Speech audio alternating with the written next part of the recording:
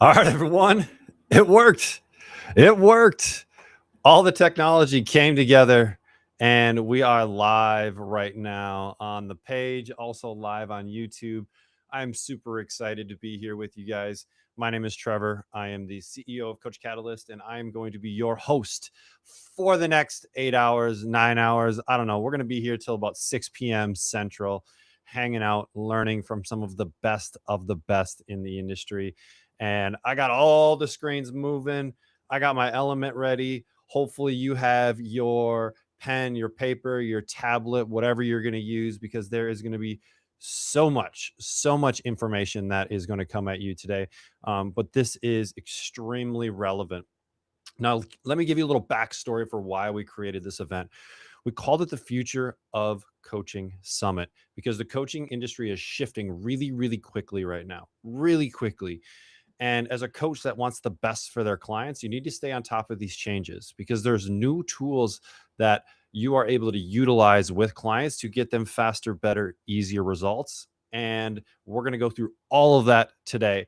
Now, before I get into my presentation, I'm going to kick this thing off. A few things here. Number one, watch us on YouTube. I'm streaming this thing to YouTube. I worked really hard at it. So give me some love and watch this on YouTube. And then please shoot me a little comment inside of the chat on YouTube. You do need to subscribe to our channel. So make sure you subscribe to our channel first. And then you'll be able to comment. We're putting out content on YouTube that's going to help you as coaches every single week. So definitely subscribe and then give me a little comment that tells me where you're coming from today. I am currently in a small town in Minnesota, southwestern Minnesota. I actually had to move locations yesterday because my internet wasn't fast enough where I was before. But now we're here and we're ready to rock and roll. I got fast fiber now, so I'm going to be able to be with you guys for the next 8 hours. So Diana, hey, thanks so much for showing up. I'm looking forward to this as well. Steve, awesome. 11 p.m. in Manila. Appreciate you staying up late. Hopefully you watch a few, but then catch those replays. Okay. Awesome. If you're just joining us, say what's up in the chat. I'm seeing those on another screen. Pam from Philly. Awesome. Welcome, welcome, welcome. Super excited you guys are here. And over the next 8-9 hours, I'm going to bring to you a different speaker every single hour. Now, let me walk you through some of the logistics for our event today. Everything is going to be streamed to YouTube. Everything is going to be streamed to YouTube, but there will be a slight interruption between speakers, 2 or 3 minutes as we're stopping a recording, starting a new recording with the next speaker. We want to make sure we get these replays out to you as quickly as we can. And these replays will be free for anyone for the next 72 hours. So if you didn't do the VIP upgrade, you'll be able to watch them in the next 3 days. You can still upgrade, and I'll show you where if you want to grab that and all the other goodies that we've added to the upgrade page. Okay. So speaker on the hour, every hour. Now, who's speaking when? Let me show you that. So I'm going to share my screen with you here. And I'm going to show you our live schedule. Okay. This is our live schedule. And this is where you can come to see everything that's happening. Okay. This is virtual.supercoach.com/live schedule. I put it in the email that I sent out as well. So on this, you're going to see, hey, if you want to grab those replays, you can still upgrade right here to the VIP through the end of the day today. After that, we're going to take it down. And now you see the schedule. There's my pretty face right there. I'm up first. Okay. And then Mike is coming up. Then we got Jason. Then we've got Dan. Kane's kicking it off this afternoon. We've got Corey, Dr. Mike, Will, and then Jared is bringing us home at the end. So if you ever want to find anything, this is your source of truth. This page has everything on it. I'm going to be giving you a freebie today. So you're going to see when you click this link right here, this little present, that's going to open up the freebie that opened another tab that you couldn't see. Right. But there's my little freebie. The little replay will be right next to it. If you want to connect on socials, that kind of stuff, everything is underneath all the speakers. So we tried to make this as easy as possible for you guys to be able to connect with these speakers. We wouldn't bring anyone on to our platforms if they aren't incredibly awesome human beings.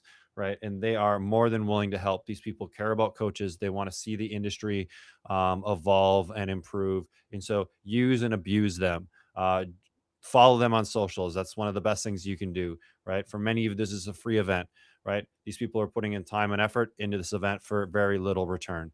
So give them a follow on the socials, say what's up. If they have a freebie that you're really interested in, cool, go get it, go grab it. All of these people are just incredible individual. So it's all there. The replay link, the present for the little freebie, Facebook, Instagram, LinkedIn, website, all that stuff. Okay. So you'll see that one at the top. It's called virtual.supercoachsummit.com/live schedule. And it is also in the YouTube description. So I've got the chat going on a different screen. It's going to be running all day. And the reason we do this live is so that you can interact with speakers. Okay. I want you to be able to ask questions, and that's what the chat is for. When someone else is presenting, I'm going to be monitoring the chat. I'm going to be grabbing questions, jotting them down so I can bring them to the speaker at the end. Now, I've instructed the speakers to leave about 10, maybe 15 minutes of Q&A at the end of every talk. So if you do have questions, ask them when they come up. If it makes sense to interject with that speaker right away, I will do that. If not, I'm going to wait till the end and we'll bring those questions in.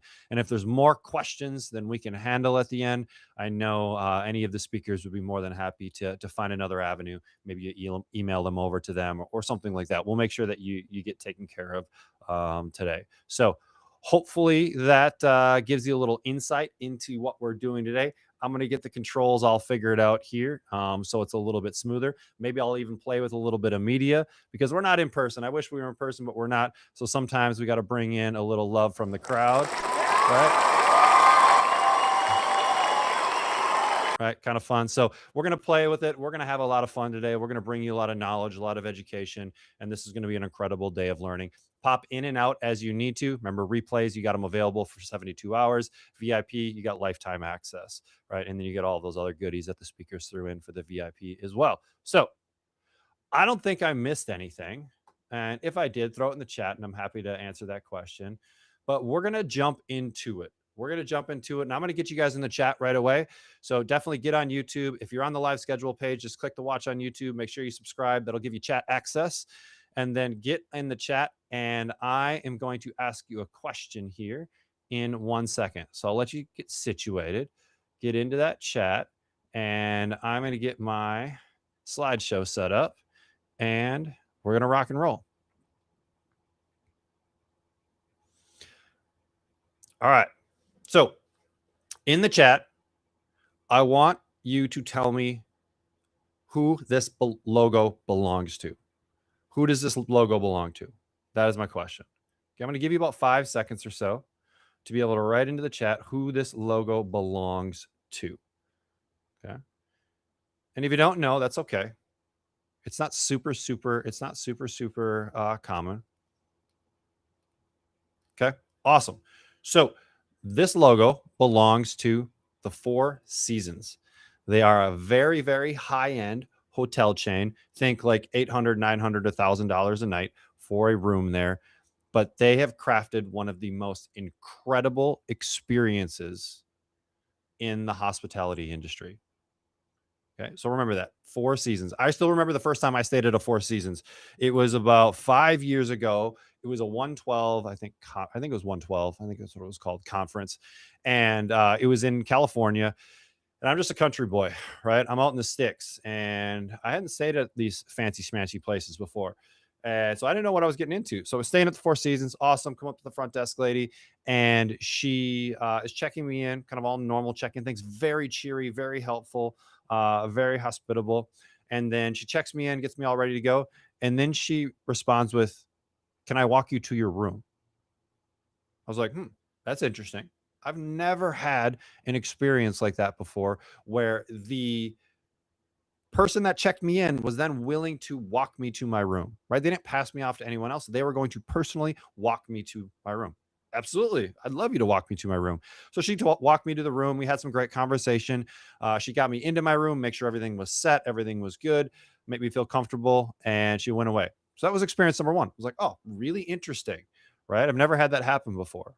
And then the second thing I noticed was after I went to the event, or when I went to the event, I was gone most of the day, and I came back, and I'm not the cleanest person in the world. And I came back to my room, and this was middle of the day, and my entire room had been tidied, and not just like picked up and things put in their place, but every single cord, right? Every I got one here. Every like cord that plugs into my phone, every cord for my computer was very neatly wrapped in these branded Four Season rubber, nice little holders, just incredible. Like someone took a lot of time and care to make sure everything was perfect. And I was like, wow, this is like, this is next level service, right? We need to follow this company. We need to dig into this because what we're talking about in the industry that we're in, how you can set yourself apart from other coaches inside of this industry is the level of service, right? So now let's look at the flip side here. Okay, let's look at the flip side. How many people know what this hotel brand is? Probably most people in the room, right? If you know, drop it in the chat. Let's engage a little bit. I don't get to be in front of you guys in person. And so the chat is my dopamine. So get in there and tell me who this is. Most people should know who this one is. Pretty common, big hotel brand, right? But this is Holiday Inn. Okay. Holiday Inn. They're a kind of mid-tier type hotel. They're not low end. They're not high end. They're mid-tier. And like the experience is like, meh, right? It's what you would expect from a hotel chain, right? They check you in, the rooms are fairly clean, right? It's not like it's not the perfect thing in the world, but it like gets the job done. Most of us have stayed here, right? And a lot of coaching businesses are run like the Holiday Inn. They are just kind of like, they do the job, but it is not a memorable experience. I am not creating presentations around Holiday Inn's experience, but I am creating presentations around Four Seasons experience. So, what makes the Four Seasons worth 3 to 4 times a Holiday Inn? It's not the thread count, right? It's not the coffee. It's all the same. It's the engineered experience. Okay. So, today I'm talking about premium programs because I think that's where you guys want to be as coaches. You want to be able to charge $5, $6, $7, $8, $9, $1,000 a month for your programs. You want to be able to sell packages for $5,000, $10,000, right? That's how you really create a coaching business, and people will pay for it. I guarantee it. I know coaches all over the place that are charging this stuff, right? But when we charge that much, that requires a premium experience. So a premium program needs the same intentional design that we saw with the Four Seasons. Too many times I see coaches that are just winging it, right? And they hope that the client sees the value. Coaches that position themselves as premium, they are engineering the experience. Okay, they're engineering the experience, meaning they have designed every aspect of the experience. And this doesn't need to be crazy. Okay, we can do it. And that's what we're going to do today. I'm going to teach you how to engineer premium experiences. Right? Great experiences that don't happen by accident. If you missed the beginning, my name is Trevor. I'm the CEO of Coach Catalyst. We also have 4 different facilities inside our portfolio. So I am coaching every single day of the week. As a matter of fact, I was in the gym this morning. Wednesday mornings are my morning. I coach from 5:30 to 7:30 because I've been doing this for 15 years and I love it. And so I was actually in coaching this morning before I came on to hang out with you guys. And so I'm living it. I'm thinking about this stuff every day in all of our gyms. I'm thinking about it in our premium experiences with our clients. And I want to share some of that stuff with you today and help give you a system, right? Because we don't want to wing this stuff. Engineering means there's thought. There is a system that we are taking clients through, and you can do it. And using technology and things like that, we can make it easy and repeatable. So what we're going to cover today. Okay, I've got about 45 minutes. Remember, if you have questions throughout, definitely drop them in the chat. I've got it open on another screen so I can see it coming in. And then I have my team watching on the back end too, so they can always ping me in Slack if there's something that I'm missing. But pillar number 1 that we want to cover today is the first 5 days. This is where premium begins, the welcome sequence. It's going to eliminate buyer's remorse and one other key thing that we're going to talk about. Number 2 is we need a communication architecture. Right? We need access, but we need it with boundaries. We need structured touch points. And I'm going to show you guys a really cool kind of week 3, week 4 intervention to make sure that you don't have anyone falling off. And then pillar 3, we want our accountability systems. This is at the core of coaching, right? All great coaches have 3 things in common. They're great educators, they're great communicators, and they hold you accountable to executing on a daily basis.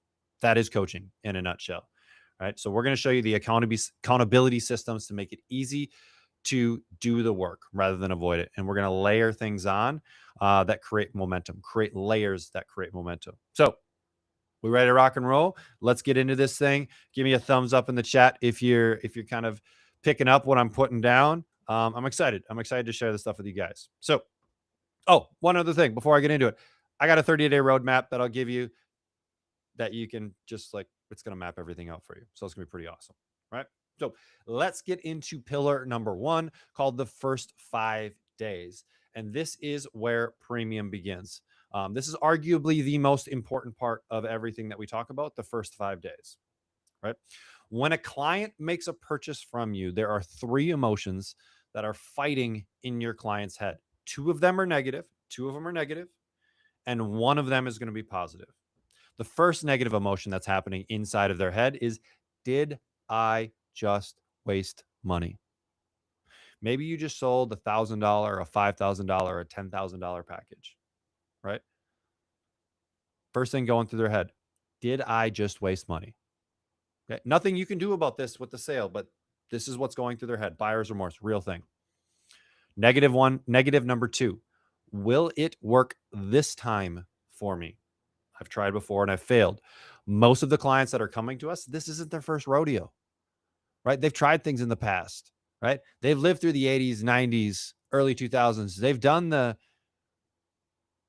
keto, the Atkins, the cucumber diet, the whatever, they've done the things, and they wouldn't be sitting in front of you if they've already been successful, right? So they've done this rodeo before. So why is it going to work this time, right? Another emotion that's in their head. And then finally, there's a positive emotion. Hey, this is going to change everything. I'm super excited. They wouldn't have bought from you if they didn't believe that you had the solution to their problem. Okay. So we got 2 negative, 1 positive. So our goal in the first 5 days is to kill those 2 negatives and amplify the positive. Okay. Everything that we create in these first 5 days should revolve around these 2 things. Kill the negative, amplify the positive. Cool. All right. Day 0. And I say day 0 here because this is not day 1. This is instant. Okay. Why does this matter? Someone just bought from you. They gave you your credit card. You processed it. It went through. Why do we need to eliminate dead space? Because when we eliminate dead space, we eliminate doubt. What happens to most coaches? They run their credit card, and then the program doesn't start for a couple days. Maybe at some point you're going to send them something, right? Like, there is dead space. What do you think grows in that dead space? Buyer's remorse, right? Buyer's remorse grows in that dead space. So we want to eliminate all dead space, right? No waiting for start dates. They need to be getting something right away. And we want to start building momentum immediately. Okay. So what do they get? What do we give them, right? Instant access. Instant access. If you're using something like Coach Catalyst, right? We put them on a program, boom. They, in that meeting with you, you get them in your app. They open it up, they're logged in. And what do they see right when they log in? They see a lesson from you, a welcome video, right? And this can be generic. It doesn't need to be specific to them because we're going to get into specifics here in a second, but a welcome video. Hey, what's up? I'm super excited for you to be part of this program. Over the next 5 days, here's what we're going to cover, right? We're getting rid of any doubt. Here's how the program works. Here's what we're doing today, tomorrow, the next day, right? We're eliminating all doubt. Okay. And then the second thing, here's kind of there's a little bit of work on this one, right? Putting them into the program right away. That's easy. We just add them to the program. That takes a couple clicks. But now we then send them a personal voice note a few hours later. Or if this is a handoff position for you as a coach, where you have someone else you have someone else in your world that is going to maybe be servicing this client, right? The handoff thing, we want a personal voice note. You're going to get on, manually hit the record button and just say, hey, Trevor, I'm super excited for you joining the program. Our meeting today was awesome. I see a lot in you in this other client that had a ton of success. You were in the same spot she was in, and now here's what she's feeling. I'm super excited. We're in this journey together. Over the next 5 days, we're going to get you onboarded and whatever you need to say, right? But we want it to be personal, right? They weren't expecting that. But if we get them to get the app, right? We get that app on their home screen on their phone, right? They see the little welcome generic video from you and they get a personal voice note later. And I don't know if we can eliminate doubt any better than that. Buyer's remorse doesn't have any time to grow. Okay. So here are the 4 containers then as we move into day 1. So day 0 is a welcome video from you and then a personal voice note that happens later. Okay. Day 1, we move into what we call our 4 containers. So our 4 containers are my commitment, their commitment, communication structure, and accountability. Let's go through each of these one at a time. So we start with my commitment. Okay. This is simply a lesson, preferably a video from you in day 1, lesson to that client, right? And you're explaining what my commitment is to the client. What is my commitment to you, the client, right? What kind of support are you going to be giving? What kind of guidance are you going to be giving? What type of feedback are you going to be giving, right? We're setting the expectations for that client on what they can expect from you as their coach, right? What is your commitment? Because here's something to remember. Every client that is coming to you probably was coached by someone else in the past, right? Probably was coached to someone else in the past. And that coach may have had expectations that were maybe inferred or blatantly stated, right? So that client is going to be bringing those expectations from previous relationships, and they're going to kind of expect that they apply here. And unless you as a coach set the expectations for this relationship, they're just going to bring those with, and you don't know what those expectations are. So it's hard for you to meet those expectations, right? So first one is my commitment. Second one is their commitment. What do you expect from your clients? The clients that are the most successful in your programs, what do? Right? Those are your expectations. It might be they fill out their weekly check-ins. It might be session attendance if you're more of the brick and mortar world. It might be daily engagement. Whatever that may be, right? We need to set what their commitment is and make sure that they are committed to that. Again, I like this stuff as a video rather than just written. So video is always going to be the best, but multimedia, video, and written, just make it a lesson in Coach Catalyst and you'll be good. Next one is communication. How are we going to communicate? What is the channel? And the channel is not your personal cell phone number. Okay. It's not. I thought it was when I was a young coach. It's not. I'm done with getting text messages on Friday evening when I'm out on a date with my wife, with a client asking what they should eat when they're at XYZ restaurant. Right. And then it interrupts my personal time. And then I don't respond then. And then I forget to respond later. And then I look like a jackass. Right. And so we need channels, right? You need a channel on which you communicate so that we're just trying to eliminate any ways that you could drop the ball as a coach. If you have to remember anything, it's a way that you could drop the ball. So let's line it up. Let's find that channel. If you're using Coach Catalyst, just use messaging within Coach Catalyst. It's a nice professional medium. If you have something else, pick a channel. You can't have multiple channels. It isn't Messenger and WhatsApp and my personal cell phone number and the app that I use. Pick one, right? What other kind of communication expectations are there? What is your response time?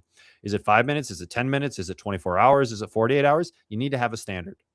You need to communicate that standard, and then you need to be able to beat that standard every single time. And we'll talk a little bit more about that as we go along. Are there group calls that are included inside of that program? Okay. Lay it all out. What is the communication, right? And then finally, accountability. Everything in coaching revolves around accountability. So I'm going to move my face over here so you guys can see the whole screen. But what happens if they fall off? This is actually a really important thing that most coaches don't talk about with clients until it actually happens. We should talk about what we're going to do when things suck and when the client's not doing well while we're still in this honeymoon phase. This is not something to talk about when we're in the hole, when we're stuck. We talk about it before. What is the reset conversation going to look like, right? What do I expect from you as a client from an accountability standpoint, daily, weekly, monthly, whatever that may be, right? But we set this container up front, right? So there's no surprises later. So this is typically day one.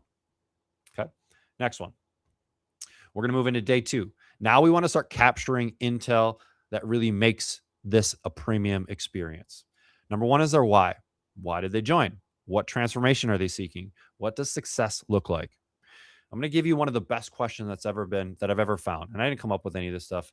I'm just like a master thief, right? And me saying master thief is actually me stealing that from Mike Boyle.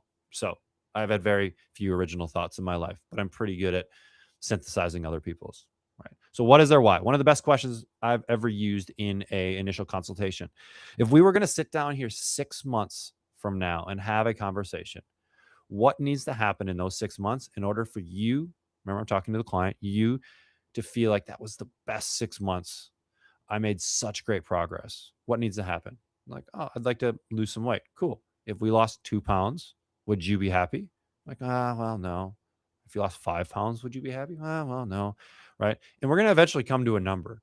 Now I know what the goalpost is, right? As a coach, and I can figure out how to get there. Maybe it's not realistic and we can have that conversation, right? But maybe the client says, you know what? I just want some more energy, right? I want more energy. Cool. Let's figure out a way to track that so that we can look at this 6 months from now and objectively say that, hey, you're consistently having better energy. Like, this is awesome. Right. But we need to know their why. Why did they join? What was the moment? What was the trigger? Everything has a trigger, right? Most people don't just kind of like all of a sudden want to hire a coach. Something happened. They tried on a pair of pants. They looked in the mirror. They saw a picture. Something happened. We want to uncover what that is. Okay. The next one is their context. And this is their life situation, right? What does their work look like? What does their family look like? What are their constraints, right? A weight loss program for someone in their 20s that has no outside responsibilities is much different than someone in their 40s that has a demanding job and tons of kids. This comes into a little bit of branding and your avatar and all of that fun stuff. But if we are going a little bit more general, we need to have a little bit more context. Okay. So what if their past experience has been like with coaching? Another great question that I've asked is, in the past, what have you done? What are different things you tried? Have you tried keto? Have you tried macro tracking? Have you tried habits? What have you tried? Cool. Of those, which ones have you been successful with? Right? They'll give you some that they've had some success. Most likely they have. Cool. Now for you as a coach, you can pull out, okay, maybe they're really successful with Weight Watchers. Awesome. What is Weight Watchers, right? It's weekly accountability with a weigh-in. It's accountability because I need to track my food. So I'm controlling my intake, right? So awareness is a huge piece of it. Cool. We can pull out those pieces and talk about how those are implemented in the program that you've created, because you know that these are best practices for helping someone be successful. And they've had success with those in the past, and they're definitely going to have success with yours, right? What's worked, what hasn't worked. Next one we got is their preferences. Communication style. Do they like voice? Do they like text? Are there certain times of the day when they have more freedom to be able to respond to things? Understand this stuff, because premium experiences are figuring out how are you going to fit into this client's life, because they got a lot going on, right? Coaching doesn't just all of a sudden become the priority in their life. It becomes another thing they need to do. So we need to make sure we figure out as a coach how to make that easy. And we're charging premium prices here so that we can do this stuff. Okay. What does support mean to them? And how do they want to be held accountable? Right? We just have these conversations with them, and that's going to help us figure out the best thing for them. Right. And this database is going to power everything in our next pillars, the pillar 2 and pillar 3. So this is where it's at. Right. Sweet. All right. So after that, after day 2, day 3, we eliminate tech confusion. Right. Most likely you're using some sort of tech in your coaching business. Even if you're old school and still using like Google Sheets and email and all that, that is tech. Right. So we need to walk them through the tech that we use. Most people are inherently afraid of tech. And so we need to make sure that we make them feel comfortable, right? It's a premium experience. How do we make them feel comfortable? We walk them through everything that we use. If you're using an app, if you're using Coach Catalyst, which you should be, right? How do you navigate the app? Where's the resource section? All the things that you give to them, how to complete a workout if they're doing workouts on their own, right? What should they record for their workouts, right? What does a workout even look like? How do I find the video and all of those kind of things, right? If I am in person, or maybe I do meetings, how do I book sessions? Where do I ask questions, right? Clarity equals confidence. So you look at the tech that you're using and you basically create a tutorial video for it, or multiple tutorial videos if you use lots of stuff, right? To make it easy. We want clarity, right? We want to remove any tech friction, because tech allows us to scale, allows us to provide an incredible experience with lots and lots of people. And it should be a part of your coaching practice. Kane's going to be talking all about tech when he comes on this afternoon. We need it, but we also need to explain it. And we need to make it more inviting for the client and explain why we're using it, because it should improve the client experience. Okay. All right. So day 3 is done. Tech's out of the way. Remember, all of these, we should have a video component to them if possible, where you're explaining it, because you on video, just like you guys are watching me, right? And if you didn't know me before you jumped on here and we met somewhere in the future, you would feel like you know me, even though we have never met in person, right? Because you watched me on video. You saw my mannerisms, right? You got to learn a little bit.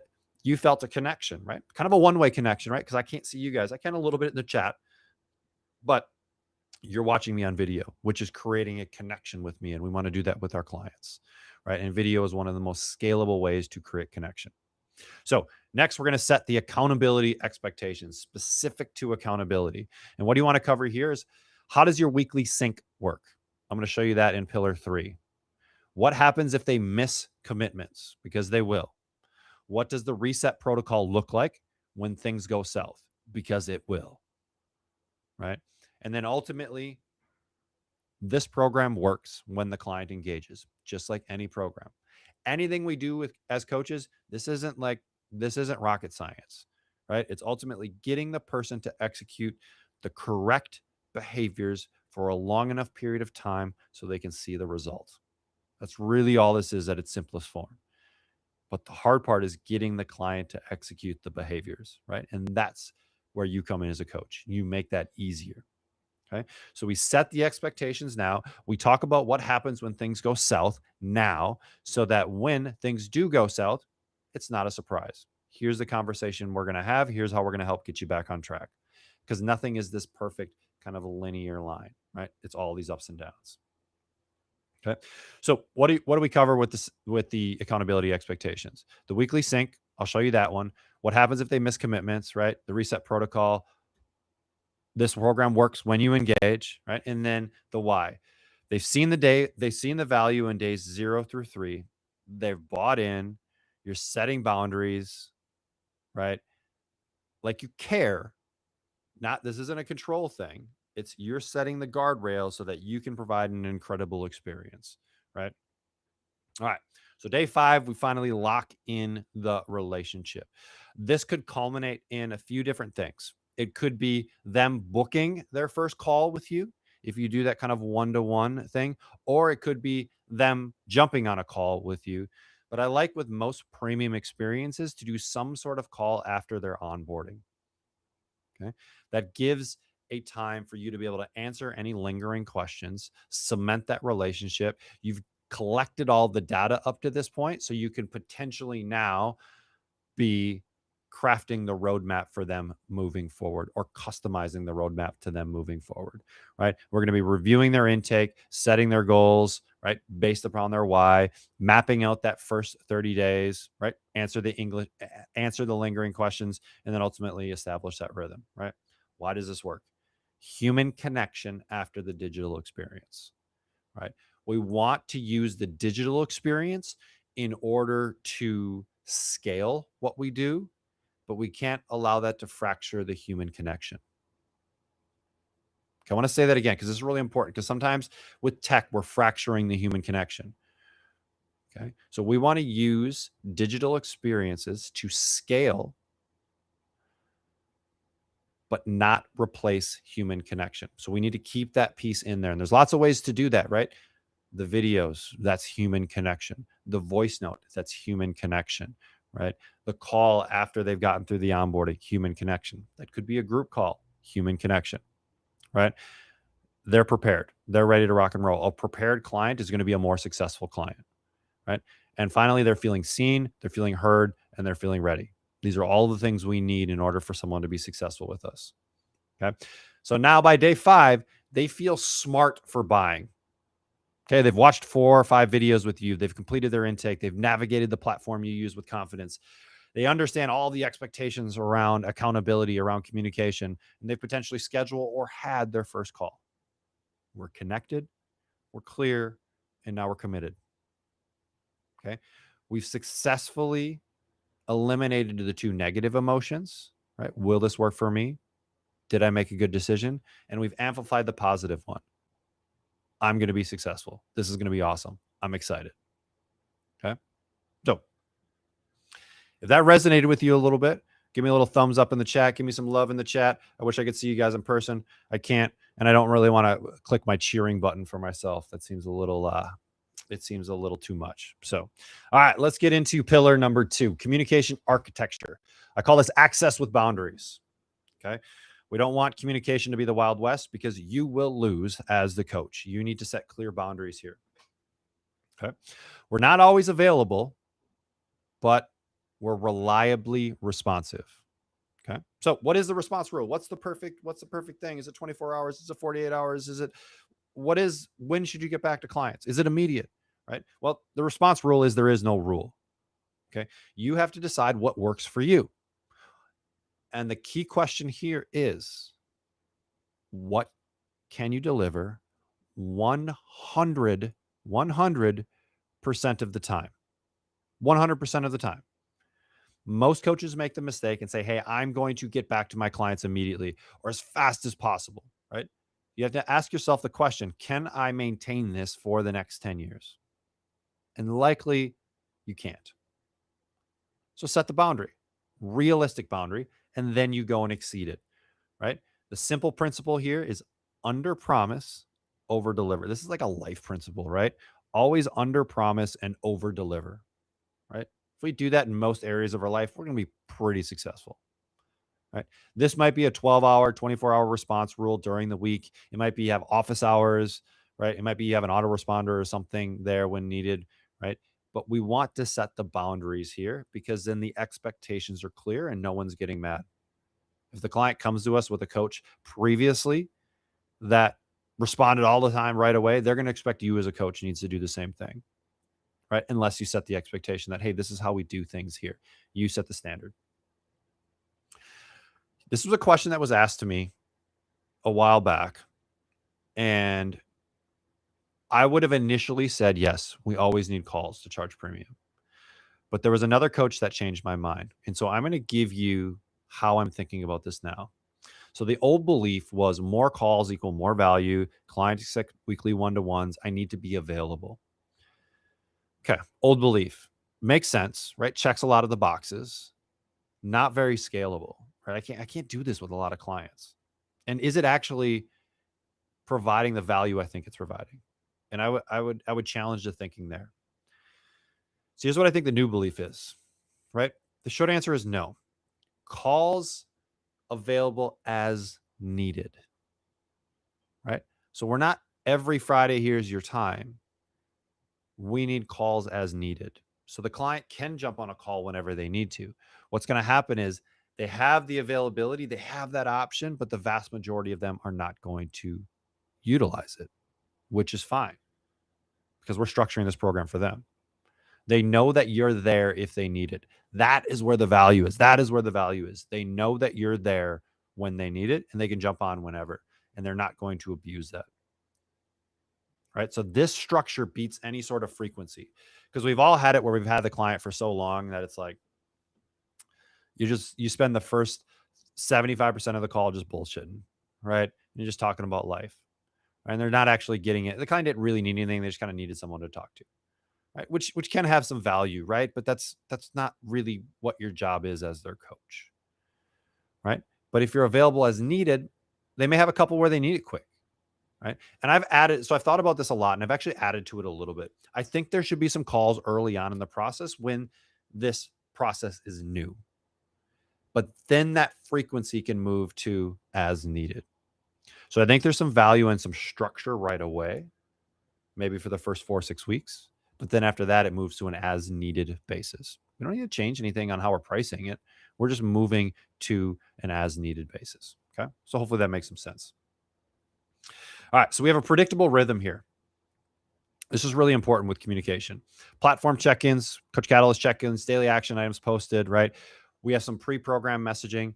At Coach Catalyst, we like this kind of combination of predetermined communication with spontaneous communication. And we'll get into that a little bit more later. Then we have our weekly check-in follow-ups, right? This could be video, it could be voice, it could be written, give you a few ways to do that. And then monthly, we want to look at like a big picture review, right? A big picture review on how did that month go? All right. How do we never drop the ball with communication? So I'm showing you an insight into Coach Catalyst. You're going to see some messages here. Hopefully you can see them. You'll see them on the kind of in here. You guys probably don't see my mouse, but you can see them kind of in the middle there, those little message bubbles. Those are pre-programmed messages for this client. They're going to go out to the client, whether I remember or not. I've pre-programmed them, right? This is one of the best ways to never drop the ball. We pre-program those messages, those little touch points. And if we understand the client journey, we should understand what the client is thinking about at different portions throughout. And these are typically open-ended questions that we're trying to elicit a response from. Okay. And so we're programming the prompt, but then the client's going to respond and we're going to have an organic conversation. I like, again, higher frequency early, lower frequency as we move on, right? As someone's competency improves, we can lower the frequency. And then we move into some spontaneous touches, right? The premium signal. These aren't scheduled. And I like coaches to aim for one every 1 to 2 weeks, right? Early on, aim for one a week. Later on, 1 to 2, depending on how many clients you have. If we don't have a whole lot of clients, aim for more of these, right? And this is a 60 to 90 second voice note or video when you think of them. So remember all that intel we got at the beginning, right? That kind of populates our database. And we're actively thinking about ways to connect everything we're seeing in our coaching world to that client when we see relevant content, when something strikes us, right? Here's some prompts. I was thinking about their specific situation. Saw an article and I thought of your goal with. Remember you mentioned, boom, here's an insight, right? This is premium. It's spontaneous. Doesn't take a long time. 2 minutes or so. Feels like $1 million, right? How do we remember to do this? Create a spreadsheet with all your clients. Boom. Check marks when they get done, right? So that we're doing it. You need to be thinking about this stuff. Now, the motivation slump and how to guide clients through it. If you've ever run a 6-week program or a 6-week challenge, you've probably noticed this dip that happens in about week 3 to 4, right? The dip of despair. The motivation, the psychology from the beginning, right? The dopamine has worn off. Results really aren't super visible yet. And now the effort just feels really, really hard, right? So how do we get ahead of some of this stuff? We reach out before this starts to happen. Okay. We reach out before this starts to happen and we let them know that this is very common and this happens to all of our clients. And so we're going to get ahead of it right away. We normalize this dip and then we help reconnect them with the why. So this is part about understanding your client journey. What are they going through and understanding the ups and downs and then trying to get ahead of it so that the client really has this strong belief that you can help them solve it because you're actually predicting what's going to happen before it happens, right? You're the person that solved this for tens, hundreds, thousands of other people, right? But this dip is super, super common and we want to get ahead of it before anything else. So what's your takeaway here? So we want some sort of template around our communication, right? We want that client intel tracker.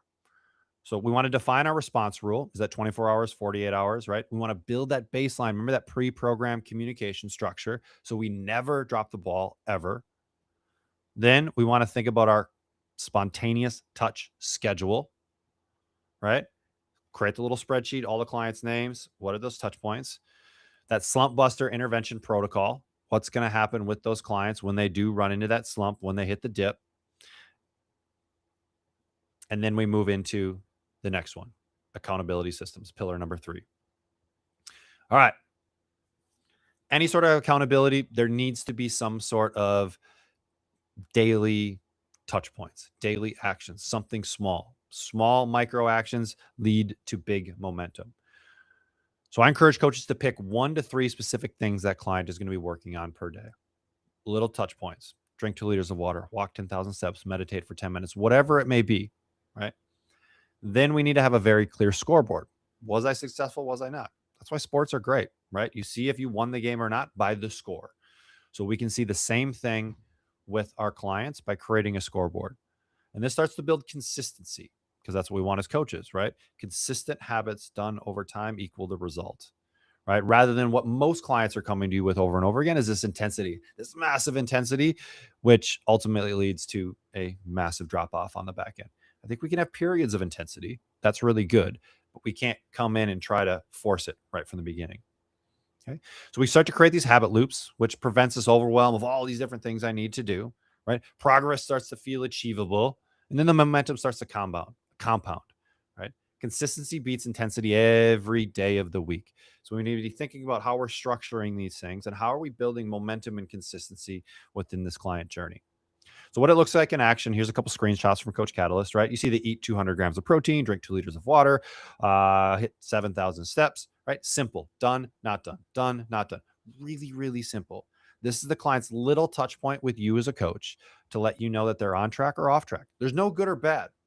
And one thing that's really important here is what we call the frame. So how we frame this stuff to our clients is like, none of this stuff is good or bad. If you check yes or done, that doesn't make you great. And if you check not done, that doesn't make you crappy, right? It's just information.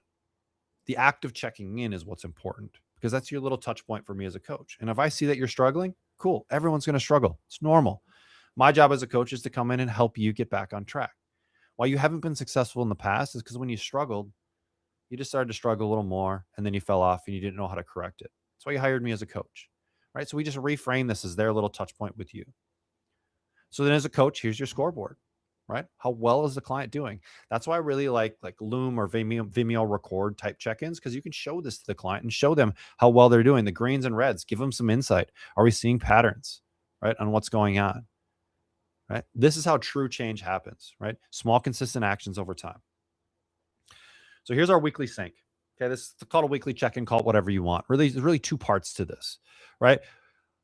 The first thing, and I don't think enough coaches do this, is use a kind of sliding scale. The biggest mistake I see with most coaches with check-ins is they're way too long. There's too many questions, too many open-ended answers, right? And it takes forever to do.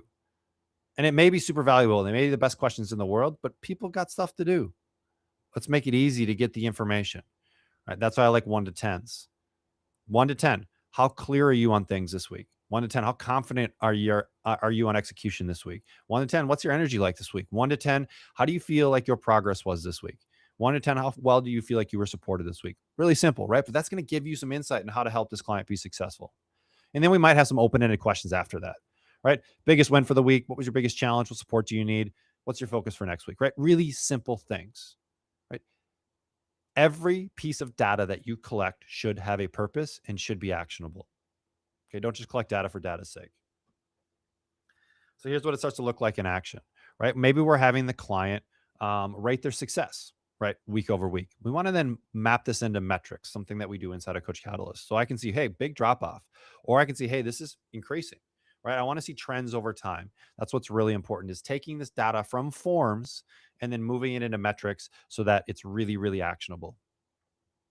And then monthly, now we want to look at what I would call the accountability mirror, right? This is where we show progression, right? The reason many clients quit is because they don't realize the progression that they've made over time.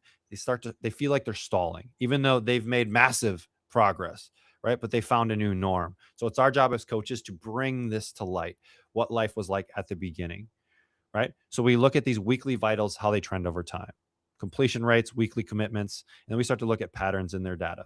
So this doesn't become encouragement. It just becomes proof. Here's what's happening, right? So your confidence climbed from a 4 to 10 to 8 out of 10 over the last 10 weeks. Awesome. Your energy dipped week 3. Now you're staying consistent again, right? Side by side, month 1 versus month 3. We're looking at these comparisons. And a lot of coaches don't do this because it's really, really hard to do. There's a lot going on.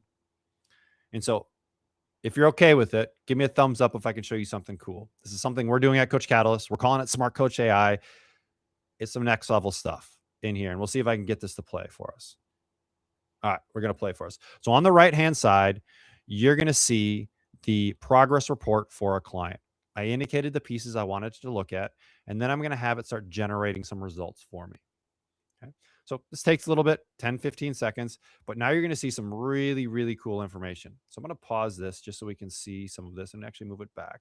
You're going to see it's giving me data from a current period, from a previous period, any sort of change, right? It is giving me data around workout completion, communication, how many messages have been sent, right? What's the change been there? It's giving me all of this data. Rather than me having to look at it as a coach, I can just look at this and then make the correct decisions, right? And give that back to the client, show them their progress, right? And the client's going to think that I just did an hour of research to figure out this information, right? But I just simply ran the AI algorithm on my data and boom, I got it. We call it Smart Coach AI. It's going to be awesome, right? This is just the first stage of that. So, all right, now when we put it all together, right? it comes into the client journey. We have the actions, we have the lessons, we have the education, we have the forms, we map it all out. So I don't need to do this for every client. I just adjust it for each client, right? And I customize it for each client. I'm not starting from scratch. I'm starting from templates because I understand my client. I understand the client journey. I understand their problems, right? And I understand the path to help solve their problems. Okay.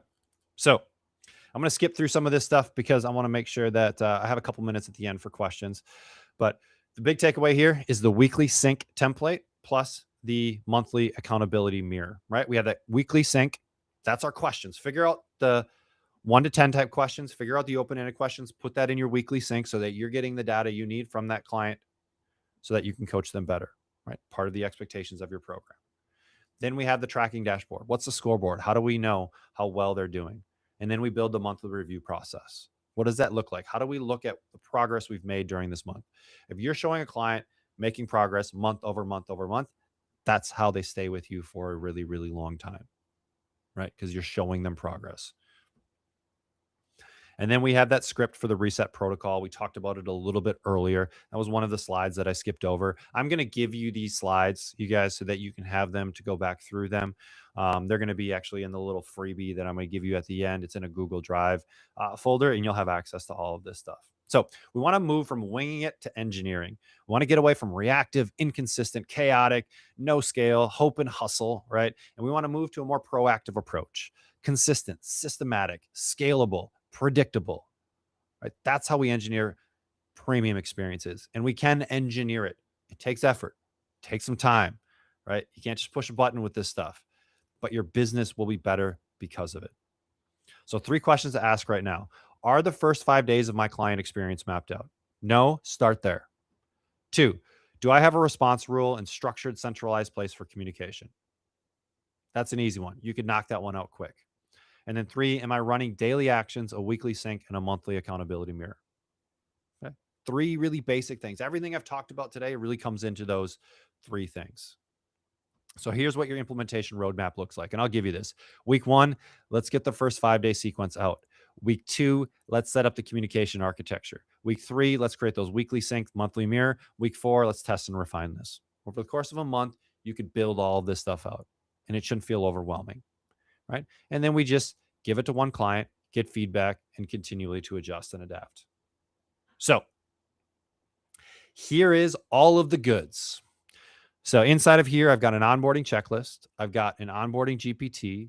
I've got the assessment questionnaire that I talked about during this, the weekly check-in questionnaire that I talked about. Those are both in Coach Catalyst.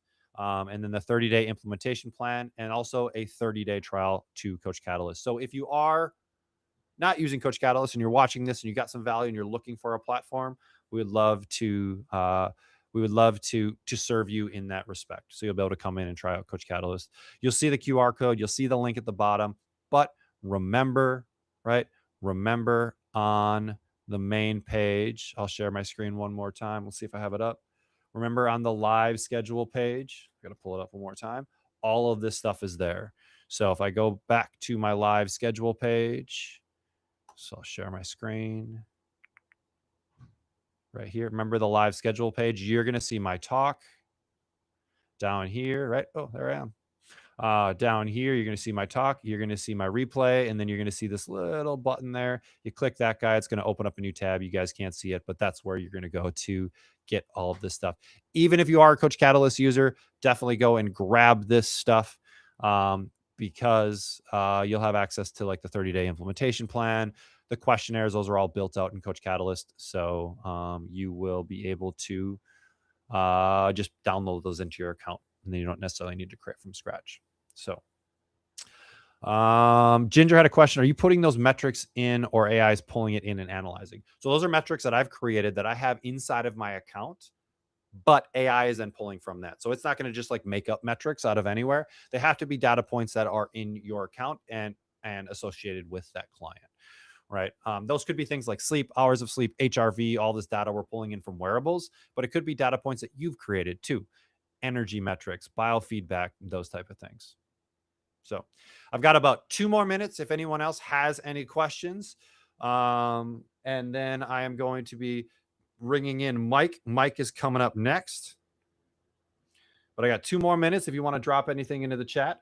If you need to grab a quick drink, quick bathroom break, that kind of stuff, now is a good time to do it. Mike is going to be on here in about 5 minutes, and I'm willing to hang out here as long as we need to answer any questions. So I don't see anything else in the chat as of right now. So appreciate you guys for showing some love in the chat. It's always nice to see that there are people out there. Remember, you have the replays available for the next 72 hours on the free plan. If you did the VIP, you got all the goodies from the speakers, but then also lifetime access. And you can always grab that on the live schedule page. And I'll drop that into the chat if you guys need any of this ever. Hopefully that was helpful for you guys. Hopefully that gave you a little bit of insight into what's going on. I am going to work on the flip over into the next group. You will see this feed drop for a little bit. What's up, Calvin? Thanks for hanging out, Steve. You will see this feed drop for a little bit, but we rest assured we are coming right back for the next one. So grab a quick drink, grab a bathroom break, and we'll be back here with Mike Reese, and we're going to be diving deep into blood work. So I put the link to the schedule in the chat. If you need it, click on that, see what we got going today. Hopefully you guys come back and join us for lots of sessions today. So if you are just joining us for your first session of the day, welcome. If you were here for my talk the last hour, thanks for hanging out for us again. Remember, just housekeeping items. We have the chat running in YouTube. If you're on the live schedule page, click through into YouTube, subscribe to our channel. That will give you access to the chat. I'm going to be monitoring the chat throughout Mike's presentation. So I'll be able to bring in any questions to him towards the end. We're going to leave 5 to 10 minutes at the end to be able to do any questions. So definitely put your questions in the chat because that's a really important part of this process. And the reason we do it live is so that you can ask questions as we go. So I just want to make sure that all our streams are running, and it looks like they are. So that's awesome. And if you have questions, drop them in the chat. Let's rock and roll. Our next speaker is Mike Reese. And I want to give you a little bit because we've all had this moment as coaches. You know that moment when a client's doing everything right, and they still not getting results. Our next speaker lives for that mystery, right? He's the clinical strategist who takes the data nobody wants to stare at, right? The blood labs, the chronic patterns, the autoimmune stuff, all of that, and turns it into a plan that actually works, right? I want to welcome to the Future of Coaching Summit, Mike Reese. Thanks, Trevor. It's pleasure to be here and have this opportunity to be in front of each of you, all of you who are coming here from all walks of life. And likewise, you have clients as coaches, you have clients that come to you from all walks of life. And having had the opportunity to consult, to coach licensed practitioners, health professionals, health coaches, nutrition coaches, consultants, etc., for a plethora of years, I've seen the value of labs. The issue is that there inevitably seems to be this level of overwhelm because while you want to get it right, the purpose of labs is to go beneath the surface and see more about what's going on with your client that has autoimmune conditions or chronic illnesses that they've likely been struggling with for a long time. And so with that being said, it helps to have a variety of panels, not just see what their cholesterol says or their vitamin D says. Although a lot of people have gone to their MD, to their doctor, or to a specialist, and he or she has told them, hey, your vitamin D is low, cholesterol is high, that's about it. But yet they have all these other markers that they're curious about. And because they're looking at it from this perspective of what's known as conventional ranges, a lot of those markers don't show as being high or low. So they're just not flagged. And when you can actually shift to looking at all your blood markers as being functional ranges, optimal ranges, if you haven't heard of that concept before, no worries. What basically the trainings that I do is I look at it from a functional medicine perspective where the ranges are more narrow, and then it gives you less wiggle room. The boundaries are tighter. So bottom line is you're going to see more out of range markers. And the benefits with this is that you're going to really help your client because you're going to see a lot more that's high or low. Now, when you check for markers that have to do with metabolism, cholesterol, vitamin D, their infections, their hormones, etc., iron, then the list gets tremendous to the point where it can cause some overwhelm. My goal with these health pros that I've had the pleasure of coaching, consulting, walking through, brainstorming, troubleshooting for a lot of years, is to develop a strategy to save them time, because you have your zone of genius. You have a business to build. You have clients to help and to serve, and you want to be able to scale.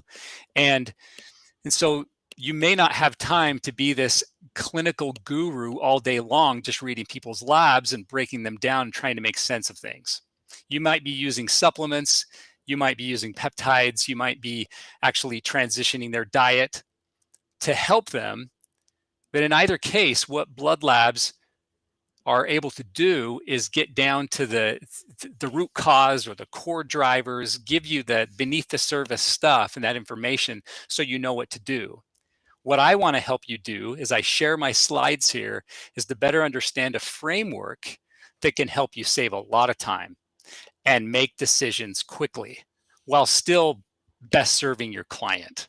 So as I share my screen here with Riverside, bear with me here. I'm just going to go. I love it, Mike. While you're doing that, you're getting some love in the comments. One person said, I've learned so much from Mike. He is 10 stars. So thank you, I want to say El Beak, back for writing in. Appreciate that, dropping that in the comments. Laura. It's always good to Thanks, get some Laura. nice Laura, there you go. Like I love it. All right, let's rock and roll.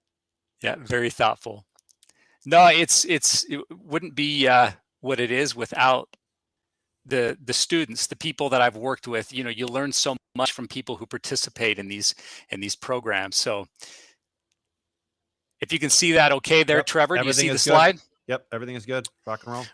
Really, the point is, you guys, is to be able to look at labs as being a credible tool, a secret weapon, if that's what you want to call it, where it's no longer about complexity, even though you're staring at 40 plus, 50 plus markers, right? It's about turning this into clarity. You have this clear path forward where it doesn't take you forever just to break this down and come up with a solution. The issue is that as you turn this data into a direction, there are so many options out there in terms of supplements, or also known as nutraceuticals, or therapeutic foods, or for your client to know exactly where to go in the grocery store, what foods to shop for, or what peptides to get, or whatever their solution is moving forward. So as your clients are faced with these long-term chronic issues they've been dealing with for a long period of time, whether it's an autoimmune condition, Crohn's, celiac, lupus, they have gut issues, they have immune-related issues, whatever it may be, and you're trying to help them, there are strategies that I'll show you here as far as how we can make better sense of reading labs, and that can help you in your health coaching or your nutrition consulting business. What we're often faced with at a day-to-day basis as clinicians or as coaches that you are these symptoms that our clients are dealing with. And it may be something as the common fatigue. They may be complaining of chronic fatigue or adrenal fatigue, the energy levels that are rock bottom, or maybe they experience that afternoon brain fog, the inconsistent sleeping patterns. Maybe they're having difficulty going to or falling asleep at night, or waking up at 3 a.m. and not being able to fall back asleep. And they're wondering why. They want answers. And uniquely through labs, if we're able to dig deeper, go deeper, we can find some of these key drivers that we may have not realized were there that can be very beneficial for this client that has hormones all over the place. And, you know, to some extent, your client may have already gotten as far as eating better. Maybe they claim that they're eating clean. Maybe they've upgraded their diet, but still, really, to no avail. They still struggle with those same issues that they're referring to. They're trying. They feel like they've done everything. And it's almost as though they're looking at you as their last resort. So the common questions that people ask are the practitioner, the person in your shoes who's serving this client. The question is, where do I start? You know, what actually matters when it comes to labs? I want to incorporate reading and interpreting blood labs into my practice to help this client, to help this patient. What actually matters? What moves the needle first? How do I build a program? So like a supplements program, a diet program, etc., that I'm confident in. Frameworks are always helpful. It helps to have a step-by-step process where there's structure as a clinician or as a nutrition coach that you are, health coach, or whatever brings you here. It helps to actually walk through a process. And this is after working with so many hundreds of health professionals. This is a framework that I've seen work extremely well. And this will help simplify the process. These are what I refer to as my 6 S's. And if you can go through this process, then when it's all said and done, you have a way to scale this process and serve a lot of people using labs as a secret weapon or as a tool. So the first thing that we want to do is we want to find a signal. We want to identify key markers. There is a way where if you have your client's blood work that in front of you, that they've shared with you, and you're starting to break things down, we want to note what's high and what's low. Rather than staring at all the markers and wondering what in the world to do, is that you're able to decipher what's low, what's high. That's step one. We want to summarize that. And there is such a thing as a cheat guide that I'm going to be sharing with you because you've attended this presentation. That will be there will be a link that will be shared with you so that you can retrieve that cheat guide. It's a way to gather the markers of your client and punch them in this guide, and then it can help simplify, it can help sort the process for you. So the next thing we want to do is to feel more confident about labs is that we organize it or we sort it. There's a sorting process I'll explain to you. And so then you can narrow it down and we can simplify this and have a sense of direction. Direction's what we want. We want to have that sense of confidence and direction and know that we've narrowed this down to what's the most important priority in going forward. And it takes out the overwhelm so that then as the health professional that you are, you're able to then strategize a plan. It helps you in developing a plan where, as opposed to considering 20 different supplements or a very sophisticated program, you can narrow it down. You can narrow your list down to something that's more simple, more manageable, something that's more that can help your client to be compliant. I think that's really important, is for them to see something as feasible, it's economical for them, while still profitable for you, but it's something that is easier to follow. And then as you start to deliver better outcomes, that's what you can focus on, is to serve your clients and then multiply those wins. Let's start with this beginning process. As you're looking at labs, I realize that this might be something that's brand new for you, where you might feel green, or maybe you've already had training on blood work in previous courses or previous trainings, maybe in functional medicine, or maybe you already have a good grasp on this. So I realize that each and every one of you are coming here from different walks of life. Now, that being said, what we do is when you have all the markers, we want to determine which ones are high and which ones are low. And in order to do that, we need to know what the ranges are. And that's shown to you in this guide. So it's not your typical conventional traditional medicine view of these wider ranges, but it is what's known as these functional ranges. And so what you want to do is determine what's high and what's low. Okay, it's a very simple process in going forward. Now, that being said, in order to understand this, now there's a metabolic panel, there's a vitamin D panel, hormone panel.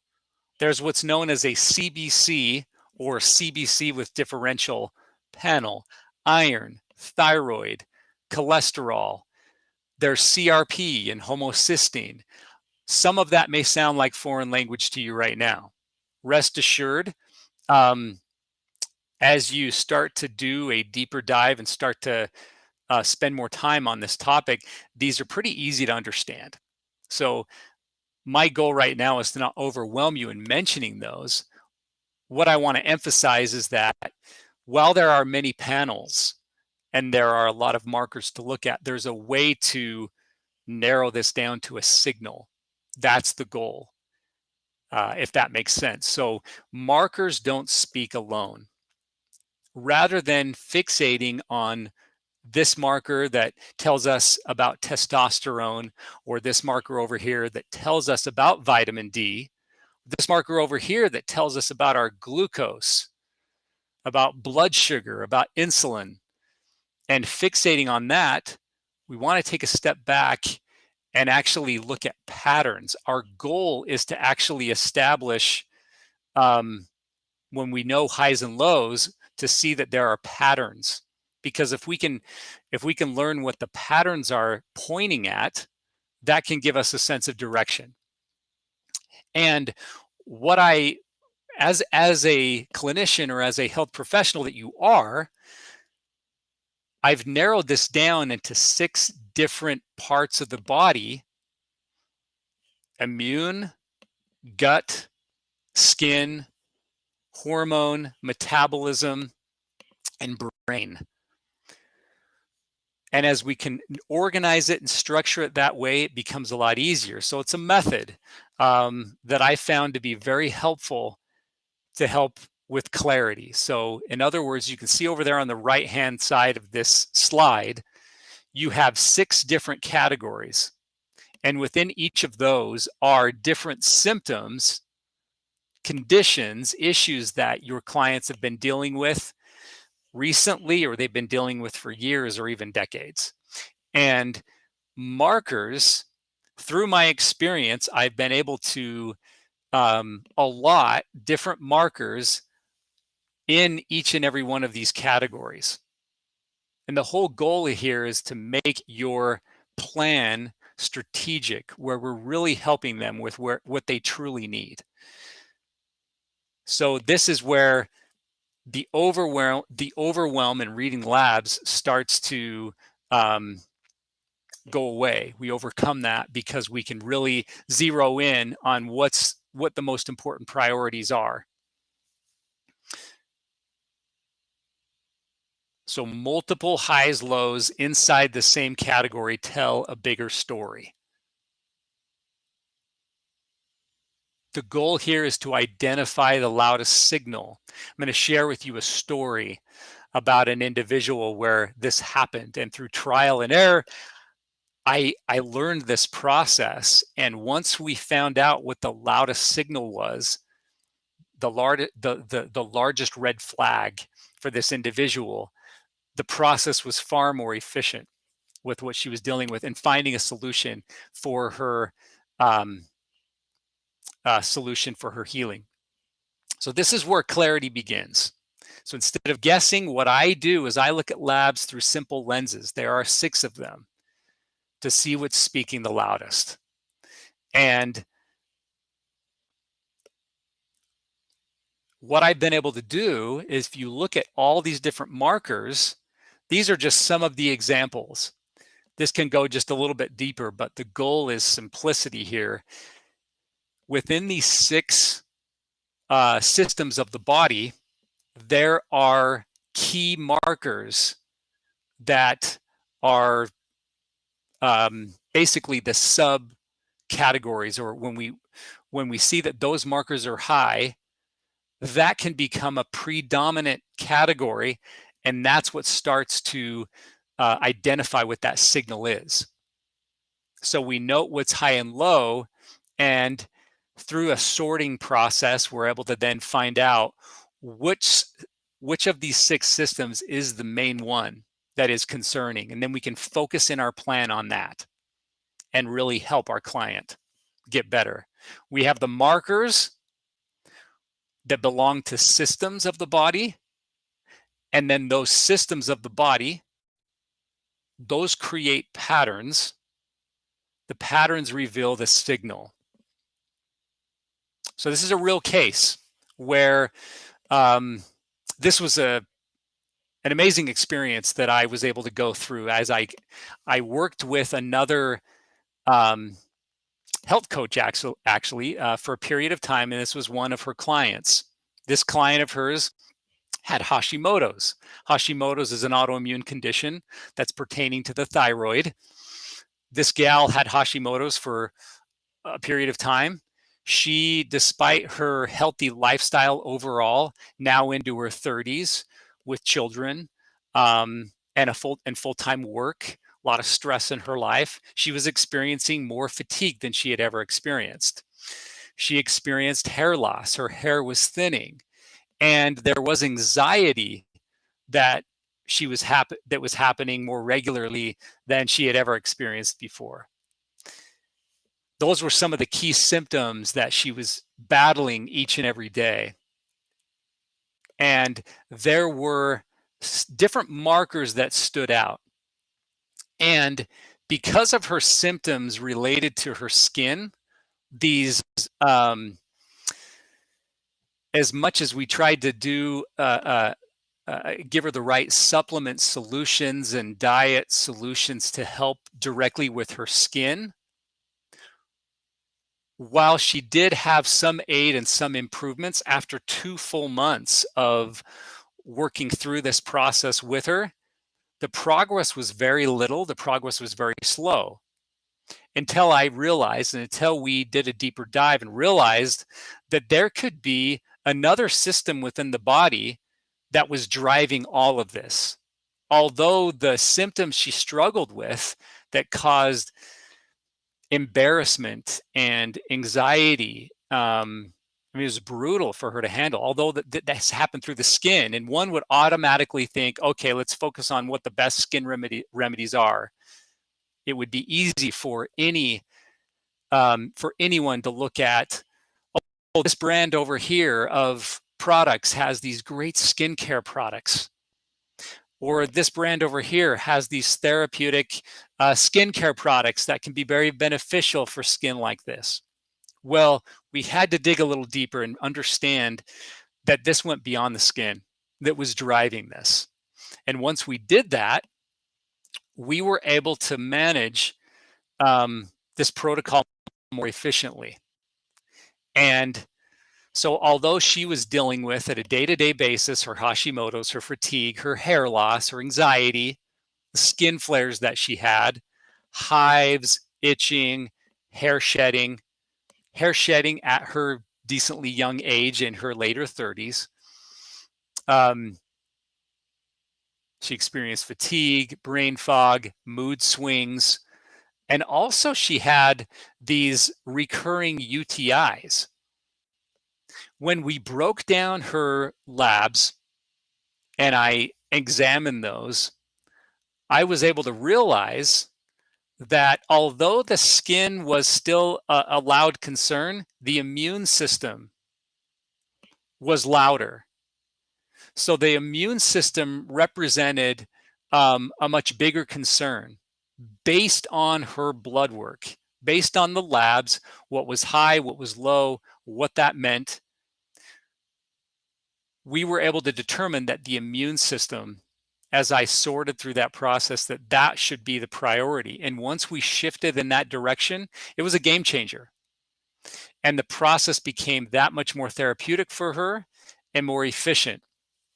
So, you know, with her day to day, some of these struggles that she was dealing with, it affected her emotionally, it affected her mindset, her neurologically. And I think that's what can commonly happen with clients of ours. Not only is this a physical thing, a physiological issue, but it can also affect us emotionally. It can affect brain fog, snapping at people she loved. Was one of her that was one of the issues, and that was unlike her. She was a very kind person, but you know, these issues that people struggle with, as hard as it is, and as sick as they may feel, or in the pains that they have, the fatigue they have, you know, it can affect behaviors and help. It affects us in the cracks and crannies of our lives. She was embarrassed. You know, she had meetings at work regularly where she had to present herself, and yet she had these symptoms on her face and on her hands, and it was hard. It was a hard process for her to work through this. The goal here I want to share with you as it pertains to blood work is that if we kept going down that rabbit trail of treating the rash on her skin, it was inevitably going to keep coming back. And I think that there is that impact. If we keep trying to just treat the symptoms and put a Band-Aid on it, that it's going to revert back.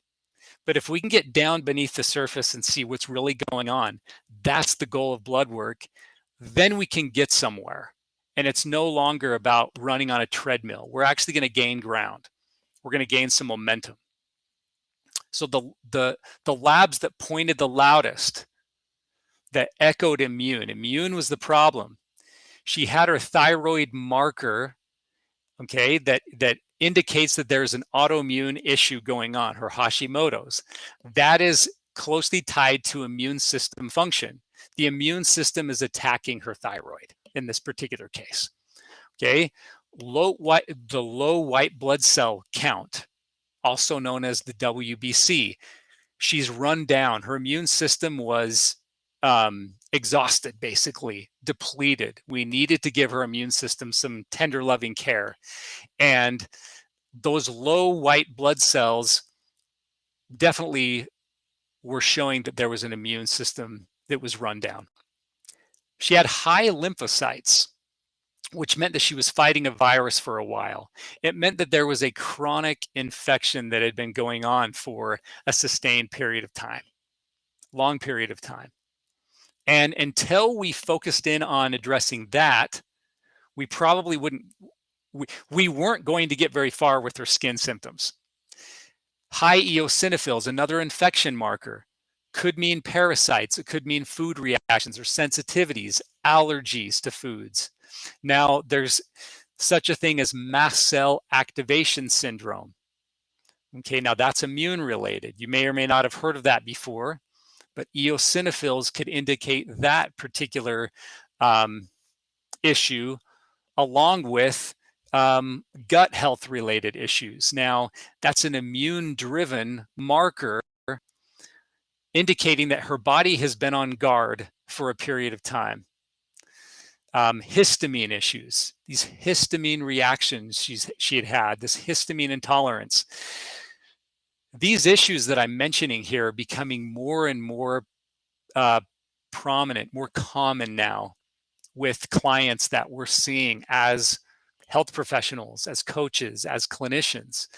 They're more and more rampant out there. They're on the rise. And so this was a good case for us to go through and realize these things. Low globulin and low total protein. These are other markers that showed us that the body was not rebuilding itself. She's not absorbing or rebuilding. She's not absorbing her nutrients well. Now, digestion is weak. Those were showing that the immune system was needed assistance as well. Low albumin. There was poor repair. There is this, the fact that 80% of the immune system is tied in the gut. in this gut mucosal layer. So we had to focus in on that. So the labs that pointed the loudest were immune for her. And this was, so after the first 2 months of actually working closely with her, we didn't gain a whole lot of traction until we started to focus, emphasize the protocol more on immune system. Once we did that, this is where she was at 4 months later. So really 6 months after those original pictures I shared with you, with the skin issues that she had and those reactions and the flares that she had, this is where things were at for her. Results that we want, that we crave, they don't happen overnight. And that's not what I'm suggesting. This is a process. But the more if we can use labs and we can make them simple and follow this process, the goal here that I have for each and every one of you is if you were to incorporate these into your practice, into your clinic, your health business, is that you can help make the process more efficient for your people. For her, it took 6 months. It's not to say that it's going to take that long for every client. The goal is that you get people on the right track so they can have those solutions. Once we identify what that signal is that labs reveal, then we sort. And one of the fastest, surefire ways to sort is is a process that I have actually prepared for you.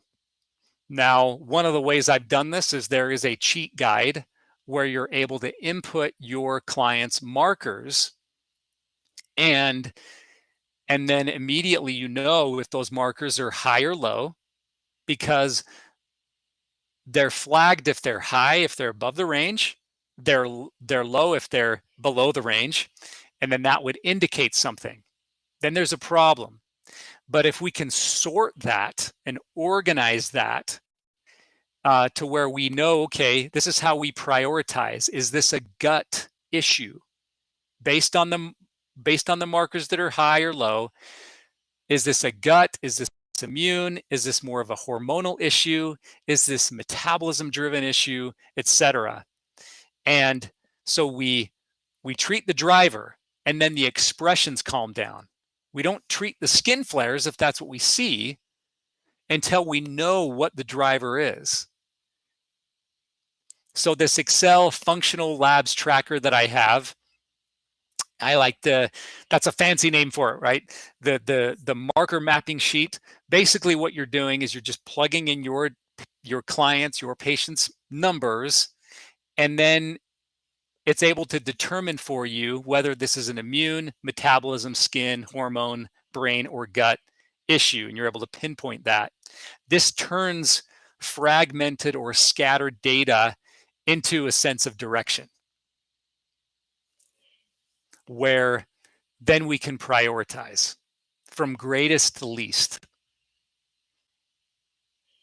And so then when we use particular strategies with our diet, with that would support the client, or particular supplement remedies, if you choose to use vitamins, minerals, amino acids, herbs, probiotics, prebiotics, omega fatty acids, peptide therapy, hormone therapy, whatever it is that you're looking into using as a practitioner that you are, this, when reading blood work and using blood work as a tool for your practice, this is a strategy that can help you then determine, okay, what do I need to focus in on?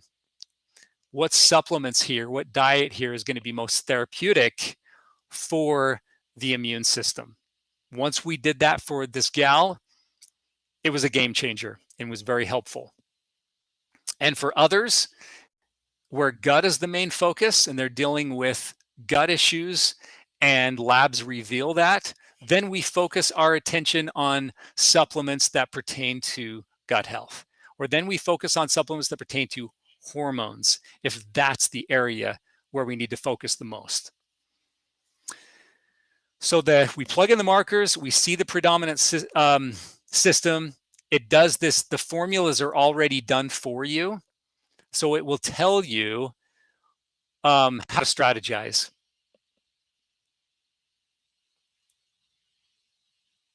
And then we can stop chasing symptoms. The process, this is the goal. We want this to be simple. We want to simplify. We're not treating the rash, the anxiety, the fatigue, the hair loss. And I think that that's where overwhelm gets bigger and bigger. That's where overwhelm surmounts in our clinics, is that we see a client that presents all kinds of symptoms. And it looks like, okay, I need to look for a solution for brain health. I need to find a supplement from this company here that pertains to the brain. I need to find a supplement that's going to help them with their skin. What's the best supplement you guys have that can help with anxiety? What's the best diet for anxiety? What are the best exercises right now for anxiety? What is the best product that you guys have that's going to help with fatigue? We end up looking at this from a perspective of that's fragmented, that's scattered, and it's hard to prioritize it. And while those particular foods or supplements or whatever we're using is all well-meaning, and maybe we can gain traction with those products, it's going to be slower moving until we can get to the core drivers here. These key core drivers that blood work will reveal to us. That's the goal. Really, if blood work is not helping us accomplish what's beneath the surface, then it would not be an effective tool. That's really the goal here of why we would want to incorporate that into our clinic, so we can really help our client get better. So we have one focused plan instead of 5 scattered ones. And when we focus in on that, then that in turn helps us rectify those symptoms, correct those. Just to give you an idea, so whether it's gut or hormones or metabolism or skin, brain, immune, they each have their subset of markers. And I've organized these, and this is based on years of analyzing labs over and over and over again, troubleshooting with clinicians, troubleshooting with chiropractors, with MDs, with nurse practitioners, with physician's assistants, with DOs, with a variety of clinicians. I've had this privilege, I've had this opportunity to work alongside a lot of different, very bright people about their clients' labs, and I've been able to break it down this way. So you might be wondering, well, how do you know that those markers pertain to the gut? Or how do you know that those markers pertain to the brain? It's happened over time. And I've been able to learn from others, and I've been able to learn from a lot of hands-on experiences. I've spent the bulk of my time helping these clinicians put together therapeutic protocols that help their clients move the needle. And I've learned that there's a way to structure this. So gut is a very common issue. Gut is not uncommon.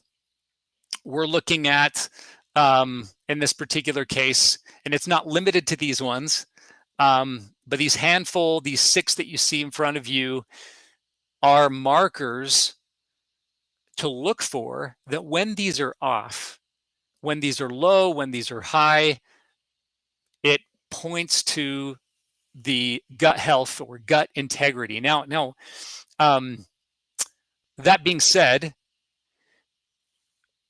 you may have a client that has one or more of these clients centered around the gut health. This could be very common. In fact, I think one or more of these is that much more common in today's world than ever before.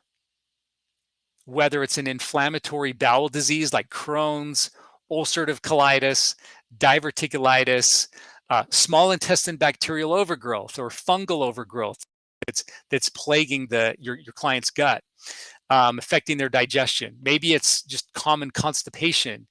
They're just slower in their transit time. Iron deficiencies, low stomach acid. Maybe it's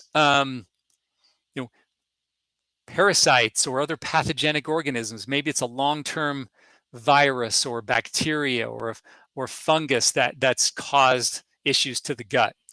And what can happen over time is that then this client who's been dealing with these gut issues has struggles with digestion, breaking down foods. They try to upgrade their diet, and it's still not getting them very far until they can get these gut issues taken care of. Okay, this is just one example. Like these are conditions that are common to the gut. There are conditions that are common to hormones. There are conditions that are common to metabolism, to the skin, etc. And that's what you're faced with as a coach. Now, uniquely, there are labs that help us better understand, or there are labs that are subsets to each of these categories that can help us with our treatment plan. So with hormones, you might have a client who's stressed out, who has high cortisol. Maybe they have low thyroid markers. They experienced weight gain, brain fog, low mood. Maybe they have insulin resistance. They have sugar swings and cravings. Adrenal burnout. The adrenals are highly connected to these hormones. Their cortisol that their adrenals are making, that their adrenals are secreting, it's not working well. Cortisol keeps spiking, or it's unstable, and it's causing them to be wired at night. It's causing their circadian rhythm to be off. It throws things off. It's low in the mornings when it needs to be high. It's high at night when it needs to be low, etc. That could be an issue pertaining to hormones. Their sex hormones could be off. Maybe this individual is perimenopausal, or they're menopausal or postmenopausal, and they've experienced a decline in their progesterone. What does that mean in terms of, their stress levels and what they're going through, and how do we remedy that? What do we look for in their blood labs? And there's ways that we can do that. We can narrow that list down. What are the most important lab markers to look for if this is a hormone issue? And we can populate those into that cheat guide, and that can give us a better indication of this. Is this a hormone issue or not? Low testosterone is very common for both men and women as we age. Now, each and every one of these issues can be remedied. There's therapy, and that's what we want as coaches. That's what we want for our health business. We want our clients to get better faster. We want that process to happen for them. The issue is how, and how efficiently, how expedited is the protocol. And that's why I like to see blood labs be used as a vehicle, as a tool to make the process more efficient so your client can get better faster. Okay, no shortcuts, no overnight successes, of course, but real, true, measurable success. They come back and they have their blood work tested again, and you see those measurements change. You see the markers change. So you have cortisol as a possible marker. You have TSH and T3, T4, other thyroid markers that would be in this category. Insulin, glucose, the blood sugar highs and lows, they might be hyperglycemic or hypoglycemic. Estrogen, progesterone, testosterone, these are a subset of the markers that would show us that this is a hormone issue. Your client may come to you and say, my energy is just not the same anymore. I've just got low energy. I have low motivation.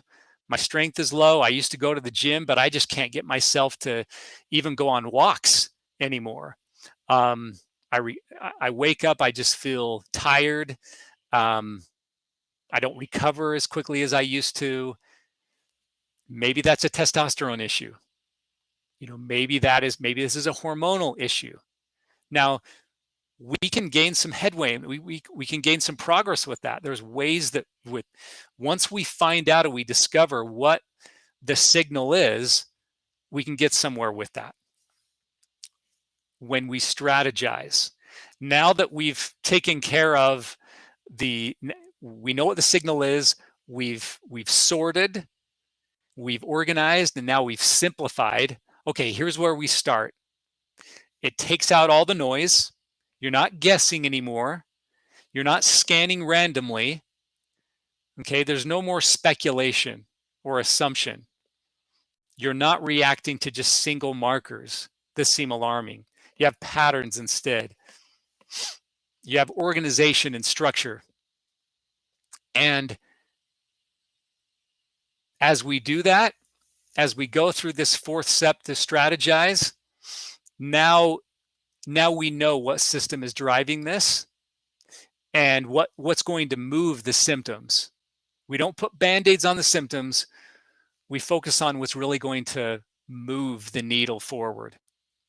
And even though there are these other symptoms that it may not seem that at first that we're treating, because we're focused on this core issue over here, those, even if we ignore those for now, they will be taken care of if we are taking care of what's most important. So we know what outcome we're targeting first. This is the strategy. This makes our protocol so much easier. Our choice of supplements we use, the choice of the foods we eat, etc. And even peptides that we're using, if that's what we're using for our clinics. So we develop the right plan from loudest category to first intervention. That's the goal here.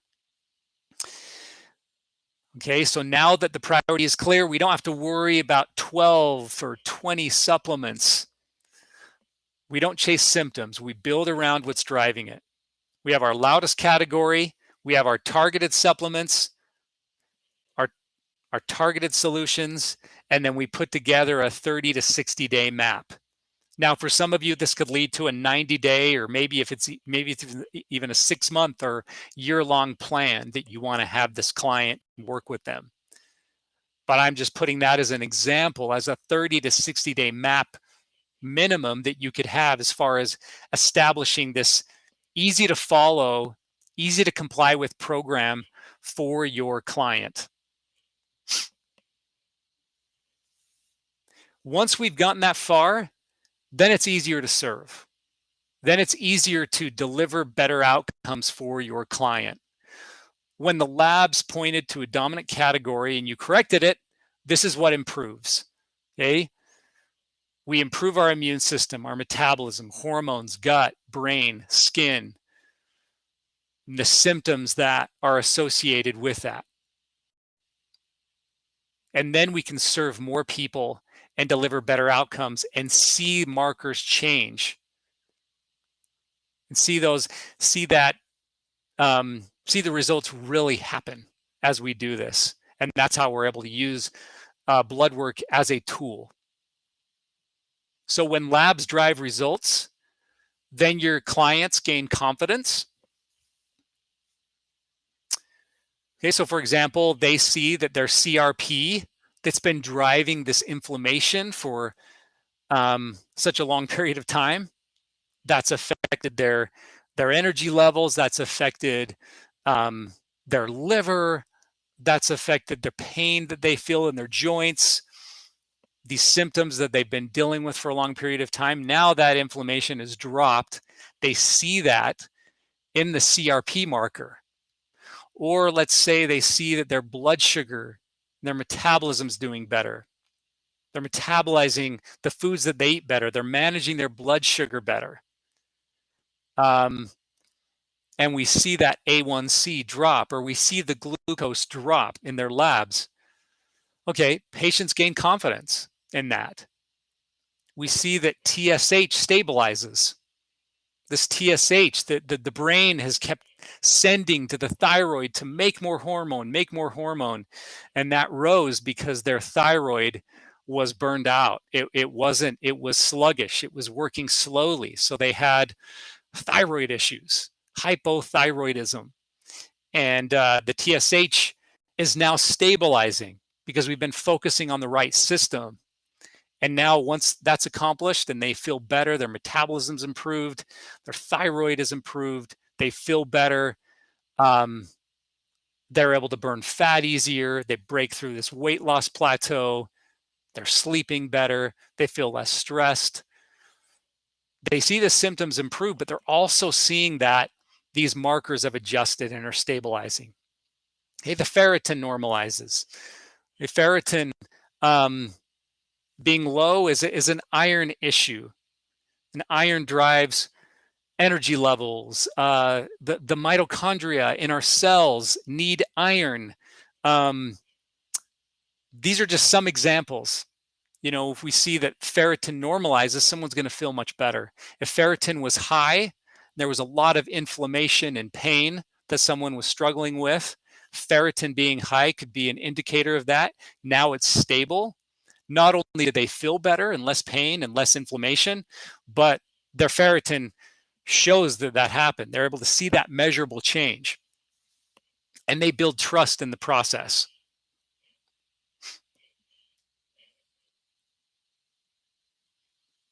So then ultimately where we want to be with this number 6, with this last S of the 6 S's, is to scale.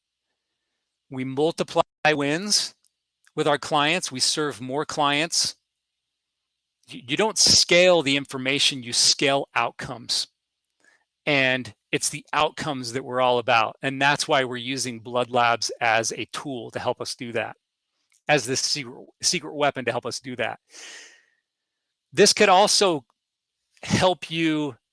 You could use this information in your marketing efforts if you chose to do so. And that could also help you in terms of scaling your offering, selling your offering, marketing in your marketing efforts as you're having more successes with your clients that are getting better. This helps you structure your programs to have this repeated results and successes, repeatable delivery. And you can actually document before and after progress, where you have your client that has immune issues and it's manifested in their skin and they have rashes all over their face. And then ultimately you see progress where those rashes go down gradually, and over time, you know, they see that progress. The before and afters. You have your testimonials. You can use that on your landing pages or in your marketing efforts. So the goal here is to remove guesswork, to categorize, to plan, and to have better outcomes. This is something that we want to have be repeatable. These objective results is what can strengthen your process. And that's really the goal. So that you have before and after labs, and what this can lead to for you in the short term and in the long term in your clinics as coaches. You have patient confidence, you have stronger compliance, and it's a structured process. The whole goal that I want you to remember, if you remember anything from this presentation, is that Blood Labs aren't complicated. They may seem that way on the front end, but that's because they're often misused. So when you identify the signal, when you organize it into a category, when you simplify the noise, when you build a targeted strategy protocol, when you correct the dominant driver and you repeat what works, that's where you're now using it most effectively. You stop guessing and you start producing outcomes. Labs aren't your secret weapon because they're technical. They're your secret weapon because they remove the guesswork. So you have the clarity, you have the direction, you have results. Overall, that it creates direction, it creates results, it creates growth.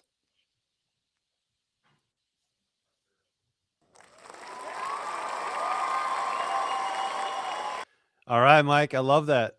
Did you? Yep. Let me make sure. You can hear me, right, Mike? I can hear you. Yeah. Awesome. Yeah. You cut out there just briefly, but yeah, I can hear you. Did you hear the cheering? I did. All right, good. I'm playing with the media on the background because we're not live. We don't get all of like the audience interaction, so this can be sometimes a little bit more challenging for presenters. But I appreciate the info, Mike. Like, do you make a lot of people just feel dumb, like when you're in the room with them? Because like this was some awesome stuff. Like you're a super smart dude, and I like how you've kind of categorized it and created a system around Thank it. you. There were a bunch of questions in here, so I'm going to pull a few that I think are kind of relevant. But you also, as part of the VIP pack, you're doing an extra class, right? Yes. Yep. So like for anyone listening, that's if you like want to go deeper with this, that's probably going to be one of the best avenues because you're going to get direct access to Mike with that class and going on some kind of next levels. Because there were a few questions about like certifications, CEUs. Is there anything else that you could recommend there? Just kind of briefly, certifications or CEUs that you think would be helpful? Absolutely. Yeah. Currently, I don't have CEUs. I wish I did. That's a really good point. I know all of us as clinicians we're trying to earn our CEUs every year because we have those requirements at an ongoing basis. So in my one-on-one trainings and in my group programs, no, unfortunately, I don't currently have CEUs. As far as the, let's see here, that you had mentioned. Are there any aside from certifications? CEUs? Are there any certifications out there that yes. if someone would want to go deeper? Absolutely. So I do. So when you go deeper and you learn each and every one of the panels that we cover and how to gain a level of mastery, for kind of there's a tier 1 or level 1, and then we can go further and go even deeper. We go at a steady pace, and yes, you do get a certification where that certification basically displays that you are now a specialist in being able to interpret blood work functionally. And you could also add that to your credentials, to the emails that go out, to your websites, your marketing efforts. Yes, I do certify you. You do get certified as a specialist in reading blood work. I love that. So if you want to go deeper with Mike, I put the link into the chat. If you want to grab the VIP to do more, you can do that there. But also Mike's download is linked right under his name. So find his talk, click the little like download button. It'll take you to a page where you can get the guide that Mike was talking about. And a couple more things, Mike. This comes up a lot, and we may have actually an extra few minutes as I'm kind of waiting for kind of backstage stuff to get done. But there's this like kind of scope of practice thing, right? Because we have a lot of people on here that might be personal trainers, health coaches, right? They're not traditional medical MD, RD, things like that, right? So we always have this kind of like scope of practice. There were some really good conversations that were going on in the chat around kind of being an ally with the physician and helping prepare the client with a set of questions to be able to ask the physician, or different kind of blood panels for them to have a conversation with the physician about. How do you kind of approach that like scope of practice? I know this could be probably a talk in and of itself, but just in like a couple minutes, how would you potentially advise a coach on that? That's a really good point, because I mostly work with coaches, those who are not MDs, those who are not physicians, those who do not have doctor beside their name, let alone physician assistant or nurse practitioner. And the goal is to not diagnose disease here. You are not making claims. You're not recommending or subscribing in that sense, where you are prescribing you're not classifying your treatment as a drug, basically, right? So there is a different scope that you're in, and actually, there's still a level of autonomy that you have as a facilitator. You're a facilitator, and when you become trained in being able to interpret labs, there is a safe, completely safe and compliant way for you as a coach to be this middleman and be this consultant for your client and helping them better understand why something is low and why something is high, and giving them suggestions in the right light without actually prescribing, Right. As a doctor would. Right. Terminology is really important, right? And much of what you Yes. do is on an education standpoint, helping educate the client. And that's where it comes from, educating yourself. Like, we don't want coaches out there kind of willy-nilly. They watched 45 minutes of Mike and now all of a sudden they feel like they're an expert in blood work, right? You have to put in the work and put in the time to educate yourself. And there are resources out there where if someone does want to go deeper with this, or you have a clientele that lives in that world where you understanding this will help you help your clients, right, with ultimately getting them to the result they want, right? We can go deeper. Yeah, definitely. It's a process, and it's a very structured process. Not so that, my goal is to not train people to become educational junkies, but to take action on this, because you have a business to run. You have your goals with your business, and I understand that. And if you're using blood work as a tool to get there, that's the goal. Yes, is to have a better understanding on this so that then you can take action on this, help more people. And you can do that even though you're not a medical doctor or you don't have those particular credentials beside your name. There's so much Right. capacity you still have in your particular position. Right. Yeah. So if this interests you, like, get educated, learn from Mike. I mean, if you want to go a little bit deeper, you can jump into kind of Mike's masterclass that he's going to be doing for anyone after this. That guide that Mike just gave you, like, click through the link. You can grab the guide and start learning from people that do this for a living, right? And really educate yourself on where you're at. One last question here, Mike, and then we're going to kind of Sure. roll over to the next one. Good. Was how do you sort out some of these signals with labs and or symptoms if they are already taking like meds that could be potentially causing it? So, and this may be a bigger question, so you can defer me if you need to, but can medicines be masking signals or creating false signals? Yes. And in a lot of cases, people have been taking medications for years. Some people's medical history have been going on for the last 5-10 years, that they've been taking a conglomeration of medications. So yes, inevitably medications, whether it's cholesterol, whether it is for their diabetes, those can either regulate or cause certain markers to be off if they've been used or even abused. So yes, we have to take that into account, but the process still becomes the same. The goal, despite medications you've been using, whatever these clients have been on, the labs overall, the big picture, the 10,000-foot view is what gives you at least a roadmap still. It tells you where your client has been for a period of time and where to go from here, even if medications have caused this marker here to go down or go up. I love it, Mike. I appreciate it. Thanks for hanging out. Thanks for educating. Yeah. If you guys want to learn more from Mike, definitely jump over to that speaker page and you can get on his list, and his email's in there as well, so you can communicate with him. Great to be All right, here. Mike. Yeah. Thank you, sir. You can just jump out. I'm going to stop this for everybody on. I'm going to turn this off for about 2 minutes. Get Jason ready to go, and I will be back here. So great time for a bathroom break, grab a quick drink or something like that. And then I'll been a lot of fun. Thanks to everybody for being on this. So Trevor, thanks, take Mike. care. Thank you. There before we get into our next speaker. So welcome everyone again to the Future of Coaching Virtual Summit. We are running all day long. We are getting ready for session number 3 here. And a few things. So the chat has been rolling all morning, which has been awesome. Thank you guys for coming in there, hanging out.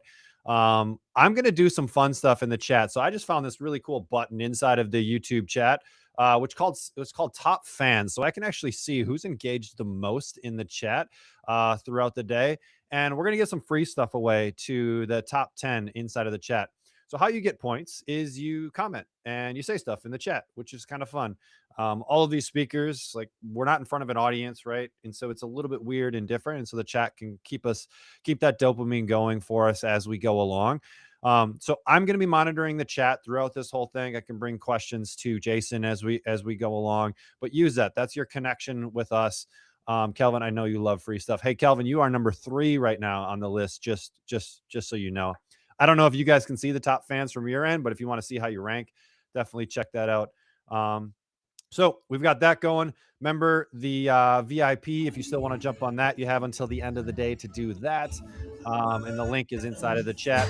And then this recording will be up there for 72 hours for all of the people that are free. So without further ado, our next speaker built one of the most recognized nutrition coaching brands on the planet, NCI, Nutrition Coaching Institute. Trained thousands of coaches, wrote the textbook literally on nutrition coaching. And now we're back. We're in a second rendition, and we're going to talk about why the next 10K in your business might be in an area that didn't even exist 5 years ago. So please, everyone, welcome to Jason Phillips. I'm going to give him a little clap here. I got control over the media, right? So welcome, Jason. Thanks for hanging out, brother. Dude, I love it, man. I've never been welcomed with that much of a round of applause, so that's great. Oh, it's awesome. I appreciate it. Thanks for coming on, dude. I know you're kind of having an event going on, so you've made this work for us, and I appreciate that. But tell me a little bit about what this kind of next 10K thing that didn't exist 5 years ago. Like, what is this? What are we talking about? Yeah, well, let me zoom out really quick. So first of all, I love that the whole notion of what we're doing right now is the future of online coaching. And so for anybody that doesn't know my story, coaching saved my life. Like I am the biggest proponent of coaching in the world. And it's because a coach saved my life. You know, when I was 19 years old, I had an eating disorder and I was suicidal and was pretty sure I was going to end it all. I was anorexic. I was 118 pounds. And, you know, a coach at my gym basically saw what I was doing to myself and kind of helped me save me from myself. You know, if not for her intervention, I'm not sure that I would be here today. And so I really believe coaches are world changers. I believe coaches deserve to be paid lots of money. And I think we are the single biggest agents of change. And so, you know, I staked my whole career on it. I built the Nutritional Coaching Institute to teach people how to coach. And, you know, obviously, as a lot of people know, we sold that in 24, but I saw something last year that really, really scared me. In early 25, I saw coaches pretty much losing the battle to the medical community. You know, I joked about it this year. The New Year's resolution crowd was not in the gym. The New Year's resolution crowd was at the doctor's office. But that's kind of the state of affairs in online coaching, is that medical wellness is here to stay and it is taking over. And your clients are looking for an easy button. You know, like I'm here in New York and I'm hosting 6 coaches over the course of 3 days. And we're talking about their business. And inside of their business, one of the things I remind them is you can never talk about the process of diet and training and expect them to be excited. Like, I don't know, Trevor, if you've ever met a really fat person that loves eating healthy and loves working out, but I haven't. And chances are the reason that they're so fat is because they don't like to eat healthy, don't like to work out. And so, you know, if we all put ourselves in the shoes of the consumer, where there's something that we don't like, and somebody on the other side of the table is trying to sell us that exact thing for a high ticket amount, it doesn't seem like a good fit, especially when right down the street, there's a doctor selling us a tiny little insulin needle in your stomach once a week that is effectively going to deliver the same result.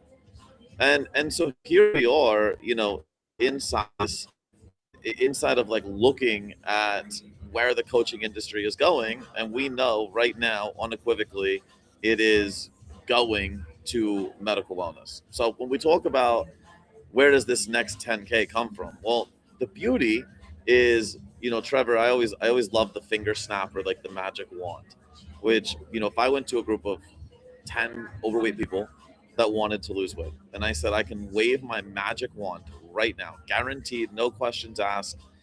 I wave the wand and you instantly lose all the weight that you want to lose. Would you spend 10 grand on that? And the answer is yes. And I can definitely tell you it's yes, because there's such a thing called liposuction, right? So people go and they pay more than 10K and it's guaranteed. You go under anesthesia, you get it sucked out of you, and people pay it every single day. And so where everyone's like, oh my God, people won't pay for coaching anymore. No, they won't pay for the traditional vehicle of diet and exercise like they used to. Not saying it's not happening at all. Of course it is.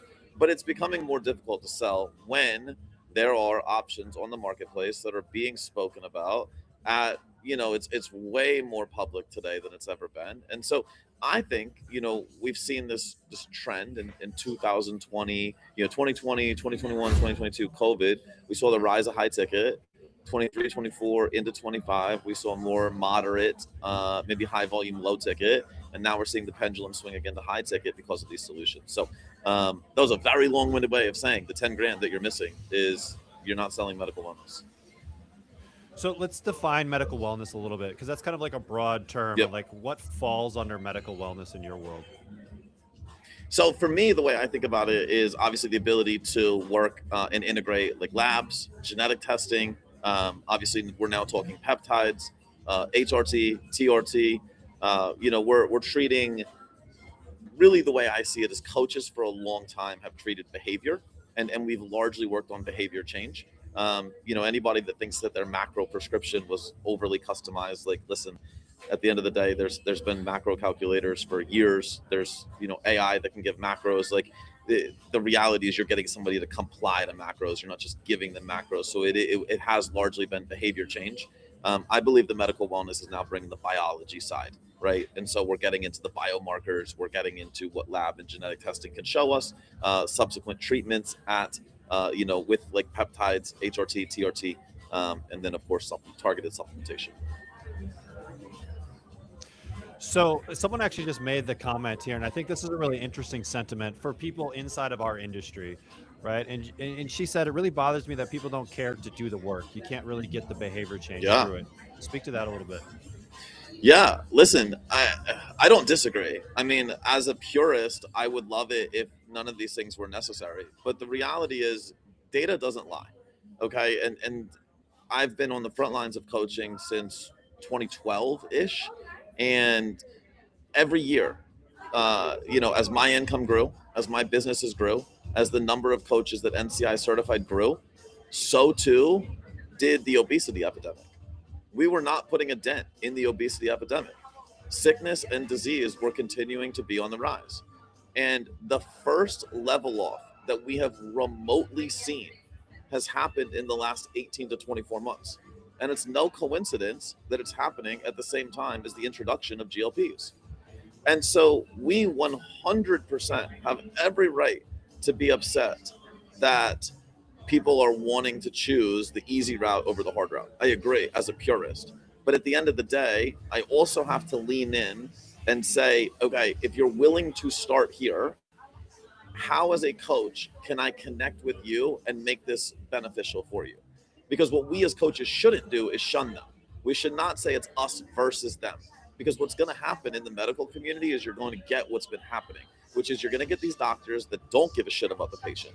All they care about is the money. And so what they're going to do is they're going to write a script. It's going to be a linear dosing protocol where it increases every week. They're not going to look at biofeedback. They're not going to look at side effects. They're not going to look at diets and make sure the adequate protein intake is there. They're not going to look and see whether or not you're resistance training. They're just going to collect your money, increase the dose, and just like rinse and repeat. And so as coaches, it's our job when we genuinely care. We care enough to say it pisses me off that they don't want to do the work. If we care deeply at that level, it is incumbent upon us. Like we are ethically obligated to meet them where they're at and make sure that this is happening the right way. I think that was an very elegant way to put it, because what we see missing, right, in a lot of the medical wellness world is, here's your stuff, good luck, you should be making these changes, but there's not the coaching element to it where it's actually 100%. This can be the catalyst to helping someone start seeing results, and then that can be the motivation to then, okay, start working on these behaviors, introduce strength training, help navigate some of these side effects that we know are very real inside of this world. Well, I mean, listen, we've all seen a melted candle, right? Like that's not a good look. And the majority of these medical wellness people, they're putting overweight people on GLPs. Yeah, the scale's going down, but it's largely skeletal muscle, which we all know as coaches, long term is a metabolic disaster. Okay. And then we're relying on them to eat quote unquote appropriately. Well, as somebody that has taken GLPs, I've taken micro doses and full doses, I can tell you the hunger suppression is real. And even myself, I had to remind myself to eat enough protein. And I'm somebody that like I've been doing this for a living for years. Okay. And so I think that a lot of people have to remember, we were joking at dinner last night. There's 11 of us at dinner. And I said, the average overweight person still thinks peanut butter is protein or hummus is protein. Right. And so here we are. And as a community, we're trying to put out this education. And we're like, well, if you're on a GLP, you need adequate dietary protein. And they don't even know what adequate dietary protein sources are. So yeah, I would argue the role of the coach has become even more essential now. Whether we want to admit it or not, and this is where we have to remove emotion. Whether we want to admit it or not, people are going to use GLPs. They're widely available. They're, thanks to the research sites, they're even more available, which that's a whole nother rabbit hole, right? Like that's all illegal and people are still operating illegally. But, it's just not hard to get your hands on it. And it's our job to make sure that things happen, the right way.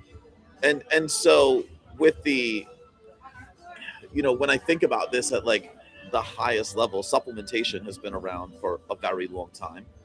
It's, nobody's vilified people wanting to use supplements when, listen, creatine's the most studied supplement ever. We know the performance enhancing benefits of it. Nobody's upset that someone wants to use creatine. Why are we upset they want to use GLPs if it's in line with being what it's meant to be, which is supplementary to a pre-existing foundation? I think for whatever reason, we have adopted this either or mentality when I believe the next year, 2 years, 3 years, maybe even the next decade is going to be defined no longer by behavior change, no longer by purely biological change, but really by pairing behavior and biology. There we go. And so what you're talking about though, the coach really hasn't had the ability to access this stuff, right? It is only in the last couple of years where the coach has been able to access this. We don't have to necessarily go directly to a medical practitioner. And so talk to me a little bit about how kind of that access has changed, because it's great to say, hey, I want to support these people with their GLP-1s, but then I have to maybe have a relationship with the doctor that prescribes GLP-1s, and that becomes a very complicated process, even though it's my clients that may need help with some of this stuff. Yeah. So one, it's a lot of doctors have egos, so sometimes they can be hard to work with. But two, if we're being honest, the way that most coaches have operated with medical wellness the last couple of years is borderline illegal. And so there's been these research peptide websites where you can go out and for a long time get semaglutide, retatrutide, tirzepatide, whatever. And people are literally telling their clients how much to take. Well, that's medical, that falls under distributing medical advice, which is outside of your scope and is illegal. You're telling people how to reconstitute. That's as soon as you're telling someone how to reconstitute for personal use, that steps outside the scope of research use, which now again is illegal. And so what we're starting to see is the FDA has obviously seen this go on. They clearly set out to crack down towards the end of last year. There was a lot that came out January 1st. We recently just saw more peptides approved. So clearly the FDA is starting to step in and see that this is going to happen. But you're right. It hasn't always been the easiest thing to do. That being said, we saw that last year, and that's why we set out to solve that problem. I 100%, if it will benefit my client to microdose or to full dose a GLP, I want them to be able to do that. But I also want to be able to work with a medical team where they're willing to work with me. And so that's what we built with Impact Wellness, obviously, right? We have physicians in all 50 states. We have pharmacies compounding for specific uses for individuals, which was the FDA mandate that went out on January 1. We're working with things that can be compounded in the 503A pharmacy. We're not putting out any research grade peptides. And so, again, this is about appropriate medical intervention. This is not about availability or accessibility. And I think a lot of people have yet to draw that distinction. I think legit medical wellness is not about accessibility. It's not like, oh, I got a peptide resource now. It's like, yo, I'm not your drug dealer. It's like I'm the guy that's orchestrating you getting your client the highest level of care and the highest level of success. And that comes from appropriate use of medical wellness. I mean, how does that process even work? Right? Because like, it seems kind of complicated on how like this would even all go together. So tell me a little bit about how that process works so that a coach sort of understands the pieces. So the average coach right now, if they wanted to make it work, would have to go find a doctor that's licensed in all 50 states, which is very difficult to do. Or you'd have to go build a network of doctors collectively that are licensed in all 50 states that are willing to, review patient files and ultimately do asynchronous or synchronous visits. So that would be step one. Step two would be they have to send prescriptions to pharmacies. So you have to have a relationship with a pharmacy that's willing to compound for the patients that your medical network is sending to. And then three, you'd have to find someone to ship out, right? That'll do cold packed because it's coming from a 503A pharmacy. It's already wet. It's already reconstituted. So you have to make sure that appropriately cold packed. That would be what the average coach has to go through. Now, we've obviously removed all of those barriers. We've sourced a medical team that is licensed in all 50 states and DC.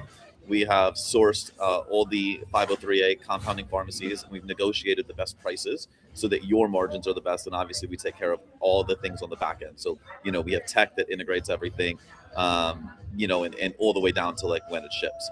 So, the way it works is obviously you're going to sit with your client, you're going to gather information, and then you're able to communicate to the medical team through a portal, and you're able to present information. And then the medical team will do a standard medical visit. Now, these can be asynchronous, meaning they just review a questionnaire, or they can be synchronous, which is your classic telehealth. This can be audio call, video call.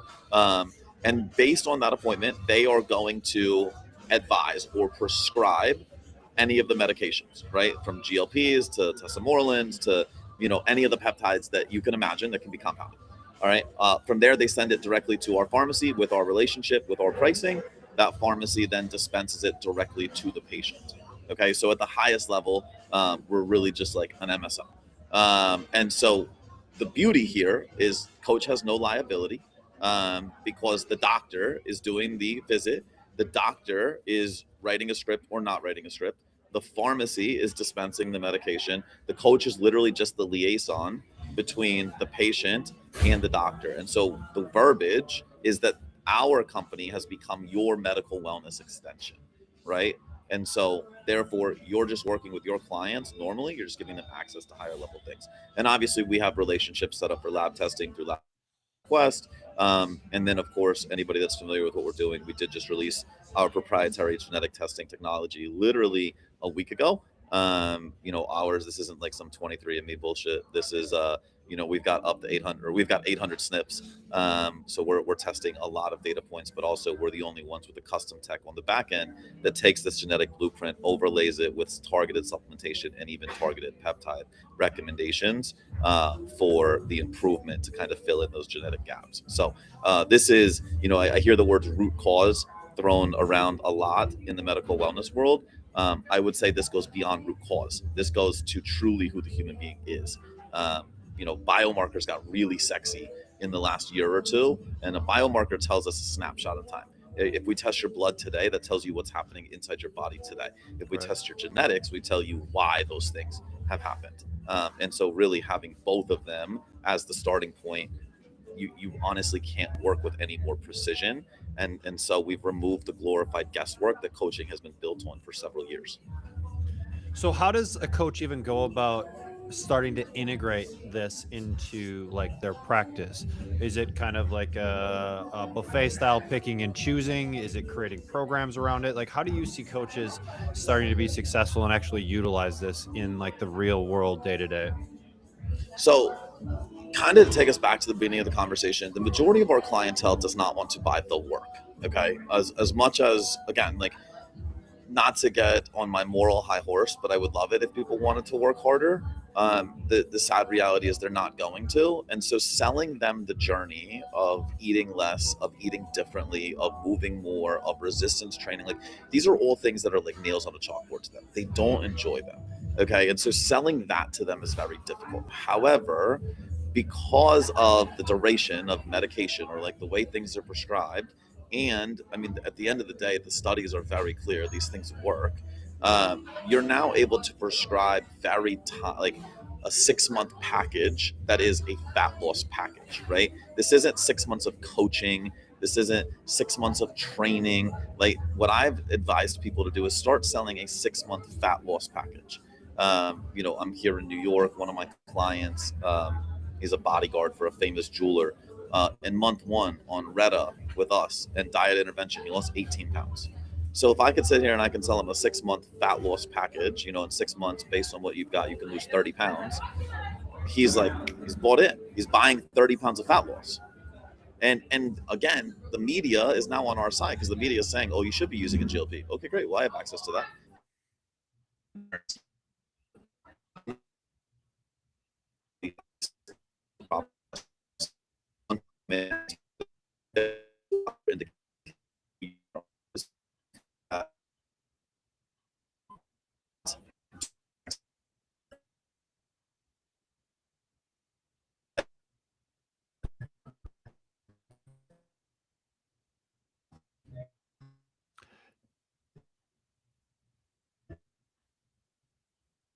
Jay, pause for 1 second. You're kind of cutting out a little bit on us.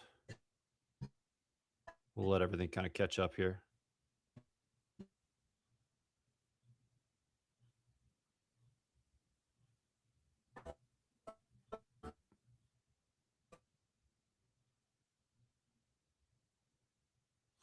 Man, that's Starbucks dial-up internet. Killing us. We'll see if we can kind of reestablish this connection here with Jason.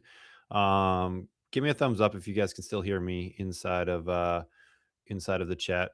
We'll get Jason back in here. Steve, funny guy over there in Manila, right? Put your questions in the chat. Like, this GLP-1 conversation is like a real thing. And we have someone on here. Oh, we're back. Good. So we have someone on here that like can answer your guys' questions around this. And so if you've ever been interested in including GLP-1s in what you do, like, now is the time to ask. You have the people that have essentially created the companies to make this possible. And so definitely throw it in the chat, the questions that you guys have, because like, now's your time. Like, we've got Jay here live with us, and he can go through this stuff, because this is real. Jay, what's the stat? Is it like 1 in 8 right now people are on like a GLP-1 or something like that? Do you know the actual data? The last one I saw was 1 in 6. Okay. It's, you know, again, like, it's the sources all vary, so Right. take that with a grain of salt. I don't want to sit here and just like tout something that's not overly real. I think you could probably ask 10 different people and get 10 different answers, but I think that it's a very high percentage, if I'm being honest, and I think it's only going to grow. You know, again, at the end of the day, it's the ability to work with what their desire is. You know, it's like during COVID, the reason that Peloton became so big is they were able to work with the human desire for connection. And that's why they grew. It wasn't because a bike instantly became amazing exercise. It was because they were able to lean into what people wanted. Well, like, you can't, like you look around, literally, like last night, anybody that knows me knows I talk to everybody. We're at dinner, and I asked our waitress, who happened to be like super fit, I was like, hey, are you on peptides? She's like, no, but I'm thinking about it. Like, literally everybody knows about peptides. I'm wearing a hoodie that says I sell peptides. Everywhere I go and I meet someone, they're like, oh, what peptides do you sell? What are your thoughts on this? Like, literally, we were leaving a hotel not long ago, a 14-year-old kid's asking me about peptides. They're in your face everywhere you go. It's unavoidable. And so to be the coach that wants to stand on the moral high ground of, oh, I don't fucking need that. I get it. And you probably don't. That being said, you're leaving so much impact and money on the table school by not at least have the discussion. And so what I tell everybody is being willing to work with GLPs and prescribing a GLP to everybody that you work with are very different things. We're not here advocating abuse. We're here advocating specified and appropriate use. And obviously only doctors can make that decision. But as a coach, being educated, education's always been the foundation of everything we've done back to NCI days. As a coach, being educated and being willing to do it the right way is your single biggest advantage. And I think that's where people are missing the boat. They've built this like us versus them mentality. And it's like, no, like we should all be collaborating now. This is our opportunity. We put a dent in what was a linear increase of obesity and sickness. We're putting a dent in it. Now as a community, let's come together more than ever and let's see a decline. Because fuck, like in our lifetime, I'm not sure I ever thought we were going to see a decline. And here we are, we're so close. Right. I mean, when we think about like at a population level, right, to have that sort of impact, like there needs to be a pharmaceutical involved. But then to have that be a lasting impact, we have to then add the behaviors to it, right? And that's where coaches thrive. Is they're great at and the studies are clear on that too. The studies are clear on that. The same way that we're talking about one in six people are on a GLP. The studies are crystal clear. Without behavioral change, GLP use long-term is not as effective. So there is data to validate that if you don't make the lifestyle changes while on a GLP, you will ultimately end up regaining the weight, if not more. And so like, I'm not advocating GLP use independent of coaching in any way. I actually think that is dangerous. But why, as a coach, why not use it? And by the way, like we're very careful inside of IHN. We talk about being, going low and slow. We want low dose and we want it slow. We don't, we want minimum effective dose as often as possible. And so obviously our physician team is trained on that. So it's extremely important to us that the priority is for you to learn to live healthy, period, the end. Right? At the end of the day, the mission statement is simple: change 1 billion lives through the vehicle of health and fitness. But if medical interventions are available to us and they can expedite the journey and they can create success in a journey that was previously unsuccessful, and we're good enough coaches to elongate and prolong the results, what am I missing? Where's the negative in that? So one question that came in, and you kind of just mentioned it too, I want to put that, is how do we square the micro dosing circle when it's not yet approved and medical doctors aren't prescribing this method? So our physician team is aware of microdosing and they are willing to do it. Now, not every medical doctor will. And I think that honestly, as most of us coaches know, and this is not in any way to shit on the medical community, but the medical community in however many years of school, they go 8, 12, some 16 years of school, get like 1 semester of nutrition. All right. They also, like in medical school, most of them did not learn about GLPs. Okay. Like this was probably several years ago when they were in med school. And so for them, they're getting educated right now too. Now, as with every industry, there are some people that are on the front lines of innovation and that love to keep up with research. And those tend to be the doctors I pay more attention to. So I think it's just having an open conversation with your physician team, making sure that they are educated. I know that my earliest education came from Tony Robbins' concierge doctor, who was very much on the front lines of this. And his exact words to me were he firmly believes, unless it's a health risk, right? So obviously like no family history of medullary thyroid cancer or anything like that. But unless there's a risk like that every human being should be at least be on a microdose of a GLP. Like he believed that strongly in their effects. And so, again, one person's opinion. I'm not saying he's all knowing and that he's right, but I can tell you there are doctors that will. I think it really comes down to like who's in your network and building the right network. Obviously, that's why we've curated a team of doctors that can service 50 states that we believe in. Right. So a piece of this, how I think about it, and I'm probably your typical coach who at the beginning when GLP-1s came out, I was definitely in the camp of like, hey, this is great, but like there's behaviors that need to be made and let's see if we can do it kind of the quote unquote old fashioned way. Right. But we've gotten to a point where the old fashioned way hasn't really worked. Right. And the numbers are there. And once the pharmaceuticals came on, things started to change. But like any pharmaceutical, right, there's going to be certain side effects. There's going to be issues, and those holes don't always get plugged. And now I start to think about it as like a tool. right? How can this be a tool to create motivation that then allows you to make those other behaviors and other changes in someone's lives? And so just to give you guys some of my background, we're actually looking at this inside of our facilities. We run coaching facilities, we run gyms, and the number one reason people join gyms or join coaching is they want weight loss. And you know the hardest thing with weight loss is hunger. And if we can help with hunger, we can make weight loss easier, which then gets buy-in from the client. So that's what really got me interested in GLPs and connecting more with Jason and seeing how all of this works, because it was really a runaround to help make this work before, right? There just wasn't an easy solution. It was hard, and most of the people, like I said, were doing it illegally, and there's still a lot of people doing it illegally. Like the number of calls that we get on with people, they're like, oh yeah, I have like a research site that I send my clients to, and I'm like, really? Like, what if they have reconstitution instructions? Well, I tell them how to do it. Really? Well, how do they know how much to take? Well, I tell them. Okay, well that's illegal. Like that's highly illegal. And then it's like, you know, people are out there and they're like, oh, I get a commission for my research site. Okay, well, just so you know, nothing medical can you be given a commission for.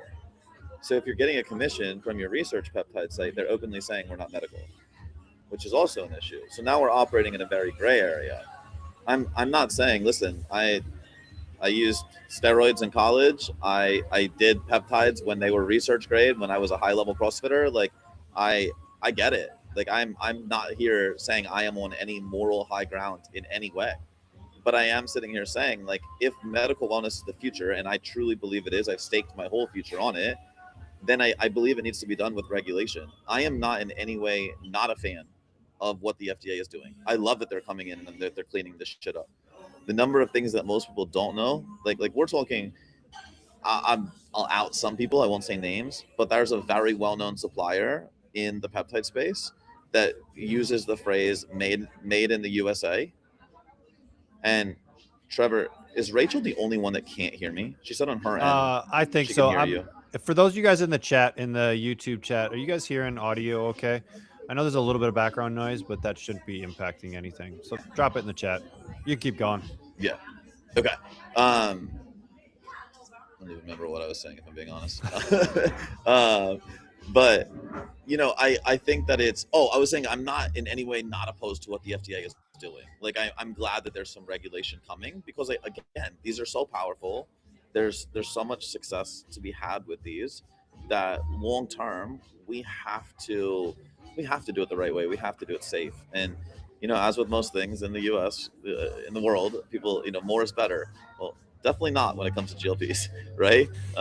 Please do not, you know, grab a bottle of tirzepatide and think that, like, oh, you know what, 2.5 sounds good. Let's jump to fucking 12.5. Like, not a good idea. I literally have seen somebody in the last 2 weeks end up in the ER because of that. So we don't advise anything like that. So, I mean, much of what I'm hearing is like you've ultimately created a system where you get the medical support team to do the medical side of things, which then frees up, one, the liability, but then also you as a coach to handle the behaviors, the workouts, all the other things that are going to be with this client. But then you have this medical team that you are able to ask questions to, that you're able to send the client to ask questions so that they can get the support from their end. Yep. Yeah. So, I mean, we've separated by scope of practice, right? The coach is coaching. The medical team is doing the medical stuff. And collectively, when you have a medical team and you have a coaching team, the chances of success are going to be exponentially higher. And so that's really what we've done. We've supercharged what, in my opinion, again, like at the very beginning of this, I said, coaches are my favorite people in the world. I really believe coaches are amazing humans. I think we're agents of change, and we've just supercharged the abilities. We've also made it easier to sell.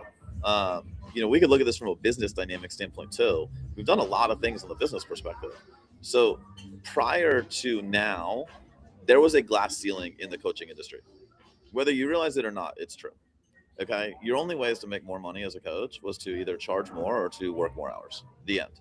Right. And everyone's going to say, oh, well, you can hire a team. Okay. Well, that's just the extension of working more hours, right? That's literally just creating more hours in the calendar by bringing in, manpower. And I can also tell you, after observing thousands of coaching companies, scaling a big team is rarely the right idea. Not saying never, it certainly can work, but it's very rarely the right idea.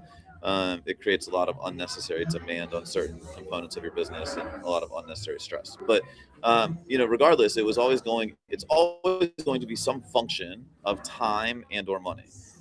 That is now gone. And this is what people don't get. If you start your clients on, let's just say, like, what we recommend is the genetic test. Okay. The genetic test is going to tell you your genetic gaps. If you do absolutely nothing, or if you do absolutely everything, these genetic gaps exist. This is just who you are at the core. Okay. And there's going to be some things that no matter how perfectly you eat, no matter how perfectly you live, there are some genetic gaps you're just not going to overcome without targeted supplementation. It just is what it is. And so, number one, people that understand that at a high level are going to get on targeted supplementation with you. Yes, you're going to get paid on that. Okay. Number two, getting them started on peptides. Well, you don't take the same peptides every month for a prolonged period of time, right? There are different things at different times of the year. We talk about periodizing nutrition. There's going to be a periodization of different supplement protocols. Epithalin being one, right? You run that 1 to 2 times a year. And so with that, going to have margin on everything that comes out. So Trevor, if you and I engage in a 6-month contract and you give me $6,000 for 6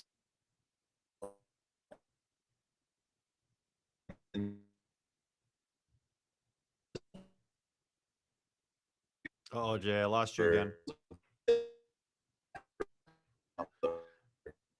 What a time to cut out too. I just gave Jay $6,000.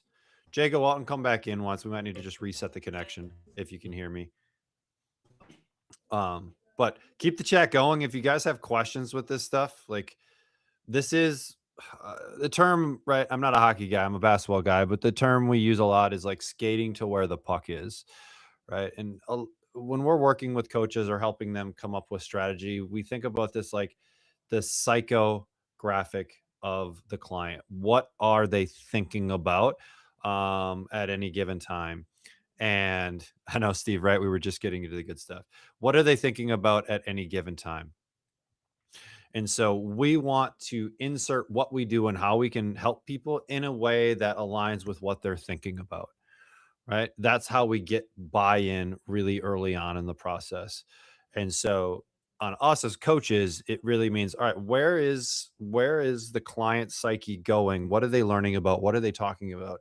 And then how, as a coach, do I make sure that I educate myself to be able to talk about these kind of things and help be a liaison to those clients, right?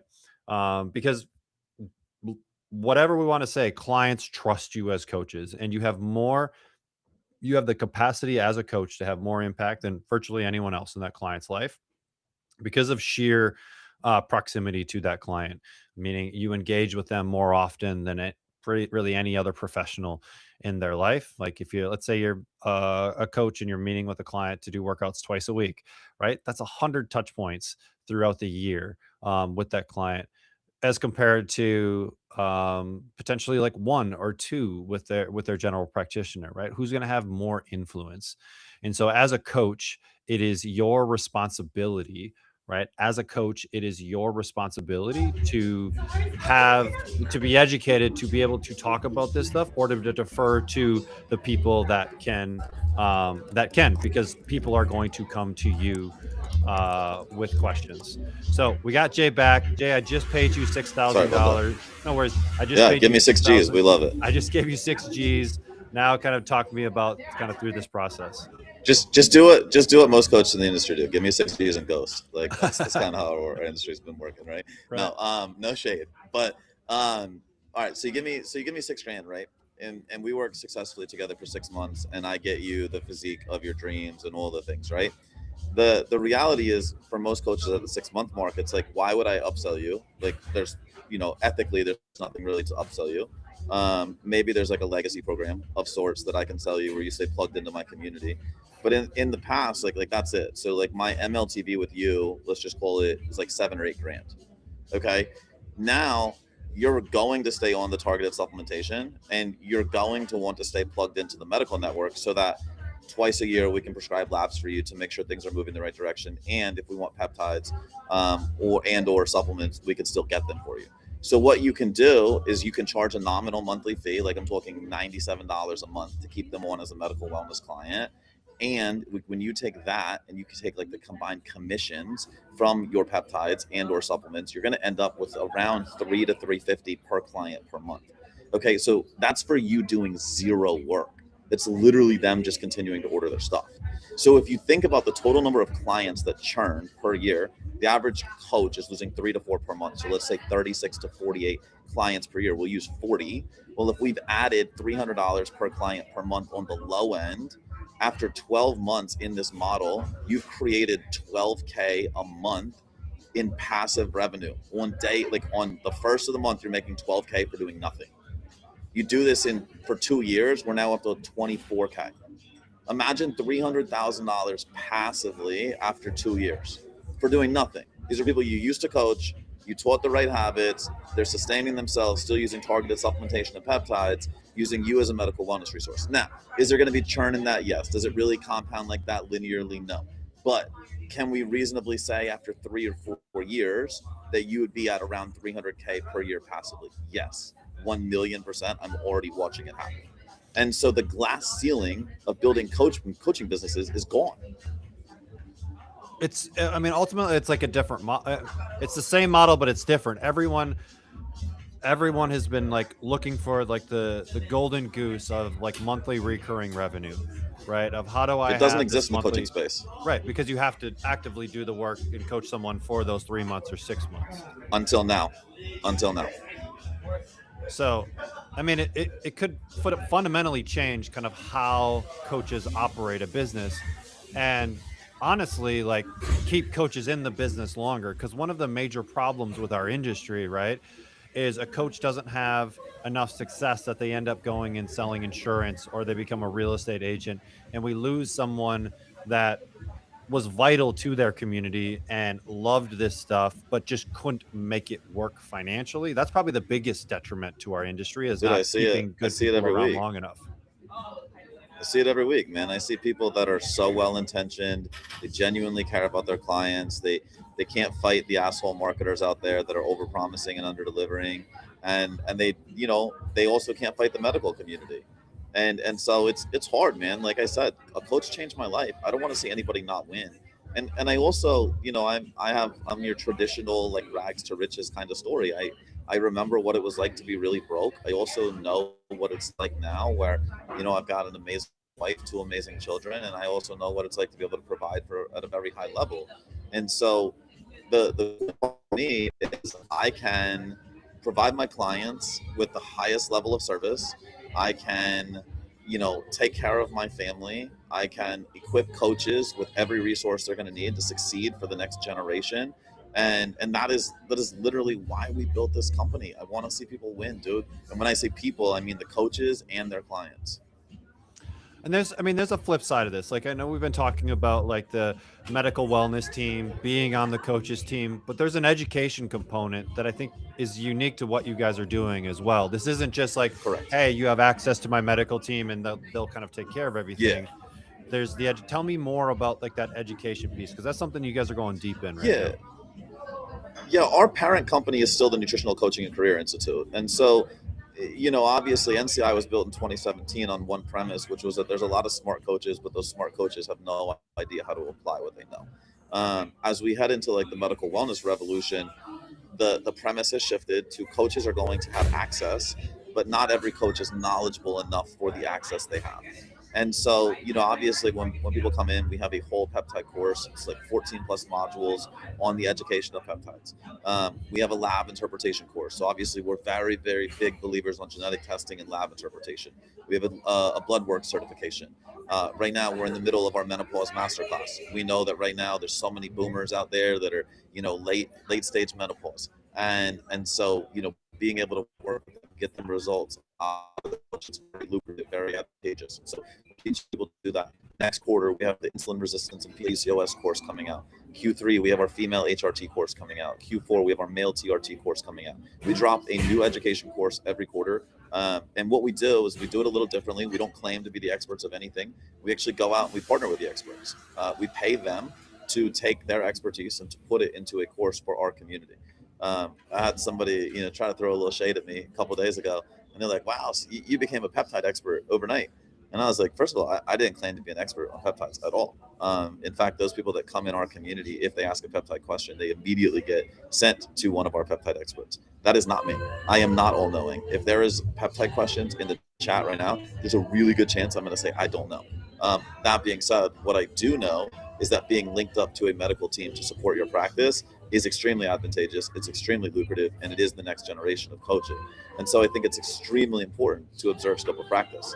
I have never, ever, ever claimed to know lots of the science or anything like that inside of peptides. I learn as much as I can every single day, but I think we all have to learn to operate inside of our scope. And for me, obviously, this is a business for me. So for me, I'm the CEO. I get to run the company side. But man, I've got some really smart motherfuckers, man. My partners are both geniuses when it comes to peptides. We got some people on our staff that really know it. We got people in our community that know it. But again, you have to consider the source, and that's why we employ a medical team. There's never been a better, like, one thing we always talk about in the coaching industry, right, is we wish we could make better partnerships with medical to be able to, like, basically close this gap that we see in the industry. It used to be like medical's way over here on one side, we as coaches are way over here on this other side, and there's this huge gap in the middle, and no one can really work well together. Coaches have a lot of interaction, medical professionals have the access, right? But how does this all fit together?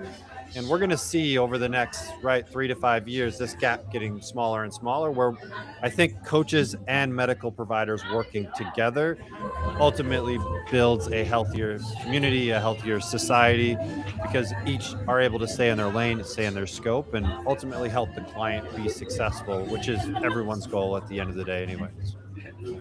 Yeah, I mean, listen, I've seen it on both sides. I've seen med spas that were previously just promoting medical services and no coaching, that when they brought in coaching, it increased their profits just because people stayed on the meds longer. They actually adhered to their programs longer. They saw better results, and ultimately they ended up spending more money. I've also seen coaches that are very talented at what they do add medical services to their practice and also increase revenue. But I haven't seen anybody stay stagnant in what they do and increase. Right. And so that should be like the take home message, which it's like, listen, everybody's at a different place, but everybody has the ability to add to what they're doing. And the truth is this: NCI last year, we put our certification out for $1, and we certified over 25,000 professionals. And so that's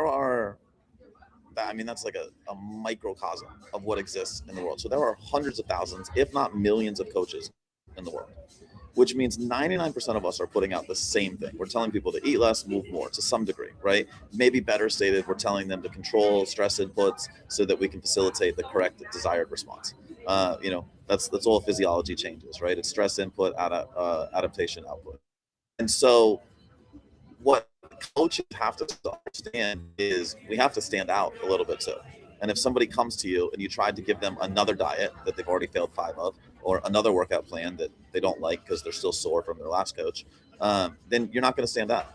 But if you give them hope and you give them science and you share with them a solution, you're probably going to have at least their devoted attention, if not their devoted budget. So we're starting to run out of time. There's a couple things that I want to touch base on just for anyone, because there may be people that want to go deeper with this. As part of the VIP, you guys included your GLP-1 and peptides masterclass with Impact Health Network. Tell me a little bit about why someone should do that. Yeah, well, first of all, like we just said, knowledge is everything. So the GLP-1 masterclass is literally like our top 2 trainings on GLPs, 2 different experts sharing them. I think that the information there is amazing. At the very least, if you're not wanting to get involved in medical wellness, your clients are already hearing about it and thinking about it, and they're going to bring you questions. It would make sense that you're educated enough to share educated answers. So I would say that's amazing. The Peptide Masterclass, listen, when this released, I think we sold it somewhere between $1,000 and $1,500. And so, hooking you guys up, obviously we love what you guys are doing. I love the notion that this is about, the future of coaching. Like I said, I'm every coach's biggest advocate. I want to see you win. And so really excited to share that. And then, of course, obviously, if there's any interest in doing what we're doing and linking up to our medical team so that you can become more successful and more profitable, more than happy to take care of anybody here as well. Sweet. So anyone that did the VIP upgrade, you'll get access to that. But then you guys also have a freebie, the clinical GLP fat loss blueprint. This is for anyone, and it's on the speaker page. Yeah. Find Jason's name, click the link. It'll take you to be able to download that. But tell me just a little bit about the GLP fat loss blueprint. Yeah. So that's a white label. So that's if you're a coach and you at all want to discuss fat loss relative to GLPs, we put this together. All you got to do is add your name, your branding, your contact information, and you can put that out as a free resource. So you can leverage it on your social media, you can tease it from your email list, you can use whatever you want to continue building your list, building your funnel, and ultimately educate people the proper way on the front end. This was written for you, with you in mind. I want you to get leads, I want you to get sales. And so by all means, go use it. It's already working for people in my community. So put your stuff on it and go crush. I want to see you win. I love it, Jay. Anything else? I mean, any kind of final parts that you want to kind of leave coaches with in this idea of medical wellness? So here's the thing that I look at. I mean, listen, I'm an entrepreneur through and through.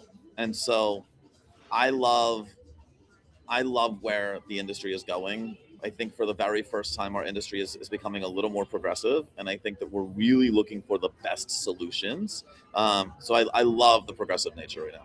I also love the upside of building a business that really gives you what you want in life. Yeah. And I can tell you, like, the conversations change when you start talking about having access to medical wellness. And I'll give you an amazing example. You know, I'm a huge UFC fan. I'm like the biggest UFC fan in the world.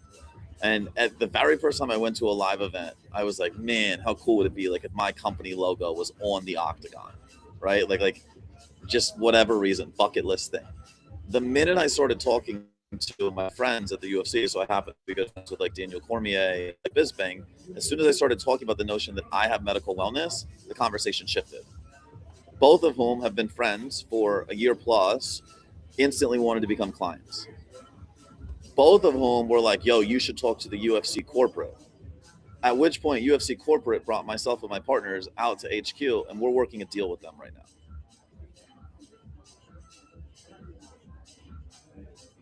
You hear me? Yeah, I got you. I got you. We're still here. Here. Okay. So we're working a deal with them right now.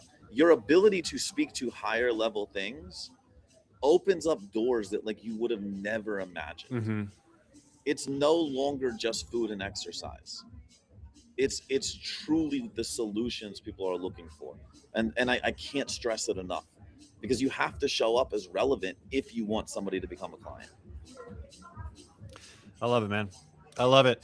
For anyone that wants to pick up more, definitely check out the speaker page. We've got Jason's freebie in there, and those in the VIP, you guys will be getting an email about how to access the masterclass and all of that once we get all of this thing buttoned up. Jay, I appreciate you taking time out of your day to come hang out with us and educate us a little bit on where you see the industry going. So thank you, brother. Yeah, dude, my thank you, man. Everybody should give Trevor and Coach Catalyst a shout out. Just them taking, I can't tell you guys how much time and effort they put behind the scenes to put this summit together for all of you guys. So my hat's off to you, brother. I appreciate you, what you're doing. I apologize to everybody here for the internet. I'm in Starbucks in the Empire State Building, and apparently the Wi-Fi sucks. But dude, I appreciate you. Honestly, this is amazing. Coaches out there, if you have questions, feel free to hit me directly. I love it. I'll give you the cheer on your way out. Thanks, brother. You can just exit out, and I'll close this thing out. Sounds good. Later, guys. Later. All right, everyone. Thank you for hanging out. We are going to do a transition here in a little bit. Dan Garner is coming up next. We're getting back into some blood work. He's coming to us from Vitality Blueprint, who is doing some incredible stuff around blood work. But I want to go through our top fans right now. We got Steve right now in the lead, 225 points. Kelvin is coming in second at 175. Wem is coming in at 150. Darlene at 125. So if you missed it, there's a chat. Y'all can say what's up in the chat. You can give thumbs up. You can give hearts, all that fun stuff. And I'm going to take a screenshot of this chat at the end of the day. In the top 10, I'll figure out how to get it to you. But the top 10, I'm going to send some nice stuff out to you guys. We'll figure out how to get you some things, figure out who you are. But that is my engagement. We're not doing this like in person with people in front of us. So my people is the chat for this event. And so I'm going to be here all day long hanging out with you guys. I already gave my presentation earlier. If you missed it, shame on you. Go back and watch the replay. And remember, everything lives on the page. So I'm going to share my screen here with you again, just so you can see the page, familiar with this stuff. It is the live page. So everything that we do, okay, is going to be on this page. So you're going to see up in here, we have like my presentation, our little freebie giveaway. Mike's is here. Jason's is going to be right there. And then the replays when they're live, I actually got Jacob in the background uploading all of this stuff and getting it into our Vimeo. And then when that's live, those links will be ready to rock and roll. You just click it and it's there. So this is like your source of truth for everything for this event. And so I see Dan now has popped into the waiting room.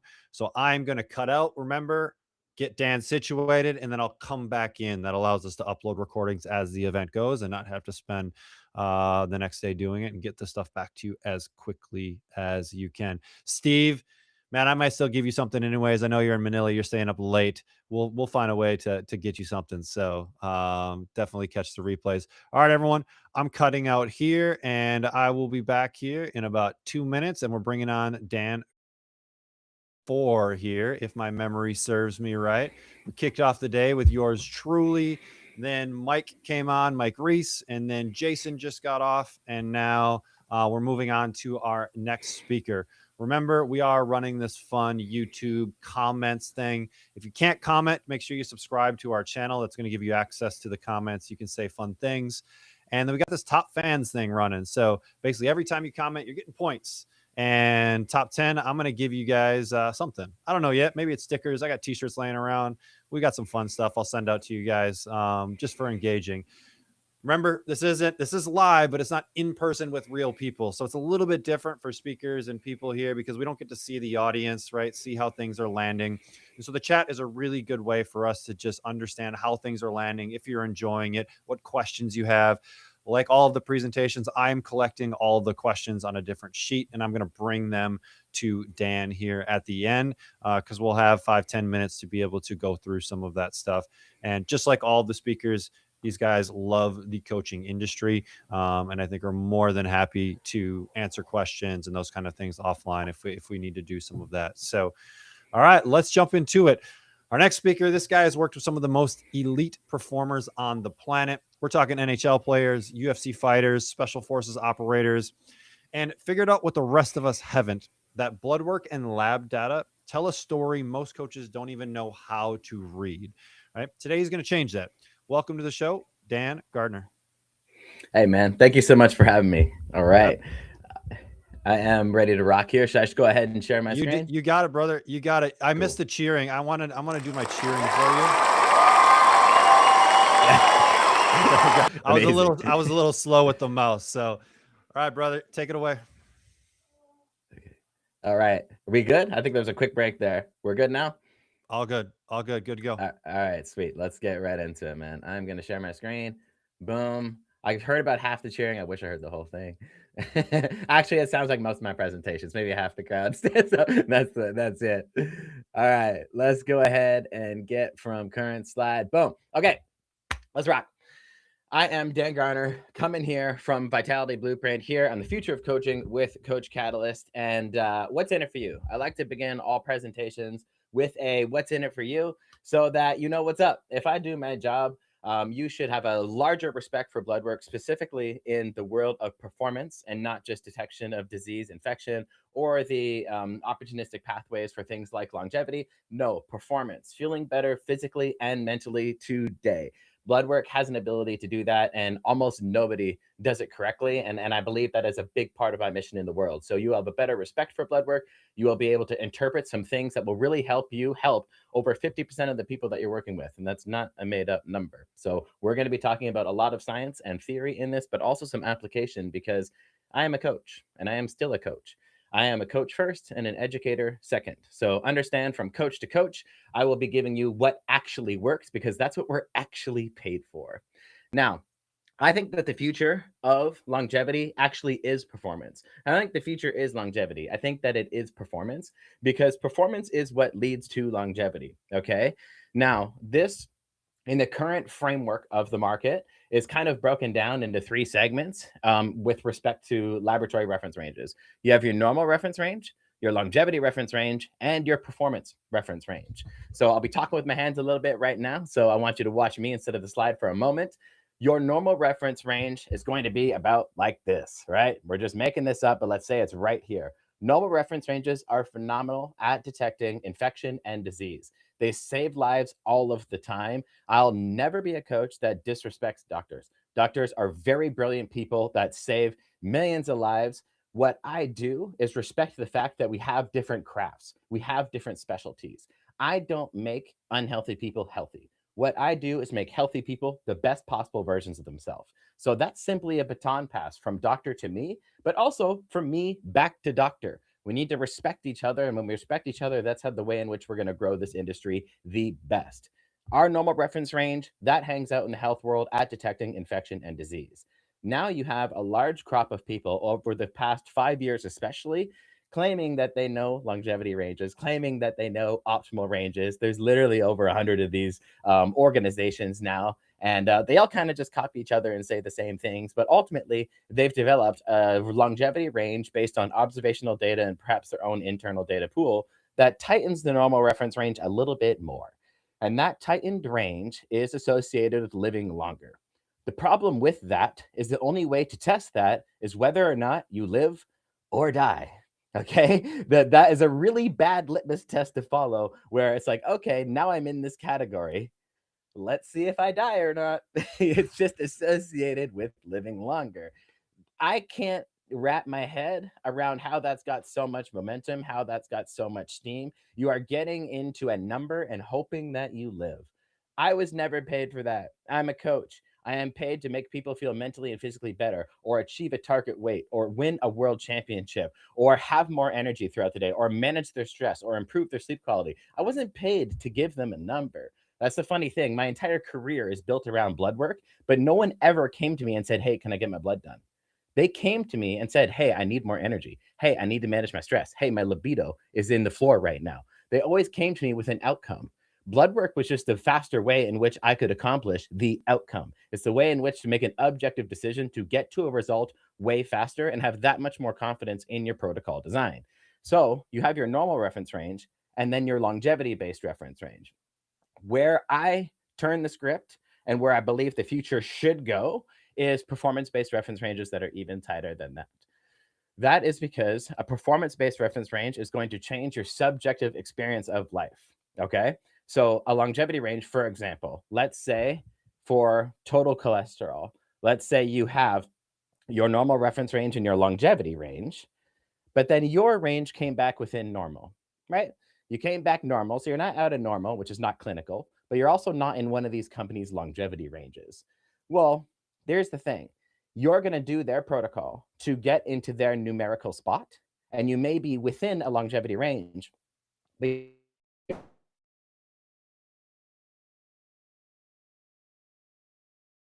may still have low libido. You may still have difficulty changing your body composition.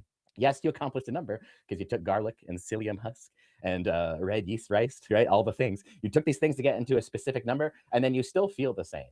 So your drive to do more blood work is very low. Your subjective experience of life has not changed. So from a business perspective, and even from a fulfillment perspective, we got in this industry to help people feel better. Many of us actually went through our own transformation, and that's what inspired us to be able to want to help others and transform them as well. So when you work with a performance-based reference range, that's what's actually going to help somebody feel better each and every single day. So from a fulfillment perspective, you've actually helped this person more. From a business perspective, you now gamified the process. They're not doing blood work to check numbers anymore. They're doing blood work to continue being the best possible versions of themselves. So client retention, that cycle just keeps going through because that is the most objective way to continue to be the best possible version of themselves. So performance in feeling better, full circle, that's what leads to longevity anyways. When I feel better mentally and physically every day, I am way more likely to be physically active. I am way more likely to get some sunlight. I am way more likely to have lower stress levels because I'm more confident in myself. I am way more likely to be socially connected because of the activities that I'm involved in. All the things that are actually associated to living longer go hand in hand with performance. So when I say performance and when I show you my client roster of very high performing people, yes, I work with high performing people, but when I say performance, I mean performance for life. That's what I mean. If performance to you means winning a Super Bowl, that's great. If performance for someone else means being able to play with their grandkids and being able to get up and off the ground without their knees hurting, that's also great. Performance for life is a phrase that I want you to know and know in your heart every single time when I actually say performance. It is not just for athletes. However, this is why you should listen to me. Okay. I will say it bluntly. I've been in this industry working for 15 years with the tip of the spear people. I've had world champions in basically every single organization. I've worked with Marvel superheroes. I've worked with people that I can't talk about at all, people in royalty, people in parliament. I've worked with athletes, you name it. If there's an acronym for some sort of NFL, NHL, MLB, UFC, you name it. I've got an athlete in it, and it's most likely they've won some sort of major title, and not just a major title at some point in their career, but a major title on my watch. And an analogy that I want you to know about high performance and how everybody else can learn from high performance is because that happens everywhere. Do you guys know how much technology NASA has invented that's now in your everyday household? Yes, it got invented at the top, and now it's in everybody's household because they created something new. Do you know how much technology has actually been created in Formula One and other NASCAR, other major racing organizations that's now in every single car? Because they were able to innovate at the top and then everyone else used it. That's what high performance blood work is. You innovate at the top and then performance for life happens for everybody else. And just to reinstate, I'm coaching these people. I'm not just some guy talking theory who's reading a textbook. I'm coaching these people right now, and I'm coaching these people very recently, right? This is a recent transformation in men's fitness that actually went viral.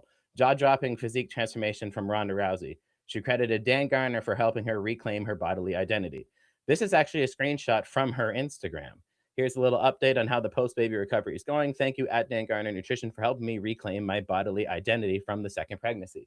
Like these things I'm doing right now. This just happened last summer. And guess what? She's fighting Gina Carano May 16th. I'm the head coach for that. I'm the guy who's going to be doing her nutrition, her supplements, her labs, that entire process leading up to that fight. I am coaching right now. So when I tell you about things in this presentation that work, it's because they work. Okay. When there's literally hundreds of millions of dollars on the line, I'm doing things that work. I'm not guessing, and I'm not just being an educator. I'm doing things that work, and I'm doing it at the highest level. And I'm not just in the world of coaching. I am also actually a scientist. Okay. I have 4 published papers in the scientific literature. So although my specialty is being an Instagram scientist, that is where I excel. I have co-authored 4 real scientific papers in the literature. And one of those papers actually won an award. Okay. And a paper on the acute effects of the gut microbiota after exercise from the Journal of Experimental Physiology, that got an award for being the most cited article in 2023. I've been around the block in this industry. And I mean that underscore. I've been around the block in this industry because we all know people who have 20 years experience. And we also know people who have 1 year experience repeated 20 times. I'm not one of those people. I've worked in multiple sports, done multiple labs, been in the actual scientific literature, created the content, done the coaching, been all over this industry. And if you can't tell, it's because I'm freaking obsessed with it. I don't ever not think about this stuff ever. Okay. So when I'm put in these situations where there's hundreds of millions of dollars a line and I have to make the right decision, I use blood work to make that decision. Now, this is something I don't recommend. This is doing an NBA player's blood work in their garage while on a stability ball. Okay. I don't know if you've ever tried to take blood from an athlete who won't get off the stability ball and you're taking his blood and it's unstable. I don't recommend it, but these are the situations that you need to survive in. Well, actually, no, you don't need to survive in this situation. This is a ridiculous situation that I was in, but funny memory nonetheless. Nothing went wrong, but all things lead back to blood is the point that I'm making here. If I want to think objectively, if I want to think logically, if I want to make the right decision in the absence of anxiety and in the presence of maximum confidence, I need something objective. I don't want your idea. I don't want your bias. I don't want your philosophy. I don't care how charismatic you are or how awesome your one-liners are. I don't care how good looking you are. I don't care how in shape you are. I don't care about anything except making an objective decision based on data. That's what blood work does. Blood work has a beautiful way of not caring at all what you think about the result. The result is going to be the result, is going to be the result, period. And when you can make decisions based off of that, you are making very logical decisions that remove your bias and your client's bias from the entire process and allow you to create a logical system with maximum confidence to get maximum results. But you can't just follow normal lab work, okay? There's a real problem with normal, and I'm talking about normal reference ranges. Normal reference ranges, the problem is who they represent, what they represent, and how they represent. Major problems here. Who normal reference ranges represent? Well, they represent 95% of a bell curve. You guys know that? And this is also in location-specific areas too, which makes it even worse. So you get a bell curve, right? You have this bell curve, you chop 2% off on either side because those are the outliers, and boom, you got a normal reference range. Well, that means we're looking at everybody. We're creating a ridiculous 95% range. And the sicker the population gets, the worse our reference ranges get. And that's why you see huge ranges like testosterone being from 300 to 900, ferritin being from 20 to 400. Like you might as well just be like, we don't know what we're doing yet. Sign. We haven't figured this out yet. Stamp. Like the 95% thing, again, phenomenal at detecting real outliers, which is their design, by the way, so that you can detect infection and disease.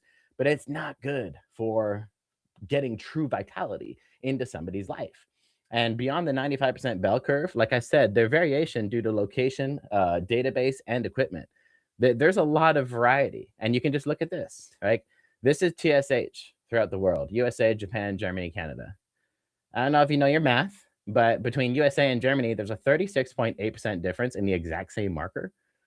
Like, how is that even possible? You know what I'm saying? Like, the future is not this, you guys. Like, if you've got a bad thyroid in Germany, that means you can move to the USA, and the USA will make your thyroid great again. It really will.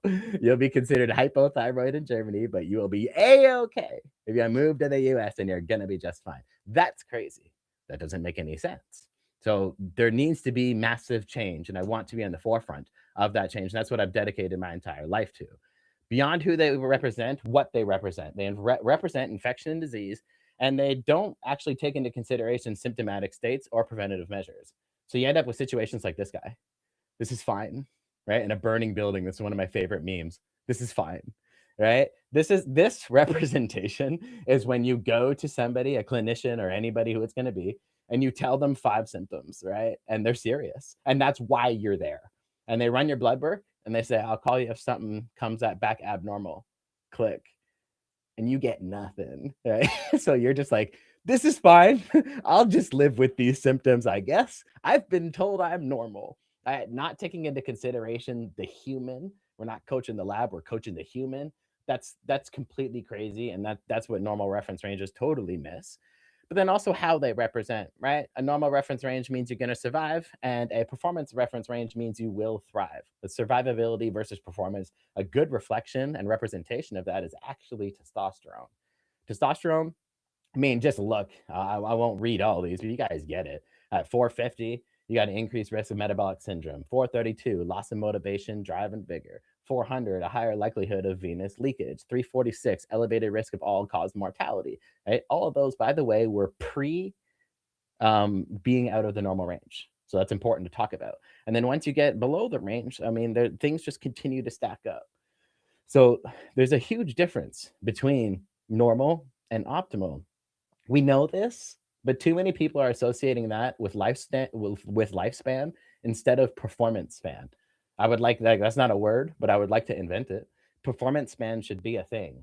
If you have lifespan without performance span, you're kind of just delaying immobility. You're delaying poor life quality. You're just like living longer, but not actually living longer, if that makes sense. Performance span should actually be the thing that determines your energy, your vigor for life. You knocking off your bucket list at freaking 90 years old. I want to be that guy. I want to be the guy that has a performance span for as long as freaking possible. And the way in which to have a performance span is to start early. It's not to have a medical scare at 79 and then start caring. It's to start right now and start creating these terms and using these new reference ranges as a thing, not just to improve your life today, but to really improve your life later in life. So there's a huge problem with normal. We don't want any of that. We want to move to performance reference ranges. A good example of that is actually magnesium. I've done this a lot at live events. I'll be like, hey, everybody, raise your hand if you're on magnesium. And a bunch of the crowd will raise their hand. I'm like, all right, now keep your hand up if you can tell me your RBC magnesium status.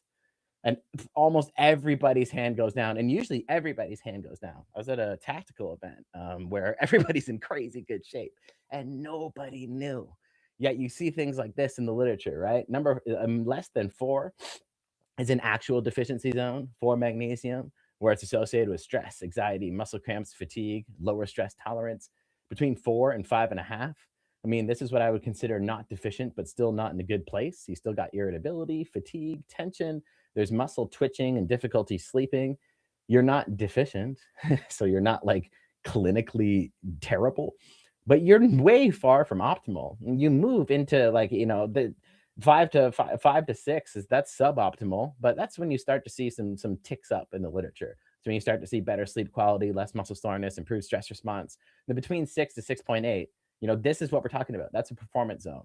Optimal stress resilience. By the way, stress resilience is not my term. It's a term in the literature. You get like 2 people, you get 2 biological twins, right? They came to you with stress. Well, if one had low magnesium status and one had optimal magnesium status, and you expose them to the same stressor, the one with lower magnesium status is going to create a larger stress response, even though they're twins, even though they're exposed to the same stressor, because one has a better capacity to be resilient towards a stress response, whereas the other doesn't. So if someone comes to you, stress, anxiety, and we're not doing a blood profile to actually just see if they're even biochemically capable of being resilient to stress. Like these people happen. Like lots of times people who are stressed and anxious, they'll tell you everything about self-help books and Tony Robbins speeches and affirmations in the mirror and morning and nighttime. Well, they'll tell you all about their morning and nighttime routines, all the things that should put them in a place where they could be resilient. But many times it's a biochemical piece that is the piece of the puzzle that they don't have. So even if you have everything else in check, but biochemistry doesn't care. If you listen to a motivational speech this morning, you had amazing affirmations, but you're deficient in magnesium, I don't care what you did, unfortunately. We need to actually just get your magnesium status up. But we also need to get it up to a point where it makes sense, because greater than 6.8, that is more is not better. There's one thing that if there's one thing that's absolutely true in physiology is that more is not better. You don't need more than you actually need. But when you get what you actually need and you do a deep dive in the literature and you get your magnesium status in a great spot, guess what? Energy production, muscle function, nervous system function, cardiovascular health, inflammation management, bone health, blood sugar control, sleep quality, stress resilience, and mood stability. How many people are you working with that you think have low magnesium? How many people that you're working with do you think would benefit from one of these benefits? All right, I'm going to say 95 to 100% of the people that you're working with are probably not optimal, and 95 to 100% of them would like this list in their life. Okay, this is a big, big, big deal. And then you say, Dan, hold on though, RBC magnesium, that's a unique marker. I don't get it in my area. That's not on a basic blood test. Stop it. Stop it. Because one of the most novel markers right now is actually the calcium to magnesium ratio. This is a 2025 Nutrients Review. They looked at 10 clinical data sets and they made a strong case that the calcium to magnesium ratio is better at determining magnesium status than magnesium itself. And these are the numbers. Okay, I'm doing hours and hours and hours of research for you so you don't have to. That's actually, you know, looking at this climb up to the performance reference range, all the research behind it, and then also doing it without the budget of having RBC Mag. This is me putting in weeks and weeks of stuff just so you guys can leverage this. Calculate that ratio on a $20 freaking test, and you're going to know your real magnesium status. And this is a figure taken directly from that paper. This is not, you're going to see I put a lot of figures in this that aren't mine. This is directly from the paper. Calcium to magnesium ratio associated with all of those things. How many of those do you think would help your client? All of them. All of them. And that's from like a $20 test. Okay. Now, when I talk about blood work to people, they usually look like this. I have no idea what I'm doing. First of all, I'll use any reason I can to get a golden retriever into a presentation. But this is what everybody does. They freeze. Blood work's complicated. There's biochemistry, there's biomarkers, there's all these things. Hold on a second. I just told you someone had low magnesium. What do you think you should do? Give them magnesium. Okay. Don't be the dog. Don't freeze. Okay. What are high magnesium foods you can incorporate in your client's diet? What is a high quality magnesium supplement that you can incorporate in their plan? Do that and don't be the golden retriever. How about another example? Omega-3. Omega-3, the exact same climb. Okay, we could talk about this Monday to Friday, 9 to 5. I'm not going to go through all of it because I think that we'll probably run out of time, but it's the exact same story. When you get between just really over 8%, but certainly in the 8 to 11% of range, this is the performance range for omega-3 status. This is where you have maximum cognitive performance as your body reaches its omega-3 utilization capacity. Beyond that, you're kind of just adding more fuel to the fire. There is some literature to suggest that going beyond that's actually good for TBI issues and brain health issues. But in terms of everyday performance, this is what you want for these. Okay. Increased oxygen uptake, improved HRV, reduced muscle damage, cardiovascular health, inflammation management, immune support, improved mood, increased recovery rate, joint lubrication, reduced blood pressure. Okay. Omega-3s, they're one of those things that to go over all the benefits of omega-3s, it like becomes redundant. It's kind of like talking about glutathione.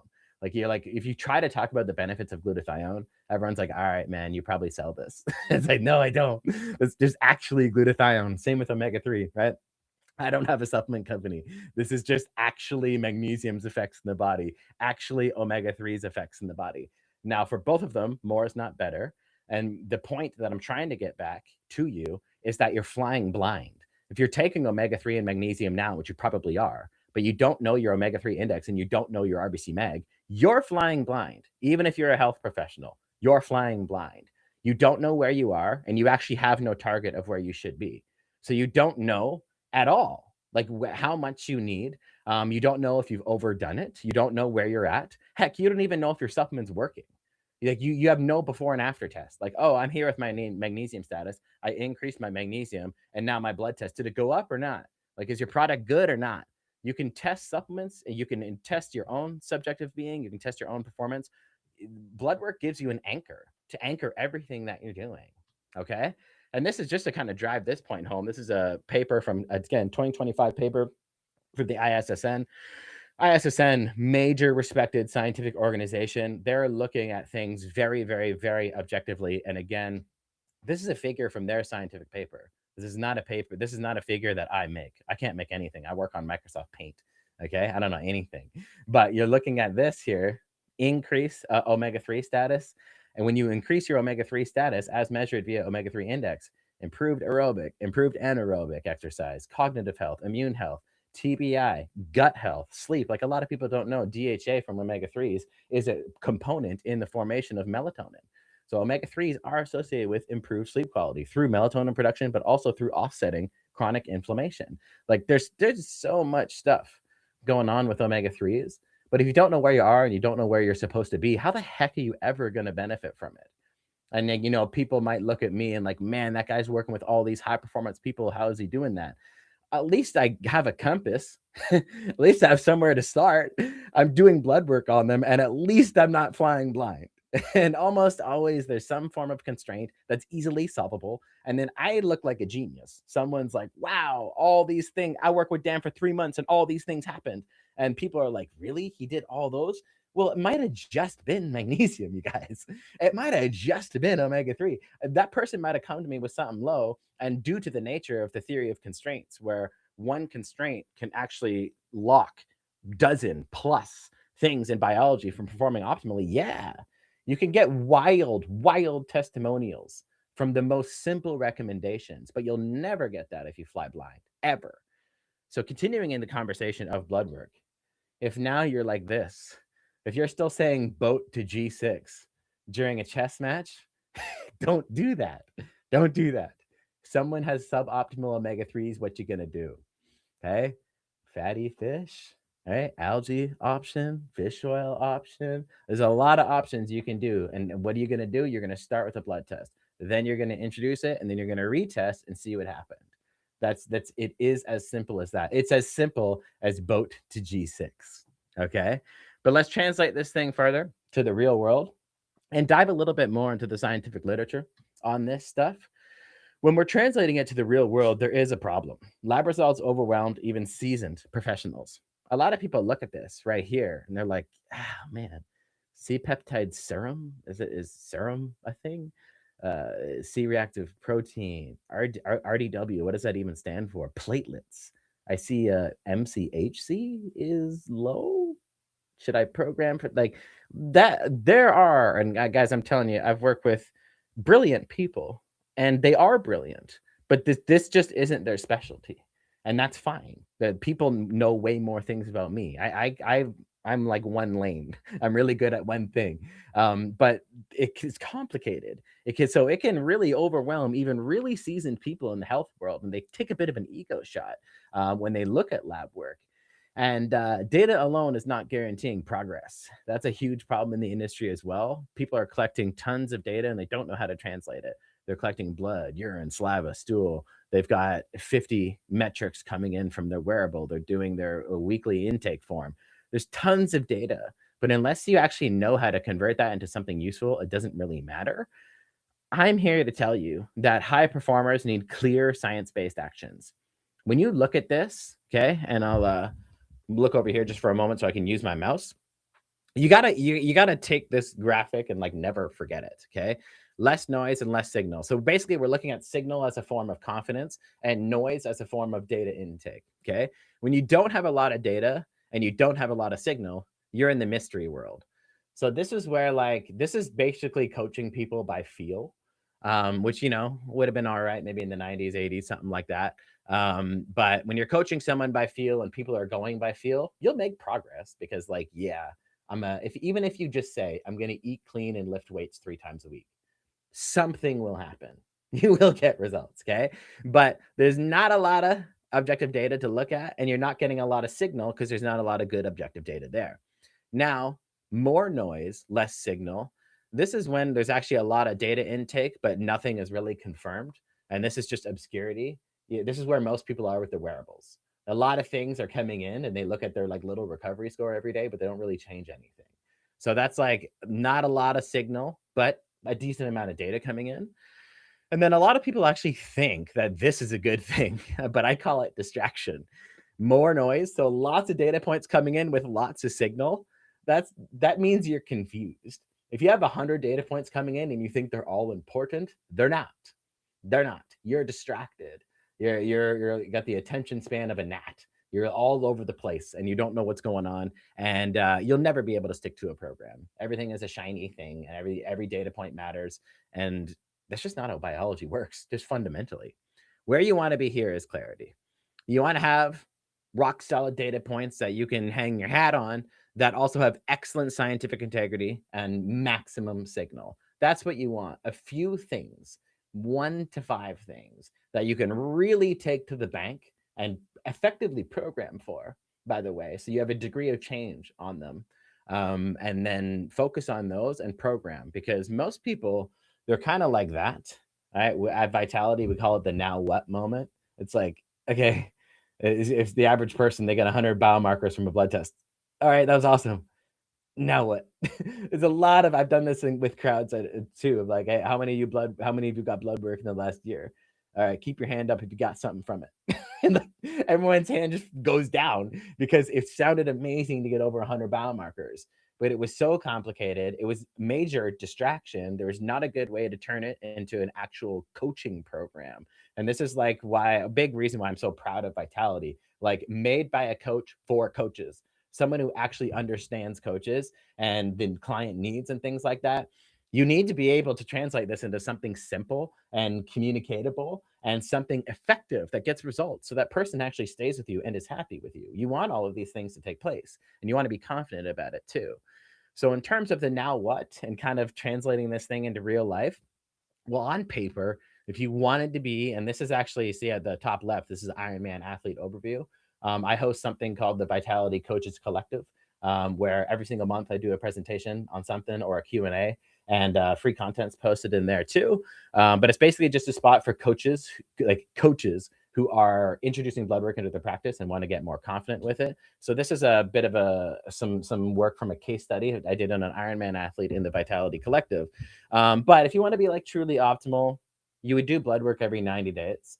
I do consider that, and this is like this is a 90-day cadence because somebody literally going to run over 200 miles in a few months. So this is extreme, right?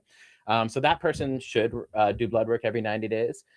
But for most people, that is kind of excessive, I'll be honest, even though I'm a blood work guy. I think once a year is okay, but not enough. Quarterly is 4 times a year. That is like in the world of high performance, or if you're like into biohacking, then 4 times per year. Most people fit neatly in the middle at twice per year. Twice per year is quite fantastic for both preventative health and performance optimization. Why don't I really go above every 90 days? Well, when you look in the literature, the average lifespan is about 120 days. So meaning 4 months from now, you're going to have new blood, which is kind of cool, right? 4 months from now, you're going to have brand new blood. The red blood cells have turned over. And when you do it every 90 days, you are in an objective enough spot to like be ahead of the game and program in advance. So quarterly is where you'd want to be at, but most people do just twice per year. And that's plenty for a lot of people. What was this client like? Well, she's 29 and she's 5'10", 158, longtime endurance athlete, training for a 100-mile race. And also, again, has done over 200. But when I'm looking at this and I'm translating it into real life results, this is an endurance athlete who needs maximum oxygen delivery and energy for her race. When I think of an Ironman person, I'm really just thinking about RBC, hemoglobin, hematocrit, ferritin. You know what I'm saying? Previously it's like noise versus signal. If you have a client profile, usually there's a few things that you care about. You got a CEO, or if you have Ironman or UFC or whatever it's going to be, there's clusters of things that you want to care about. RBC, hemoglobin, hematocrit, and ferritin, they are responsible for oxygen delivery in the body. Okay. And when you look in the literature here, major findings include that iron supplementation had the best effect in athletes with lowest iron status, and effects on physical performance were mostly achieved in those who were originally in a deficit. 2 things to pull from there. Number 1, more is not better. If you give iron to people, they will not deliver more oxygen. They're only going to improve their performance if you get them out of an iron deficit. Second thing to pull from there is to actually anchor your decisions in performance. This is what I mean when I'm talking about performance blood work, you guys. It's not just like, oh, iron deficient to sufficient means that we're healthy, means that we're not iron deficient. No, we're anchoring this thing to actual physical performance. It's a huge difference with performance-based blood work, is not just to get healthy, but to take the next step and reference literature that actually looks at performance.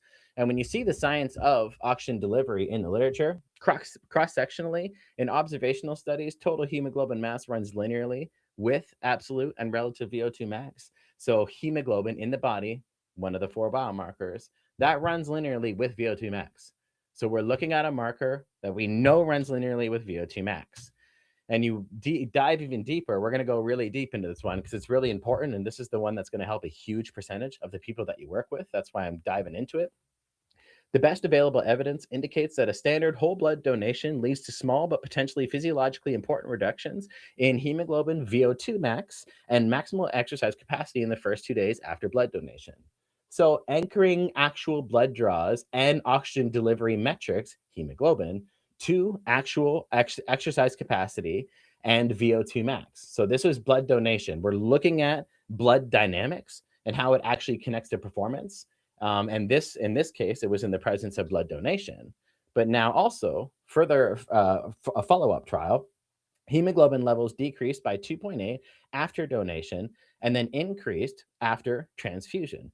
That means, they got a bunch of people to sign up to draw their blood out, perform exercise, put their blood back in, and then perform exercise again, which is pretty cool, but pretty wild. This change in hemoglobin was associated with expected decreases in VO2 max and exercise duration. So, and you could see in brackets, and then increased after transfusion. So we're hammering back that these markers are connected to actual exercise. And when blood dynamics are altered, or more specifically, hemoglobin is altered, you see big changes in exercise capacity, VO2 max, and other performance markers. During maximal exercise, with either a small or large muscle mass, neither peak cardiac output nor peak leg blood flow are affected by reduced hemoglobin. An acute increase in hemoglobin has no effect on maximal exercise capacity during exercise in acute hypoxia. So I'm running out of time here, so I'm going to have to flip through these pretty fast. What this is suggesting is that the low to moderate exercise is dramatically affected by giving blood, but maximal exercise really isn't. So I get the question a lot: is it okay to exercise the day after a blood draw, or is it okay to exercise after blood donation? Things like bodybuilding and powerlifting, you're probably going to be just fine. But if you're somebody who is in endurance, then it actually does matter. Effectively doing it, and again, anchoring it to performance, following oral iron supplementation, a trend of small effect on VO2 max was observed in young, healthy athletes. So there's a positive effect on getting iron back in the body. So just gives you an insight on how deep we're going here to actually improve performance with specific strategies tied to very specific thresholds. And this is something I've never shared online, by the way, what you're looking at right now.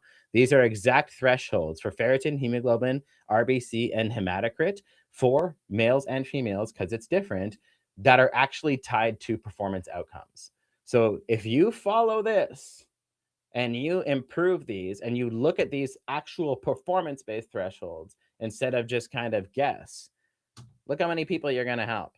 Okay. When I said 50% in the beginning, you know that I told you that number was not made up.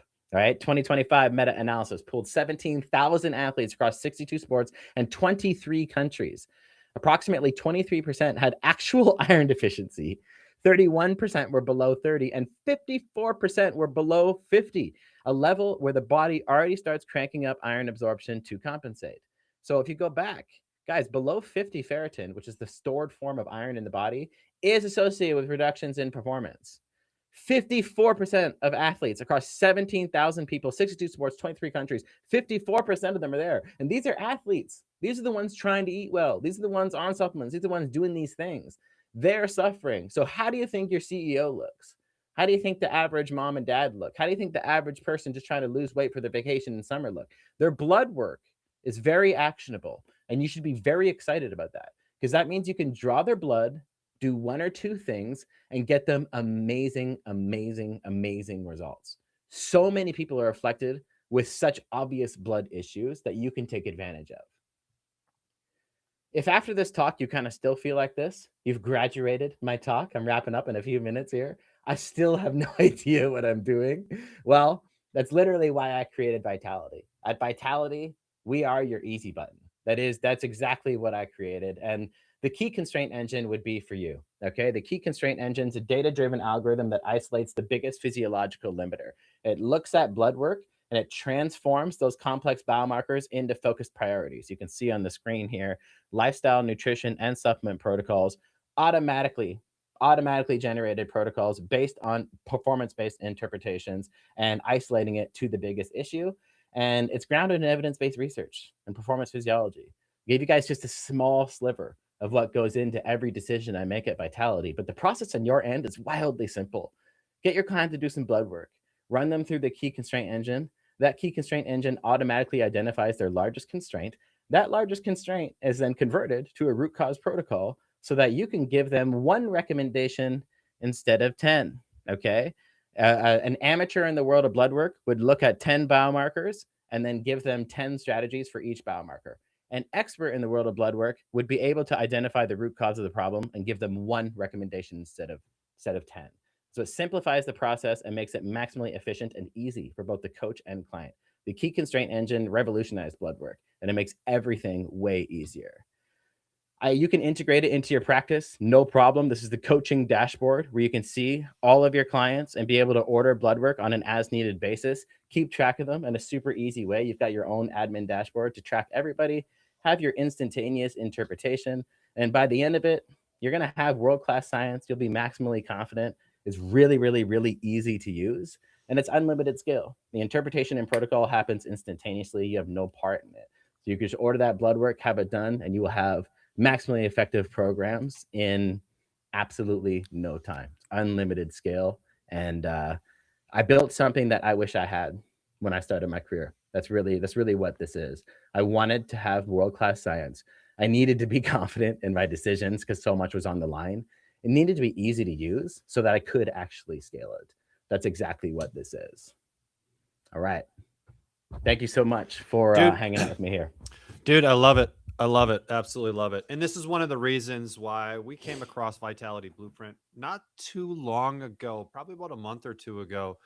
And when they showed us the back end, I'm like, man, we got to get this. We got to get this out to more people, because that is the key constraint for a lot of people is, I have all this. What's the first thing that I do? And I think you guys have really simplified the process from just what do I do based upon this blood work, right? And so I've got some questions to throw your way. I've been trying to keep up with them in the chat. Thanks you guys for throwing it in the chat. A few ones, these are just kind of random, and we'll just kind of rapid fire. I think Kelvin asked, best supplemental formula for omega-3. Do you have any favorites? Yeah, absolutely. So omega-3 is split up into EPA and DHA. EPA is a little bit more on the cardiac health and inflammation end of things, and DHA is a little bit more on the brain health and cognitive performance end of things. So when you run an omega panel, you actually get outputs on total omega-3, but then your exact EPA and DHA. So you can choose if you want to, like, super EPA from Thorne, of course, is a higher EPA concentration, but then you also have a DHA high concentrated version too. So based on the labs, you can make a specific result, but my personal favorite is actually Momenta's omega-3, because they just do a 50-50 split. It's 50% EPA, 50% DHA. What's really important to remember, though, is that almost everybody takes too little omega-3. You need to have 3 grams of total EPA and DHA per day, not 3 grams of fish oil per day, 3 grams of total EPA and DHA. So that usually changes people's protocol from 2 pills to 4 pills on average, but that's really where you should be at. I love that. Great. Next one, someone said, how do I find more about that group? I think they were talking about the collective, that monthly thing that you do. Yeah, so we have the Vitality Coach Collective. It's on the Circle platform. You'll be able to, it's actually application only, but I want everybody to go apply to it. You'll find out more at vitalityblueprint.com. If you can't find it there, just DM me on Instagram and I'll hit you up. I'll answer right away and hit you with a hyperlink to it.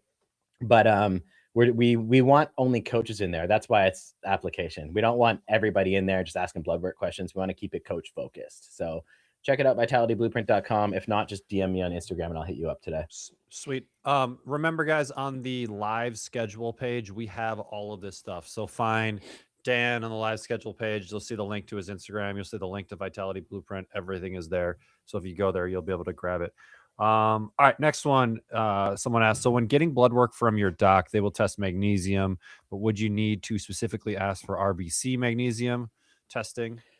Yeah, so I kind of went into that in the presentation. You can do RBC Mag, and that's a great marker. But if you don't have access to it, a CMP, so Comprehensive Metabolic Panel, that's a CBC, Complete Blood Count, CMP, Comprehensive Metabolic Panel.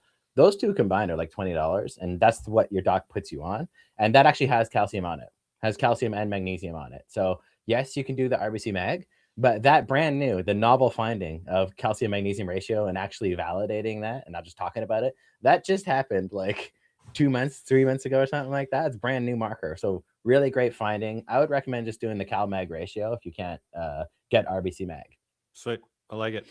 What would you say for timing of a blood draw, as far as, like, let's say someone's working out consistently, right? They're putting in hard workouts. Like, what day of the week? Because sometimes workouts can affect those numbers that show up inside of. Do you have any kind of recommendations on how someone would maybe advise one of their clients on when's the best time to get the most accurate information? Phenomenal question, and something that I kind of wish I went over.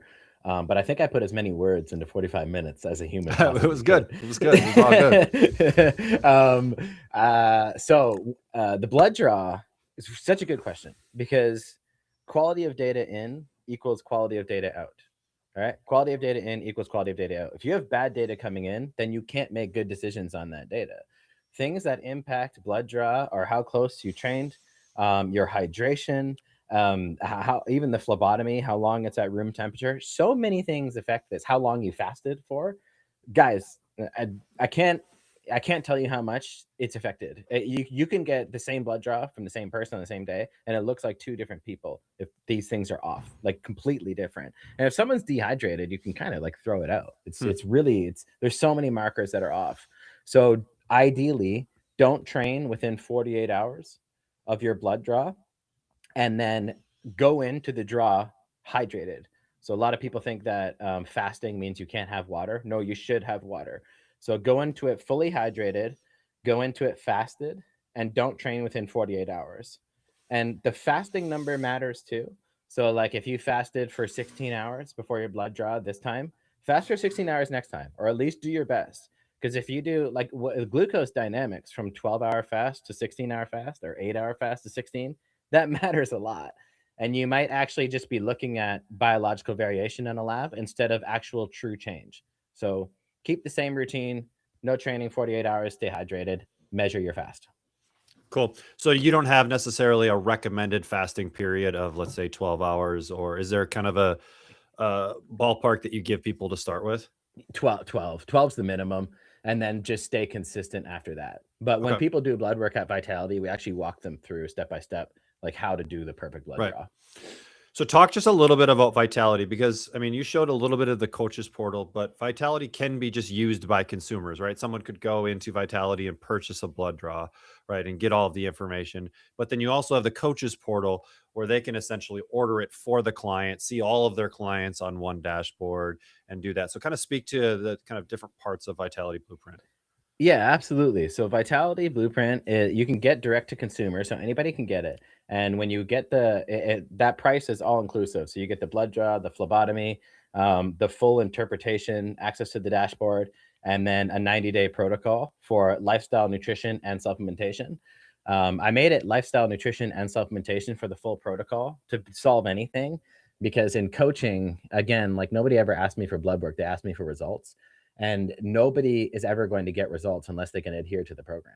Right. So I didn't make it like supplements only, or, whatever. You can literally click a button that says, I don't want to take any supplements, solve all my problem with nutrition. So the actual protocol design is very customized. And that's for the purpose of maximizing adherence. So people go in there, get their blood draw. They get their key constraint analyzed. So just the number one thing holding back their physiology today, programmed for it. Very simple process. They're away to the races. They feel good within 30 days easily if they're following the plan. Now that's the direct to consumer. Business to business is what coaches use. That is where it's like the exact same process, but you've got your own admin dashboard. So you can order blood work on an as needed basis for your client roster. And the dashboard takes care of all the things that like I found irritating as a coach, like remembering when the next blood draw was, the whole process of interpretation and designing the protocol, all of the phlebotomy, everything. It takes care of all that, so you can focus on being a coach and not an admin, right? Which is great. As a coach, right, you get a discount on it, so you have basically a margin that you can include it into your coaching package or however you structure your pricing. Exactly. Yeah. Coaches are going to get at wholesale. They get it they get it at our price. Like you're just basically getting it at list price, which is fantastic. And then most coaches either, not list price to the website, list price that we get. So then what most coaches do is like either two things. Number one, resell the blood work at actual list website price and collect the margin in between.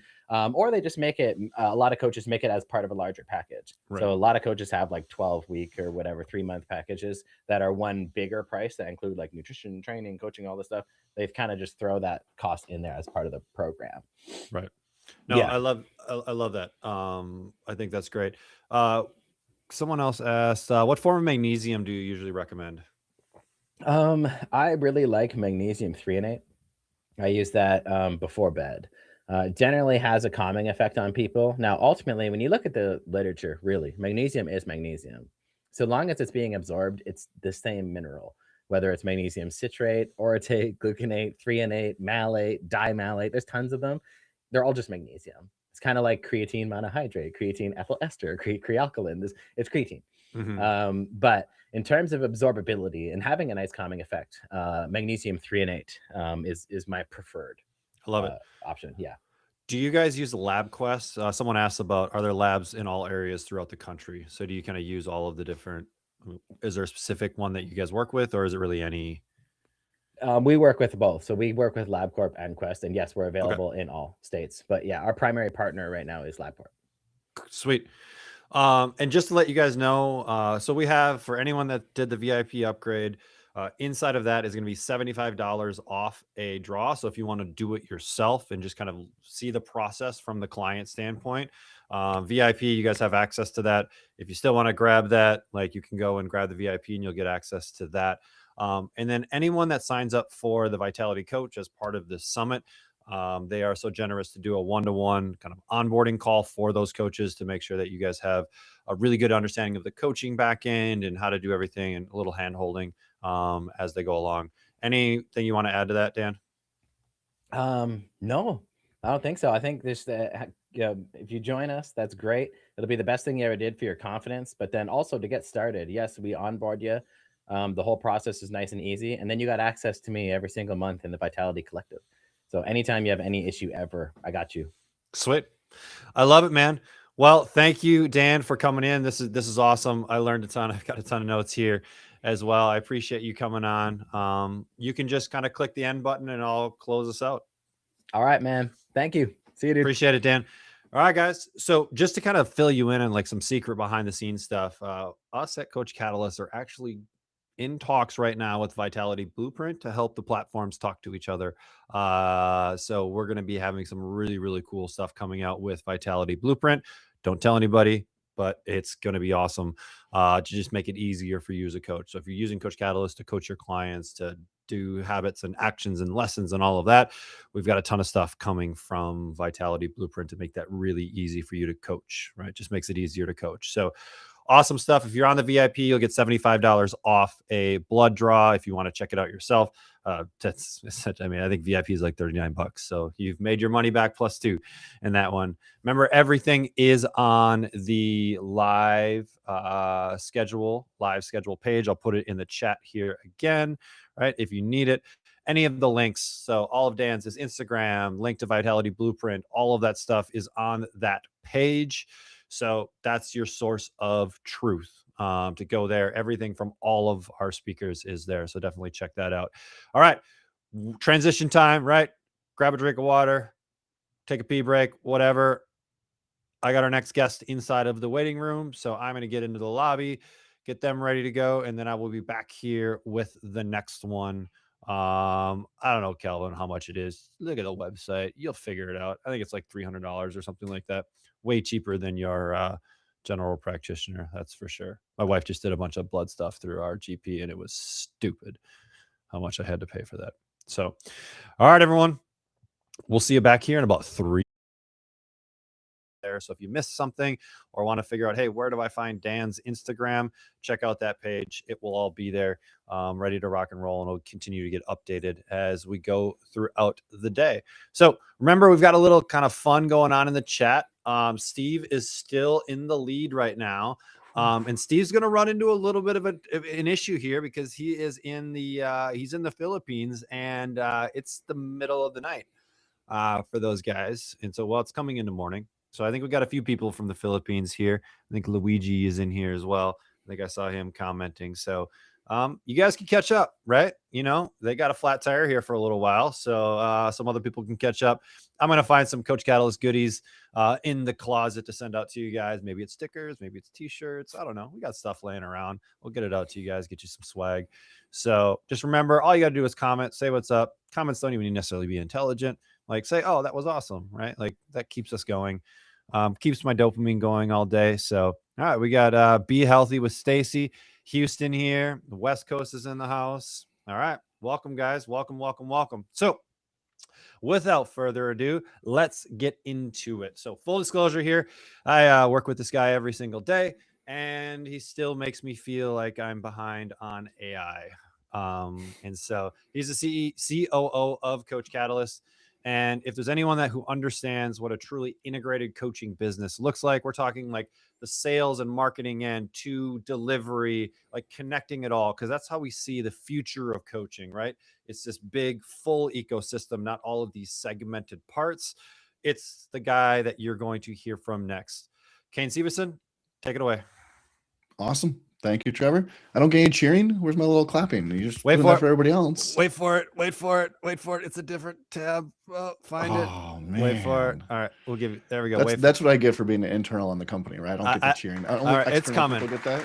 It's Hey, coming. there we go. Okay, at least I got that. All right. Awesome. Well, thank you. Yeah, and I'm super excited to be here and obviously talk a little bit about AI and how it affects the coaching business, because we hear that all the time, right? I don't think we could technically run a future of coaching summit without talking about AI. We've been talking about, blood draws and blood work. We've been talking about peptides and the future of that, and just kind of coaching in general, which is all super great. And I think it's super, super valuable for coaches. But at the end of the day, what's dominating the news right now? What is dominating really our society and changing things quickly? It's artificial intelligence. So I'm going to talk a little bit about the future of coaching and how AI fits in there. And there's really two big questions that we're going to try to answer today. Number one, will AI replace coaches?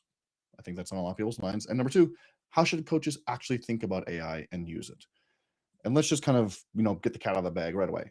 Have you ever wondered, even for a second, if AI is going to make coaches irrelevant? If this question has ever crossed your mind, like, that's normal. I get it, right?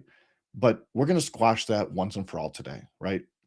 By the end of this talk, and really probably by about 5 minutes from now, you're going to understand why this isn't the case and why AI will never replace coaching. There's always going to be a place for coaching. And as a coach, you need to understand how to use AI, because I am convinced the coaches that are going to thrive in the next 5 years, they won't be the ones who use AI the most, right? And that's probably the biggest question I get. How can I use AI more in business? I want to coach my clients more with AI. How can I use it? It's not who uses it the most. It's who is going to use it right. Who's going to use it for the right things in the right way. So that's the better angle to look at. But number one, AI will not replace coaching. It's not going anywhere. The tasks you do might change. Your things that you're doing on a daily basis, your schedule, that might change. But coaching is not going away, not even close. Here's why this conversation, it's not even a conversation, right? How many of you have heard this in the past, right? I just asked ChatGPT for a workout, within 30 seconds, it gave me something super personalized based on my goals, my schedule, my fitness level. Why would anybody pay a coach? And you know what? That is true. ChatGPT can create great workouts. It can take your entire life. It knows everything about you, and it can create an awesome personalized thing. Hell, I think OpenAI had a Super Bowl commercial about this, where they had somebody like running, and there was like training them how to have a better running program. That's true. But here's what I want you to actually sit with for a moment. YouTube, they've had free workouts since 2005. Right? And not just basic workouts, full training programs, full expert coaches walking you through everything. There's thousands and thousands of hours of free, high quality fitness content available to anybody with an internet connection. And so, did free workouts end the coaching industry? That's what you need to ask yourself. And no, it didn't. It wasn't even close. So, the real question not is, will it replace coaching, but instead, why didn't free content replace coaches, right? Information was never actually the bottleneck. It never has been the bottleneck and never will be the bottleneck. That's not the thing, because YouTube has had free workouts since 2005. You can go on Google and get meal plans and recipes. You can go on Pinterest and get that stuff. Hell, Men's Health has been around forever. I don't even know when it started, but Men's and Women's Health magazine, they've had workouts in them forever. Coaching has not died. It's not even come close. It's only gotten more popular, I would say. And so this AI trend of creating workouts and creating information and gathering this type of stuff, it's not going to end coaching. The real problem and the actual reason people hire a coach, it's not the information, right? They are at point A. They want to get to point B. There is a big gap between those 2 points, and it's not a lack of information. Right? Most people have a general idea of what they should be doing. They should be eating better. They should be moving more. They should sleep more. They should be consistent. It's not the actual information. They hire coaches because they don't hire coaches because they don't know what a squat is, right? They hire coaches because they are not executing on it. Their daily habits do not get them to the point where they want to be. They need to change their daily habits. They need to execute, and they know they can't do it alone. They've tried in the past. And here's the thing about AI. It can generate a more personalized workout than a generic YouTube video. Of course, absolutely. And it's actually really impressive and pretty good at it. But personalization without accountability is just information. More relevant information, but it's still just information. And the gap is knowledge. The gap isn't knowledge, it's execution. That's why they hire you. So software doesn't actually create accountability. AI doesn't create accountability. And we know this. We run a accountability software, right? We've done this for the last 9 years. And here's what we see over and over and over again. And I'm sure you've seen this too. The software alone, the app notifications alone can get an org. The streak trackers alone, they can get abandoned after a while. The AI check-ins or email reminders, all that stuff can get ignored. None of it actually sticks until there's a human being behind it. Like there's that one moment when a client realizes, oh my gosh, Trevor's watching me, right? Trevor reaches out, hey, Kane, I see you've been struggling. Like, how can I help? And the number one comment we get from clients is, oh my gosh, I didn't know anybody was watching this, and their compliance goes up. So I'm not saying that these notifications and streak trackers and everything else don't work. They do. They work really, really well, but they don't work in isolation. You need a human being behind these things in order to actually make them effective and make them stick with clients.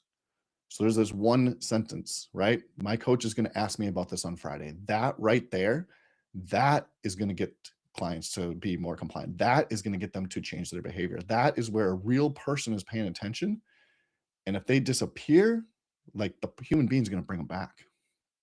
You can't manufacture that with AI. You cannot have something automate that. It is inherently human. And that's a big part of actual coaching. So what AI is good at versus what you can do and what AI cannot replace, right?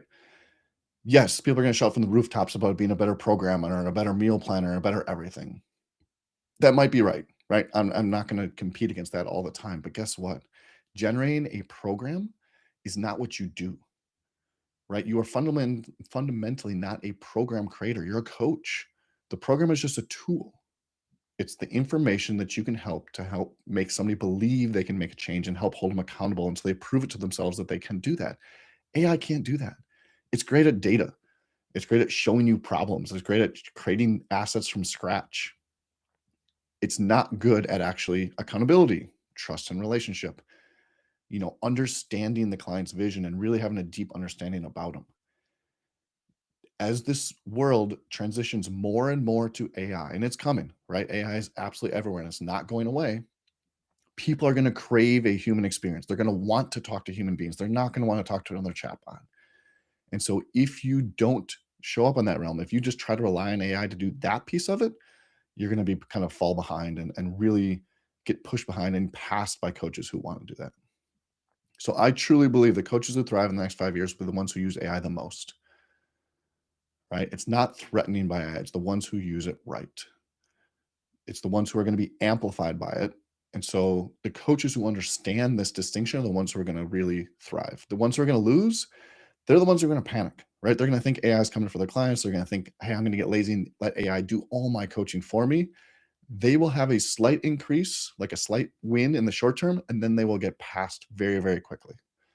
The ones who understand what AI is actually good at, the data, the patterns, the hours of admin work, they're going to be the ones who really thrive because they're going to understand the relationship piece and the human on the other side of it. Your job is irreplaceable, but how can you use tools to make you better at your job? And that's what we're really going to kind of dive into. So here's what we see a lot of, right? This is the problem that we see all the time with coaches. They are drowning in data, but they're starving for insight. We have more data than we've ever had in the history of really coaching, right? We look at workout compliance. We look at macros and nutrition. We look at activity data, sleep data, stress data. We can look at conversational history, everything. And we're trying to manage more clients than ever too. With 5 clients, I can probably do it. With 10 clients, yeah, I can manage it. As soon as I get to 20, 30, 40, 50 plus clients, it's too much, right? There's data all over the place and we find ourselves wanting that because we think it's going to make us smarter and better decisions, but we can't use it. We can't gain any insights from it. We can't find the signal in the noise, or it takes us forever to actually do that. All we're doing is just kind of piling through data over and over again. And the real cost of this is not money, right? It's attention and it's time. Because every minute that you are spent hunting through data trying to find it, it's a minute you're not coaching and creating that relationship with clients. And so this is the actual problem we're solving, right? We're not replacing the coach, but how can we give them their time back and clarity and create a better human relationship? So where's AI gone wrong in coaching, right? We kind of know what the problem is and where we want to go with it, but where's it gone wrong so far? There's a bunch of shortcuts that have come out in the industry that I don't think are actually shortcuts, right? I think it's actually going to cause a long-term ripple effect that's going to damage coaches, not make them better. And this big wave that I've seen is like AI generated check-ins. I'm sure you've seen this before, a bunch of softwares, a bunch of tools, everybody's saying, hey, a client fills out a form, AI is going to read the data, it's going to send the coaching response. I've seen a bunch of them saying you can fire your teams, right? Let go of all your coaches. All you need is one person.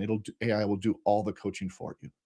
It looks efficient, but what's it actually do, right? It removes the coach from the moment that matters most, in my opinion. Coaches feel the difference between a human who knows them and just a bot that processes them, right? And we're really just optimizing for speed, not quality, which in the long run is not going to be a very good thing. Because if all you're doing is trying to get things done fastest, like the clients are going to feel this. The clients don't want fast responses. They want good responses. So it's not, can AI do my check-ins for me? It's, should AI do my check-ins for me? And if we look at this AI check-in trap, right? What's actually being sold? Client fills out the form, AI reads the data, AI writes the response, AI sends the check-in, the coach is never involved. Sounds great. You know why? Because check-ins take a lot of time, right? I talk with coaches all the time and it's always, oh my gosh, my check-ins take forever. I'm going through all the data. I'm trying to figure things out. Oh, like, is there a way to speed this up? They think this is the way. I think this is the absolute wrong way to look at this because it's just replacing you, right? If a client has an AI doing all their check-ins for them, why do they need the coach? I've also seen this happen a lot. Jimmy might be on vacation for a week and they fill out the form or the AI goes in and sees that like, hey, Jimmy's compliance is way down. He's not doing communication as much. And it sends a check and be like, hey, Jimmy, what's up? And he's like, I'm on vacation. You know that. It looks worse as the coach, right? That doesn't help. That makes you look even worse. And so we need a human in the loop. We need to make sure there's a human being doing the actual check-in and reach out. We just need a better way to handle them. So what actually works with AI for check-ins? Client fills out the form. AI analyzes the data. AI surfaces the insights, but the coach reviews and acts, and the coach sends the check-in. Like, that's the big difference here. It's not the coach trying to use AI to like do everything, but it's what aspects of the check-in process should we use an AI for, because it's actually better at it, right? And if you're ever trying to think of, okay, should I use AI here? Should I try to augment this with something or some tool or some feature, whatever it might be? There's really two lenses you should always look at. Number one, does it save you time, right? That is the number one thing any sort of automation, AI, machine learning, anything should do. It should save you time. If it doesn't save you time, it's not worth it. But number two, does it deepen the client relationship? This is one I don't think a lot of people think about. They just look at the time save. They just look at, oh my gosh, can I speed through this? Will it take work off my plate? But they never think about the actual relationship. If it doesn't deepen the relationship, maybe you shouldn't do it, right? If it only passes one of these things, if it saves you time but doesn't deepen the relationship, it could still be okay. If it fails both of these, like, don't do it ever. The trap, and this is where a lot of coaches fall into, is they see something that actually replaces the relationship to save time. So they think, oh my gosh, this is great. I'm going to save a bunch of time, but it actually replaces this relationship piece. That's a mistake. That's where you need to see that and go, actually, you know what? Yes, this is going to save me a bunch of time, but it's going to replace the human aspect of my coaching. I can't do it. Or maybe I can use AI for pieces of it, but I shouldn't replace all of it. So whenever you're looking at a decision on should I use some sort of tool to speed up this process, look at it through these two lenses. I mean, these are the same lenses we use internally at Coach Catalyst. Almost every single feature, every single software we look at, it's, can we save the coach time and can we deepen the coach-client relationship? Again, these things are not going away. Everybody wants to be more efficient, and everybody wants a deeper relationship with their clients, because that's really the main asset of your business. It's not, your coaching methodology. It's not the programs you write. It's the relationships you have with your clients. And so the more you can deepen them and the more you can make them better, the easier it's going to be. So these are the things we're looking at, as a software company. And here's how Coach Catalyst looks at it, right? We have looked at this entire ecosystem. We've looked at different platforms. We've looked at AI in general. We looked at our own platform and try to think, where is the future going? What is the future going to look like for coaches? And how can we be ahead of that? How can we build things for them now that's really going to augment them in the future? So we've built Smart Coach AI into our platform, and it's an ongoing thing. And it's probably one of our biggest initiatives we're working on right now. And the way I think about this is AI is your chief of staff, not your replacement, right? If you ever worked with a chief of staff or an EA or something on your team, like, they are there to help you. They are there to assist you. They're there to help make sure you can spend your time on the most efficient uses possible. And they'll do kind of the other work. They'll bring you the information. They'll raise things up that need to be addressed, but they're not the ones actually replacing you.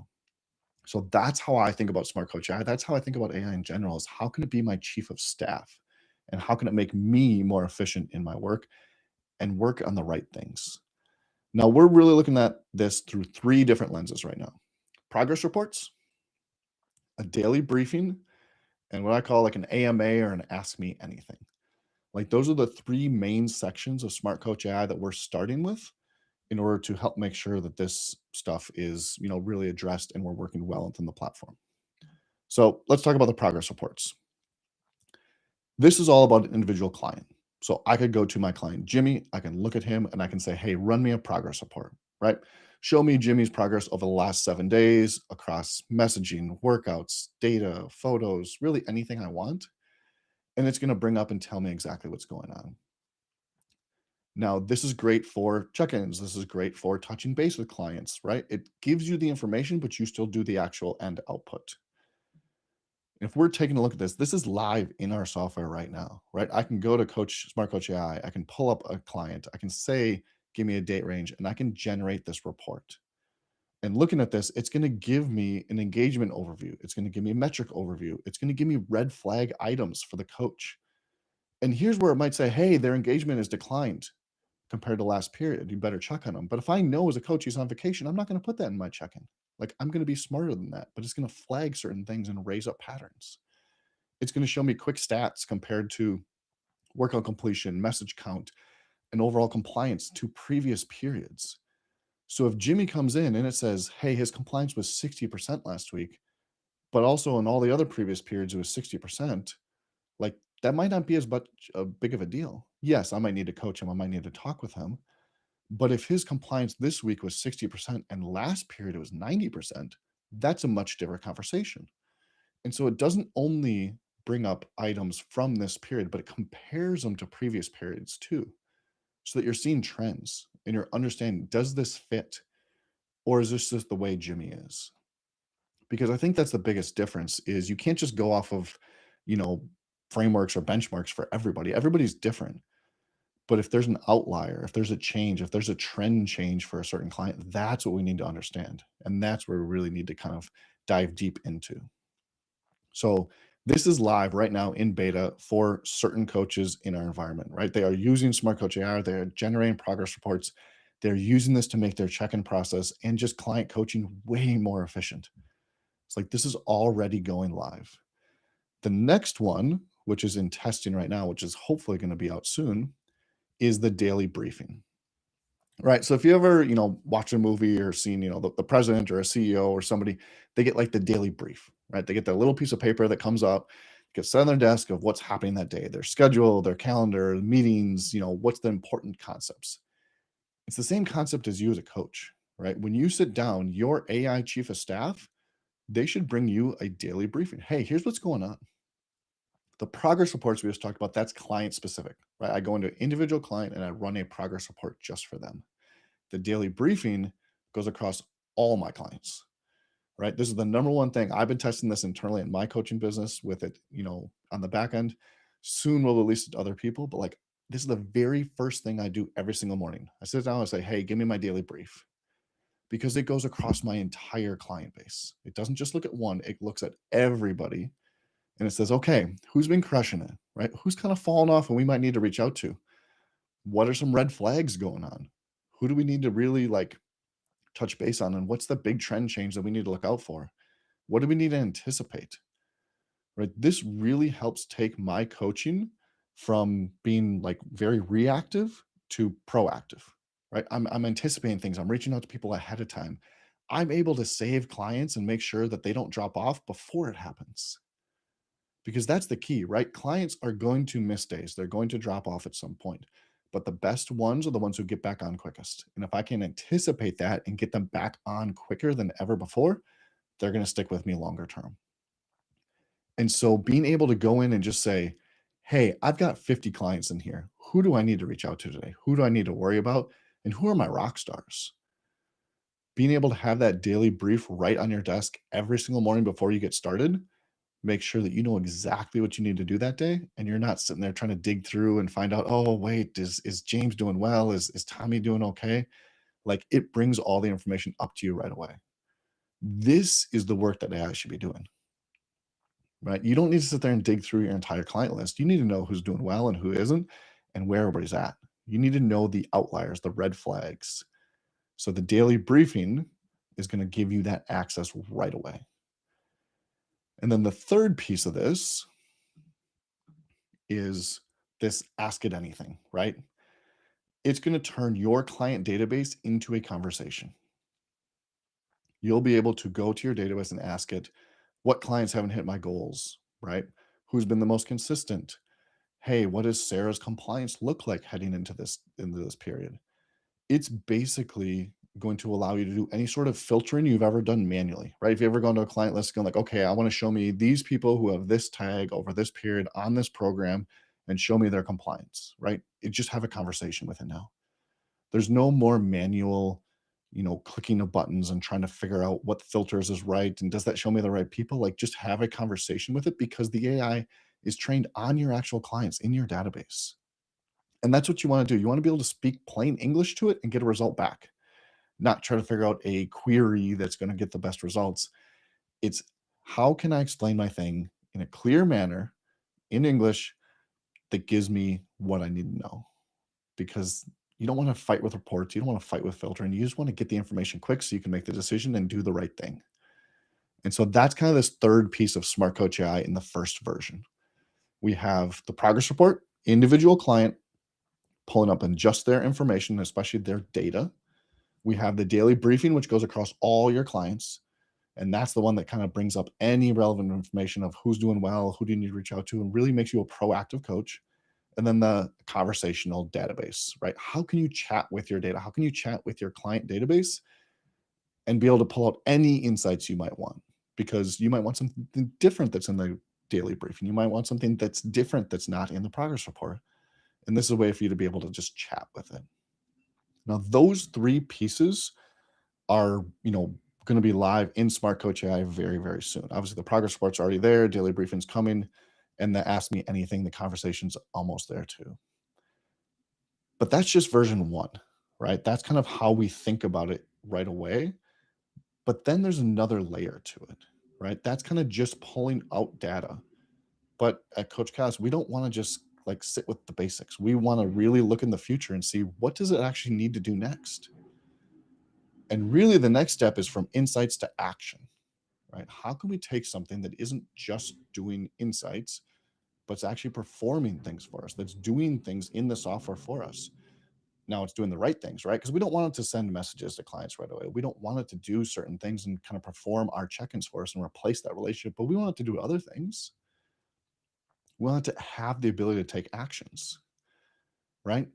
We want the software to work for you, where I can just say, build me a program about sleep and stress. I want to be able to say, hey, based on this thing, what's a good message I could be able to send Sarah? I want to be able to say, hey, build a workout for a client who's in his 40s who wants to, gain flexibility for golf. And it's going to be able to go in and build the actual workout. And then I can tweak it and I can work with it and go back and forth. But I don't have to sit there and click buttons time and time again. This is kind of the near future of the software. where you are still the operator. You are orchestrating things. You are telling it what to do. It's not autonomous. It's not just doing things on its own, but you're the one showing, here's what we need to build. You just don't have to click all the buttons to do it. Because at the end of the day, you're not a button clicker. You're a coach. You want to be able to spend your time on the things that are most valuable, and that's creating relationship with clients, coaching them, and really making sure that they are performing the daily activities they need to be performing. You don't need to be clicking buttons in the software all day long. So the more we can get the machine to do that, the better. Now, this isn't something that's going to happen automatically, but the future is closer than you think, right? Right now, today, using things like the Claude extension in Chrome, using things like Perplexity Comet browser and Atlas browser, like you can do this pretty much right now. Here's this morning, right? I am in my Coach Callus account here. I have my Chrome extension pulled up, my Claude Chrome extension pulled up on the right-hand side. And I asked it, hey, I was talking to Jimmy. He's not eating enough protein. I need to write a 3-day sequence about protein and put him as lessons to help educate him. I want to talk about why protein is important, how to eat more of it, and maybe some extra tips, right? And we went back and forth on this lesson, and it created a lesson for him. I said, cool, add it to his account, right? Came up with a plan, and it literally went in, and I'm not touching the computer right now, right? This is an autonomous agent going and doing it and clicking add a lesson, and it goes and it names the lesson for me, and it adds it for me, and then it puts all the content in, and it goes on Jimmy's account. Like, I'm not clicking buttons here. It's doing it all for me, but I directed it, I orchestrated, I told it what needs to be done, and I'm watching it and supervising it, but like, I'm not doing all this work. And a lot of people are going to say right now, like, well, I could do it faster, right? This is slow. It's taking a while to finally figure it out and copy and paste it. Just pasted the entire lesson in there. It doesn't matter. That's not the point, right? The point is not how fast it gets it done. The point is you're not doing it.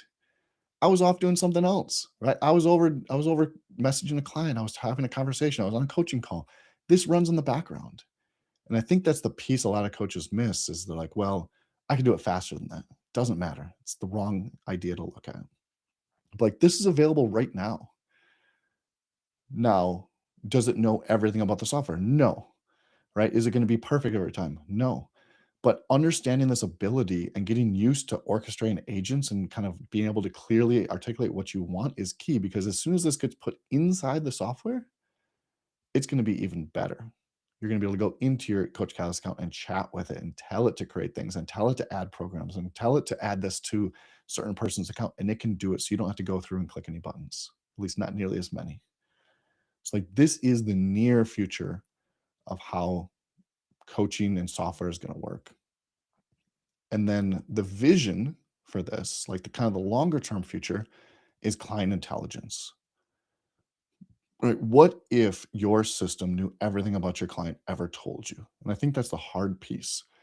As coaches, we work with a lot of clients, and I might have a call with somebody 6 months ago, and I might forget a little piece that they talked to me about. I might forget that, they were dealing with a bum shoulder way back then because of their volleyball season. Or I might forget that they have an upcoming race that they're going to go on and really want to, excel at. It's hard to remember everything, but like, that's not the point. AI remembers everything. You as a coach need to show up and be present. And so the vision of this is having a client intelligence layer for every single user, every single client in your system.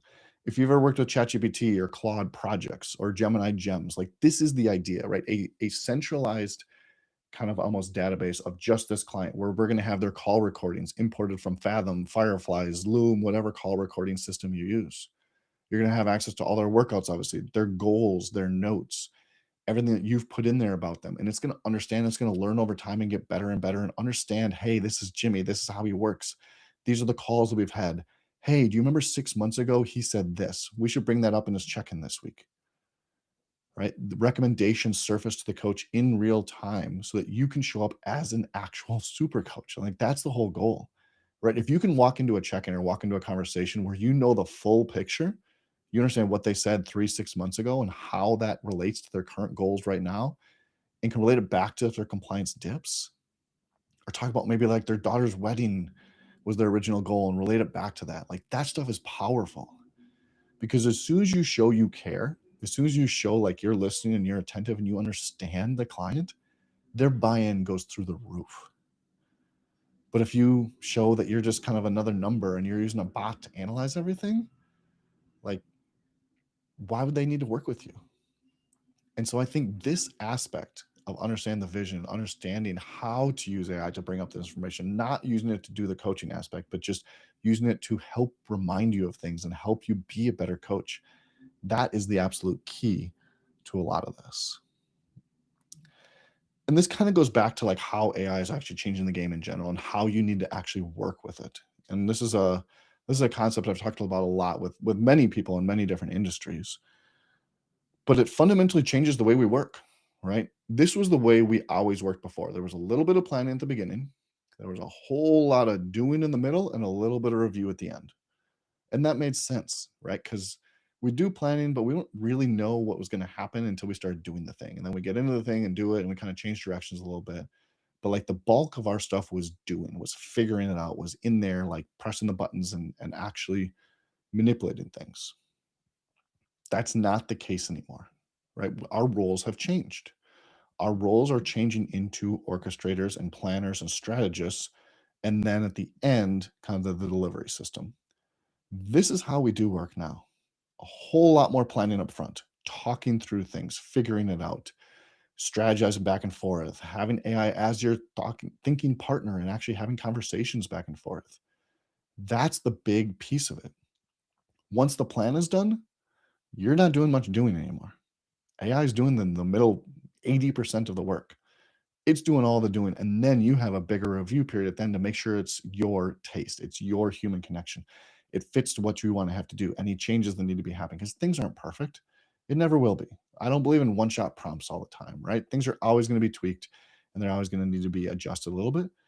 But like you need to rethink how you work instead of being this, operator and button presser, orchestrator, strategist. That's the way to really think about how AI works in your business going forward. Because AI, it's going to commoditize the mechanical, right? The button pushing, all that. It's like, it doesn't matter anymore. Yes, it matters right now, but it won't in the future. So get ahead of it, right? But what it cannot do is it cannot replace the human. It's going to get more human. They're going to think it, but it won't ever do it. Right. But as a human being, you can spend less time in spreadsheets and more times in real conversations. You can get better clients and better attention because of it. Because again, people are going to want to crave human connection. They're not going to want to talk to another bot. They're going to get sick of it. They're going to want human interaction. So the more you can do that, and the more you can create a better experience for the client, not just workouts, not just data, the better off you're going to be, the better attention you're going to be, the higher rates of like keeping people long-term and the higher referrals you're going to get. So like this is a huge piece of AI and how you're going to work on your business. So like I am fully committed to like thinking that this is going to be the future of the augmented coach, right? And if we look at this kind of full circle, AI doesn't actually replace coaches. It's not going to, right? Because information has never been the problem. Accountability has always been the problem, and that has to be a human. There's just no way around it. It's going to be a human being to keep people accountable. Systems, AI, software, machines are not going to be able to do that well. Like, what are people using AI wrong for right now? They're trying to remove the coach for the check-in. They're trying to optimize for speed at the cost of the relationship. And I think that's a big mistake and something that if you're doing that right now, take a step back, look at those two lenses, right? It should be, does this save you time? And does this deepen the coach-client relationship? If you can look at those two lenses, that is going to be the absolute key. And everything you do should go through those. And then looking at Smart Coach, right? Progress reports. How can you use those for your individual clients? Daily briefing once that's out. How can you use that to start your day and understand who needs to be reached out to and be proactive with your coaching instead of just sitting back and being very reactional? And then conversational layers. Like how can you use intelligent systems to have conversations and to get the right data out? That gives you the full picture of every client before they even like pop in. You can reach out to them before they reach out to you. And that's, I think, the key goal here. So in this, I hope you walk away with a couple things. Like the best version of AI in your coaching, it's not AI that does the coaching. It's the AI that makes you more prepared, more informed, and less admin noise. Like the less of that you can do, the better. The more you can show up and be present, more proactive, more human, like that's what's going to allow you to show up as a super coach. And we talk about that a lot at CoachCast, but how can we make you show up as a super coach? How can every single client of yours say, man, I feel like Kane's favorite client. He's always there for me. He's always proactive with me. The more you can do that, the better off you're going to be. Let AI handle the data. You handle the actual person in the relationship. That is the AI augmented coach. And that is where I think we are really going. And the coach that figures this out and is able to do these things, it's going to feel almost unfair, right? You're going to be able to catch clients before they quit. You're going to be able to have a system flag things before, like weeks early. You're going to have people flagging things that you wouldn't even know. And you're going to be able to walk into every single client interaction knowing exactly what to address. You're not going to be blindsided by everything because you already did all the prep work. And you're going to be able to take on more clients without losing the personal touch. And that's a huge piece of this, right? You don't want to take on 50 plus clients. You're not going to have a good communication and good relationship with them. And so you're going to be able to take on more people. You're going to be able to change more lives. You're going to be able to have a better business without losing this key fundamental piece of coaching, the relationship and the personal touch. Because now you're spending most of your time coaching, not digging through data. Your clients are going to feel something that's increasingly rare, right? A coach who always seems to remember everything, who notices when things are off, and who shows up prepared time and time again. Like that's not magic. That's just using smart coaching. So the one thing, main question I'll leave you with, because I know we'll have a lot of questions about AI in general, is like over the next 90 days, what's one thing in your coaching business that's eating time without adding to the relationship, right? What's one manual thing that you were doing over and over again that isn't actually a piece of the human connection? And can you have AI do that for you? Like that's your starting point. Don't try to do everything at once. Don't try to build this crazy team of agents and all this other stuff. Like, how can you get 1 hour back? That is your goal. Get 1 hour back this week. The next week, look at another task. How can you get another hour back? Next week, layer on top of it. Do the same thing we talk to our clients about, is building habits over time so that you can spend more time doing the thing you want to be able to do, coaching clients, and less time on the admin work. So how can you turn into the AI augmented coach? Thank you, guys.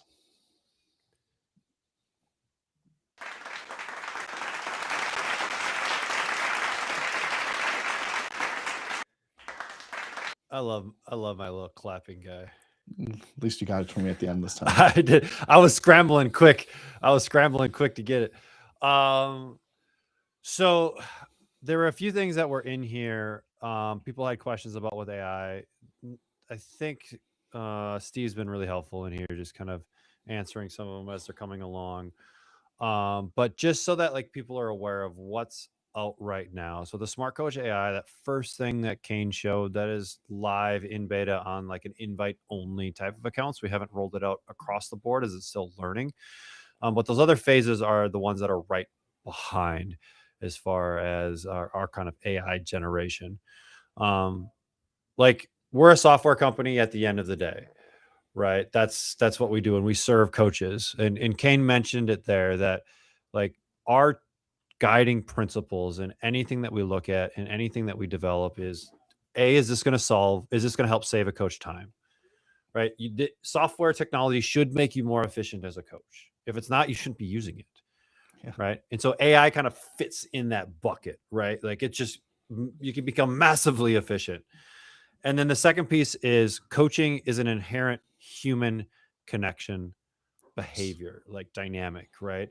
And so our goal with the software is to enhance that, not fracture it. Too many times technology kind of like gets in the way of that relationship. And so everything that we do goes through that lens of, is this going to make the connection between a coach and a client easier, right? Make it easier to do that and stronger.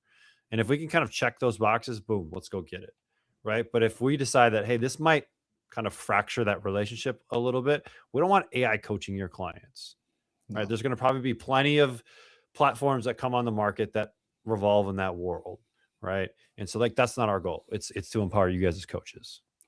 And the ones that are going to be built by those platforms out there are not going to be built by coaches, right? They're going to be built by people who are software developers. They're going to be built by people who love AI technology, who think, oh, this would be a great use case for it. We don't need an actual coach. We can do it all with machines. And I think that's the difference. And that's one of the big things that CoachCast stands out from the rest is like, Trevor and I are coaches. Right. I owned a gym for a decade. Trevor still owns, I don't know how many gyms now you have, 4 or 5, whatever. 4 gyms. 4. Okay. Like I still coach clients on a daily basis. We are coaches at the end of the day. And what we do is we understand the coaching aspect. We understand what we do on a daily basis. We understand how clients react to certain things that we do. And so the entire premise of what we do is always, does this help the coach or not? Because if it doesn't actually be beneficial to the coach, why do we build it? Right. So just looking at that aspect all the time is huge. I mean, you guys literally just got a snapshot into the future of Coach Catalyst. I mean, this has been very internal for the last year, but we believe fully in this direction on how it can make you as a coach more efficient. It can help you scale. You can work with more clients and take less time to work with those clients because we have these review processes, because it can bring it, like what AI does really, really, really, really well is take large amounts of data and make sense of them for you as a coach. What humans don't do really, really well is look at large pieces of data and make sense of them. Right. And so it's like, stick to our strengths. Humans are great at connection. AI is great at data. And now when we put those two together, like I wore the shirt today, right? We have an internal thing of it's super coach. We want to make you a super coach with technology. And so we firmly believe that this is the future of coaches, and coaches that get on board with it are ultimately going to be the ones that win, because they're going to be able to build a better business because of it. And say it however you want, but like capital is the oxygen to a business.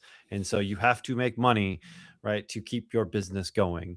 And you make money by being able to charge more because the service is greater, right? Think about all the things we've been talking about so far.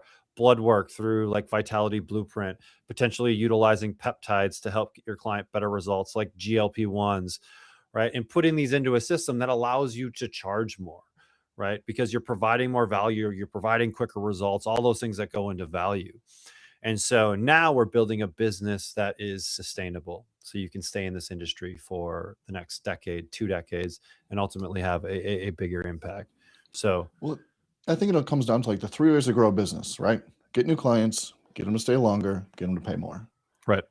We focus on getting new clients all the time as coaches. That's all we talk about. Get new clients, get new clients. I need more leads, I need more leads. 2 out of the 3 levers are about your existing clients, right? How can we get them to stay longer, and how can we get them to pay more? You deliver a better service, you have better offerings with, blood work and peptides and different aspects. Like you're getting them the results they want, which means they're going to stay longer, they're going to pay more, they're going to refer more friends. And I think people lose that aspect so many times. They focus on leads. I need more leads. I need more leads. It's like, have you taken care of the back end? Yeah. Right. Have you taken care of your actual existing client base and done as much as you can to get them the best results possible with the best resources? If not, like it's a leaking bucket that you're just trying to fill. Yeah, it's a leaky bucket, right? Kane just mentioned, like, that's the analogy, right? If you have holes in the bottom of the bucket, it doesn't really matter how much water you pour in, it's always coming out, right? So if we can plug some of those holes, now when we pour water in, like, it stays. And so like fix the leaky bucket, then go start filling it with new clients, new leads, all of that.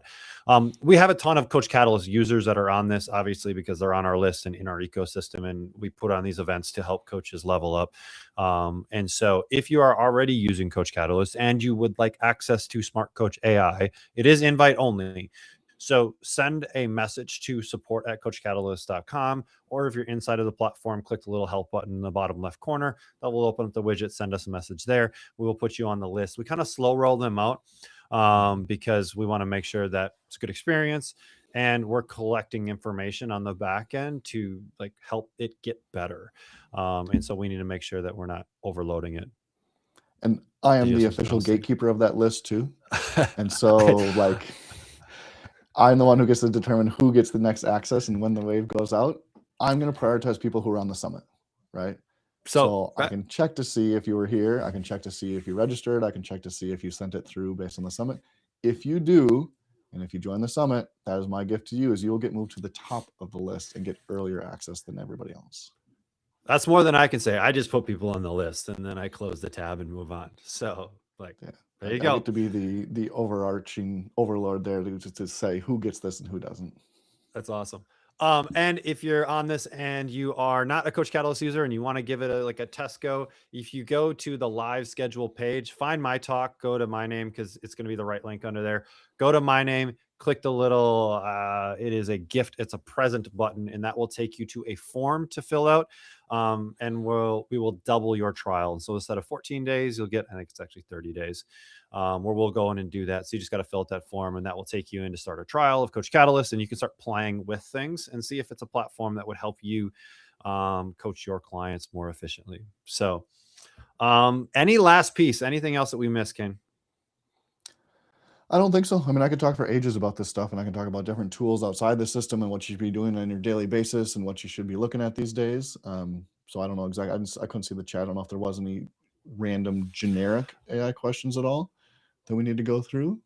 But if anybody ever has any questions, obviously, Kane@CoachCatalyst.com. Always open to be able to answer anything you have related to the software, related to AI, to operations and flow, however you want to run your business. Yeah, I mean, seriously too, for you guys, I'm an AI infant at this. And I feel like I'm okay with some of the basics. Like Kane plays with this stuff on a daily basis and connecting different pieces together to enhance workflows and things like that. We're going to be doing more content around that from Coach Catalyst to help you guys as coaches be more efficient, because there are things like Claude and GPT and all of those that when done correctly. And if you jump in on Will's talk, it's at 4 p.m. Central. We're going to dig into really the basics of AI. So I'm not using it right now. What are some things that I can be doing to help start improving my workflows? So definitely check out that one and just look for more content coming out from us to help you be more efficient in what you're doing. So check out Will's. Will is an expert at this stuff too. He's amazing. He's going to have different angles than I have, I think. Same general principle, but he's going to have some awesome insights. I'll leave you with one thing, which I think is kind of people always hate on this, but most people are probably using ChatGPT, right? I feel like that's the common thing most people use. You can now export all your memory, take it to Claude, start using it. Claude Cowork, that's where you should start. It's only on the desktop app, but it is the combination of a chat, so just being able to chat and kind of have conversations with things, and an actual operator where you can connect it to plugins, you can connect it to skills, you can connect it to all your different softwares you use. You can run scheduled jobs on it. So you can wake up and it can be scheduled to run different things for you. That is probably the easiest user-friendly interface that you can have that's actually good at working on things and not just giving you back conversations. So if you are kind of just getting started in this and you're wanting to use it more, that is where I would start. I would take my memory from ChatGPT, I would import it into Claude, I would pay for a Claude subscription because nothing is free, and I would start using Cowork on your desktop app as much as you can. That is probably the easiest, most powerful thing that most people can use without getting into crazy terminal and code and everything else. It's cheap leverage, cheap Yes. leverage, $20 a month. I think that's what it is. Maybe a little bit more if you want more stuff, but You can get it for $20 a month, right? To save you hours and hours and hours and hours of time. It's a massive lever. So cool, man. Well, thanks for coming on. You can kind of see yourself out, where the buttons are. I'll finish this one up and then we'll get into the next one. Thank you guys. Appreciate everybody being here. See ya. All right, everyone. Sweet. I'm gonna just run through our top fans here just so that we can check it out. Steve is still in the lead. Wem is next. Kelvin, number 3. Be Healthy with Stacy, coming in at 4. Luigi moving up the ranks at 5. So cool. I have no idea how these points are collected or accounted for. So for those of you getting points, awesome. I don't know how it's happening. I think it's comments and stuff, but I don't know. I don't make the rules. So if you've missed any talks, they should start populating that live schedule page here as we're getting them processed on the back end and getting them up there. We've got 4 left. 4 left for the day. We've got Corey coming up next from Impact Fitness Coaching Academy. We're going to do a little shift with this talk. We're going to move more into the marketing side of things. So a lot of what we've talked about earlier today has kind of been the science, the execution of things. And then we're going to move into some marketing with Corey. And then Dr. Mike T, who I was just on a trip with in Canada, in BC, Canada, snowboarding, is going to come on and talk about some wearable data, some HRV, fun stuff like that. Will, after that, is coming on to talk about some AI. And then finally, Jared Hamilton, who runs a 7-figure coaching business, is going to come on and talk about how he's thinking about his business and his model for the next 5 years. So it is 53 right now. So we'll take a little short break here. We're coming back in 7 minutes. So if you need to grab a little bite to eat, grab a drink, take a pee break, whatever you need to do, we'll be back here. Remember, if you do come back and the stream is down, we're just transitioning speakers at that time. So really appreciate you guys coming on, learning today, getting better as coaches. And we'll see you here in a few. All right. We are at session 6 on this beautiful Wednesday. And I'll get to our next speaker here in a second, but got to run through all my housekeeping items just in case anyone is jumping on for the first time here. We're going to make a little shift now in the content that we've been doing throughout this summit. Stuff has been heavy sciencey, right? We've done some blood work stuff. We've done some peptide stuff. We've talked about client experience. We've talked some AI. We're going to make a shift into marketing because like I talked about in the last episode, right? The oxygen of any business is capital. It is money. And you can be the smartest, best coach in the world, but if you don't know how to get clients or you don't know how to find clients, doesn't matter, right? So as a coach, we need to be equally as good as a marketer as we are as a coach. And you're actually doing a disservice to people to not become a better marketer, because if they don't know who you are, you can't help them, right? And so we want the best coaches to also be the best marketers. Unfortunately, a lot of this industry is really good marketers and not so very good coaches, right? And we want to change that. And it's one reason why we're bringing in our next speaker on to help us change that. Now, remember, if you need anything from the summit, the live schedule page, I posted it in the chat. You can just scroll up a little bit in the chat and click that. That is going to be everything from the summit. Any freebies that speakers have given away, links to bios, links to Instagram, links to websites. The replay will also be on that page once it's uploaded. So just check out that page for everything. It's right there. You can even click through that page into YouTube. And then if you are joining us on YouTube, remember, just like or subscribe to the channel, which allows you to chat, jump in. And with our chat top 10, I'm screenshotting this at the end of the day. And want to find some Coach Catalyst swag to send you guys, and we'll figure out who you are and where you're at and send it out to you. So without further ado, it is 2:00. So let's just get this thing rocking and rolling.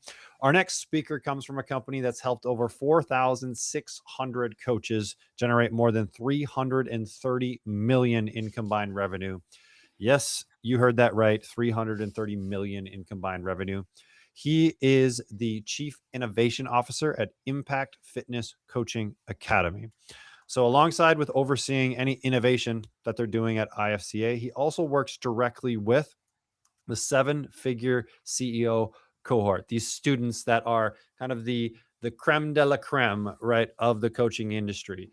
And so he has direct impact or a direct interaction with these students to help them level up their business to the next one. So today, he's going to be bringing us some playbooks straight from their vault and showing us how you can level up your business and find some more clients, make some more money, create more change in people's lives. So without further ado, please welcome Corey Carpenter. And let me find my Corey. Just wait. Just wait. There we go.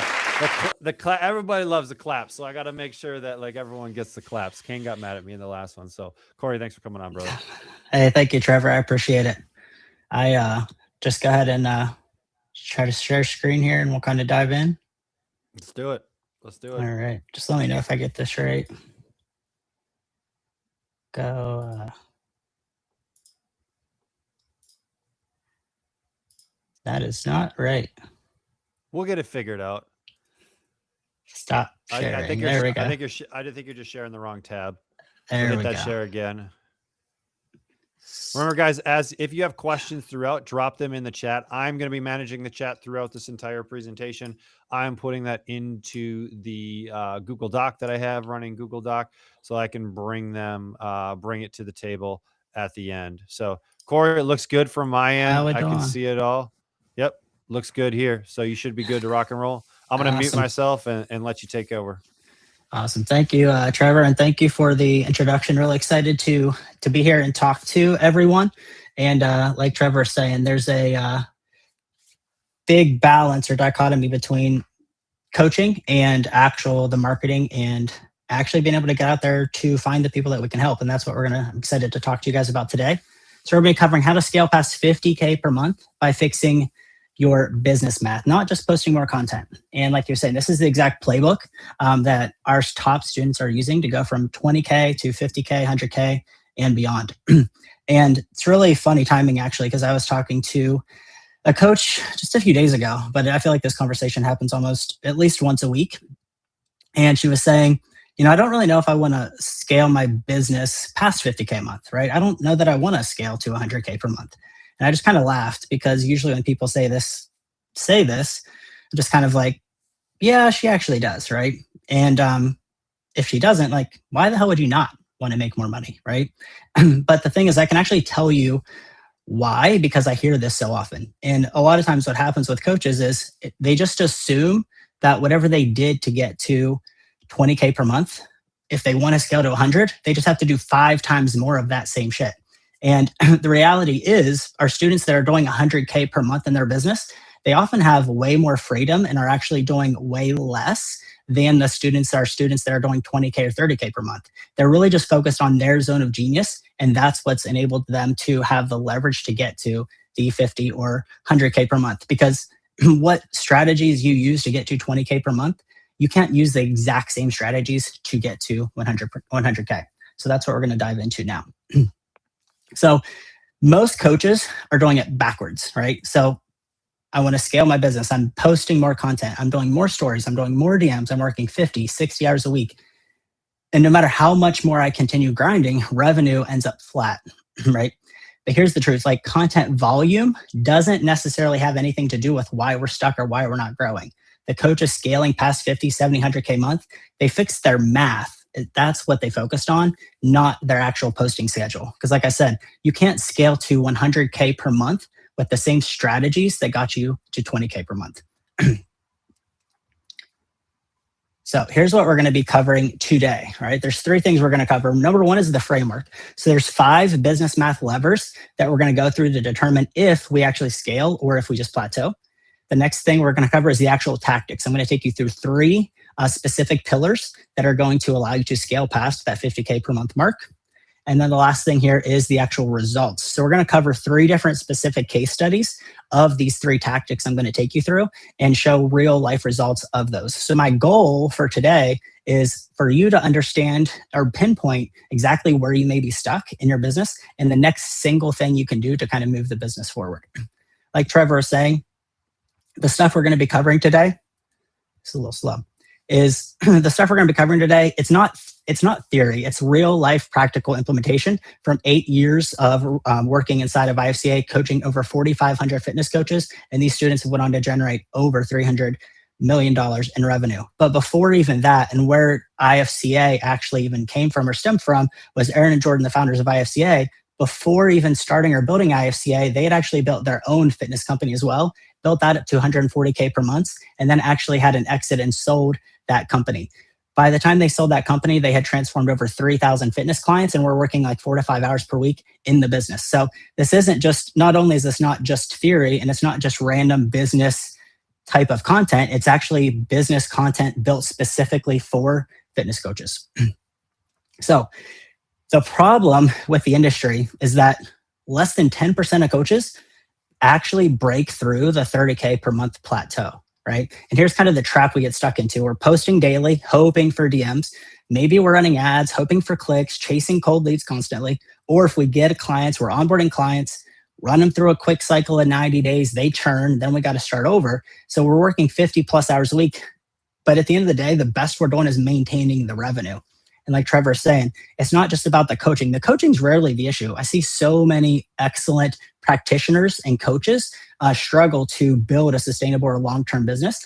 It's not the coaching that's the problem. It's the system that we're using is the problem. And so the escape here, the fix is one, a predictable lead generation lead engine, right? Combining organic and paid to work together. A DM magnet that's going to content, it's going to warm up our leads before we actually get on the phone with them. And then back-end retention that keeps our clients 15 plus 16 months or longer. And these 5 math metrics I'm going to talk about, tracking and optimizing these metrics on a weekly and monthly basis. So the first debate, the first thing I see that's constantly keeping people stuck, below this 30K per month mark is this organic versus ads debate. You hear this talked about all of the time. You see people butting heads about it. On one side, you have the organic bunch of people, right? Like no ads, you don't need ads, you just need organic. Well, the problem with organic, if you're not leveraging ads, is that you're capped by the reach, right? You have great content, you've a ton of knowledge, but there's no one seeing it. We're not getting it out to anybody. Or if we just focus on ads and we don't put any energy or effort into organic content, we get a bunch of cold leads who actually don't even trust us. They have no idea who we are. And so when we do that, you get low bookings, low closes, and a really high CPA or cost per acquisition. And you're spending a ton of money and not getting much from it. So what we really need to do is we need to blend both of these together. So our organic content warms up our audience and builds the trust. And then the ads put it on repeatable scale, okay? And so when you combine these two together, it's gonna 3x our lead flow. So our coaches that are making 50K, 100K, even 250K per month, they're not choosing one or the other. We're actually doing both of them, but doing it strategically. The next biggest problem in the industry here is what we call the leaky bucket, right? The leaky bucket problem bleeds so many coaches dry. Every time we get a new client and then they leave after 90 days, we're not just losing revenue, we're back to zero with a relationship that took a lot of time and energy and even money to build. So if you're making 20K per month, you've got 20 clients and every quarter, 5 of those clients churn, we're spending 25% of our time and energy just replacing revenue, right? Just replacing it, not actually getting more. The average online fitness coach retains their clients for anywhere from 3 to 6 months. Our students inside of IFCA on average retain their clients for 15 to 18 months is kind of an average LTV there for them. And what happens when you actually do this, you double or triple the length of time that clients are actually staying with you. It does 2 things. It doubles your revenue, right? So we can double our revenue just by doubling our LTV. And that's doubling revenue without getting a single new lead. But not only that, it actually triples our profit because all of this added revenue goes straight to the bottom line because there's no additional expenses for keeping an existing client, right? And that's where the magic comes in. So let's get into these 5 levers that I've been talking about to know if we're going to scale our plateau. First one is going to be cost per lead, which is what are we paying to get one qualified, not just qualified, but one engaged lead, okay? The target here is going to be under $10. I usually say it's around $5 because there's a couple of different types of leads we can get in this range. And I'm going to talk about those in a minute. The second metric here is our lead to book rate. So out of all of those leads that we're getting, what percentage of these leads are we actually getting on a call and having a conversation with? And what we're looking for here is 5 to 10%, again, depending on the type of funnel that we're running. Regardless of the funnel, this is the number one sticking point I see most coaches get stuck in is actually getting people to convert into calls, which is we're going to talk about how to do that today. The third metric here is our close rate. This is one that a lot more people are at least familiar with, but still not very many coaches actually track it, is what percentage of calls that we have with potential leads or clients, what percentage of them actually enroll into the program. And a good spot here, when you have a really good blend of ads and organic, is 30 to 40% is a really good spot for that to be. And then the fourth one here, average order value. This is probably the one that most coaches, when they, if they haven't spent a lot of time on the marketing, the acquisition, the sales side, the business side of stuff, this one for most coaches is way, way, way too low. And what average order value essentially means is what's the average amount of money that a client pays when they actually sign up for coaching with you. And what we're looking for here is anywhere from 3 to 6K, okay? And then lastly here, we have lifetime value. So lifetime value, or LTV, is the total revenue per relationship of a client, right? So let's average every single client that you've ever signed up. On average, how much does each one of those pay you over their lifetime? And that is lifetime value. And what we're looking for here is anywhere from 6 to 12K. If, again, this is if we're trying to scale to that 50, 70, 100K, 200K and beyond. But regardless of where you're at right now too, knowing your numbers is the single most important thing. Because if you don't know your numbers, you're constantly going to be spinning your wheels and you're constantly going to be trying to solve the wrong problem. Even whenever I see people actually working on these types of things and trying to improve, a lot of times they don't know what they need to actually be focusing on because they don't actually know what those numbers are. So this is where we can figure out like which one of these things are holding us back. There's kind of 3 buckets that people kind of fall into that are holding you back. One is what I call the post and prior, right? So the post and prior doesn't really ever have that many leads going on. If we do get a lead, we can probably close them, right? But the leads that we do get are really few and far between. So when this happens, we're constantly stressed about where is our next client going to come from? The next one is what I call the plateaued pro. So the plateaued pro has an audience, but still struggling to scale. You can hit like 20K, 30K a month, but we just can't seem to break through the 30K per month mark. These coaches are good at content, right? But we're not consistently converting new leads over. So whenever this happens, we often feel like there's less talented coaches, but they're passing us by. And it's because those coaches started focusing on the marketing and sales and the things that they need to actually scale. And then the last one here is the leaky bucket, right? So this is where you're kind of, when you have the leaky bucket syndrome, you're growing forward, but you're bleeding backwards. So you might sign 4 clients and then you might lose 3. Right? So we don't have a really solid back-end offer to retain our clients or ascend them into the next thing. So this revenue basically flatlines because it's like kind of like the, 1 step forward, 2 step backs kind of thing. So a lot of coaches though have a little bit of each of these happening and all at the same time. And we try to fix it again by like posting more, sending more cold DMs or whatever the thing is, but that's not actually going to solve the problem. So these 3 pillars are what we're going to use to solve that problem. These 3 pillars, every 100K per month business runs on these. And number 1 is going to be conversion optimization. So booking calls, getting them to show up and actually closing them. All right. So it's converting the leads that we do have.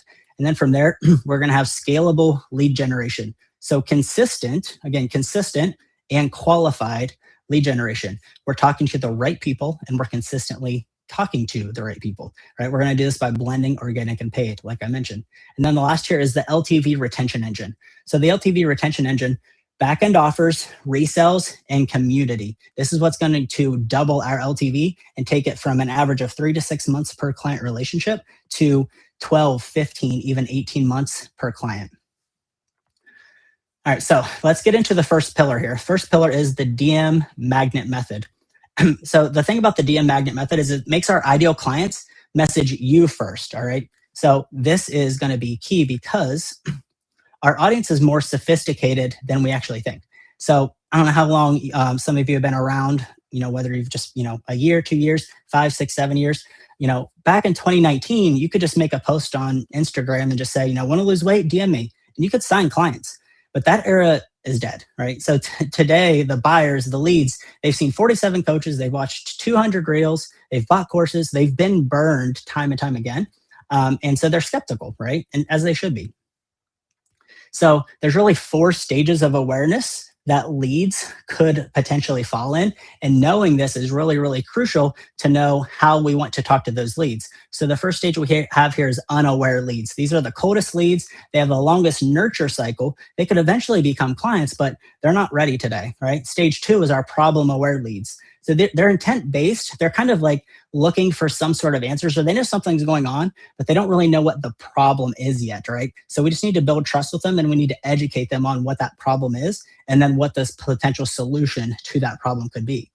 The third stage is what we call solution aware. So they're aware of the problem. They know they have a problem and they're kind of aware of how this solution may actually work. So this is where the buyers actually are, right? This is the people that are actually ready to talk to us.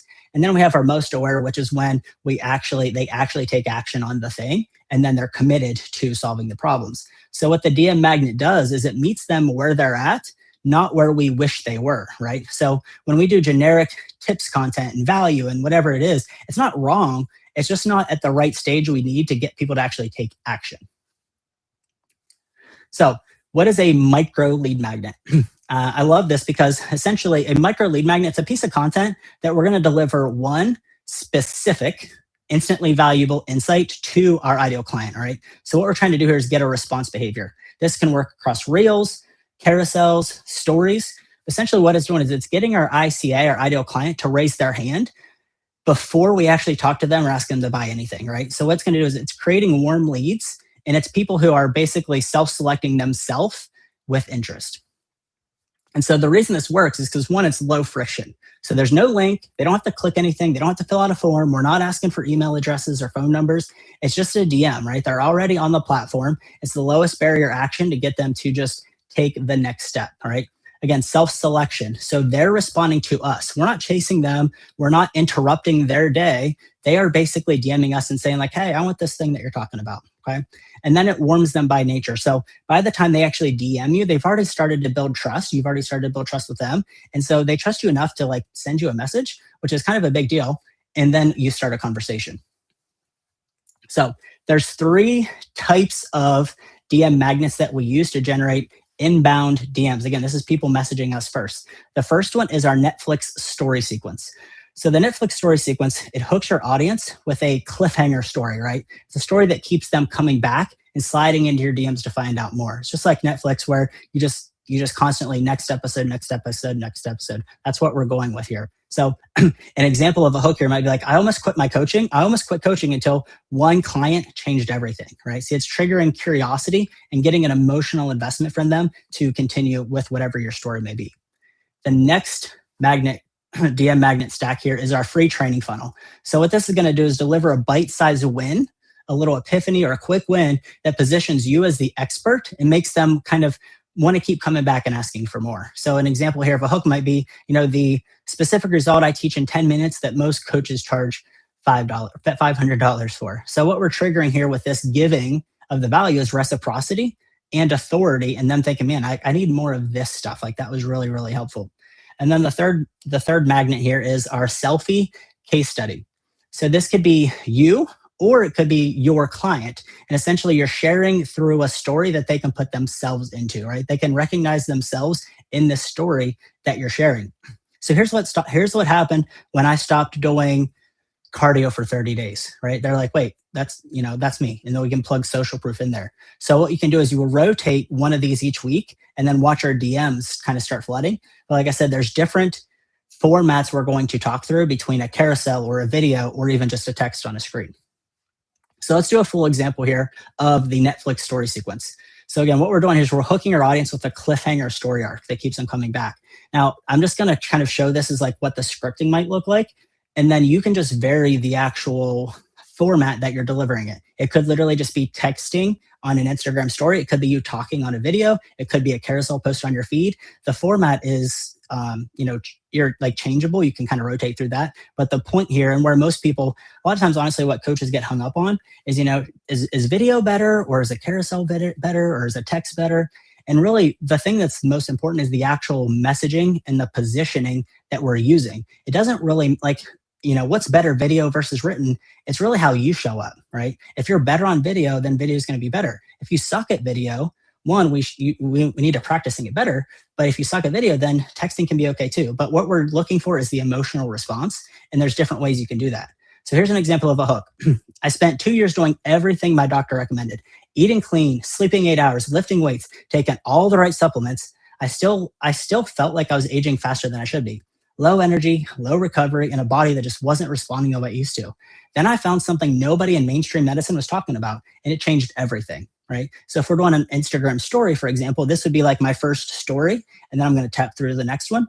And then we have the struggle, right? The frustrating part wasn't the symptoms. It was being told everything was fine. My blood work looked normal. My doctor said I was healthy, but I felt exhausted by 2 p.m. every day. My workouts were taking days to recover from, and I quietly kind of accepted the fact that this is just what getting older felt like. I refused to believe that though. So I started digging, and here's what I found that nobody had mentioned to me once. We have the turn of the story. I came across research on peptides, compounds your body already produces naturally that decline significantly as you age. I was skeptical. It sounded too good to be true, but the science was hard to argue with. And when I found the right person to guide me through it properly, I decided to try it. Within the first few weeks, something shifted. Here's what happened. Now we go to part 4, which is the reveal. It wasn't dramatic overnight change, but within 30 days, I noticed I was waking up without an alarm, recovering from workouts in half the time, thinking more clearly than I had in years. The thing that changed wasn't my diet or my training. It was what was happening at a cellular level that I had been completely ignoring. It was almost frustrating how simple the answer had actually been all along. Now we have the DM, the CTA, right? This is where the DM part comes in. If you've been feeling like your body just isn't keeping up the way it used to, and you've tried the conventional stuff without getting the results you deserve, I'd love to share what I've learned, right? Just DM me the word peptides and let's have a real conversation about what might actually be going on. No pitch, just information, okay? So that is an example of the Netflix story sequence. Next, we have the free training funnel. So again, delivering a bite-sized win here that positions you as the expert and keeps them wanting to come back for more. So here we have the hook. I'm giving away something I usually only share with private clients. It's a free breakdown of how certain peptides work with your body to make fat loss significantly easier, while also fixing the energy crashes and sleep issues that make it so hard to stay consistent in the first place. No opt-in, no email, nothing to buy. Just give me the word peptides and I'll send it straight to you, okay? Here's what the breakdown covers: why fat loss gets harder after 30 and why it's rarely about discipline or calories, how specific peptides signal your body to release stored fat more efficiently while improving your energy and recovery at the same time, why people who've been stuck for years start sleeping better, feeling sharper, and finally seeing the scale move once the piece check clicks into place. When your body is functioning the way it's supposed to, everything gets easier, not just the fat loss. A client of mine, so this is where we get into the social proof, right? A client of mine had been trying to lose the same 20 pounds for 3 years, clean diet, regular workouts, but she was exhausted all the time and couldn't sleep through the night, which made staying consistent feel like a constant uphill battle. After going through this breakdown, she messaged me, "I finally understand why nothing was working. This changes everything." 6 weeks later, she's down 11 pounds, sleeping through the night for the first time in years, and had more energy than she's had since she was in her 30s. So here's where we start to nudge them towards action, right? Quick question. If you've been eating well and working out, but the scale won't move, your energy's inconsistent, and you never feel fully rested, how long has that been going on? Because that specific combination, stuck, fat loss, low energy, poor sleep, is almost always a sign that something's working against you underneath the surface. That's exactly what this free breakdown was made to explain. If that pattern sounds familiar, just DM me the word peptides and I'll send you the free breakdown personally, no strings attached. Because on the other side of removing those roadblocks is a body that loses fat more easily, wakes up with real energy, and finally recovers the way it should. That's it, just a place to start. Okay, so last one here is the selfie case study. So what this is going to do is show your ideal client their own story, right? It's going to put you or someone like them so they can recognize themselves as the result. So I want to tell you about Mark. He messaged me about 8 months ago and said, I'm 42, I eat well, I work out, and I feel like I'm 60. What am I missing? And see, he wasn't lazy. He wasn't looking for a shortcut. He just knew something was off and he couldn't figure out what. So that was his story. When Mark came to me, he was already doing a lot right. He was strength training 4 days a week, watching his diet, getting to bed at a decent hour, but he was carrying stubborn weight around his midsection that wouldn't budge, recovering from workouts slower than he did in his 30s, and waking up tired no matter how much he slept. His doctor told him everything was fine. Sound like anyone you know? We didn't overhaul his training. We didn't put him on a restrictive diet. We looked at what was happening hormonally and metabolically that his standard blood work just wasn't catching, and introduced a targeted peptide protocol designed to work with his body's own systems. Within the first 3 weeks, he sent me a message that said, "I don't know what's happening, but I actually feel awake in the morning for the first time in years." This was Mark's turning point. 8 months later, Mark is down 24 pounds, but he'll tell you the weight isn't even the headline. He's recovering from workouts in half the time, sleeping through the night, thinking more clearly at work, and he stopped feeling like his body was working against him no matter what he did. He sent me a photo last month and said, "I look like myself again, actually better."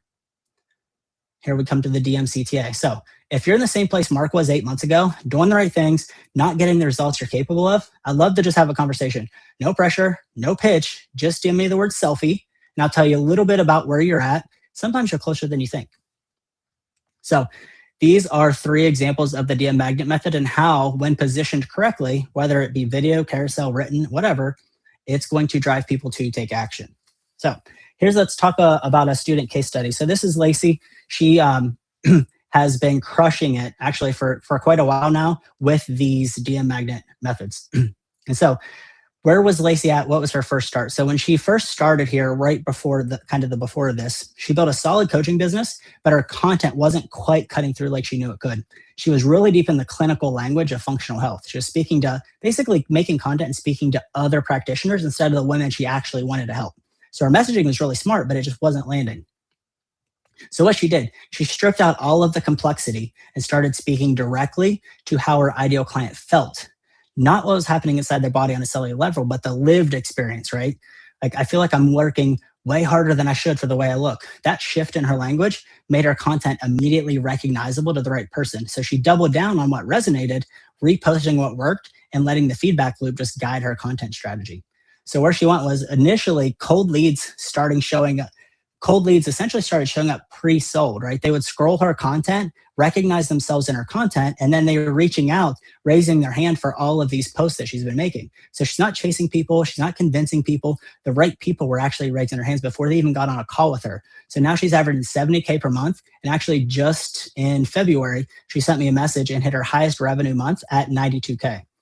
And this was a quote that she said in one of our interviews. She said, your content attracts the same type of people. I use specific words that I hear from my clients. And when I do that, it always performs really well because it just resonates with them. Okay. And that's what we're looking for. People just want to feel heard, understood, and seen. All right. So let's move on to the next pillar. So once we've got our organic content dialed in, we're getting the hand raises, we're talking to the right people, then it's time to multiply the lead flow with paid ads. So we don't have to create ad content, right? Our organic content's performing really well. That's why we start there first. When our organic content's performing well, then that's our ad right there. We just put money behind what's already working. That's how we get from I hope someone messages me to predictable lead machine. So pillar 2 is our $1 to $5 ROAS formula. So this is the ad strategy that consistently returns 5x on every dollar spent. And I want to just kind of tap into this for a second to just make sure everyone understands what this means. So essentially you put $1 in for advertising and then you get $5 back. Okay. That's what we're meaning when we say return on ad spend. So there's a dual funnel system that we're going to use. The follower funnel plus the DM funnel. So the first one is the follower funnel. The follower funnel is all about brand building, general awareness. So what we're doing here, we're growing a warm audience. And so for the budget on our follower funnel it's going to be 20% of our total ad spend budget, which I'll get into in a second. Creatives here are just like taking the DM magnet content that I just shared and we're just going to boost it, right? With a CTA of, follow me for more or, DM me to get this thing. And so what we're looking here from a results perspective, $1 to $2 cost per lead. So for every $1 to $2 you spend, you're getting a new follower or a new conversation. All right, funnel 2 is our DM funnel. This is more of a direct response funnel. So it's an intent-based lead generation or call booking funnel. So out of our entire ad spend budget, 80% of our budget is going to be dedicated towards the DM funnel. So these are going to be mostly free trainings, client case studies. So CTMs here are DM me, metabolism 2, XYZ, right? And so from a result perspective or a KPI perspective, what we're looking for here is $5 to $10 for a cost per lead. Now, all of these leads are inbound DMs, people DMing us first. So most coaches run one or the other. But when you run both of them, it gives you lead flow now, and it's building this engine that's going to make leads cheaper down the road as well. So what to spend at each revenue stage of business. I'm going to take you through like 4 or 5 different revenue stages here in terms of income, but there's a general rule. We always want to spend at least 10% of our total revenue on ads. And this is the case even for coaches that aren't, even if we're at 10K per month, it's good to just start getting started earlier. And what I found is that the businesses that are consistently growing are always spending at least 10%. If you're not spending 10% of your revenue on any sort of ads or awareness, you're actually slowing and kind of stunting your growth. So if you're doing 10K per month in revenue, that means our ad budget is going to be $1,000. Okay. So then based off of that 20-80-20 principle on the funnels, we're going to spend about $300 per month on the follower funnel, which is essentially $10 per day. We're going to get 150 to 300 new follower leads per day. We're going to spend $700 on the DM funnel. We're going to get 70 to 140 leads DMing us per month from the DMs. And this actually equates down to about 3 to 4 new clients per month from the $1,000 in spend. And then the next 2 here we'll say is 25 to 50K per month. We're going to spend 2,500 to 5K per month total on ads. that'll be $500 to $1,000 on followers, giving us anywhere from 250 to 1,000 followers per month. We're going to spend anywhere from 2 to 4K on DMs, giving us anywhere from 200 to 800 inbound DMs every single month, anywhere from 6 to 12 to 16 clients, depending on some of our skills at some of the other components. And then the last kind of stage here is the 75 to 100K per month is where we'll kind of tap this out for now. So again, 10% of our budget, $7,500 to $10,000 on ads. And I know for some people that might feel like, man, that's a lot, right? But we'll just wait till you see where it's gonna equal out here in the end. So for follower funnel, 1,500 to 2K per month, 750 to 2,000 followers, $6,000 to $8,000 on DMs, giving us anywhere from 600 to 1,600 inbound DMs every single month. Anywhere from 20 to 35 clients is what this is going to equal out. So, if you figure if you spend $10,000 per month on ads and you get 25 new clients and every single client is worth $3,000, you do some quick math here. We just spent $10,000 and we just generated $75,000, right? That's how this stuff compounds over time. So what's the 3 stages, the 3 types of ads format? So there's a 3-stage format that we're going to use for the 5X ROAS, right? First stage is going to be what we call top of funnel, or just awareness follower, like I mentioned. So the goal here with the top of funnel ads is just to stop the scroll and get them to follow us, get that attention. So we're targeting cold audiences here. They haven't heard of us before, right? We're identifying pain. We are looking for a kind of like a bold perspective. We're not making an offer for coaching. We're just talking about, like what should they expect from us essentially? Like what are they going to get if they follow our page? What this is doing is building our audience that the next 2 ads are going to convert from. So this is great for interest or broad targeting, just speaking to our ICA that doesn't know us yet.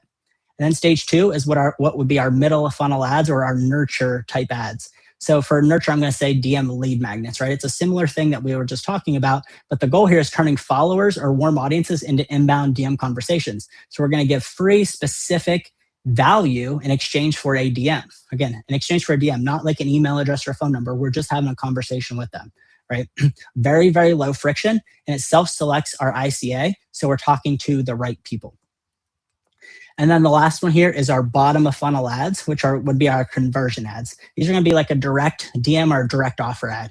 So what we're trying to do here is we're converting our warm leads into clients through a DM conversation. So we're speaking to people that already know us and they've already been building trust with us, and we're getting them to take the next step. So we're going to make a direct, clear offer around our coaching and invite them to learn more. Another thing here you can do is you can actually retarget these, which is a really great cheat code. So basically you can specifically retarget your top of funnel and your middle of funnel. People that have already engaged up here, we can retarget them with these ads. So they're already seeing this other stuff and then they see an ad for coaching, but we've already built the know, like, trust factor with them.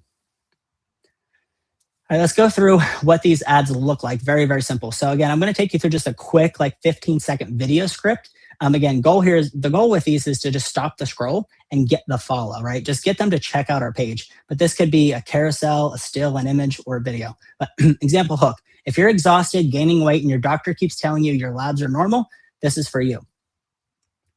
Most women dealing with hormone issues are doing everything right and still feeling completely off. The problem isn't your effort, it's that nobody's looking at the full picture. I post about this every single day. The stuff your doctor isn't telling you about, your hormones, your metabolism, and why you feel the way you do. Follow me if you're tired of being told everything looks fine when it clearly doesn't, okay? So some notes on this. Again, like for a video perspective, just like film straight to the camera, casual setting, kitchen or office, just anywhere that just feels normal and authentic, wherever you typically would kind of do your content. On-screen text for the hook to really, like, a lot of times people aren't listening with audio. So you always want to make sure you have the text overlay so people can actually see it. And you just want to be like really calm and direct. We're not kind of go crazy animated right over here. We're just basically saying like, hey, if you're feeling this way, like I see you, right? And I have answers for you, okay? So next we have the middle of funnel. Oh, good, Trev?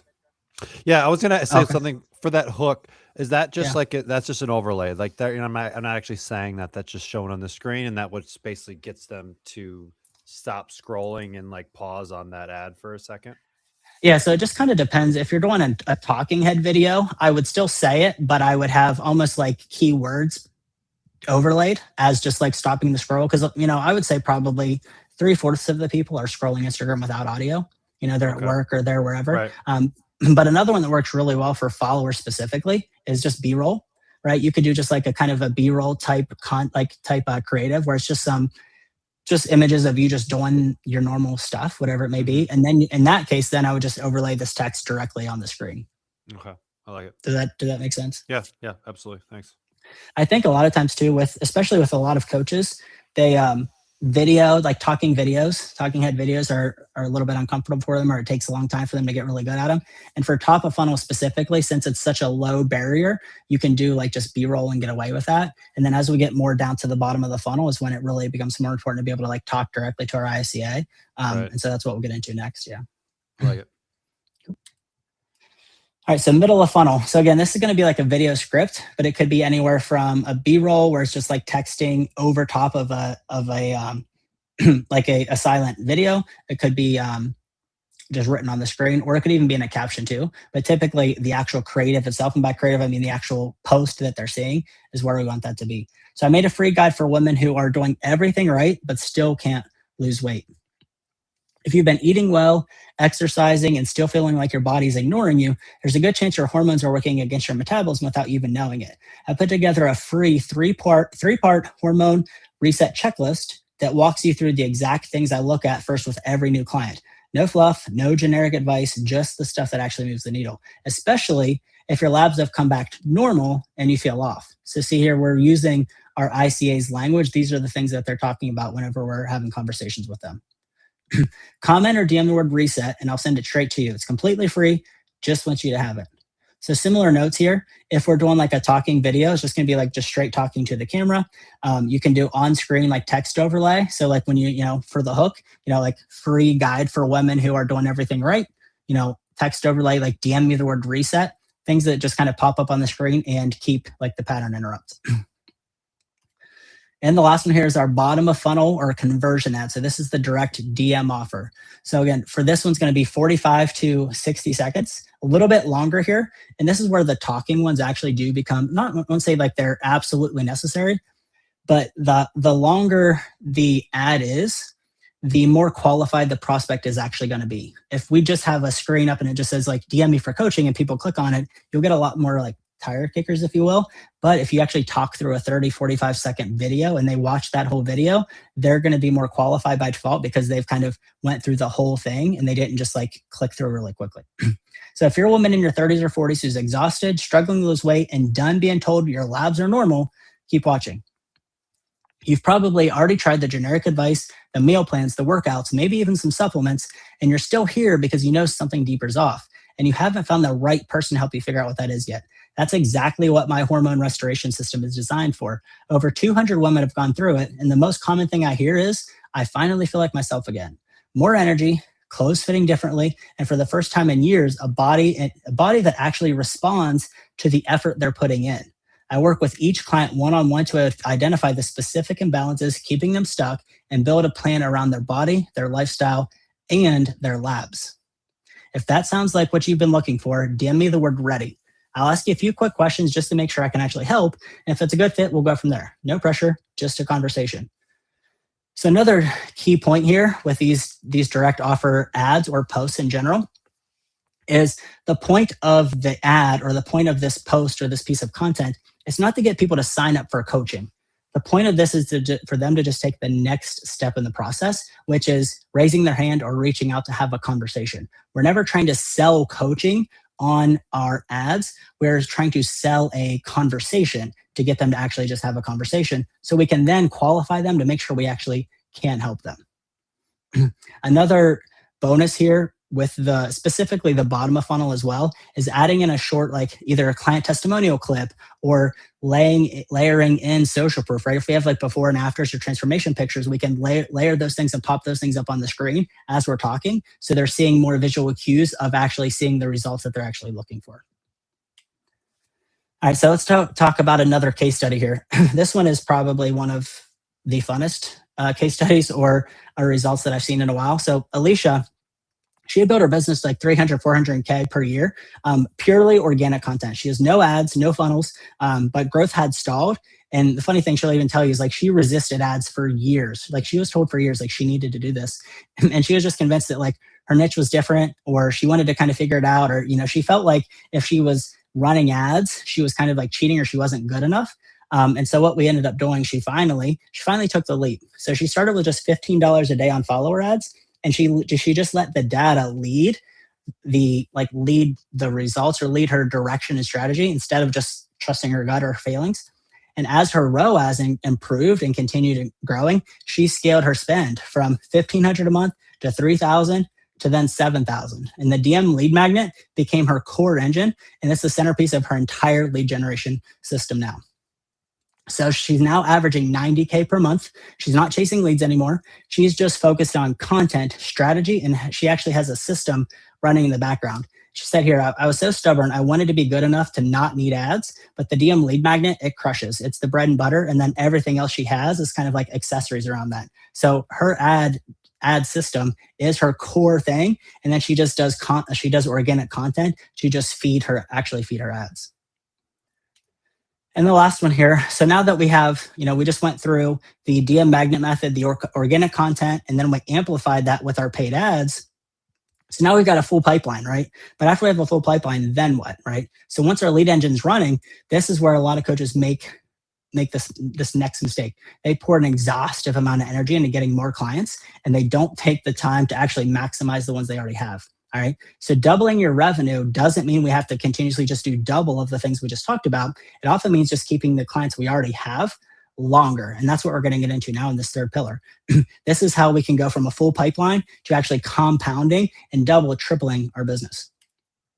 So the third pillar is our LTV retention system. So this is that thing we're going to do to 2 to 3x our revenue without even adding a single new lead. So we just went through pillars 1 and 2, and we don't need any more of that. This is going to double or triple our business.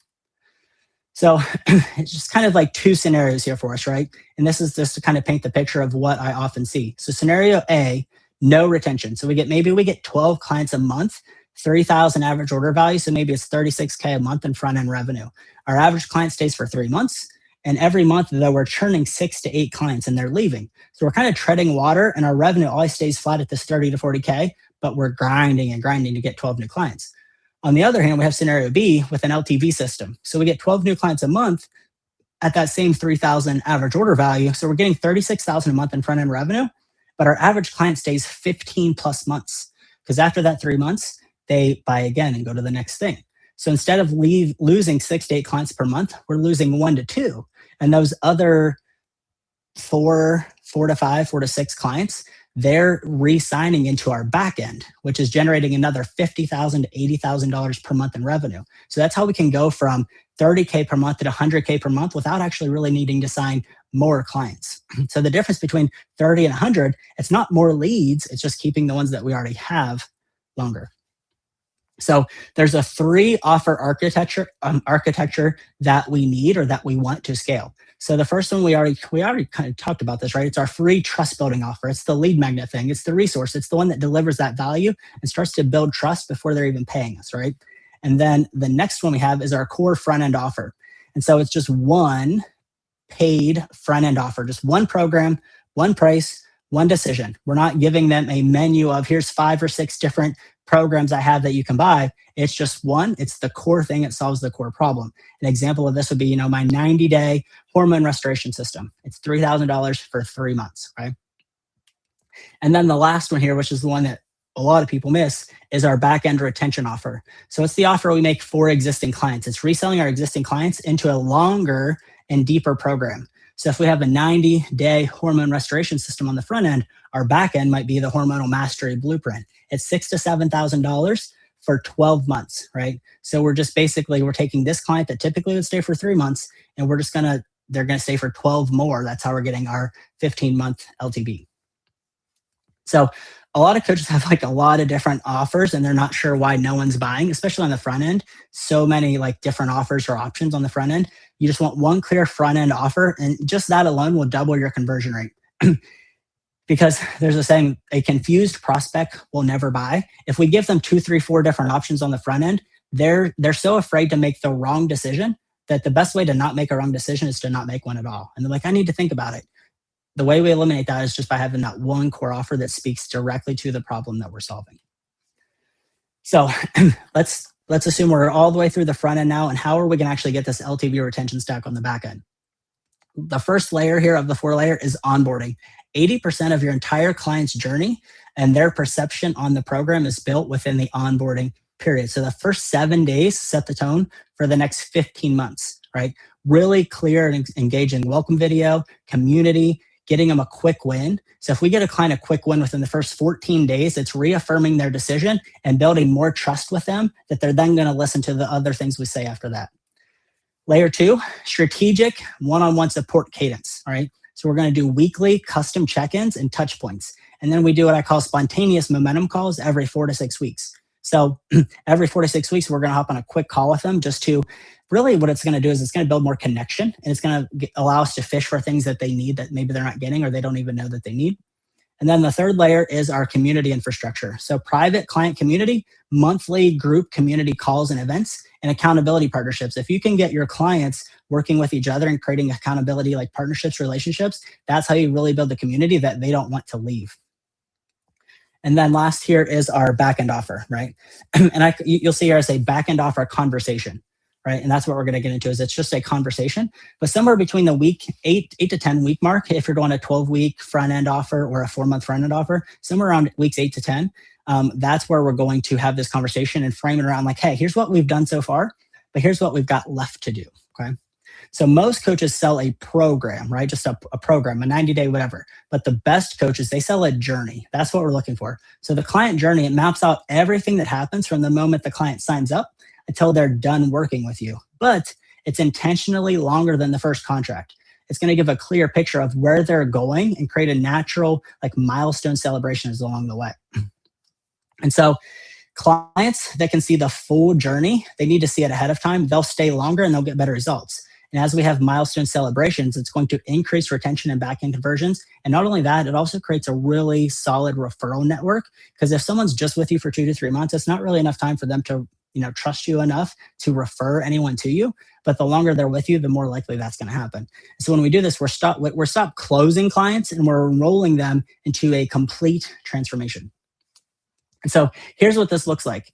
We have 1 front-end phase. We have 3 back-end phases. That is our complete client journey. So this example here I'm using is what I would call the metabolic mastery method. So on the left, you'll see our front-end offer. It's 12 to 16 weeks, and it's our metabolic eating method, okay? And then after they complete their front-end offer, we're then going to enroll into our back-end offer. That's going to be anywhere from 9 to 12 months.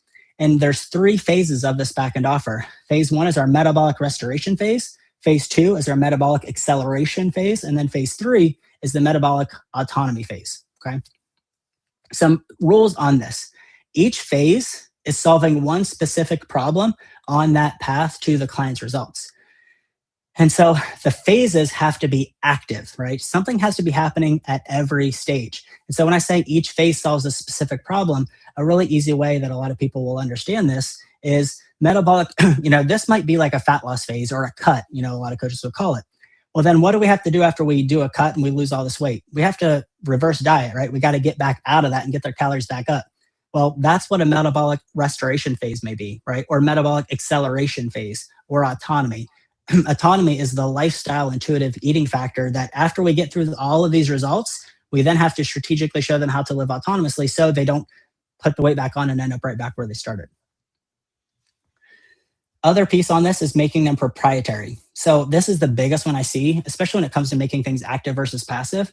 So many times when I'm reviewing students' calls or calls with their clients, the clients will often say, I think I'm just going to take a few months off and then I'm going to come back, in 3 or 6 months.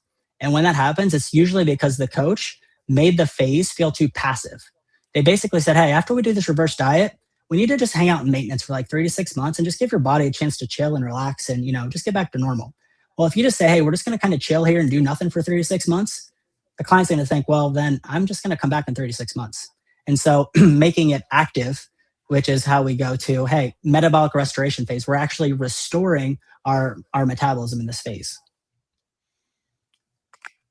I want to add one thing here, Corey, because like hopefully people are picking up on this because this is actually really, really, really important. One thing that you're noticing that Corey is doing here, like when we look at these, everything has a name, right? One thing we see with a lot of coaches is they don't give their special sauce a name, the P90X, right? Something that people can hang on to. The names actually don't really need to mean anything. Like P90X doesn't really mean anything, right? But it's something people can remember, they can hold on to, they can kind of see it, right? And so like you look at this metabolic eating method, metabolic restoration, metabolic acceleration, metabolic autonomy. Like these are like these phases, but they have names. It's not just like phase 1, phase 2, phase 3, phase 4, right? It has a thing to it. So hopefully you guys picked up on that, but that's just like a little nuance that you can create that I think has a lot of leverage as far as the results that it can bring. Yeah, absolutely. Kind of move through here, make sure how we're doing on time. Cool. All right, I think we're pretty good.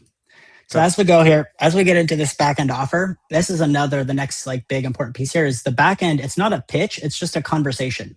All right. So when we're gonna have this conversation, what we're gonna do is we're gonna clarify their wins and their progress and acknowledge what they've done so far and how far they've come. But the next thing we're gonna do is identify the future problems. They're gonna have future problems and challenges that they haven't even thought of yet. So we need to plant the seed of that for what comes next.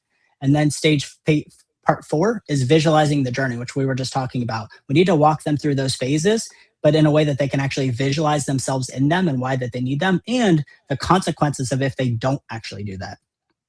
And then the last part here is just presenting the actual offer. It's just a natural phase of the thing. It's not a new product. It's just like, hey, no, this is the next step in the journey. So, these are the next 3 phases that's going to fully restore your metabolism, get your hormones working with you instead of against you. So you can finally feel like yourself again, have energy, keep the results you worked so hard for without having to white knuckle another diet ever again.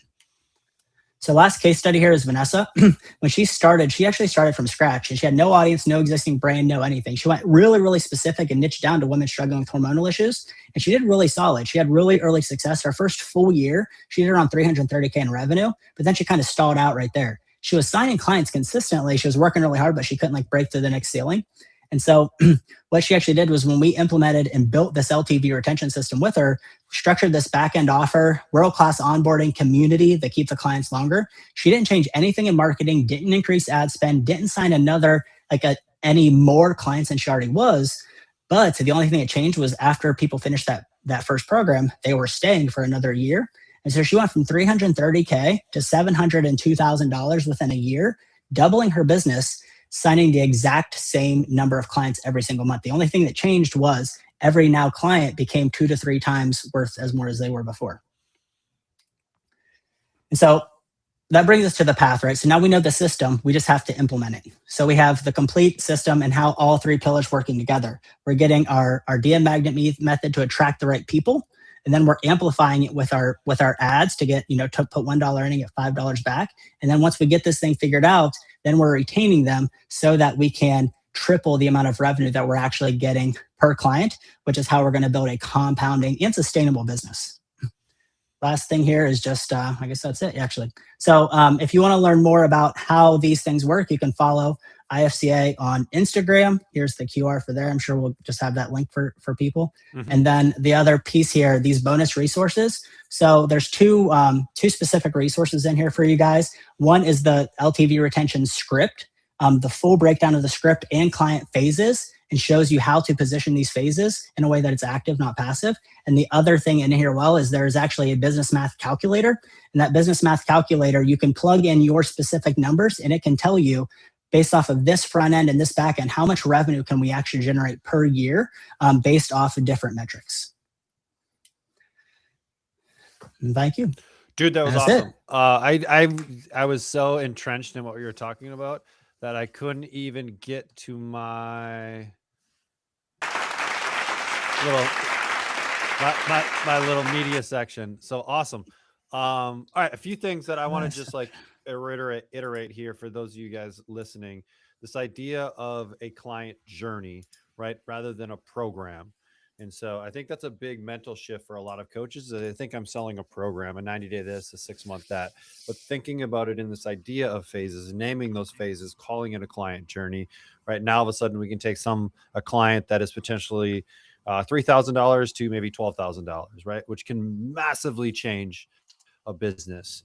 And so there's so much information here that like you guys need to go watch this again, because there's some really cool spots with like the hook and looking at those screenshots. And Corey gave some great examples, but then now translating that, okay, who is my client? Who is my avatar? Who am I speaking to? What are their pain points?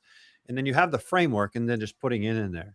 And even like one step further is you could actually screenshot the thing that Corey showed you, put it into something like Claude, and as long as it understands your avatar and who you're speaking to, it could probably bust out that script for you to be able to create those videos without a whole lot of effort. And so like use these presentations and leverage this kind of stuff, because the information is awesome. Corey, one thing I wanted to ask you, and we've got a little bit of time here for Q&A. I want to take about 5 or 6 minutes, just because I know the next guy coming on and I can make him wait a little bit. But if, let's say a coach isn't doing 10K yet, right? Does the strategies that you laid out today, are those still kind of a similar path of this kind of like follower method first, and then kind of going through some of the DM lead magnet? Is that still an effective strategy, or do you tweak it a little bit for that coach that's maybe newer in their journey? Yeah, no, that's a great question. A few of these will definitely still apply. And so the piece that we didn't necessarily get super in depth into today is the first part of that, though, if we're under that 10K per month mark, is starting with a really, really dialed in offer, right? Like, and by offer, it's not, how many check-ins do you have? It's not an app. It's not, the check-in. It's not this. It's what is the problem we're solving, and how are we solving that problem in a way that's unique and different than anything they've ever tried before. And if we can convey that message to them, then they are going to want to sign up for the thing. That's the first place to start. And then from there, again, it's still just starting with the smaller pieces of what I mentioned there in terms of the ad spend budget.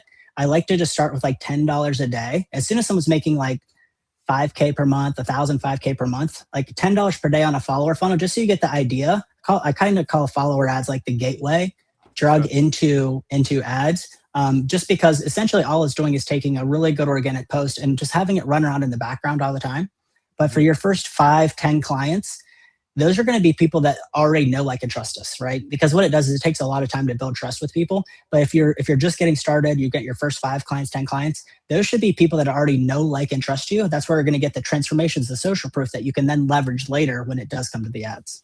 No, I love that. That is awesome. There were a few questions that came up in the chat about that, so hopefully you guys were taking note there. A few just kind of quick things about structure. Let's say a coach is doing like 50K a month, right? Are they the only coach? Is this a solo operation? Is this a 3-person operation? What does that like actual business structure look like? Yeah, that's a great question. There's a couple of different ways, and it usually depends on what that coach's zone of genius is. So I will say everyone is a little bit different in how they prefer to like even set up their business and things. And obviously it's always the whole "it depends" answer. But I would say on average, if someone's doing 50K per month, they should be able to they probably have 1 assistant coach. Sometimes they might have 2, but usually it's like they might have a handful of clients, and then they have 1 coach that has a roster of 30 or 40, to 50 clients. And in terms of, sometimes depending on if we're really strong on the lead gen side, maybe we don't need like an appointment setter or a DMer or someone, or if we're really strong, it kind of just depends on if our strength is more in the sales or the marketing side. Based on that, you might have a setter or you might not have a setter, and vice versa. I love it. This is awesome. All right. So I screwed up the link for your freebie. So I'm going to get that updated once we get Mike rolling on this next one. So that'll be on the live schedule page for anyone that maybe missed that QR code. I'll have that on the page. So that'll take you directly there to be able to get all that stuff. Also with links to IFCA, their Instagram, website, all of that kind of stuff to learn a little bit more about what their company and what they're doing. So Corey, man, any last pieces? That was incredible. I think the frameworks and that was awesome, and people need to watch that again because there was so much information there to be able to stop and look at it. I think could be really beneficial. But any last pieces here? And I just appreciate you for putting this on. Thank you for having me. I really enjoyed it. In terms of, like you said, there was a lot of content there. We really try to have people drink from a fire hose. And if you even only retain 10 to 20% of it, it's better than just going too slow. So don't try to do it all at once. Always just pick what's one thing and then implement that one thing, get good with it, and then you can implement the next thing. That's awesome. I appreciate you, Corey. You can just like jump out. I'll close it out, and then we'll get into the next one. Thanks, man. All right. See you guys. Thank you. All right. If you're kind of struggling with some marketing aspects, like what Corey just talked about was like pure gold. It's like seriously go back and watch it again, and no matter really what stage you're at, because if you can figure out a paid strategy for your business, that changes everything. Absolutely changes everything. So I've got Dr. Mike in the waiting room right now. So you guys know the drill at this point. I'm getting out. I'm coming back in. This one's going to be quick. I'm going to get out, get Mike all ready to go, and then get back in, and then we're going to start rocking and rolling. Here, friend and snowboarding buddy coming in next. Mr. Nelson and I actually just got back from a pretty fun trip out in BC, but we can't talk too much about it because we would spend the entire time talking about snowboarding. And this That'd be isn't fun. it would be fun, but this is not a snowboarding summit. Maybe for another time, but we're going to talk some physiology. So remember, chat's rolling. I'm taking care of that stuff. So if you guys have questions in the chat, throw them in there. I'm going to collect them all. And then anything from these talks, the live schedule page, everything's going to be there. From that last talk, I'm going to get, excuse me, I'm going to get that link updated. So that'll be there as well for you guys. So I think it looks all good. Let's get into it. Our next speaker has a PhD in exercise physiology, a master's in biomechanics, 20 plus years of coaching experience, and somehow made heart rate variability actually interesting. If you've ever looked at your client's HRV data and had no idea what to do with it, this is your session. Dr. Mike T. Nelson is the guy I go to if I have any questions around physiology. The guy lives, breathes it, both with himself and his clients. And so, Dr. Mike, welcome. Awesome. Yeah, thank you so much for having me here, Mr. Trevor. Really appreciate it. And thanks for going on a cool trip to Revelstoke. That was awesome. We're going to do it again. That's for sure. Yeah. All right. Well, Mike, you get your screen share all figured out, and then we'll get this thing rocking and rolling. Remember, throw questions in the chat if you guys have them. This is definitely a guy whose brain you want to get some more of. And then Mike's freebie too is his newsletter list. So underneath his name will be connected into his newsletter. He puts out some of the best newsletters. He had a really interesting one recently on VO2 Max. And like, so if you're interested in the sciencey stuff and the why behind things, his is a great one to be on. So Mike, I'll let you take it away.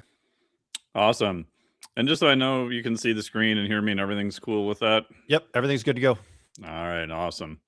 Thank you so much for the intro. Really appreciate it. Thank you all for being here. This is awesome.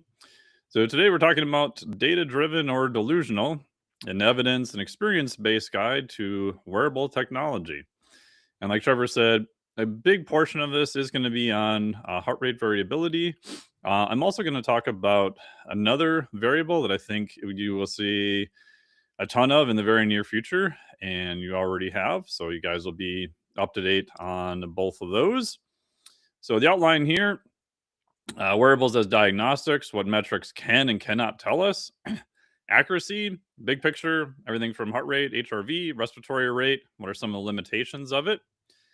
HRV, what it reflects, is it reliable and common pitfalls? And as promised, I'm going to talk a little bit about respiratory rate, because I think you're going to see a ton of stuff on that coming up. Why it matters, sensitivity to stress, wearable accuracy, interpretation over precision, some trends and some practical takeaways, and then we'll leave time for questions. And then if we've got anything that seems to be appropriate, Trevor will perfectly interrupt me during this presentation, which is great. Yeah, and questions are encouraged. There's a ton of information here in just under probably 40 or 45 minutes. So we'll go by pretty fast. One of my favorite quotes from Alan Watts, to have faith is to trust yourself to the water. When you swim, you don't grab hold of the water, because if you do, you will sink and drown. Instead, relax and float. So I like this quote because when you're taking in new information, it's very easy to get overwhelmed, to just get super worried about all the details. But I would encourage you to just kind of have an open mind, just kind of be relaxed, take in information you can, and then ask questions to further refine it. Briefly background, like Trevor said, I did a PhD in exercise physiology, University of Minnesota. My dissertation focused on metabolic flexibility and heart rate variability. I started all that research in 2006. So I've been doing HRV measurements now in humans for, God, well over 15, probably 18 years. Presented at DARPA on metabolic flexibility in the past. So DARPA is a Defense Advanced Research Projects Agency, where a lot of the cool stuff like the early ARPANET or the internet, tracking technology, GPS, all that kind of stuff came from them. Peer review, published research, MS in Mechanical Engineering, Biomechanics, owner of Extreme Human Performance, social professor of the Carrick Institute, still teach once in a while for Rocky Mountain University, certified strength nutritionist, and certified sports nutritionist, and certified strength and conditioning specialist. But you can just remember I like things that are dark. So I like dark death metal, black coffee, and dark beer. Guinness being one of my favorite choices there. So disclosures, I am the owner of Extreme Human Performance. I do sell certifications, the Flex Diet Cert, PhysFlex Cert, Meathead Cardio, HRV courses. I am an affiliate for ShiftWave. I do have a mention for them at the end. Scientific advisor to Tecton Ketone Ester. If people have any questions, you can contact me there. And like Trevor said, the best way is probably through the newsletter. Just go to MikeTNelson.com. You'll see join newsletter. Hop on there. It's completely free. Just hit reply, and I try to get back to everyone there, usually within a semi-timely manner, but sometimes it might take me a couple days. But I do try to get back to everybody there, so that would be the best place to get a hold of me. So first, we're going to talk about wearables as diagnostics, but we wanted to do a high-level overview. And the reason I like this is because it is, whenever you talk about wearables and technology, it's easy to get lost in the weeds. Next thing you know, you're checking your HRV multiple times a day, and you're one of the worried well and freaking out about stuff that doesn't really matter. So at a high level, again, we want to keep or gain adaptations. It's kind of the name of the game, whether it's fat loss, muscle performance. And usually if people have some type of constraint, crazy schedule, limited time, stressors from other places. Or you can be a weirdo like me and, do stressors on your own, like rowing, axle deadlifts, some weird grip stuff with oversized dumbbells. And when I talk about recovery, the definition of recovery I'm using is a speed return to baseline. For recovery, we don't really want to change the adaptations. We want to get the maximum amount of adaptation we can. But I like what's kind of considered a eustress model, a eustress, EU stress, that if we can bump frequency, that's probably one of the variables I'm going to play with right after overload. So by recovery, if we can get your physiology or your client's physiology back to baseline sooner, that means we can stimulate it again and get better adaptations and overall better results. So by recovery, I'm talking about just getting back to baseline faster, but not at the expense of the adaptations we want to keep or gain. Diagnostics, a lot of times, is just referred to as a ready state. And we'll talk about this parameter. And again, like all things, there's not necessarily anything that's, I would say, good or bad per se. It's the context of what are you trying to do or what are you trying to achieve? One of the downsides, especially with HRV, is I get a lot of emails of people that are like, oh, hey, is this a good or bad HRV? And again, there's no lab piece of equipment that'll say good or bad. There are times where you may want a higher HRV. There's a time where you may want a lower HRV. So again, a lot of times it depends on the context and what you're trying to do and what you're trying to achieve at that point in time. The cool part is wearable tools, I do believe, are good for diagnostics. And the nice part is the capture of this data now is becoming easier and easier. And very soon, and probably already now, you're going to have more options and you know what to do with. And you're going to be getting, I guarantee, a ton of questions because different companies are going to be monitoring the newest and latest and sexiest thing, from respiratory rate, resting heart rate, HRV, body temp, even old school stuff like how do you feel, and many others that are coming along down the pike. Again, I think all of these can be useful. We're going to primarily focus on HRV and a little bit on respiratory rate today, but there are many that are useful. But don't forget, how you feel is actually probably one of the best markers. Now, again, sometimes this is hard because you may be talking to athletes who kind of always consciously or unconsciously want to present that they always feel amazing. And we know that everyone has good days and everyone has bad days. So I was talking to my good buddy, Dr. Tommy Wood. He does a lot of consulting for Formula One. And he said, even after all the metrics and all the stuff that they do, he said, asking drivers how they feel is still one of their top predictors of what's going on. Now, in a perfect world, we would combine some qualitative and quantitative data to get a better big picture of what's going on. So now we're going to move on and talk a little bit about accuracy. Again, not as exciting, but this is unfortunately a big issue in wearable technology. So I get a lot of work I do is generally telling people to stop looking at certain things. That's probably more of what I do than anything else, is pull stuff away, use this instead, do this, and then don't do that. So wearables are reasonably accurate for heart rate and step count, but they're extremely poor for calories, sleep stages, and many advanced health metrics. So again, we have to pay attention to what metrics, what device, or what are you trying to gain from it. Now, again, this is a very broad statement. Calorie output from wearable devices right now is freaking horrible. Will it kind of get you in the ballpark? Yes. Will it kind of get you in the ballpark if you're someone who just only does running or maybe biking? Yeah, some of the devices are relatively accurate for that now, but just overall total calories, not so good. So I did a longer 2-hour session in the gym the other day, kind of more upper body focused and some grip stuff. And my little Garmin device, which I really like Garmin, I don't have any disclosures with them, said I burned over 1,000 calories in that session. And I did use Bluetooth heart rate. So I was pulling an electrical signal, was not using just the optical off the back of the heart rate. And I'd like to think that I trained relatively hard, but I'm not really under any delusions that I actually burned 1,000 calories. So it might be useful to see changes, but in terms of an actual metric, calories right now, not so good. Sleep stages are okay at best. Currently, there's very few, if any, devices that are directly measuring sleep stages. Because to do that, you would need some electrical input like an EEG to get that data. Right now, they're making inferences from things like an Oura Ring or a Garmin or Apple Watch. So they're okay to look at kind of general trends. But if you're trying to disseminate your deep sleep was 7 minutes more last night versus tonight, it's not even remotely accurate for that.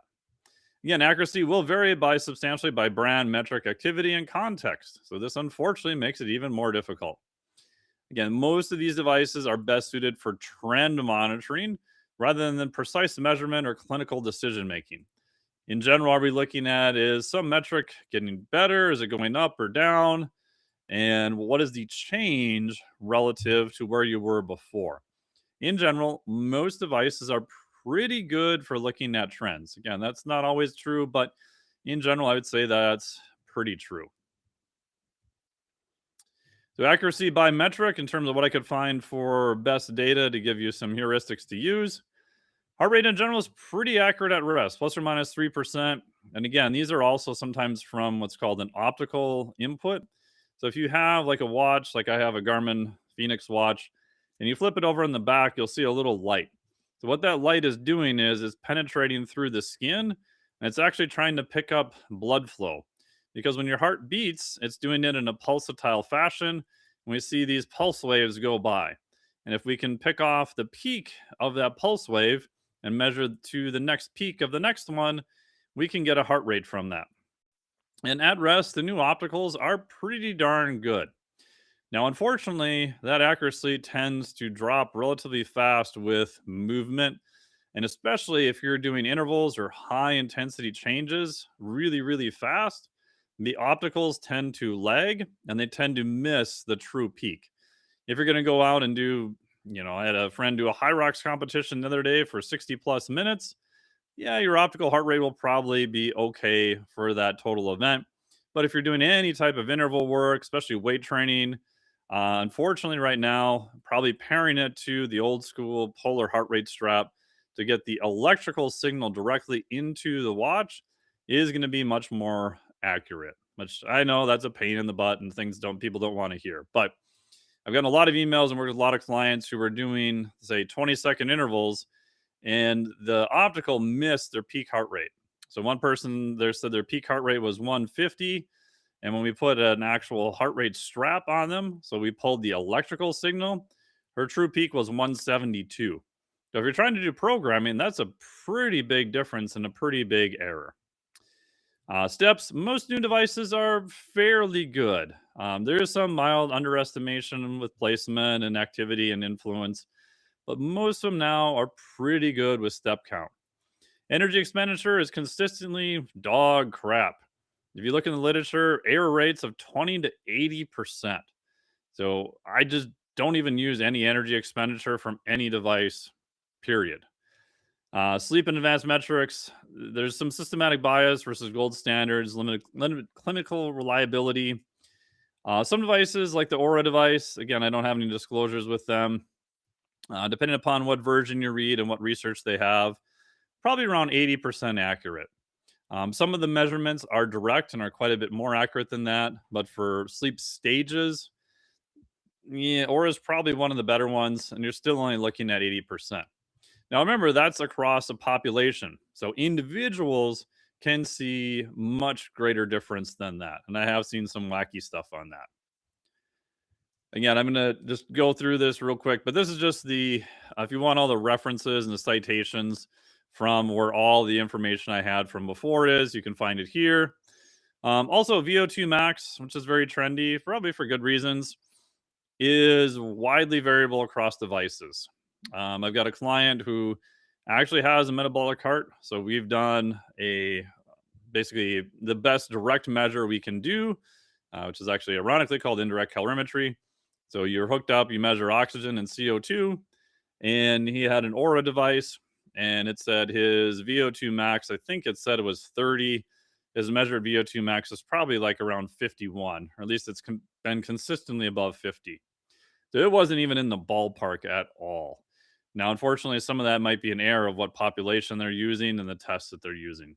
So VO2 max right now from devices might be okay, but from the literature, it varies wildly. Let's talk a little bit now about heart rate variability, what it is, and how we can use it. The nice part is we can have what we call do-it-yourself HRV now. When I started looking at HRV, we had people come into the research clinic I was at, the University of Minnesota, Exercise Phys Lab. We hooked them up to, devices that were, I don't know, if I count up all what we paid for used equipment to get HRV from people, probably 10 to 20 grand in equipment. They had to come into the lab. They had to be rested. We put all the EKGs on them. They had a system that would collect it. I had to get all of the raw data out of it. I had to write the special MATLAB program to get what's called RR intervals, and to take those RR intervals, enter them in another program called Kubios, and then I had to error check everything by hand. And it's basically a ton of monkey motion just to get an HRV number from it. Over time, Simon at iThlete was the first person to get an app that could measure HRV accurately through your phone within about 60 seconds. So this was amazing because now you can start doing the measurement daily. So a one-off HRV measurement is not super useful. Again, we want to see what are the trends and the changes over time. And we'll explain what HRV is coming up. So the nice part is there's tons of ways we can do it now. Aura, Garmin, different devices will measure it overnight. So you don't really have to do anything or do what's called a commanded measurement to get the data now. It'll be delivered directly to you, which again, has some pros, has some cons. HRV, if you don't remember anything else from this presentation, is in general, it's just a stress response of your body. And again, it's the response of your body is the key. Again, the HRV measurements sometimes will be 2 to 3 minutes. Now you can get them overnight. And it's nice that we can gather all this data now. Again, it used to be a huge pain to get it. Now we can get it pretty easily. If we look at HRV and look at why we would do a variability analysis, this is a very wordy quote, But variability analysis is a science of measuring the degree and character of patterns of variation of a time series of a biologic parameter in order to evaluate the state of the underlying complex biological system, or a complex system responsible for the biological signal. What I also want to point out is that the data and research on HRV has been around for a long time. So this was 2004, so 2 decades ago. And all this is trying to say is that if we do a variability analysis, and we'll explain what that is, not just an average, we can get other information out of the same complex physiologic systems. So if we take heart rate and we do an average heart rate, we can get some cool info. If we now take that exact same series of data that we grabbed over, let's say, 60 seconds, and we do a variability analysis, we can get further information from that exact same original data. So by studying the variability of signals and things in physiology, it gives us the next level down of information. And it turns out so far, when we've looked at various systems across physiology, when we do variability analysis, there's almost always fine scale variability there, from breathing rate, from heart rate, right? So heart rate is obviously going to be HRV, gait analysis, all sorts of things. So I was using a variability analysis to look at a parameter called RER off of metabolic heart during steady state exercise. We were theorizing that the variability of this parameter would tell us the status for metabolic flexibility.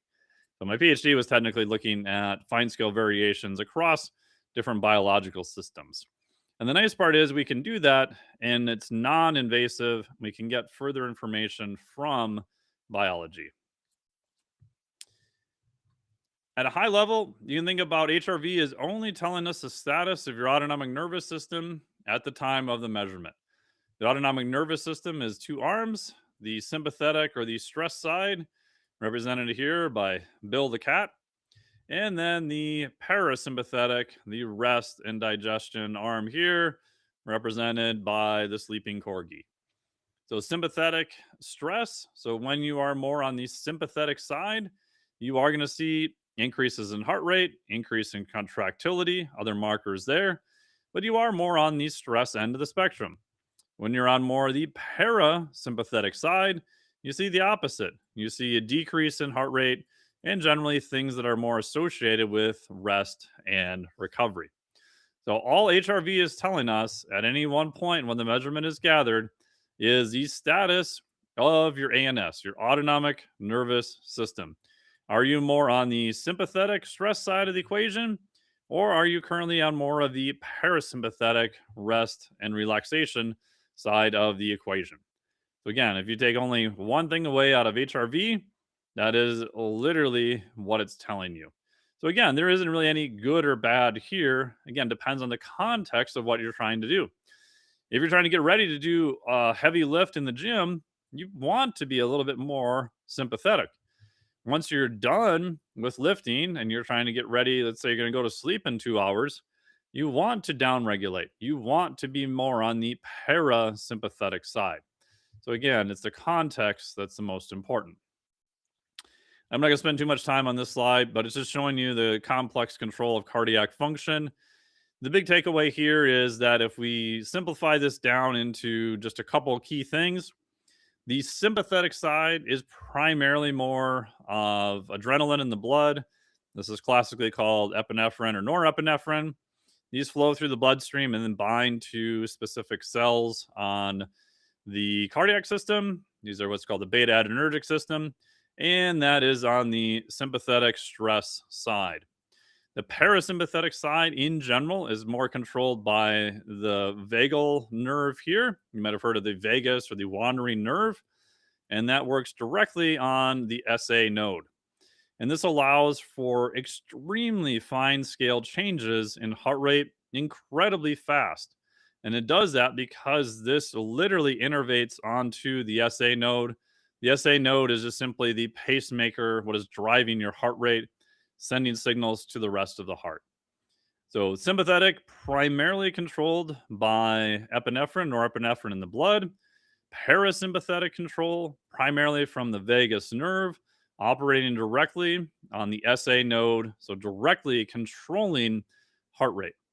And if you look at studies done in the University of Minnesota for what's called the visible heart model, where they took hearts that were not suitable for transplant, they took them out and they reanimated them in the lab. These are actually human hearts. And if you don't give any input to the SA node, it'll actually run your heart rate at 100 beats per minute. So most of the time at rest, we're under some parasympathetic or vagal stimulation. This is just like stepping down on the brake on the car. Most of the time, our car is braking or slowing down. When we measure HRV, we're simply looking at the distance between RR intervals. So here's our QRS complex. This is just the depolarization going across the heart. And if we measure from the peak of the R wave, the little peaky guy here, to the next one, this will tell us heart rate. And again, if you're doing this in the lab, a lot of times these are measured in milliseconds. And this distance is called the RR interval. And with HRV, we're just doing a variability analysis on this RR interval. And we want a little bit of fine scale variation from one of these to the next. So if we think about this in heart rate, which is generally beats per minute, if you're sitting at rest, let's say you're 70.1, and then you're 69.7, and then you're 68.5, and then 70.3, right? There's a little bit of variation from one heart rate, one beat to the next one. So that fine scale variation is literally heart rate variability. So the more fine scale variability you have, the more parasympathetic tone you have. As you increase stress and become more sympathetic, this fine scale variability starts to go away.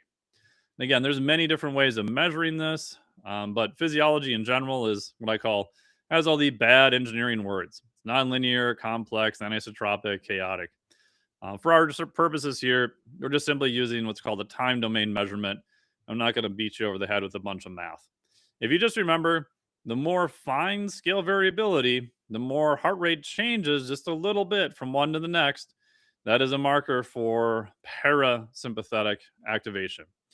Once you start losing that fine scale variability, you're becoming more on the sympathetic side of the equation, excuse me, which is more stress. So testing protocols, if you are doing what's an old school called commanded test, you probably want to do this first thing in the morning. Now, most of the time, we're looking at overnight measures now. This is from Oura. Most of the wearable devices will give you an overnight measurement. That's good because you don't have to do anything to get it. But if your sleep radically changes or things like that are going on during the night, because that is changing the data collection period, you can see some changes in heart rate variability. So again, it gets a little bit more messy because we also know that, shocker, if you get a lot less sleep, that is a sympathetic stressor. So for most athletes, if they really, really want to fine scale tune it, you probably want to do a commanded measurement in the morning. Most of the time now, you can use overnight measures if you're just trying to get in the ballpark. Probably good enough. One side note is some devices still will not report when they do their HRV measurement. This drives me bonkers. Apple. Supposedly, Apple's supposed to fix this issue, and they might have even fixed it by this time, but they don't tend to tell anyone when they change stuff, which is annoying. If you're just doing random HRV measurements, who knows if you just had a pre-workout, you had a cup of coffee, you're chasing your dog down the street, you're training. All those things are sympathetic stressors. So if you're not doing a standard HRV measurement at a known time, you can get a lot of weird stuff. Now, most companies have actually fixed this issue, but unfortunately, it still goes on once in a while. Again, this is just a review of everything we talked about for changes, sympathetic versus parasympathetic. How accurate is HRV from wearable devices? It's kind of mixed. So if you look at most of the literature that's been reported, it's unfortunately relatively mixed.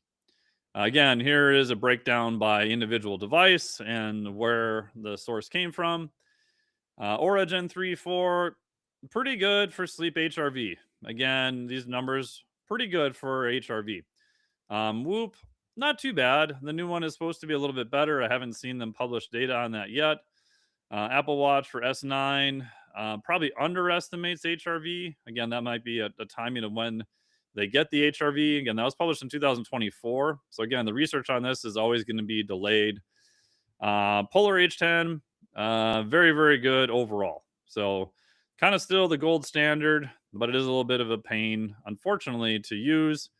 Again, Aura probably has some of the better reported HRV data, but most other companies are pretty decent right now. Wearables estimate HRV reasonably well at rest and during sleep, but accuracy drops substantially with movement. Now, most of the time, we're probably not doing HRV during much movement, so we don't really have to worry too much about that.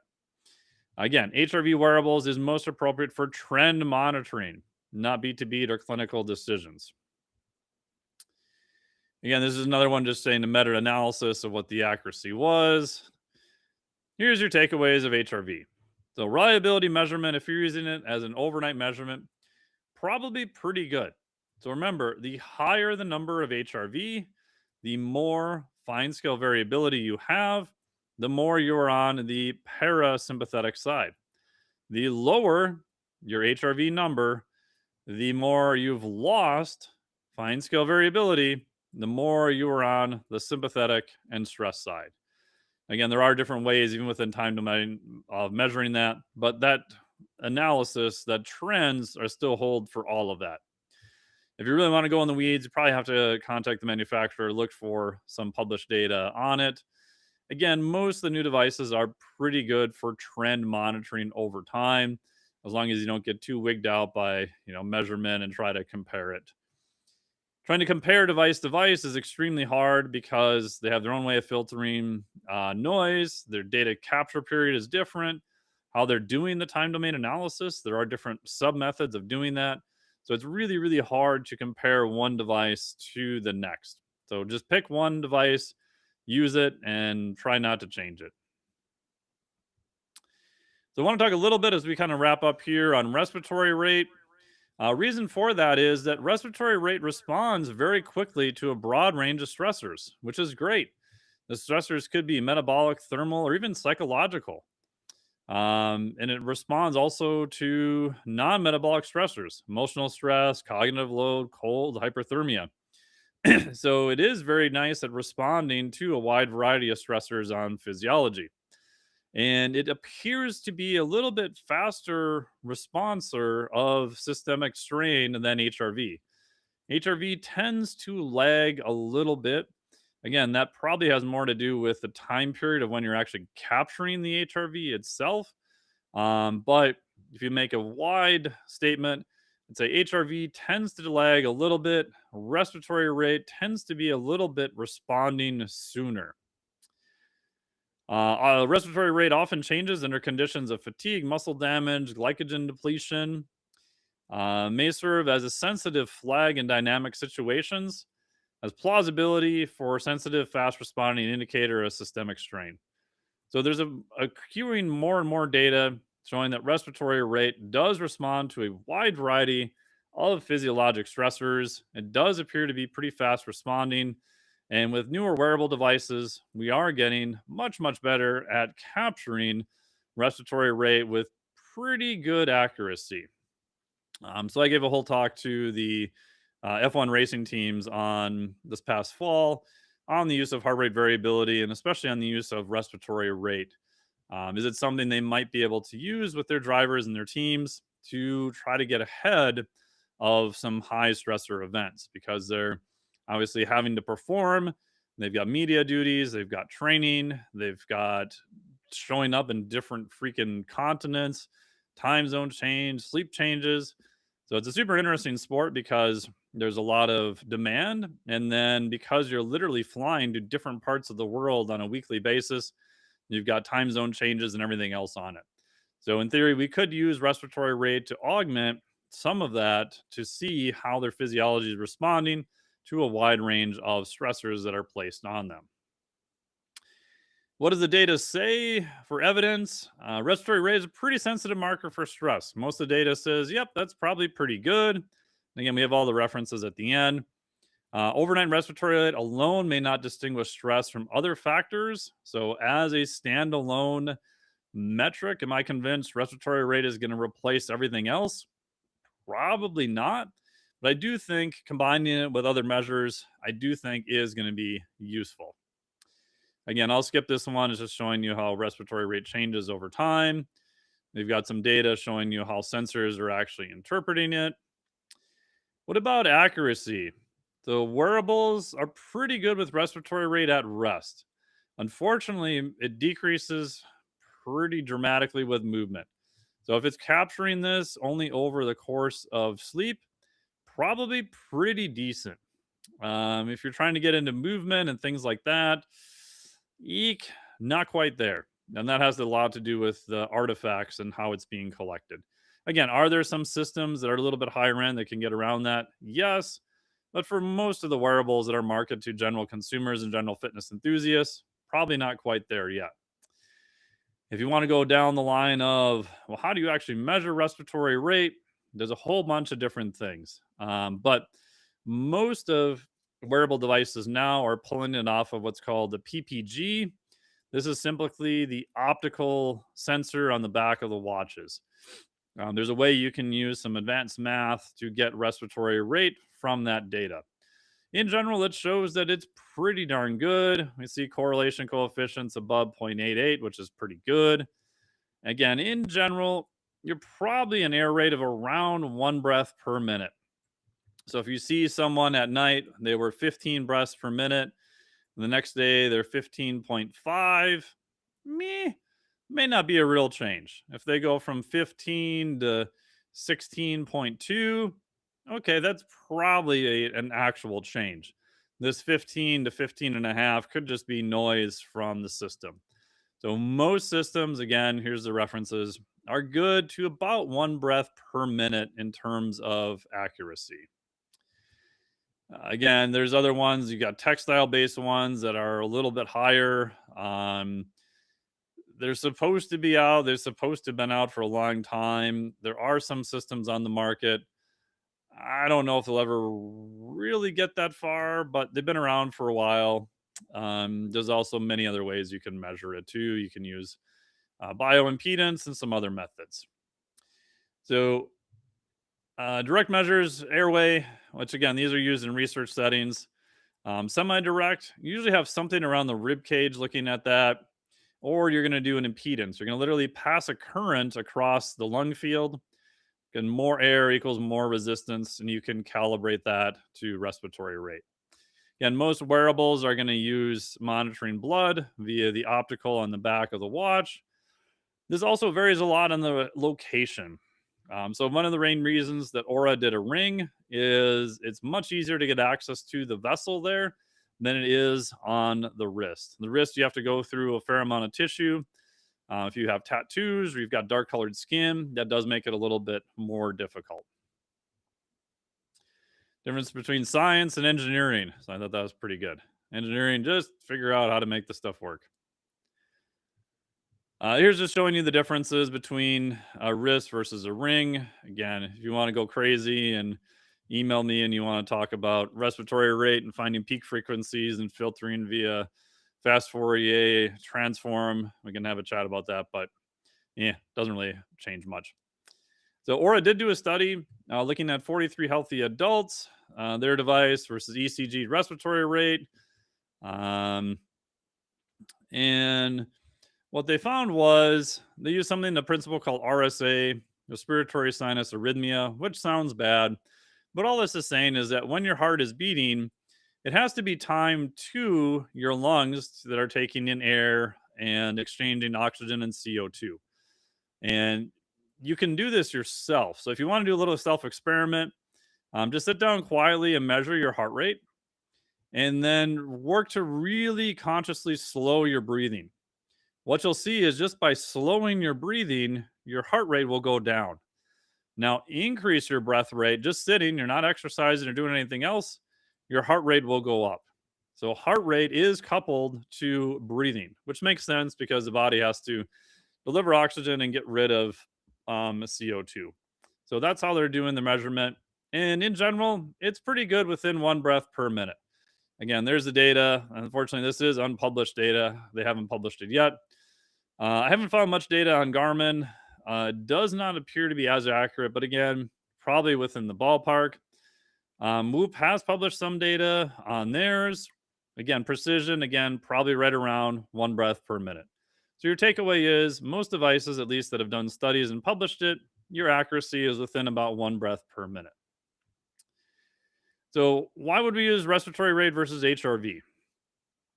There's a bunch of other stuff here, but I think respiratory rate could further refine detection. We might see some shifts earlier before we see big full changes in HRV. So that's kind of what I'm looking at right now, and I'll show you some examples here. So respiratory rate, this is from Aura. So we're probably seeing about 1 breath per minute change, and we're seeing HRV going down. So when HRV is lower, more sympathetic stress. When respiratory rate is higher, that's another indication of more sympathetic stress. So again, this says that both of these now are kind of an agreement and that something probably happened between this time period is what I would guess. The other really big takeaway is that when you look at respiratory rate at night, this gives you a marker for a background stressor. So 17.4 breaths per minute, in my opinion, is very high. When I see athletes or anyone 16, 17, 18, I've seen 19 breaths per minute on Aura. That tells me that they need to do some breath work and some specific CO2 tolerance. Again, CO2 tolerance is probably an abused term, but they need to work on their management of CO2 to get that respiratory rate lower. Most people, I want to see less than 14 breaths per minute. Ideally, if you can stay around 12, that'd be even better. So another big takeaway here on respiratory rate, if you don't remember anything else I said during this entire talk, look at their background respiratory rate at night. If it's very high, I would consider targeting that to do something about it to lower it over time, because they're running with a background 24/7 stressor that is taking bandwidth away from training and their ability to respond to other things. Again, there's lots of unknowns here, and we'll open it up for questions in just a minute.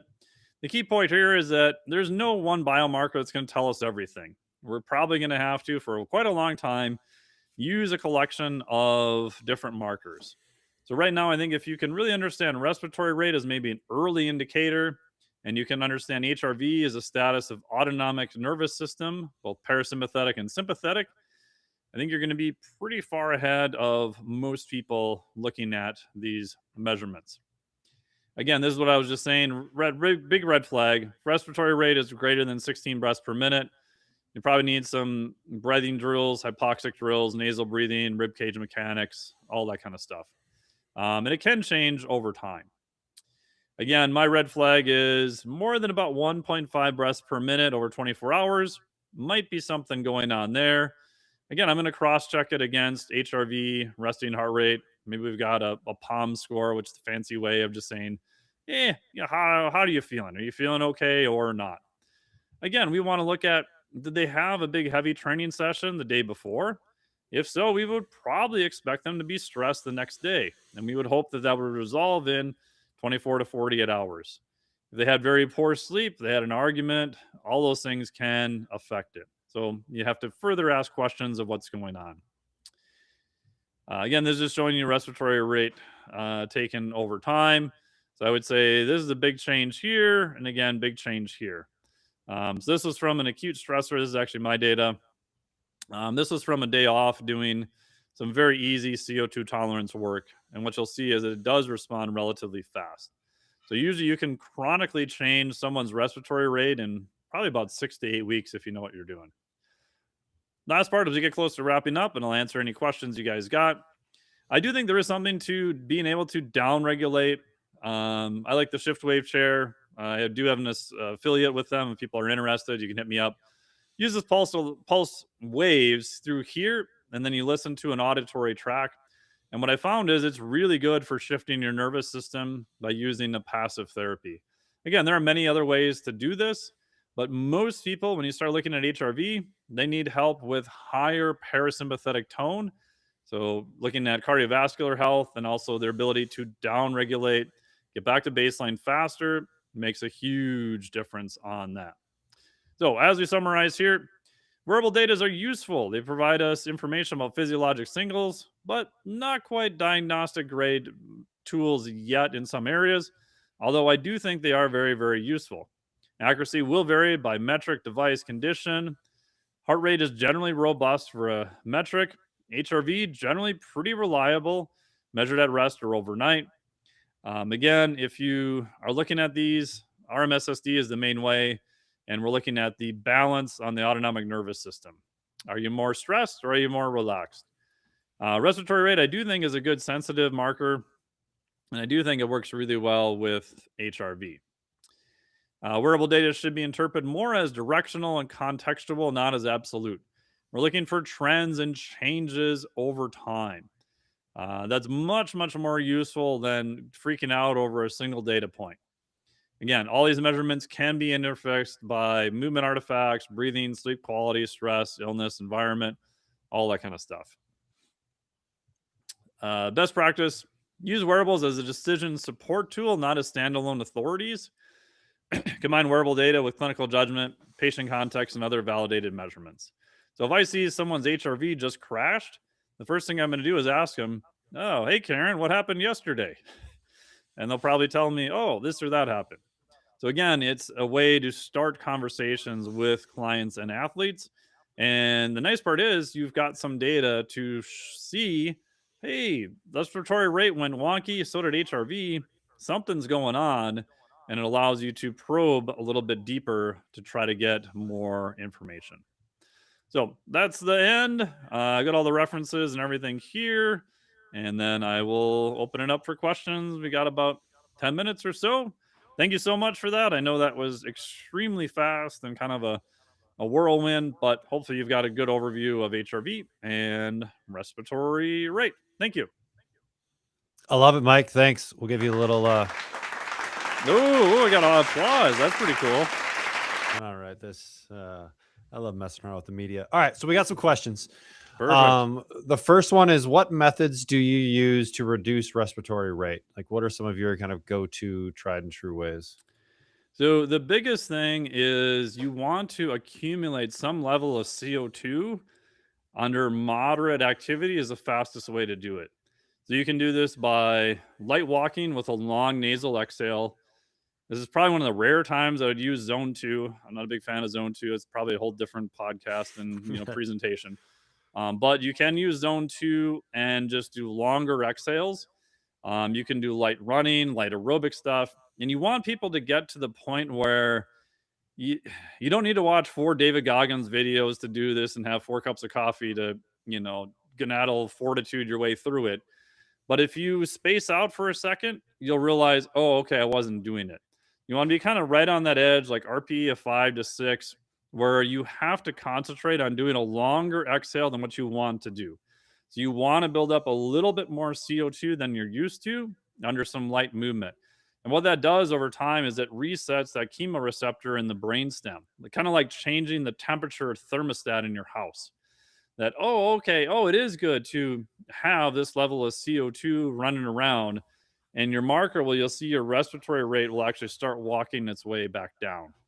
The other way would be anything you could do with mechanics of breathing makes a huge difference overnight. I use a lot of reflexive performance reset or RPR, and we've seen drops of 2 to 3 breaths per minute after one session sometimes in people. And that's just getting the mechanics of the ribcage, diaphragm, and everything else to work better. Sweet. I love it. Well, if there's any follow-ups to that one on that question, just drop it into the chat. Yeah. All right. One person asked about Morpheus earlier when we were kind of in the HRV section. What are your thoughts, sir? Yeah, I mean, I like it. I've known Joel for a long time, and Joel's one of the rare people who's got just a ton of HRV data from previous system like OmegaWave and has used it a ton. He was one of the people when I started doing HRV, I was chatting with a bunch of times. If you don't know what you're doing and you don't have any contacts to HRV or heart rate, I think it's a really good system to use and to learn. If you have context and you have specific goals and you're working with someone that can help you interpret the data, probably don't really need it at that point. But I think as a kind of off the shelf and do it on your own, it's one of the rare systems I actually really like. I don't have any disclosures with them either, other than tell Joel I said hi and sent you. Right. Yeah, Joel's great. He's great. What like if you're bringing on a client, right? Are there any wearables? Like, let's say they don't have anything and they're willing to invest and they want to, give you better data as a coach.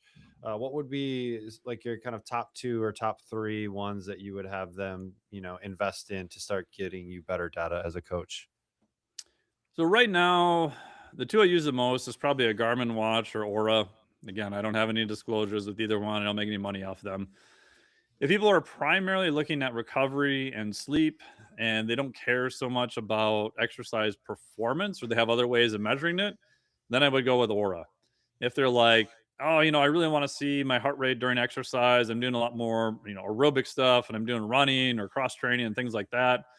I think Garmin is probably a little bit better. The sleep information and the data on the midline Garmin isn't as good as Aura, but it has the advantage of being able to pair a chest strap to it and is much more accurate for exercise. I actually use both. I don't like wearing my Aura ring for exercise. It just bugs the crap out of me. Mhm. And I can't pair it to a heart rate strap. So for exercise, I primarily use steps off of Garmin, and that for sleep, I primarily use Aura. So I'd say it probably depends on what they want. If they're like, I just want the best kind of all around and I'll give up a little accuracy during sleep, then Garmin's probably going to be better. If they're like, I really want to dial in my recovery, I really want accurate respiratory rate and body temp and all this stuff at night, and I don't really care, I have other metrics I can use for training, then Aura would be a little bit better. Okay. Is there data when you're like coaching clients? Because you're actively coaching clients, Yep. you have a roster, that kind of stuff. How often are you looking at this data? Is it daily? Is it weekly? Like, what is a little bit of your coaching process as far as looking at this data and then using it to make coaching decisions? In general, I tend to look at the trends on a weekly basis.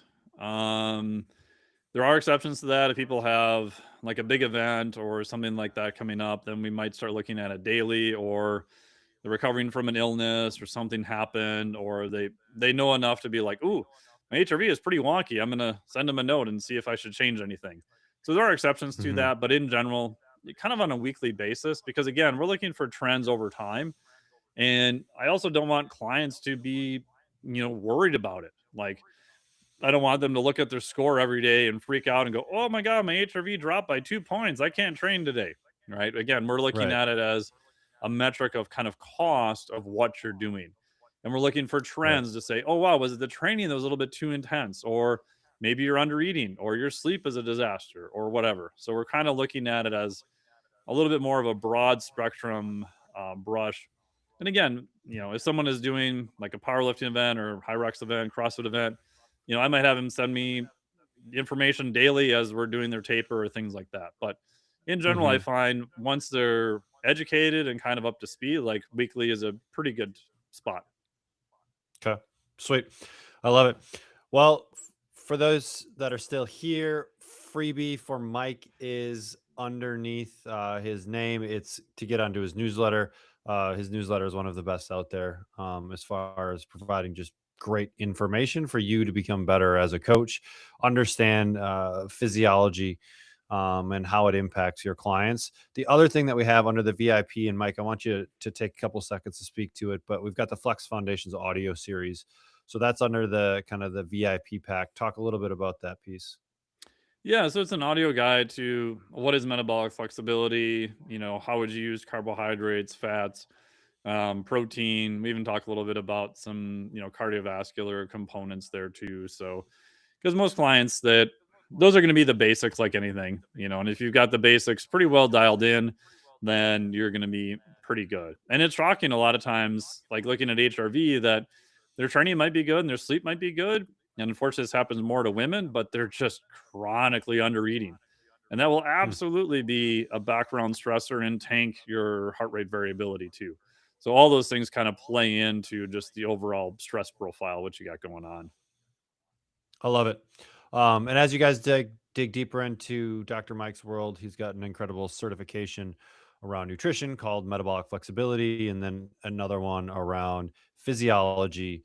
So talking sauna and cold plunge, and if you want to kind of learn the science behind all of that stuff and whether or not you should be using with your clients, that's another really good cert out there. So you'll see all the things when you start going down the rabbit hole. Anything else? Anything else, Mike? No, thank you so much. I appreciate the kind words about the newsletter. If people have questions, hop onto the newsletter, hit reply there, and do my best to get back to you. And thank you so much for having me here. I really appreciate it.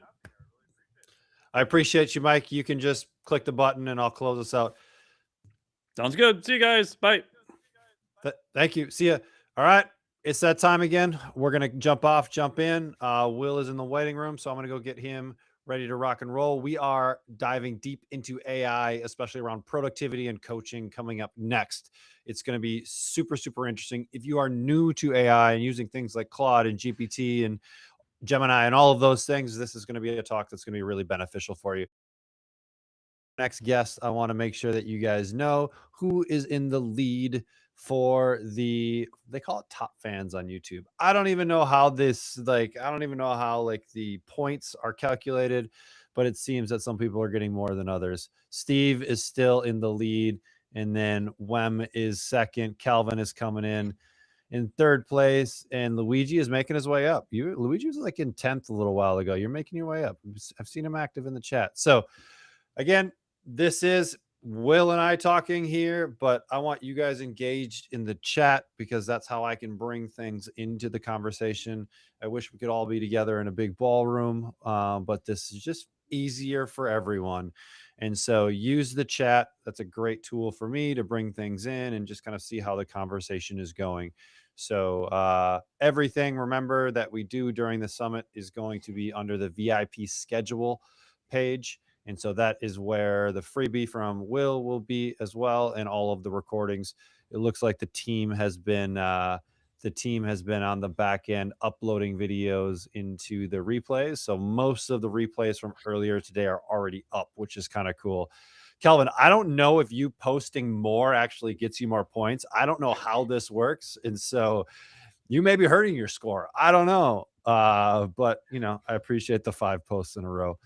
All right, guys. Well, let's get to it with our next speaker. So our next speaker, 4 companies, 4 exits, 50 million in ad spend managed. And now he operates as a fractional CMO, soon to be dad. And he helps fitness brands scale without really losing their minds. Has got to work with some really cool franchises. Will is one of the few people I've met that can talk about AI and automation without like making your eyes glaze over. He does a really good job of taking this very complex thing and making it accessible to us, small-minded people. So Will, thanks so much for coming on. Excited to chat with you today. Thanks for having me. And I will say, you've been going for like 11 hours at this point, right? I mean, it's been a day. I'm just saying, right? We're rolling. So the best thing about today, right, is so I still coach at one of my gyms because I really enjoy it, and like I've been coaching these clients for like 15 years. And so today was actually a coaching day. So for me, today started at 3:45 because I needed to do prep before I started coaching at 5:15. But you know what? When you're hanging out with cool people and learning things, like it doesn't even feel like it's been a long day. It's been great. So thanks for coming on, dude. Let's start if I'm a coach that is brand new and everyone is talking about AI, like you should be using this, you should be using that. Like, what is like what's the gateway drug? What's the thing I need to do as a coach to be like, oh, okay, I need to go deeper with this because I can see its potential? It's a great question. The first thing I would say, and I've got, by the way, I'm going to start this conversation more so talking about what reality will be in 5, 6, 7 years, right? And then I'm going to bring it back to today because honestly, this stuff changes literally like every 2 months. Literally, the ability of AI to do its job gets twice as good every 4 months, right? It doubles in its ability to do its job. And so there's a lot of people that I talk to, either consulting clients or people on the email list or what have you, that say, yeah, like I used ChatGPT like a few months ago, and it was all right, but it wasn't great. And so Mm-hmm. most of what I focus on, especially from a foundationary level, is just, well, first of all, let's figure out how to get AI to know you and understand about you and all this stuff. Again, by the way, everything I'm talking about is going to be deeper dive in the resource that I dropped. It's somewhere. I think there'll be a link in the chat or maybe in the Mm-hmm. landing page or something. But everything that I talk about is going to deep dive there. But simply put, the first step is telling AI who you are and what you do, right? Who you help, all those things that personalizes its experience, your experience to you with AI. So that's kind of the first piece. And then the second piece is with AI, or really with anything. If you're doing a task, and let's say you do the task, it takes you an hour to complete the task, write the email, right? Do the landing page, whatever the thing is. You spend an hour, but you don't get an hour back. And the thing that I love about everything I talk about with AI is that every time you put an hour in the right way, you get 5, 6, 7 hours back of your time.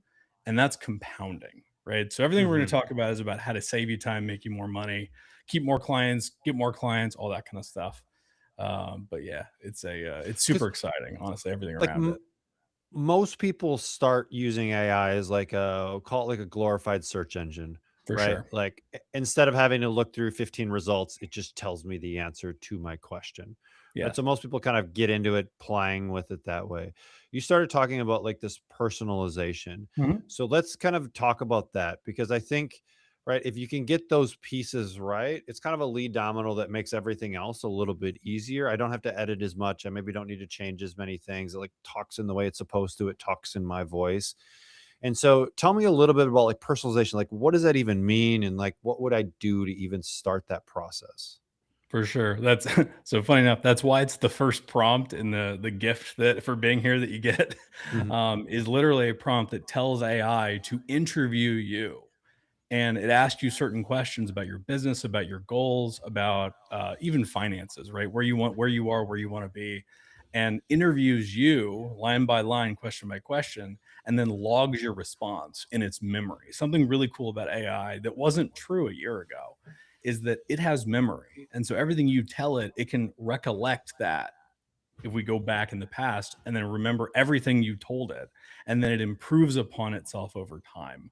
And it doesn't matter if you're using ChatGPT or Claude or Gemini. Again, there's a lot of rabbit holes as I even mentioned the names, right? Right. Uh, but every one of them have a memory, and so that's why I usually say, well, just start asking it questions, right? But the first step is use that prompt, let it get to know you, Mhm. uh, and that's definitely the first step. So, what would be like a good first task for a business owner? Because it's like, oh, it could do all of these things, but right Mhm. when we have a buffet of decisions, we typically don't make any decision and just kind of default to what we were always doing. And Mhm. so, if you're consulting with a new coach that is really new to AI, what's a good kind of entry point that gives them a lot of leverage around tasks that they're probably already doing? Well, the first thing is for first of all, look at their to-do list Hmm. because frankly, it can do a lot.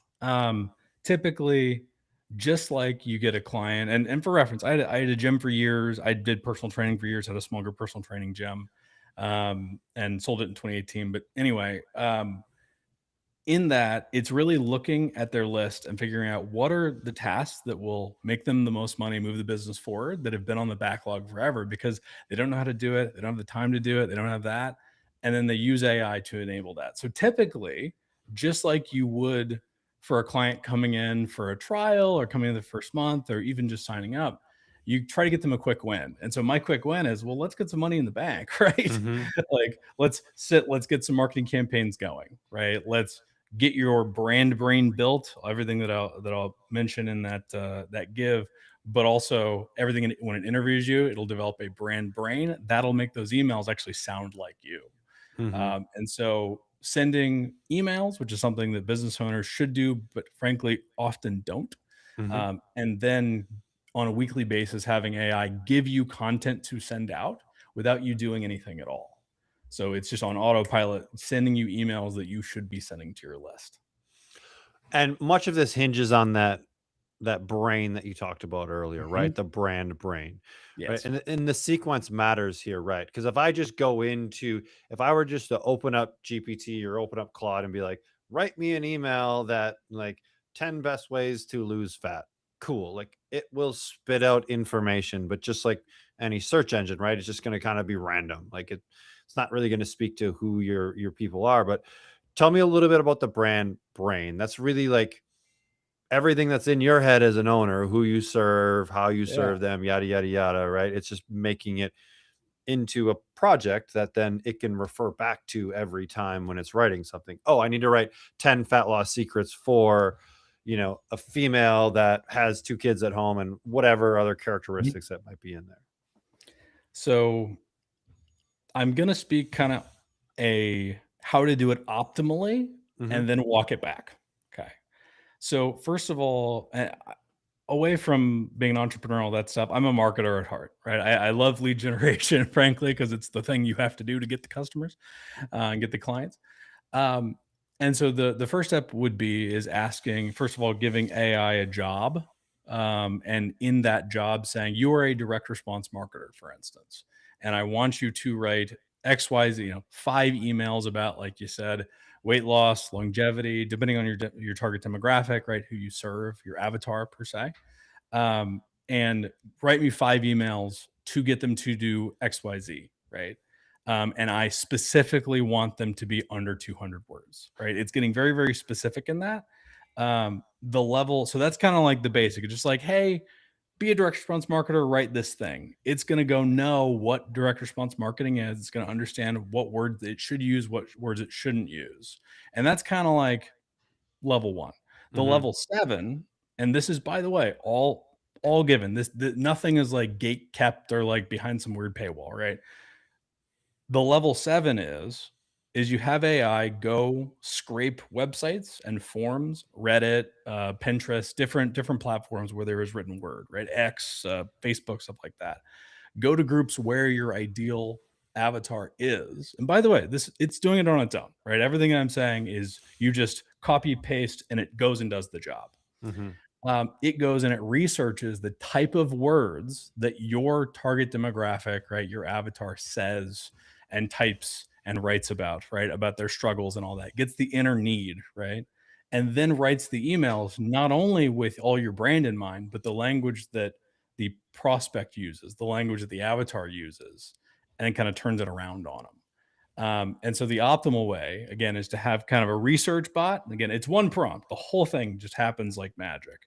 It goes and researches the words they use in their day-to-day life, and then it would go and write the emails. And because you've got that brand brain installed, it then tailors it to how you write, how you sound, what words you use, what words you don't use in brand messaging, right? You probably don't want to talk, there's certain words in CrossFit that are used that you definitely would not want to use if you're working with people 50 plus, right?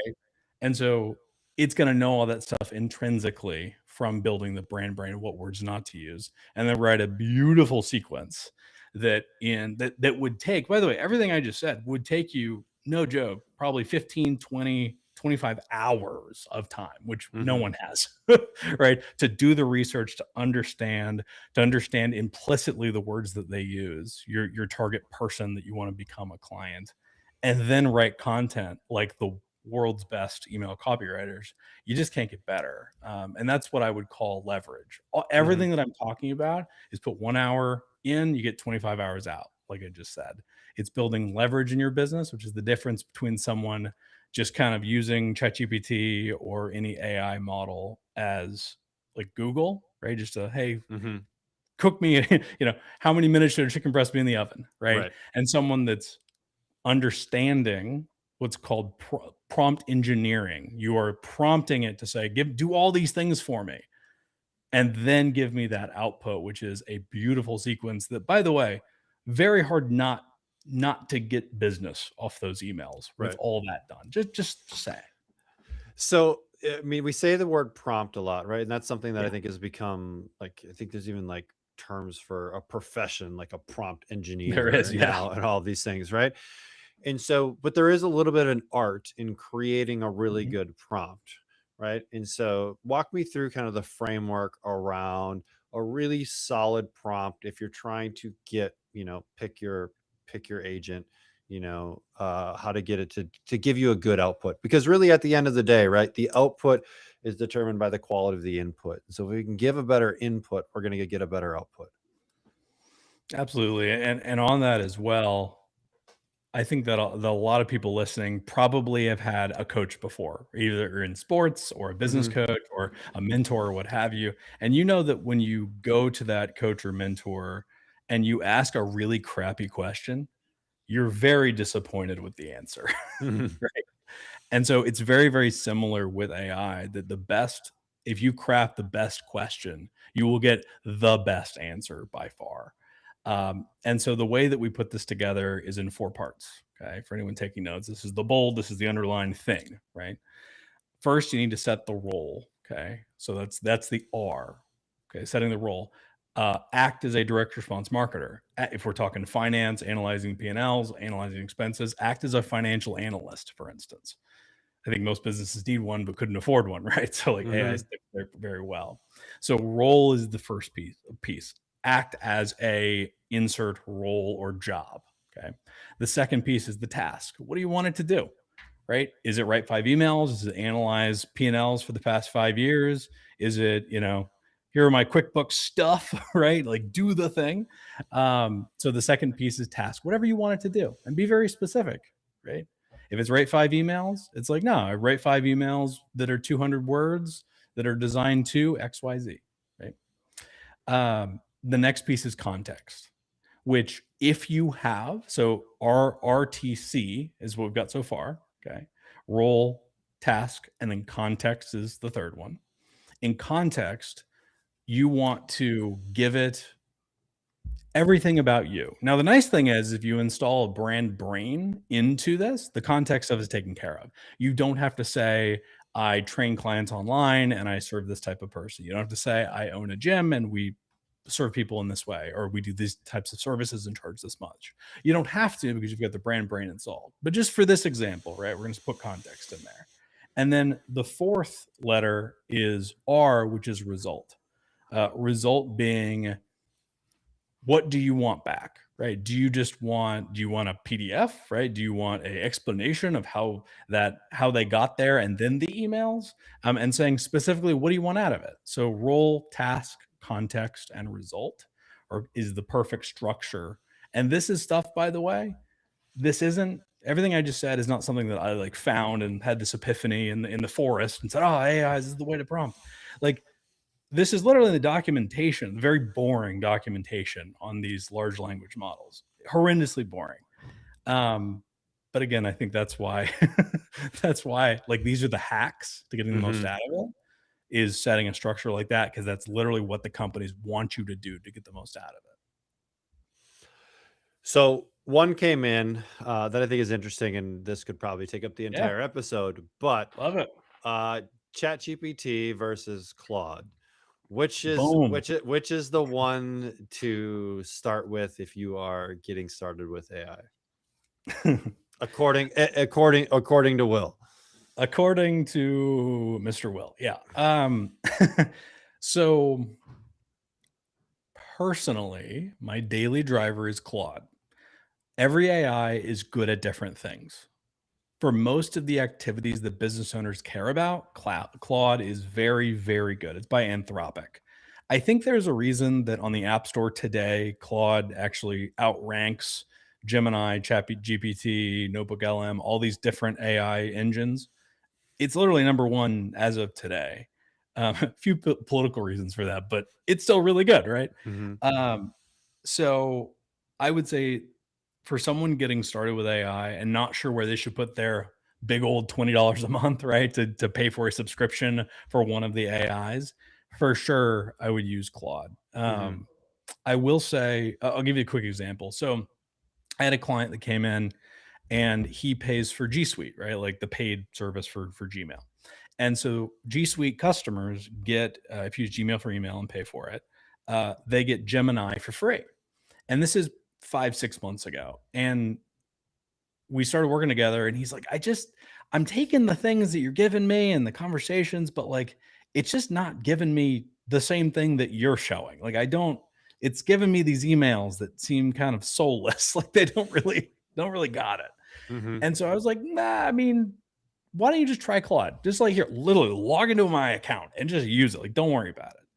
And he's like, this is literally a game changer. And I don't like using words like that, but truly, like, Claude is the king when it comes to data analysis and copywriting and analysis of things. And so that's why I always recommend Claude is what people should use, especially starting out.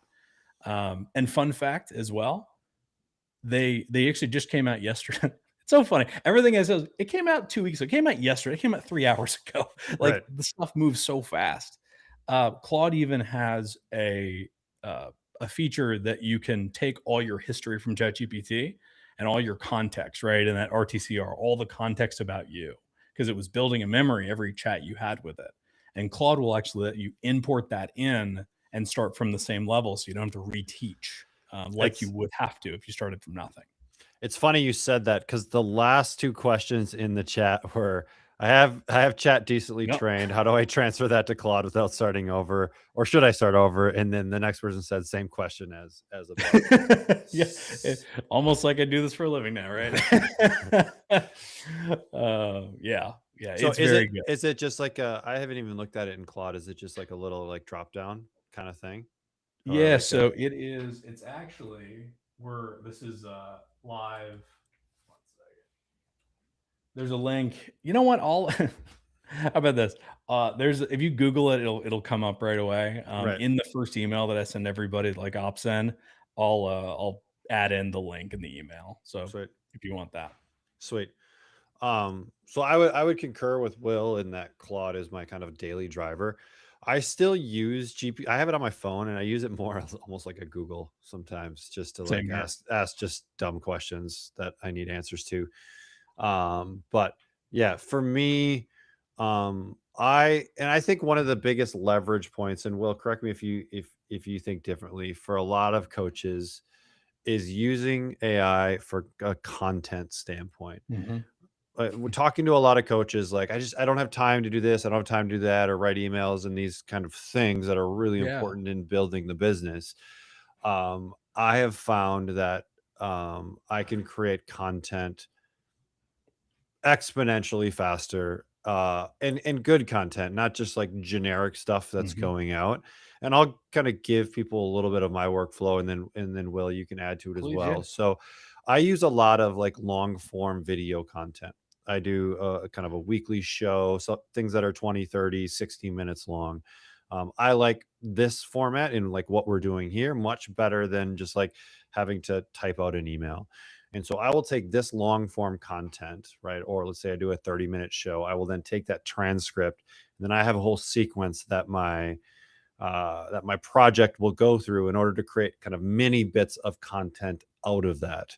And so it will write my emails based upon that piece. It already knows who I'm talking to, right? And so for those of you that are on the Coach Catalyst email list, yes, that is me writing, but that's me writing in the assistance with Claude, if you haven't kind of figured that out.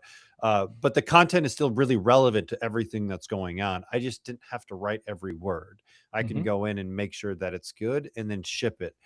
And so I found personally that content creation has just gotten way more enjoyable, because you don't have the agony of like, oh, like what do I write today, or what do I do now? And it just allows you to be consistent with that output, which is ultimately like the secret in all of this, is like you just have to be consistent with it, which is pretty hard. Would you agree that content is probably a pretty good place for coaches to start deep diving, or is there another area that you feel like has a lot of leverage that a coach could start to deep dive in? So there's a few pieces to this. This is a great question, a great example. So I'll tell you how like a few good uses that just made me made me a decent chunk of cash like in the past few months, and then we'll kind of go back to the question. So first of all, the amount of tax savings you can have having more than a bookkeeper and CPA like analyze your business, huge leverage. Just letting you know. Like me throwing in, I wish I would have known about this like years ago, because it didn't exist years ago, but even like 2 years ago, is throwing in throwing your P&Ls, throwing your expenses, throwing in like even previous tax returns, right? Into probably want to redact the your social security number, but aside, throwing all that information in and having it analyze like what are the tax advantages here? What can be deducted, what can't? So I legitimately saved like 30 grand on taxes in 2025, just like doing that, because my bookkeeper and CPA did not catch it. Now there's a whole, the CPAs and bookkeeper is probably going to go away in a few years, but either way, that's one thing where you can just immediately get value from it, is just throw that in, beautiful prompt, analyze it. Like for coaches, gym owners, or the fitness industry in general, there's all this stuff that like no one talks about, like tax, like actually like making the money that you generate. And that's where I find, even though I'm no longer owning a gym, that's where I mention this, and it's like the easiest way to just make a bunch of cash up front. So yes, that's that. When it comes to, sorry, I had some notes here for you. Repeat the question one more time, because I went way off there. No, just like these big leverage points in someone's business. Yeah. Because like I think what happens to a lot of people is like AI could potentially impact almost everything you do on a day-to-day basis. And so it's like, okay, like where do I even start? Like what? Because you need to kind of go layers with something. You don't want to just kind of be surface on about, like, you need to, like, if you're going to do content with it, we should go through the brain exercise so that it understands all the context. So I'm not having to repeat myself every time I'm trying to create something, right? And so there's layers that go into it. So, I mean, are there any other areas that you feel like are worth because there is effort involved, like there is effort and there's time, and like this isn't just like snap your fingers and it's done. Like you have to put in some work. So where would be some 100%. other areas where it's worth putting in the work? First, I will say that most of the internet is filled with coaches, influencers, social media people, what have you, that plug in without giving the AI context on you, your business, the words you use, the words you don't.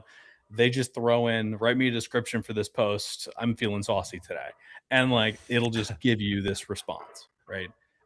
That's what most of the internet is. So I want you to hold back on that, is first of all, to make sure it's personalized to you, because what you don't want to happen is the content that you're posting is the exact same content someone else in your category is posting. Because again, you just kind of, the audience goes blind if everyone's sending the exact same email copy, the exact same social media post and everything else. Where the most leverage is figuring out what is your best format. So for instance, Trevor, you mentioned that you really like conversations like this. Correct. And then you break that down and have AI break it down. Others may not like video. They may not like the spoken word, right? They may like writing, but then writing something long form and then having it pick it apart to then create, it's really called pillar content is what this is called, right? And then it breaks it down. Every piece of the pillar is a piece of content in its own. And so that's the biggest opportunity, is if you really like writing emails to your list, good, great. I'm so happy for you. But what I want you to do is take that, put that into AI with a great prompt, right? And have it break it up into 4 or 5 social media posts for the week. So a lot of people are doing duplicate work where they could just use AI as a leverage point to then create less work and just better work, right? So create one and then create lots of other little strings that you can use in other ways within the business.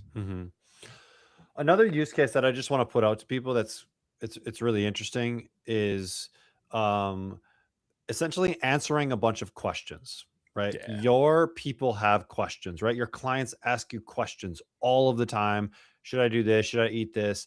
And if you literally collected those and then you spent 20, 30 minutes just on camera or whatever medium feels the best and answered those questions, that can be a good chunk of information for it to then go and just like blow things up and like just in a good way, and go and get things. And so I think there's some little hacks in there that you're getting good information that comes from you. It sounds like you, right? And then once you give it enough context, it can expand on that, right? And it's not just kind of pulling randomly from the internet in the informations. And so ultimately, like, it looks and feels like you if we give it enough context.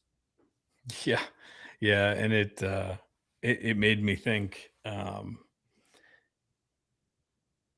I think that it's very important to understand, and I've said this a few times, but I just want to like put a stake in it. AI is a force multiplier. It doesn't matter if you're 18 years old or 70. You can use it's the spoken word, it's language. Like you can use it. It is not like obviously you showed up to the AI talk to learn something. I'm so glad you did. But at the end of the day, like I want you to create action off this.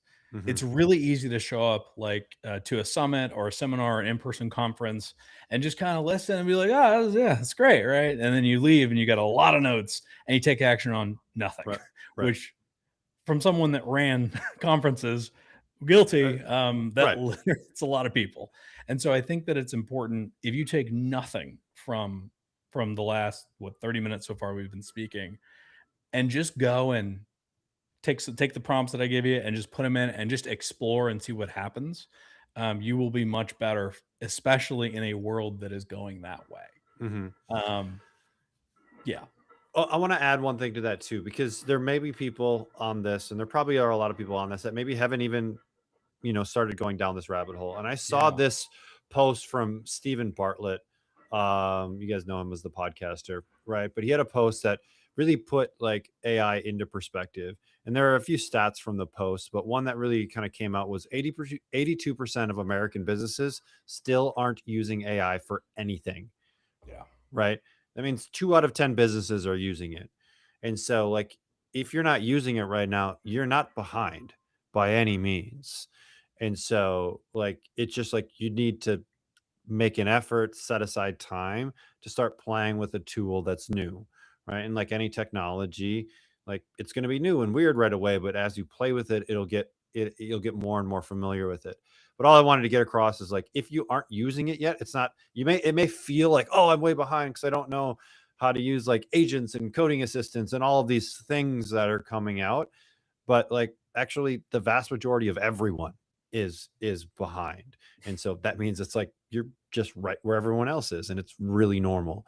But you're at a crossroads, right? So you can choose to adopt a technology that isn't going anywhere. Like this is cemented in how we perform work, and it won't go anywhere. Or you can choose to kind of stick your head in the sand and be like, oh, it's all going to blow over. It's just a hoax, or it's all going to implode, and yada, yada, yada. Right. So you have those two paths. And I don't want to be the one that sticks my head in the sand personally, because I don't see work being performed in any other way. It's only going to get better.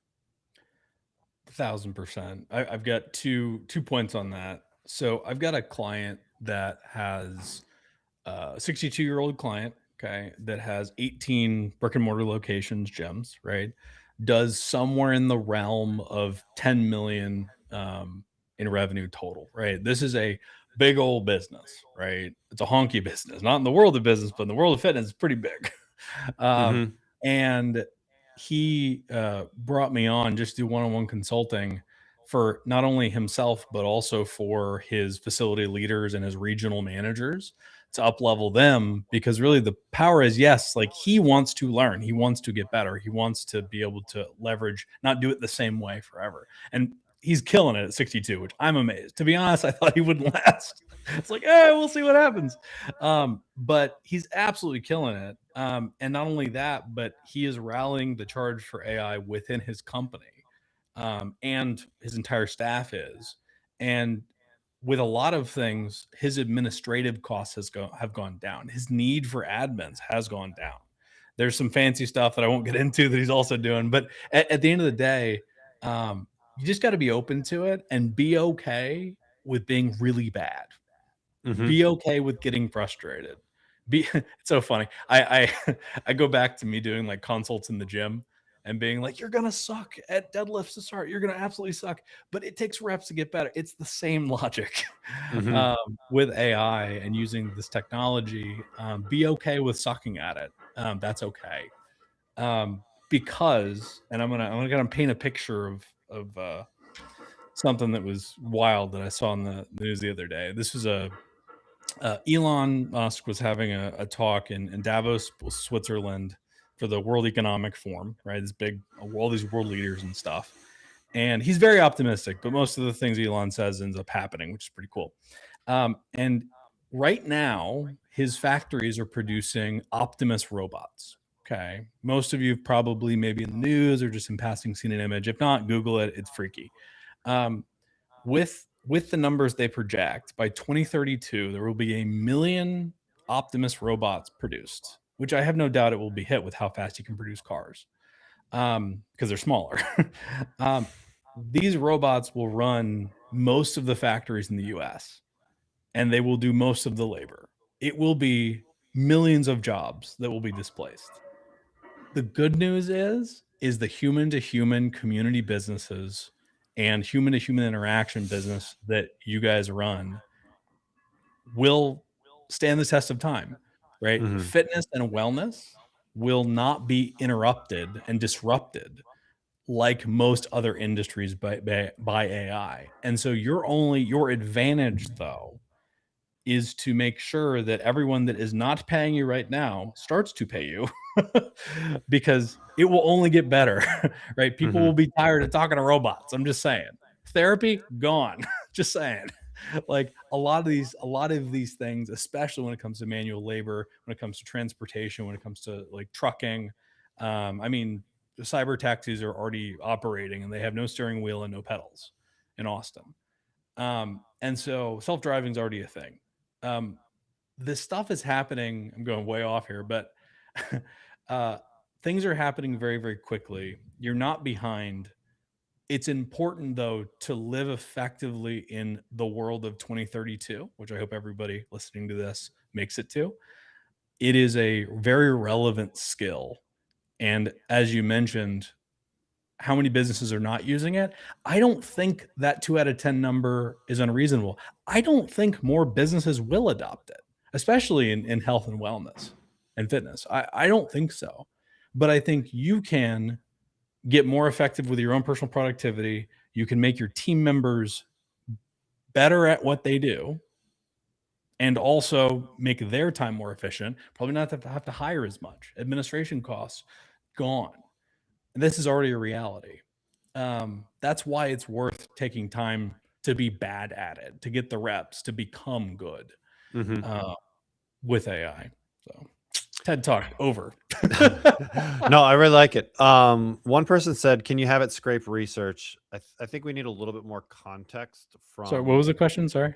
Can you have it scrape research? And so. Oh yeah. I got a good one for that. So there's a tool by Google called Notebook LM.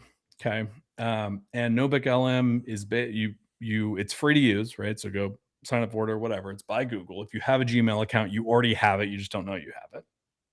And screen comes up and you load in YouTube links, research papers, even like books, transcripts, what have you, into the window. And then it consumes all of it and has a full understanding of everything going on within that research.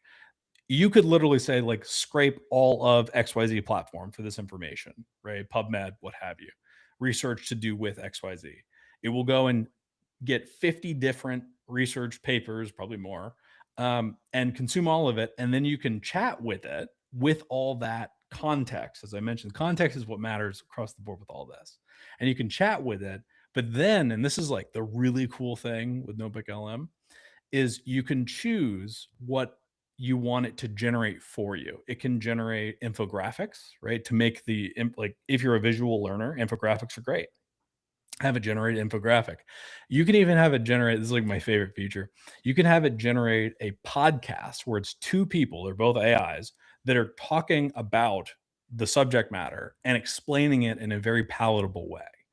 And so it's taking this really dense research content and it's synthesizing and understanding it and then giving you content, giving you the output. It's one click. You don't even have to prompt it. Just say, I want an infographic. I want a podcast.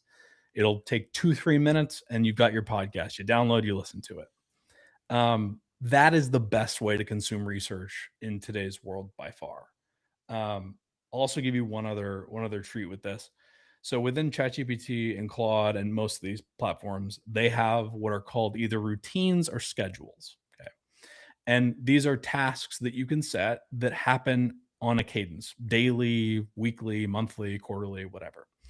And you can say, research all the relevant articles that came out in the past 3 months from PubMed on XYZ subject, synthesize it, and send me an email with all your findings. Every week, you could have it do that. And so often, speaking about like leverage and all this, instead of you going out and looking up research, right, and going through these very dense docs, which I know we all love we love digging into those research papers, right? Very interesting.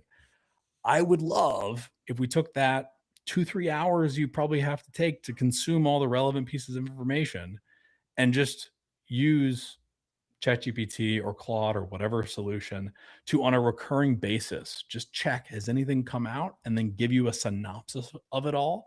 Then if you want to double click and get further into it, you totally can. You go directly to the link it found for that. But that's how to get more leverage when it comes to research.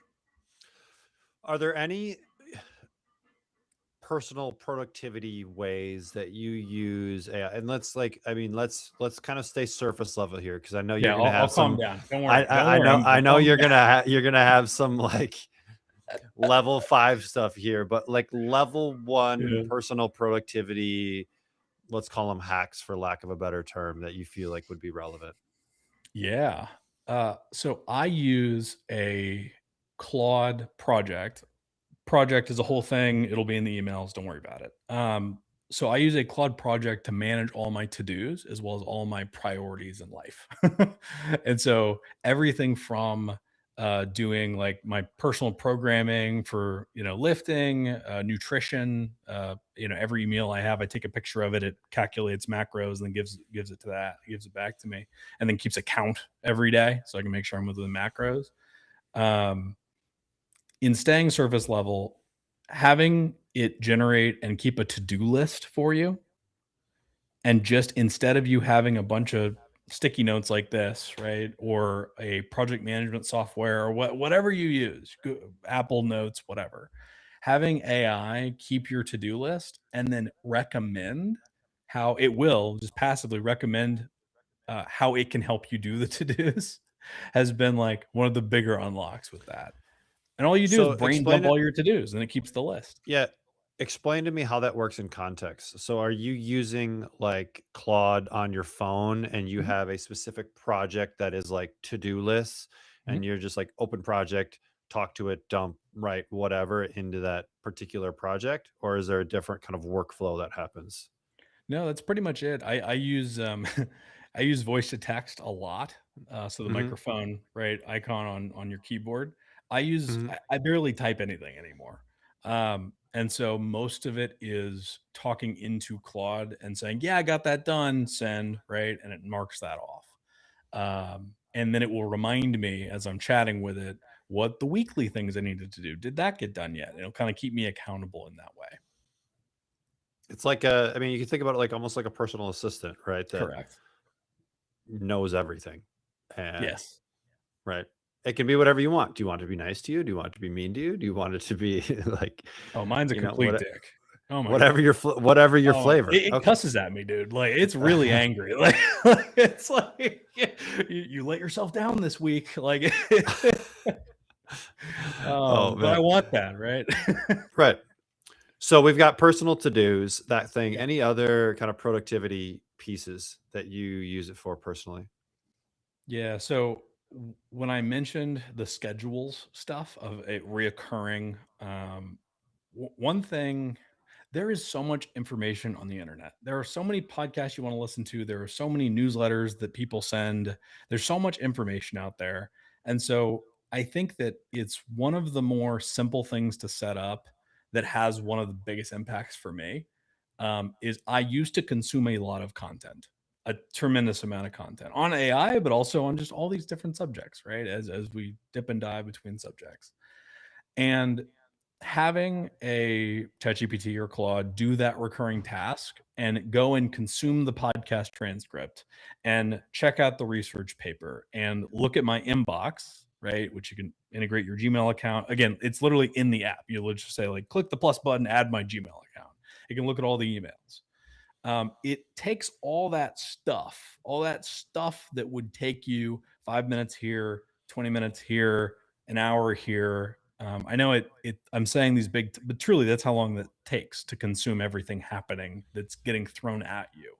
And it synthesizes it into like an executive document, and things I would want to consume and things I can probably skip. And so that's it. And it's less about like, it's more about what time I can get back. Because I found that I saved 5-7 hours a week minimum, just setting that one thing up, and then I don't have to open my inbox. I don't have to look at the promo tab. I don't have to go and listen to that podcast that I enjoy, right? I don't have to, because it synthesizes everything. And then if I want to get that information or deeper dive on whatever that is, I can easily click there and then go and check it out. So do you think a good mental exercise for someone to figure out where in my life could I best utilize AI is just looking at what are the repetitive tasks that I do day over day, week over week, month over month, and then even asking Claude to be like, hey, I do this all the time. What's a better way to do this? Or how could you help me do this? Exactly. You would be very surprised at the response you'll get back. They're one of, and you mentioned it there in a way, one of the best skills to develop in a ever-changing industry, or when things are getting shook up like an AI, is agency. So just, if I have a problem, how do I fix it, right? And typically when you have a problem in front of you, you would go, if it was 10 years ago or 5 years ago, you would go to, or even 3 years ago, I guess, you would go to a mentor, you would go to, hell, even a parent, right? Depending on where you are in life. And you'd ask them like, how do I solve this problem? Right. And they're like, I mean, you could do it this way, but they're only really looking at their own experiences when they're responding to you. But AI has all the knowledge of everything that's ever been done, right?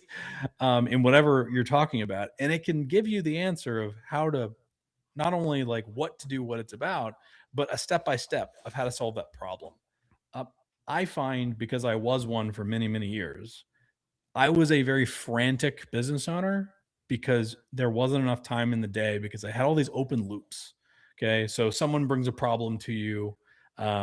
Someone wants to cancel, someone wants a refund, somebody wants, you need to go and talk to businesses around you and make your way to kind of network in your community. Like, there's all these little things to do, but every time you think about it and every time someone brings you a problem, that opens a loop. Think about it just like a loop in a circle, right?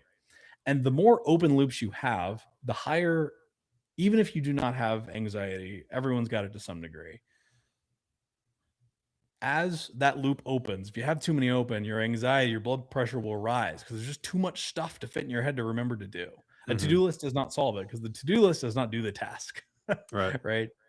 That is where AI sits in the most valuable seat of closing the loops, not only with things you don't know how to do, but even things you know how to do. And giving you the step-by-step of how to do it, or in some cases, literally doing the task for you, pre-writing the email back to the client, things like that. It's another subject for another time, but that's the example. Here's another one that came in that maybe you have a solution for is, can it create and schedule social media posts so I don't have to go to a content calendar and plug stuff in? Do you have any hacks around that? Well, yeah. So I would use something like, by the way, what I'm about to say could create a tremendous amount of fake work for someone. So just letting you know, don't everybody go and go just buy it and try it immediately. Things that can take control of your browser, for instance. So there's Manus AI, Claude can to a degree on a higher tier. Mhm. to schedule things out or to put them in Facebook or whatever it is. But honestly, it's typically about using a software that makes it easy for you, Mhm. right? There's different solutions. I know, Trevor, you know a few where there's Yeah. schedulers and stuff. And if it's just a matter of taking the copy and putting the picture in there, AI can do that for you 100%. Take control of your screen and do it. We're already there. Mhm. But it can't, like, if I was chatting with ChatGPT and like, hey, post this for me, it's not there yet, right? But there are solutions that will do it for you as a bridge between AI and that platform. Does that make sense? Mhm. Do you want to divulge some of those solutions? uh Fake work zone. Honestly, I'd look at Manus as a platform, MANUS. Meta just bought them for $2 billion, so they're Mhm. obviously doing something right. And so I would probably look at Manus for that, which is something that can do a lot of those things. It is not the cheapest solution, just letting you know, but it could save some time with that. Right. Would you say Manus is a better push buttoner than Claude Cowork is? Or I should say Claude browser Yes, extension? well, I personally love Claude, the browser extension. It's on, I believe it's the $100 version, I believe, of Claude that lets you I do don't the I don't think like I think you no, can not get it on the anymore. I think it's on the $20 version now. Oh, damn, I didn't even know. Y- Look at that. Yeah. Yeah, it used to be only on the Max user, so that's great. Mhm. So, yeah, I would just so it's an extension you put into your browser and it can take control and click everything, and take it. It for sure can do it. I would just make sure that you're using the most up-to-date model. Right now is Opus 4.6, and not use one of the lower models that make it confused and delete your Facebook or something. Um, just saying, like, when it has access to your computer, it can kind of do anything. So just Mhm. like be cognizant of that.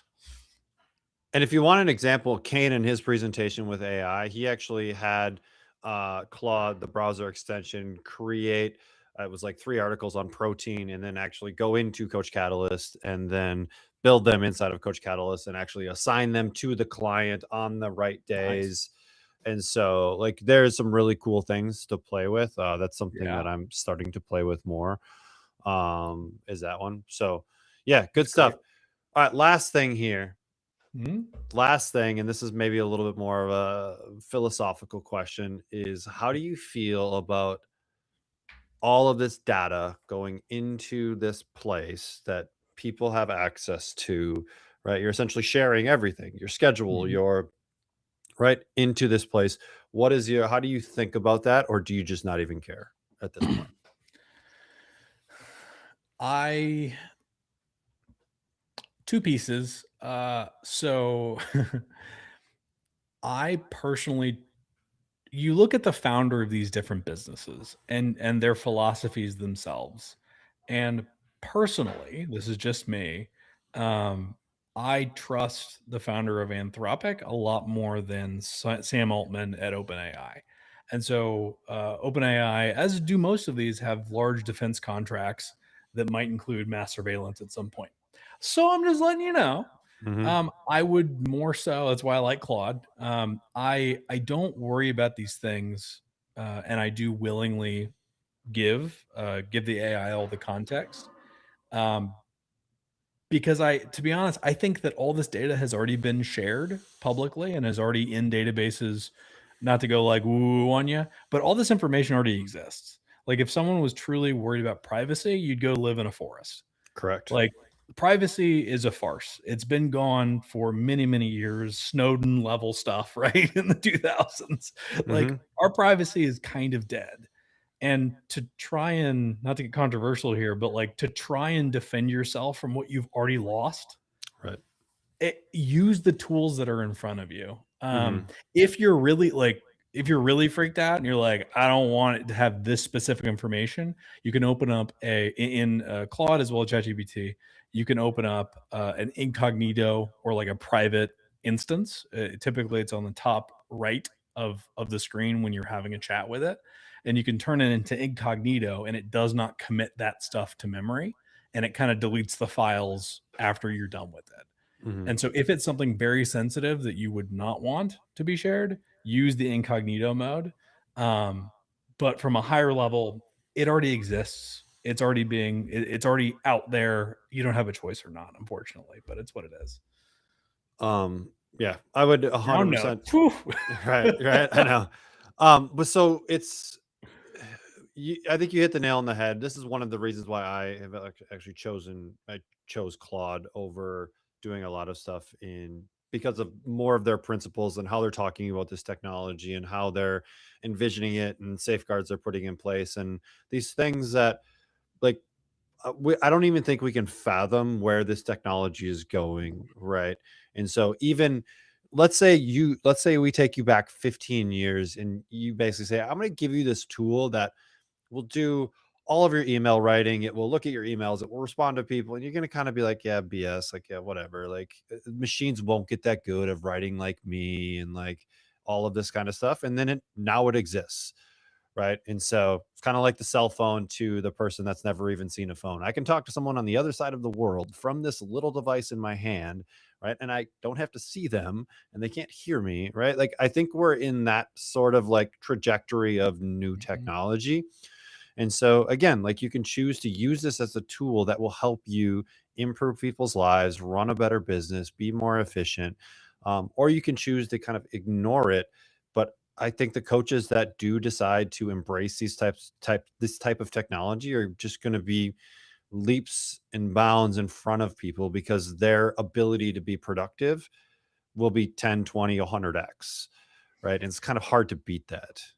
100%. I'll say that AI, if we look at the Industrial Revolution and the steam engine, right, to rail to, and I'm going to fast forward a little bit, to, to faxing, or the telephone, right, bell, into the internet, all the things in between, right, fiber optic cables, all the stuff.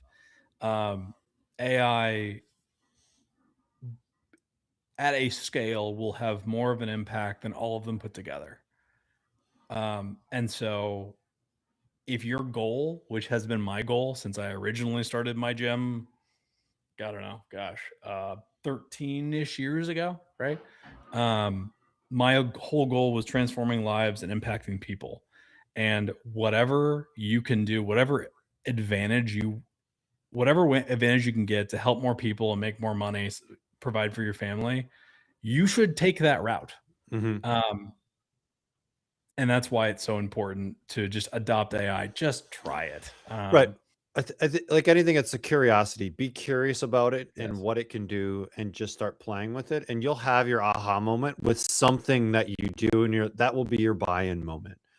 Right. And so it's just like working with a new client. You do something that they just get bought in. Maybe it's something you said, maybe it's a cue that you gave them, maybe it's a conversation that you had, a connection or whatever, right? There's a moment and you're going to have that, and that's going to be enough to keep you going. But you're never going to get to that moment if you're not curious enough to like get in there and play around.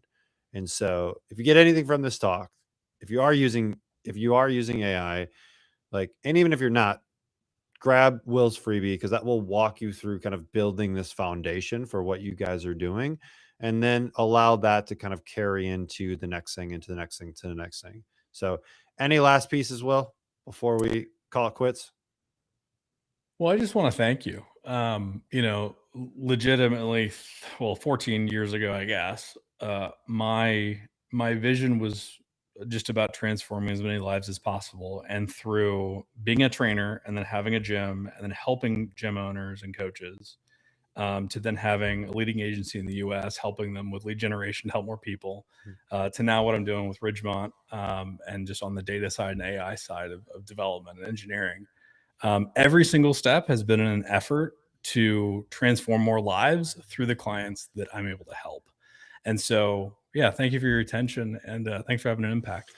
I appreciate it. Will, this has been awesome. You can just click the leave button and I'll kind of wrap this thing up and I'll move into the next one. So All right, appreciate you, brother. All right. Appreciate you all. Bye. All right. See ya. All right, everyone. We are almost closing this thing up. I'm going to jump off here and then we're going to get Jared on. He's in the waiting room. Jared's coming up next. He runs a 7-figure coaching business. And so if you want to grow your coaching business, it's good to talk to people that are doing this at a high level. And so hopefully you guys got something from that AI. I know it was a little bit, it wasn't like your true presentation style, and we didn't want it to be like that because it is changing all of the time. But take the pieces that matter to you with where you're at now and start doing that. So we're going to do the whole switcheroo thing, jump off, jump on, and I'll see you back. So I'm super excited to have our next guest on, and I will kind of do that intro here in a little bit. Just to remind everyone, and if you're joining us for the first time today, the live schedule page, I'll post it again inside of the chat. So you guys have that. That is your home base where everything lives. So every freebie, every link, anything that's happened during any of the talks, that all goes to this page. And then all of the replays are there as well. Our team's been hard at work and behind the scenes, and they have most of the replays from the day up. So if you did miss something and want to catch something tonight, they should be on that page. Just click the little replay button and you will see everything there. Anyone that has done the VIP, so you upgraded to the VIP for the recordings and also some of the goodies that the speakers had, just know that that stuff will come out over the next couple days. As we're kind of gathering it up and putting it in a usable format for you guys. So if you haven't gotten anything yet, you're not missing anything. We'll make sure that comes out in the next couple days. So, all right, our next guest has done like 351 episodes on his podcast. We're at like 405 now. Oh, man, I should have. I took my data too soon. So 405 episodes. They have a great like 4.9 star rating there. And really, what this talk is about is you're a 7-figure coaching business owner, and you have been a business owner, and you've built a business inside of this world, and really done it in the virtual online world, which I know a lot of coaches are here to do. And you've done it in a very kind of unique way with a coaching philosophy that's like, you're not only working on the outside, but you're working on the inner game. And so today's conversation, my goal is to dig into Jared's brain to figure out where he's been and where he's going in this world of online coaching. So, Jared, thanks so much for coming on. Always, man. I appreciate it. It's always an honor. Always an honor. This is awesome. So what I want from you is we probably need some context, right? Because your business has made some like major evolutions over the last couple years. And so I want you to just give us like the quick, brief history on how your business has evolved. And there's probably stuff that I don't even know that's happened before. So feel free to give us kind of the Spark Notes version. Yeah. So zooming out, I've been doing this for like 15 years. So I started as a local small town personal trainer is when my journey started. I did that for like, I don't know, like 5 or 6 years. And then I transitioned online, having no idea what I was doing. And this was before COVID, before online coaching was like as mainstream as it is now. Transitioned my in-person business online, did that completely solo, and then built that to a place where I was ready to start bringing on staff. And then the only way I knew how to scale was, and I was told to scale, is the assistant coach model. So then when I transitioned from in-person to completely online, and then after I went as far as I could with just me, I go, okay, I want to keep this thing growing.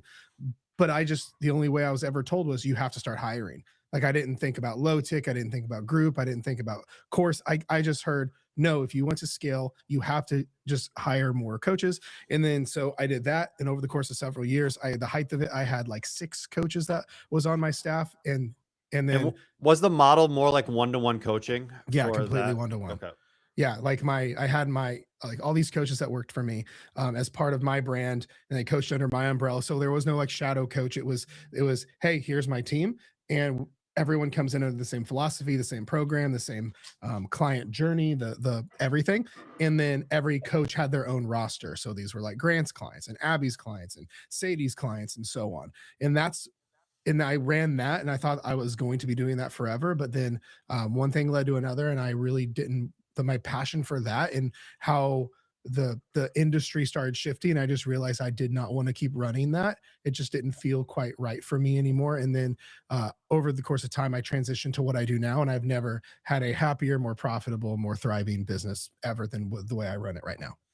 And we're gonna talk about that model and get into that a little bit. But I think one thing that you've done really, really well is you've kind of carved your place inside of really ultimately fat loss, right? Yeah.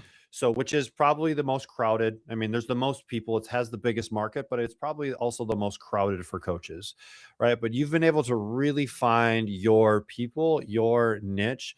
So, talk me through a little bit of like how you even went about that. Is that something that was always there from the beginning, or did that kind of evolve into that? Yeah. So for those that are listening that don't know like what my niche is, I have a very interesting spot. Is I'm still in the world of transformation and fat loss, but my vehicle for that is psychology and food freedom. So for example, like everyone knows like let's say someone's big thing is they're the menopause coach, or they're the hormone coach, or they're the whatever, the gut health person. If you want to Mhm. put it that way. But for me, I look at everything through the lens of your psychology, neuroscience, and your relationship with food. Like, for example, the clients that come into our ecosystem, binge eat, emotional eat, self-sabotage, have done every diet known to man for the last 20 years, and struggle with what's now a buzzword with food noise, considering GLP-1s, don't want to get on GLP-1s, those kind of things, that struggle with their overall relationship with food, feeling out of control around food, where they cannot get to the fat loss goals they want to get to because they always have this baggage around food. They cannot balance social life, kids, work, etc., and fat loss because the relationship with food is toxic. So that's where I come in. Actually, we get a lot of people that other coaches don't want. I was literally just chatting with a coach earlier today who goes, yeah, I'm going to send people your way because when someone comes into our neck of the woods and goes, yeah, we don't do that whole relationship with food if you binge eat thing, I'm going to have to send you somewhere. We take those clients. So that's my niche, if you will. But how I found that niche was since the very beginning, since I was about 20, I've been a psychology nerd. I've always been into psychology, personal development, and neuroscience. Like this like mini library behind me is all like what I've just been studying on my own selfishly since I was about 20. I'm 34. And I never intended on bringing any of what I learned into the coaching business. I did it all to just make me, Jared, better. But then one thing led to another. And I ended up almost by proxy doing so because how it went was I was for the longest time the sustainable fat loss guy, just calorie deficit, protein, strength train, eat donuts, drink wine, look good naked. Never got deep at all. But then I noticed a pattern right around this time. Like I was starting to feel kind of like I'm tired of teaching just surface level fat loss, but it's how I pay my bills. It's how I serve my clients. But I've always had this like psychology side to me that I've always loved. But like I said, never brought into the coaching business. Well, I noticed a pattern was I would have, let's say, Mrs. Jones come in and I go, cool, let's get you to lose your weight. But then all of a sudden I noticed, oh no, she binge eats. There's no way she's going to sustain a fat loss plan if she's binge eating every other day. But from what I learned from neuroscience and psychology, I go, okay, I know how to fix her binge eating real quick. I'll rewire her brain, her nervous system, all that. And then boom, fast track to fat loss. And it was great. And then all of a sudden, Mrs. Smith would come in the same thing. She had like identity and childhood issues. And that's why she couldn't be on her plan for more than a few days without losing control around food. And so then one thing led to another. I go, okay, I got to fix that for her to even have a chance at adhering to what I'm teaching her. And then same thing, boom, she's good, fast track to fat loss. Then I noticed two things. I go, oh, I really like this. I really enjoy this like psychology of food and habits. But then I realized everyone struggles with it. Every client that came in, I had to like do all this under the hood psychology work with them for them to even have a chance being successful with what I was teaching them, what they came to be for. But I wasn't marketing this. I was not dieting from the inside out, Jared. I was the daily donut, like fat loss Jared. And that's what all my content for the last 5 years at this point was. It's only been the last 5 years, most recent. So 10 years or total making content that I've been talking about this inner game stuff. So that's where it came from. And then one thing led to another. And I had this epiphany. I'm like, man, I wish I could just bring these two worlds together of fat loss and food freedom and psychology, but no one's done that. No one's done that. Hell yeah. And then I basically ran with it and dieting from the inside out came in. That's where it's been since. Did you see a shift in like your business as far as like how well the business is doing when you really got that message dialed in? Yeah. I mean, it literally like kind of threw me into a blue ocean. Like, because now it's no longer I'm like every other fat loss coach. It's every other fat loss coach and then Jared because of the nature of we solve problems at a deeper level. Because at the end of the day, if someone's coming from an information standpoint and everyone's just like a glorified macro calculator and workout template person, which is fine, but then but if as a consumer they're comparing that against, let's say this person, let's say in my case, Jared does this and fixes the stuff that you've struggled with for your entire life that no other coach will touch with a 10-foot pole. And then I create content around that. It literally segments me into a different stratosphere is what I've noticed, not just from what I've seen in terms of the business success, but then also what our actual consumers, our clients are telling us. Like, hey, I've been through, like most of our clients have been through, like my average client has been through multiple coaches, probably have 10 grand invested into coaching and systems by this point that failed them in all these different things. And then they're like, I don't know where else to go from here. And your stuff is the only thing that gave me any semblance of hope, because my whole message is we have to get where the stem of this thing is, the root cause of your struggles. I don't care about getting you to lose 20 pounds this, and then over the next few months. I want to fix where the root cause of this is coming from, so you don't even have to battle these issues forever. So that's kind of how that all came to fruition. So if I know you're not a business coach or like a marketing coach, like Sure. you are running your business, and you are like, this isn't just like a smoke and mirrors thing. Like, you are actually coaching clients. And so if someone came to you and was really struggling to figure out like how because a big piece of this, especially in the online world, right? We're playing in this really, really big ocean, right? You have access to really anyone that has an internet connection. And so being bland about, I help clients lose weight, or I help clients lose fat, or whatever, right? It gets lost in all the noise. And so if you were kind of helping someone figure out like what was their thing, what's their special sauce, like how would you even go about like helping them potentially do that? I think it comes down to, like, what comes up for me first is like if there's a Venn diagram of what are you best at doing and what problems are you best at solving, and who do you want to serve? Like when I started, I wanted to be a bodybuilding coach and coach only athletes. That was back then. But now, like if I were to go, cool, who do I enjoy working with most that I want to serve long term, and who am I best at coaching? It's this stuff. They're like my desire and what I feel like I have a gift for is getting to the depths of what I teach. And I also, that means if you say, well, who do you want to serve? A 45-year-old woman. I do not serve very many men. Like it's like I can't, like every now and then we get a guy that struggles with these things. Like it's almost like if you check the boxes on my psychographics, not demographics, but my average client's a 45-year-old woman. I don't coach very many men. Now, the men that I do coach, they struggle with the same psychographics. They struggle with food noise. They struggle with their relationship with food, can't lose weight, all that stuff. But I think it really comes down to, who do you want to serve? Like from a long-term perspective, because we see right now it's really trendy in the coaching space. Every other month, someone's like changing their niche and changing their ICA or their ICP. And like, you're like starting all over. You're confusing you're in your marketing. If one month I'm marketing to a power lifter, the next month I'm marketing to Mrs. Jones who wants to lose 35 pounds. The next month I'm marketing to menopause. You're never going to get traction, because when it comes to marketing, there's always this cycle. Like you've got to be wildly consistent with your message for a long time before you see the fruits of your labor.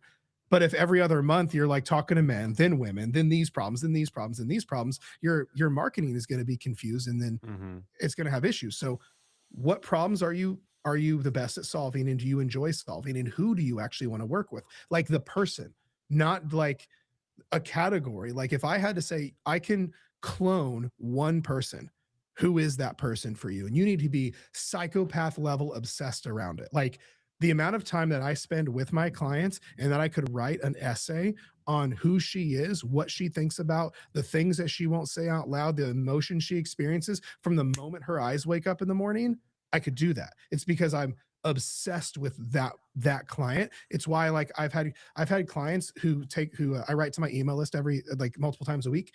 I've literally had the husbands of my clients read the emails, and they thought they were cheating on them with me, because I am so dialed in on my messaging around the struggles she faces. So it's that kind of thing for me. It's and I'm glad that you kind of went through that depth, because I was going to just kind of like bring to people's attention some of the language that you're using around your clients. Like you can, watching this, you can easily understand that you have a like level 10 understanding of what your clients are going through, which then allows you to like create content that actually hits, right? And it's not just surface level. Someone's watching it and it feels like, oh, you're speaking directly to me. And so, encouraging coaches that are listening to this, like find those layers and get deep and deep and deep, because that makes content creation that much easier. right? Because you know exactly the problems that you're trying to solve and you're giving the solutions through your content, right? Mm. So now let's move into a little bit of like your model. So, you know, you started like a lot of coaches do, like just by yourself, doing the thing, trying to pay the bills and build a business. And then, you know, you thought the only way to build it was by bringing on more people, right? Bringing on more coaches, still doing the coaching, but now you kind of lose a little bit of the working with clients, and now you become a manager of a team.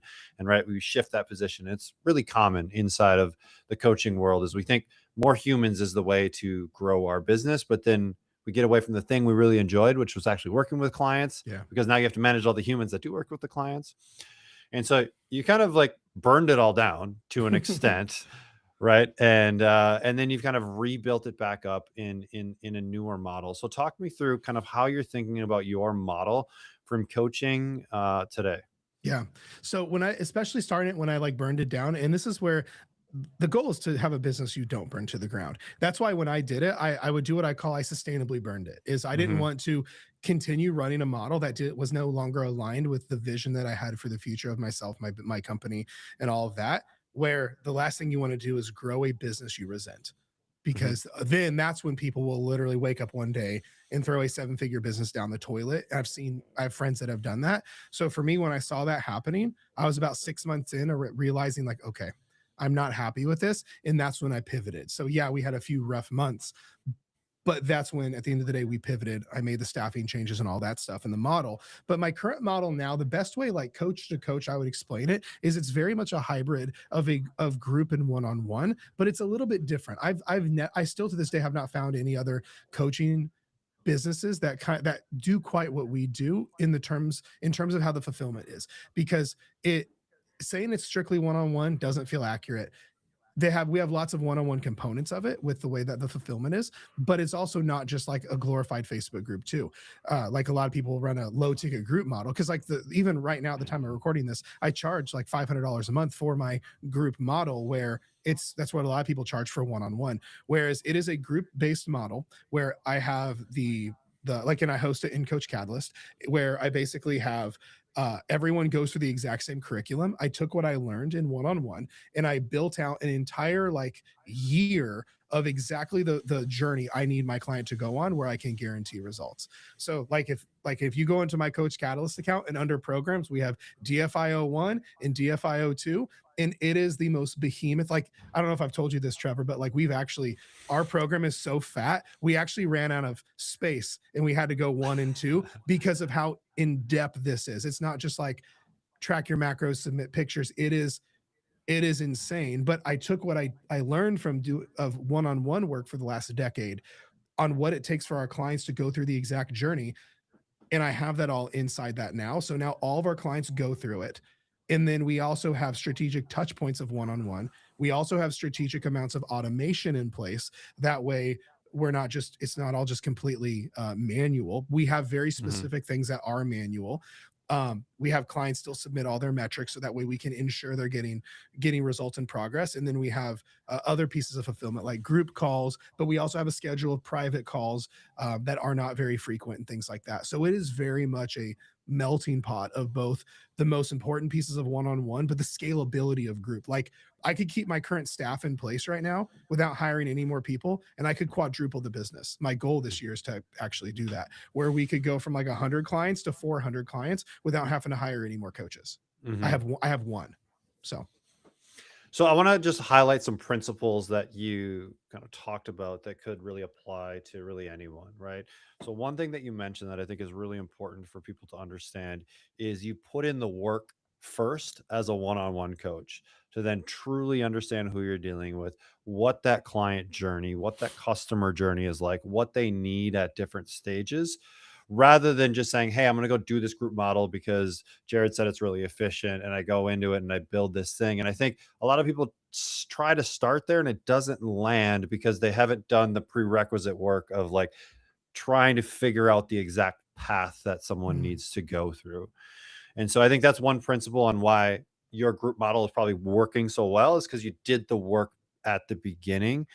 I've seen the group model work well if someone has a really, really, really high level of expertise, like they're a PhD in something, or like they just have like an exorbitant amount of knowledge in that, but I would also argue that understanding the actual customer journey, like for you, understanding what is this client thinking about on day 1? What are they thinking about on day 30? What are they thinking about on day 60? And being able to map that out, like I think that is just incredible. We're always along these lines specifically, and I think this is the boring work most coaches aren't willing to do. The amount of testing, recording, and adjusting our data is next level. Like not just what I do, but I have my whole team trained on it, where we have our SOPs with how we handle things and how we go through stuff, and then at what points we're checking the boxes and things. Like for example, right now, we just did the data on our customer churn. In the last 6 months, from months 1 through 6, in the last 6 months, we've lost 1 client. So like, okay, cool. Month 1 through 6, our churn is great. Out of all the people we've onboarded with this model over the last 6 months, we have lost 1 person. And knowing who that person is, they should never have joined. I should not have let them in. That was on me. But regardless, like I'm like, okay, that's cool churn wise. So now let's look at months 6 through 12. So now as we're going through this, we're going to monitor the data. At what point drop off starts to happen? What needs to be put into the program right there? Is it a manual touch point? Is it an automation? Is it what do we need to put in place there? But most coaches, they just go, oh, my clients suck. They're not doing the work. They don't want it. We're like, no, it's you on average lose clients right there, or they get bored right here. Maybe we need to do something, put trainings in, touch points, audit, whatever the thing is. But most people are not even looking at their numbers. They couldn't tell you how many clients they've lost last month. They couldn't tell you when their slow seasons are. They couldn't tell you from a metric side. This is one of the things I love about Coach Catalyst is we can literally go in and look at these numbers so we can make adjustments and tweaking, like what clients are at risk, what clients are like doing whatever, when does drop off happen. So I think part of it is also understanding this from like a machine standpoint as a whole. So I love that. So there was a question that came in. I think it makes sense to ask it now. This person asked, like, sounds amazing. Do you have the same container if you grow to 400 clients? Like, are you changing anything with your model? I would the only thing I would change with my model, let's say looking at if I were to go 400, 500, 600 clients, I would just have to probably add staff. I would, because right now it's the system is what's working. I would just need to have more staff essentially. Because you have, I mean, this isn't like a completely automated and just set it and forget it type of business. Like there are human connection touch points, like people like involved. And so you probably don't have to add staff like you did with the one-to-one, right? It's just like having to manage some of these other human connections. Right. Like for example, like if, because like I said, there's a merge of things. We do have automation stuff in place, but we do have levels of AI, but we do have also manual like there's a manual one-on-one call schedule. Like for example, when someone joins, they have the sales call with me. They have a private kickoff call to make sure the red carpet is rolled out. We have a 6-week call to make sure the SOP from day 0 to 45 days is good. Then they have an ongoing quarterly call. But like, that's so doable. But if I have 400 clients, that's too much for one person, right? So this is where those kind of things, I would need more bodies. I would need more staff to help fulfill on the personal touch side of things. I think right now with AI and automations, everyone and their brother is trying to build a set it and forget it thing. But those are really hard to build. And to be honest, we get clients from those. So. Yeah, 100%. And if that's where everything's going, you're going to stand out by having and kind of being the anti of certain things. Yeah. And to highlight more of your kind of principles, like there's certain things that you are automating, right? You've created a curriculum, right? Because you understand the customer journey, you understand what their thoughts are at different points. And so that's something you can create once. It's kind of a massive lift one time. And then you just continue to tweak it, but that just gets automated. The clients get day 30 lesson, day 60 lesson, whatever they are. For you with like a content standpoint, do you do daily stuff? Do you do weekly things? Like what's your kind of frequency as far as education delivery? So inside the program? Yeah. So it's all of it, where here's the double-edged sword. If we do daily content, people are one long day at work from being behind. But then if someone doesn't have enough stuff to do, they're bored and they're disengaged. So it's a balance. Whereas we have a level of they have their daily action items, so like what they're doing to hold accountability, so then we can monitor adherence. So are we journaling, are we meditating, are we tracking our calories, are we going on walks, are we doing the workouts, whatever their stuff, like the actual action items are. It's one of our clients' favorite point, because I have nothing but a bunch of type A people who love to-do lists. So going, hey, every day open up your app and go, what do I do today? Did I win or lose today? But then we do have strategic like lessons, like either training videos or content around strategically placed based on what the focus of the week is. So for example, if I were to, like, let's say, show you my core curriculum, there is a focus of the week every single week that shifts over the course of the next year, because for the problems that I solve, it's multi-layered. It's everything touches, like food relationship to emotional eating to self-sabotage, childhood, like all of that. So to keep them engaged though, inside there is a focus of the week every single week. So this way, yes, instead of just this wall of habits, it's, let's say if the week starts on Monday, I have a video that says, cool, welcome to week 1. Here's the focus. The focus of the week is we're doing identity work, because your subconscious beliefs is what's driving your subconscious behaviors. So here's how to start to do the inner work around your identity. And then in the actual curriculum, I have the homework, do this journal prompt, do this on this day, do this on this day, do this on this day. And then the next week, cool. Well, last week was identity. So this week we're getting into emotional regulation. Here's why emotional regulation is such a big deal. Here's what the rest of this week looks like. Then the rest of the week is the fulfillment of the actions, habits, things like that. But that goes on week. So their engagement stays high. They understand the method behind the madness, and it doesn't feel like it's that big of a deal to them. Right. So. And you're doing a lot of video content from an education standpoint? Lots. So we have like some of our manual stuff, like we do live trainings twice a week, like on Zoom, and things like that. But otherwise, so much of the stuff is all video. Like I might put like cliff notes and I'll do a Loom video of me going over them. It might be a lesson. We do a lot of that kind of stuff. Which, like, for those of you listening, if you are an online coach or the vast majority of your practice is virtual, video is by far the best medium you 100%. have to build connection, because that is the hardest thing when we're dealing with a virtual relationship, is how do you build connection and also do it at scale, right? You could build connection by having a call with someone every single week, but like what Jared said, like that's not really a scalable model without more people, right? Yeah. And so you guys have seen to kind of find a nice balance of, like, you have these touch points. I get a call at, the beginning and then 6 weeks. Yeah. Right. But they're still getting that, but it doesn't feel like it needs to be every single week. Right. Well, so here's the way that I believe with automation and AI and things like that. Those automation and AI and things like that should amplify the human experience, not replace it. Whereas, especially going at scale, yes, like we can't have a call with our client every single week or things like that. But I also don't think you need that. But through testing of when clients start to fall off, oh, let's put a touch point there. Whereas you may not need a call every week, but a call at the 6 week and the quarterly mark. For us, we found that is a beautiful, beautiful thing. Or do our clients want calls every 6 weeks? Yes. But we're not going to do that because it's not as scalable.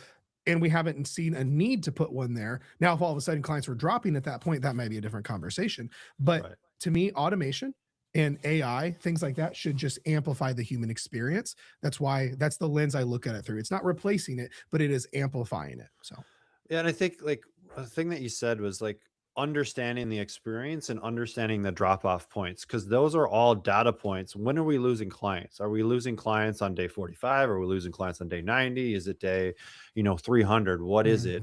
And now, how can I put something in there? Because there's a reason they're dropping off at that point. Maybe they're getting bored, right? Or they're disengaging. And so I love where you said, like, hey, we're looking at this data, we're looking at drop off points, and then we're starting to put in something there. And then you look at the data. Okay, cool. Did we get people through that? Awesome. We kept them engaged. With this new model, how many months are you in? Are you a full year into the new model yet, or no? Not quite. It's okay. We're like month 7 or so. Of like fully integrated and everything. So right. So even right now, having actually, I take that back. I'm sorry. No, we have been over a year with the new model. Now we've made some huge adjustments. We've adjusted the price point. We've doubled the price point, and we've adjusted a lot of the fulfillment of it. And from the new model, we're like 7 months in. But no, we have been running this newer hybrid model for probably at least a year and a quarter. Right. So there's something to be said there, is not being married to the first iteration of something, right? And being willing to kind of iterate on it until you feel like it's dialed in. A lot of the iterations literally came from surveying our clients. Like, I think one of the things people need to do more of is like, you need to get feedback and spend more time with the people that are paying you.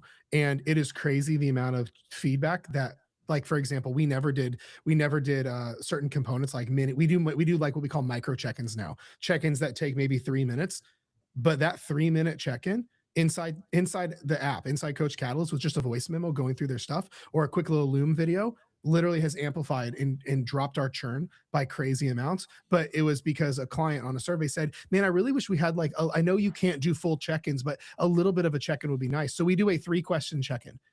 Like, how easy would like, what are your wins? What are you struggling with? What questions you have for me? And that alone changed everything for us. So we just spend more time and get feedback from the actual clients. So, and then you are sending a voice note back to them based upon that. Yeah, we will either do a voice on audio. At bare minimum, we will do an audio message, because again, we want to amplify the connection in where they go, oh my gosh, I can't believe you took the time to do that. Or we've actually been taking it a step deeper. We'll send a Loom video. We'll do a Loom of like their account, especially if they're bringing in like that, like, hey, should I drop my calories? Or, hey, I'm struggling with this, or I don't think I'm making progress fast enough. We'll screen share and show their stuff. And that they are jaw dropped. They're like, I can't believe you took the time to do that. It was 2 minutes, Brenda. Like, but still, like, if there's any of those little the values and the inefficiencies, it's 10 times better. But that would have saved us, let's say, an hour-long coaching call, 2-minute Loom, hour-long coaching call. So, right, and it still fulfills the same need that the client is trying to get out of that, whether it's an hour-long call or 3 minutes here. Like, they needed that feedback on how they're doing and are they moving in the right direction. And I love that you guys are using a lot of audio messages, because we kind of look at that hierarchy, right? Of like video being the highest, it's the closest, right? Connection, audio being next, and then text being the least. And most people kind of default to text, but there's no connection in text. Right. Oh, we have our clients, we'll go back and forth with audio, which sometimes it's like, okay, yeah, this client sent me 5 minutes of voice memos, but that also means that is a hyper engaged client. They're not going anywhere. So, right. No, I love that. And you really don't even know yet. You're kind of too new into the new model to see what your retention is going to be kind of with this new one. So I can tell you 6 months, the first 6 months with the new is literally, and we've lost one client. Like, our retention is crazy. And then, but my goal is to retain 80% going from 6 to 12. And then my goal is to go from 80% again from 12 to 18. So so for you, looking at 0 to 6, 6 to 12, 12 to 18, does the curriculum just keep going? Is that kind of how you look at it? Is you'll continue to build the curriculum? Yeah. So, cause that's the cool thing with the platform. It makes it super easy, because we just build the entire, we'll call it phases. So right now, we have it built out for a little over a year, which if we can retain 80% of clients for over a year, we're cooking. But then because of how much can change in a calendar year for someone, that's why we're still like, cool, what do we need at that point? And so we're keeping a very close eye on those clients. So as we get to there, like, what do they need? Like, that would be a great point for an actual personal call. Like, cool, what's the goal now? What are we trying to do in planting more seeds? Because so much of this is with retention for me is not just, the touch points and all of this and the engagement, but you have to be planting seeds, like, around, like, we have a process that we use on onboarding where we're getting them to paint literally the picture of their life 5 years down the road. And in our conversations, we're talking about, like, not just one identity shift, but you have to have like 7 identity shifts at all these different points. We're talking about stage 3 of my program, which is probably a year and a half down the road on day 1. And so much of this that we found is planting seeds in future casting, all these things, and not just like getting you hyper engaged. It's so much of all of it. It's so much of the epitome of art and science. It's the science of, yes, here's how to build a program, but it's also the art of communication and painting this vision for them super far out and all that. So there's a few questions that have come in that I probably just require some clarity. For you, it's an evergreen, ongoing, people can join at any time, right? You don't run a cohort model. Is that Correct. right? Yeah, correct. I've tested that. I don't like it. We still make it where it's application based. So no one can just, as of right now, no one can just go online and sign up for it. So then it's a normal like sales call process. So. Yep. And then from there, they essentially go into kind of day one of your curriculum. But is it like kind of semi-personalized, or are the habits the same for each one on week one, or are you setting different daily actions for people based upon what they're doing? So we have it. What I would say is we have the core curriculum in place, and then as needed. That's the cool thing about having a kickoff call is if we do need to make any tailored adjustments, we can literally do it on the call. So it's not like it's like this huge task. It's the core curriculum of how we start everyone with, and then again, if there's modifications that need made or individual stuff, we just do it right then and there. And a lot of the modifications for you are probably around the actions, their daily actions that Yeah, they're it's like doing. yeah, it's like, oh, maybe we shouldn't calorie track with you, or oh, maybe we need to add this thing in for you right now. But the cool thing is when messaging is super consistent and you know exactly who you're talking to, you're not going to have this huge variance where ideally, like I literally have clones of the same person over and over and over again. Right. Cool. And then like that's too, you've really dialed in who you're talking to, right? So when we really dial in who we're talking to, now you can actually build a Yeah. curriculum that makes sense every time. But if you're Mhm. getting, one time you're getting the person that wants to lose weight, that's a bodybuilder, and the person that wants to lose weight, that's a stay-at-home mom. Like, yes, they both want to lose weight, but how they get there is completely different. Yeah, I mean, literally, like so much so, like my exact client will, sometimes they're usually 45 to 50-year-old woman who will literally say, I want to lose between 20 and 30 pounds, without, but their words is without GLP. Like that's why you'll see, like even in my messaging, I'll go, if you're looking to lose 20 to 30 pounds, silence your food noise without touching a GLP-1. Here are the 3 things you have to do, because I know my ICA. They're like, they do not want to, they don't want a shot. They literally, on every intake form, they all go, I don't want this, but I'm like thinking about doing it, but I really Mhm. don't want to do it. But it's because I've spent so much time with them. I know that is the exact words that they use. Or something I use in my content and messaging now is, I may use the term food noise, but I've been specifically using feel normal around food. That's not because I said that. It's because every client of mine on a sales call goes, I feel like this is so dumb, but I just want to feel normal around food.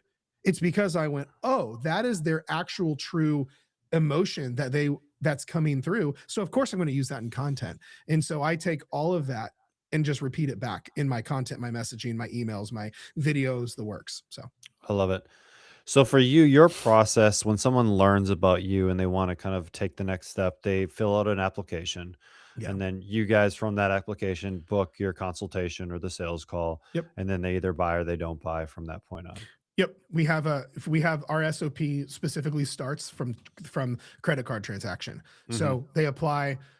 We look at the intake form, assuming it's qualified. Like we still get some that are like they're like, are you financially willing to invest in yourself? No, I'm not hopping on a call with you. I'm sorry. Right. But Yeah. like assuming it's qualified, then yes, we'll hop on a call, and I have my sales call process, and then most people buy on the call. And then we literally start onboarding right then and there. And we, like I always say, we roll out the red carpet for them, because we want, from the moment they come into the ecosystem, the moment their card is charged, it is literally like they stepped into the Ritz-Carlton. Right. And that's the feedback we get. People, they're like, I've literally been in so many programs and I've never felt at home like I do here. Mhm. Like, that's what I want to hear. So I love that. All right, so let's kind of take a step outside and look at like how are you actually generating interest in your coaching? So now, I mean, you've been doing this, the podcast, obviously you've got over 400 episodes, so that becomes a driver. When you're looking at right now and how your business operates, where are the kind of lead strategies, or where are people finding you that you guys are spending time and effort in? So here's what's funny. Something that is newer that we have recently found is my ideal client is actively searching to stop food noise. Like that's the like we found. So like going into Google and like they are Googling. they are straight up food noise books. They are like, here. What's funny? One of my biggest lead generation and client acquisition places is women Googling or searching food noise in Spotify specifically. Like in Spotify? in Spotify, dude, I'm telling you, I SEO like crazy in Spotify for food noise and binge eating. And then people come, they find my podcast. And then I think the statistic is, before someone can trust you in this space enough to swipe their credit card, they need to listen to at least like 4 or 5 hours of content. that's a lot of Instagram reels or like 2 podcasts. So Mhm. I will have plenty of, so the podcast is my hub. So right now, my biggest focus is all long form, is my podcast. And right now, YouTube, we're dropping 3 YouTube videos a week, including the podcast. So we're doing all longer form. My podcast is usually 45 plus minutes. My YouTube videos are around 10 to 20 minutes. But my ideal client is, because this is a thing that kept coming up, is I'd be testing all this content on Instagram, and I will get leads off Instagram. Like people will be opting in for my email list and things like that. But people are not like my ideal client is, I don't think is there to, they're being entertained. Like if you think about a podcast and YouTube, you're going to get educated. The average person is in going to Instagram and TikTok is entertainment. So unless I want to do much more entertaining things, it's going to be harder to capture attention. Whereas my ideal person is literally searching food noise and ready to camp out and watch videos, or is getting ready to go on a walk or her commute to work, and she's searching, oh, I want to listen to a food noise podcast instead of Crime Junkies today. And we have double, tripled down on all of that. And it is crazy. Like it has been so, like I get applications like every other day of people that are coming from podcast YouTube. So right now, everything that I'm doing is getting as many eyes to those. So like my email list writing is literally when I'm literally attaching a video or a podcast link in every one of those. Or my my whole strategy with short form right now is to get people on the email list. So it's all this stuff to comment food noise, to get my food noise solution guide. And then that kicks people into my email automation, which closes, and then which also puts them on my YouTube and podcast. So that's my overall.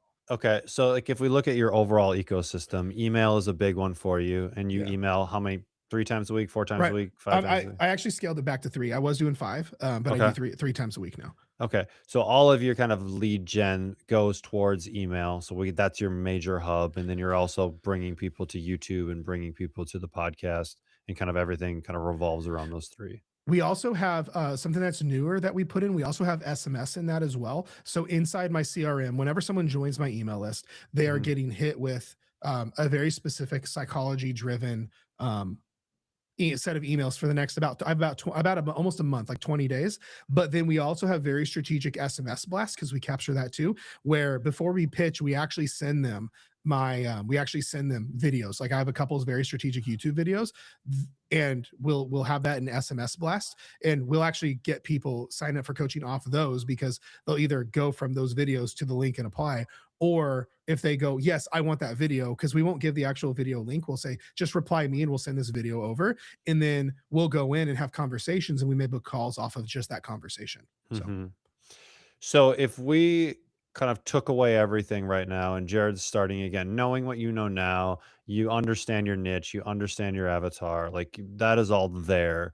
If you had to get clients and you had to pay bills right now, what would be like the first 1 or 2 action steps that you would do to get clients now? I would set up an email list I would set up my email list stuff with all my emails ready. I would build out what I have now. I'd literally build out a free resource that gets people on a list. And then I would start pumping out ungodly amounts of short form content to get people on that list.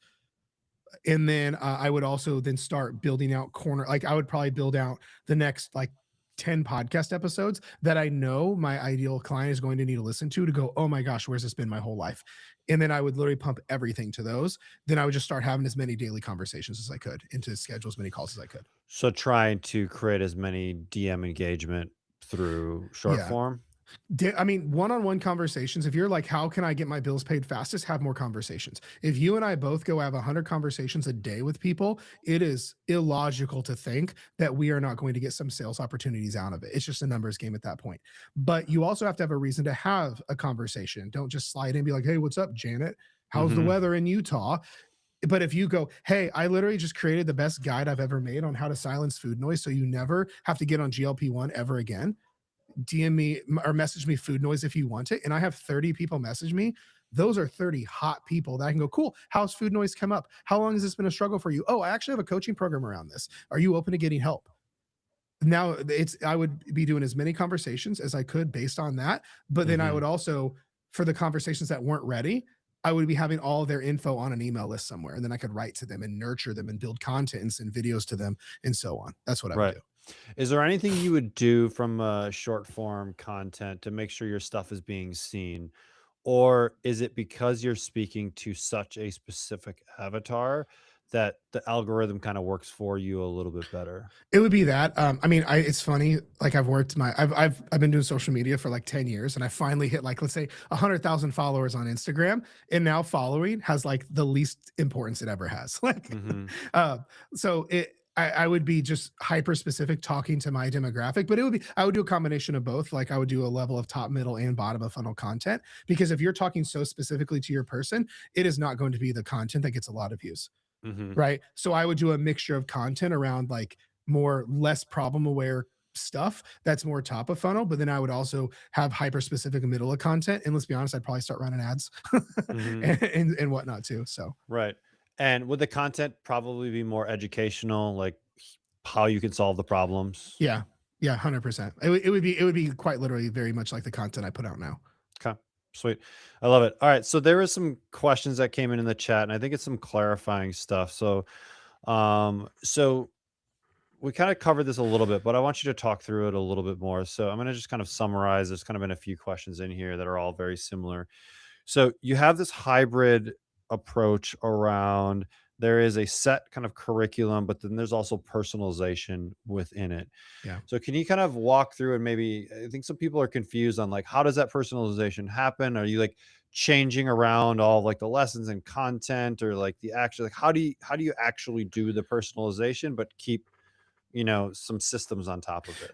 So whenever there's a personalization thing that comes up, it's such a minute thing, like, oh, this person has a panic attack when they weigh in, I'm going to take out weigh-ins, or those kind of things, because at the end of the day, because of what I know about the problem that I solve, there's no world where they don't go through this order of operations. It's Okay. almost like here's the way I view it. Like when you understand your ICA and the problems that you solve to such an extreme level, like I don't care what kind of house you build, if foundation starts.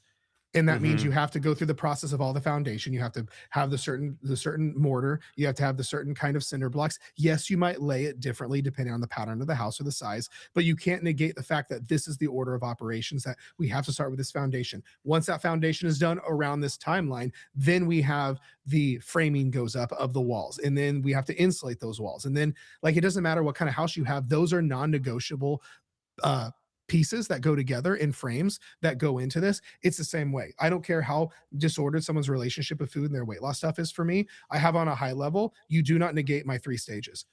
Like my 3 stages are: we diet from the inside out, where we fix all your issues around food. Our second stage is boring fat loss. Now we can actually go into fat loss sustainably. And then third, maintenance mastery, where we teach you how to keep the weight off forever. But within that, there's no world where these 10 things don't have to be solved. We have to fix your identity first. Then I have to get you into emotional regulation next. Then we have to get you into mastering moderation, where you don't feel like a psychopath in your own pantry. Then, like, I have it laid out like that level, Hmm. and there's no world where I'm changing that. Because even if someone's like, well, I don't struggle with that as much, cool, then week 4 is an easy week for you. Right. But that is so proven. And I have a guarantee in mind. Otherwise, like, I literally will give them their money back. I am so bullish on that. Whereas if I'm putting my own money where my mouth is, and I'm talking about my program in the tone in which and certainty that I do, this is it. And this is what's proven. And this is what the psychology shows us. So that's why I'm so specific on it. So that's why I don't change the order of operation of those things. Yeah, that makes a lot of sense. And this works. Jared's model works because he is hyper dialed in to who he is working with, like understanding that at the deepest level. If you're not hyper dialed into your ideal client, it's not going to work. Like you're going to feel like you're having to change all of these different pieces. And so I think if someone's like, I feel like I have to change all of these different pieces, we're kind of serving too many different people, Yeah. and we need to narrow that up. Would A that mentor, be? a mentor of mine, when I first was learning about this, a mentor of mine is what really helped me dial this in. And and I said that, I go, well, I have all these clients that, what if it's different? What if that's different? He goes, zoom out and look at your top 20 clients, and what are the commonalities around how their transformation comes together. And I go, oh, it's the exact same. It is, we start with this, we go to this, we go to this. This is the focus for around this many weeks. This is what changes. And that's how I built it. I literally took my best clients that I've served in one-on-one, and I literally duplicated my one-on-one, taught my group. Like that's the method. And then again, we now just refine from here on out. So. Right, right. That's awesome. So looking at your business kind of over the next, let's call it the next year, how do you see that operating? Is it just literally just refining things, or are there any kind of other major moves that you're seeing based upon kind of how people are buying? Continued refining, that's for sure. There's going to be more utility on media, so like more on like not fulfillment side but the business side. Like I'm basically turning on like the equivalent of like a media company, where like I'm trying to make a hub of YouTube, the podcast and all of that, where that way there's more opportunities there, but then it will just feed itself. So that's the biggest thing, is turning on more media, things like that. I have some other big blocks that are happening this year that are going to just feed the system. Like my book's coming out this year. I have a TED Talk happening in 2 months. So like those kind of things that are going to feed the business more from like a credibility and side, as well as like just more eyes on me and what I do. But as far as like, we're going to be using more AI. We're going to get into more stuff with AI to enhance the human touch and our fulfillment. But otherwise, it's just continued refining, testing and refining, especially now. Like, cool, we got all this with the new refinements. We're 6 months on the other side of that. Cool. Churn is fantastic. Everything is great. I foresee there being a level of churn happening between 6 and 12. So we're hyper fixating on that. We have entire like risk management dashboards where we have some algorithmic stuff in place. That way it's flagging our clients that are potentially, let's say, at risk, and what we need to do to put those in place. So I'm spending just more and more time with these people as well, because the more time that I spend with the clients, and the more we survey them, the more all that, just the more insights I get. So it's just doing that more and implementing what we learned. Right. And you find the model that you're at now of almost this hybrid of one-to-one and group, right, being a model that's sustainable for the foreseeable future. 100%. Yeah. The other thing that we're going to be doing ideally this year that is going to help feed this more is we are going to be starting to attaching live events in person, where these clients will where it's going to be, we may make it part of like the offer, like, oh, if you re-sign and extend your contract, like you get a free ticket to the event kind of thing. But we are going to start making client events in person a staple thing, especially like even Gary Vee was talking about this ironically recently, like with the swing of automation AI stuff, like people want to have more in-person things.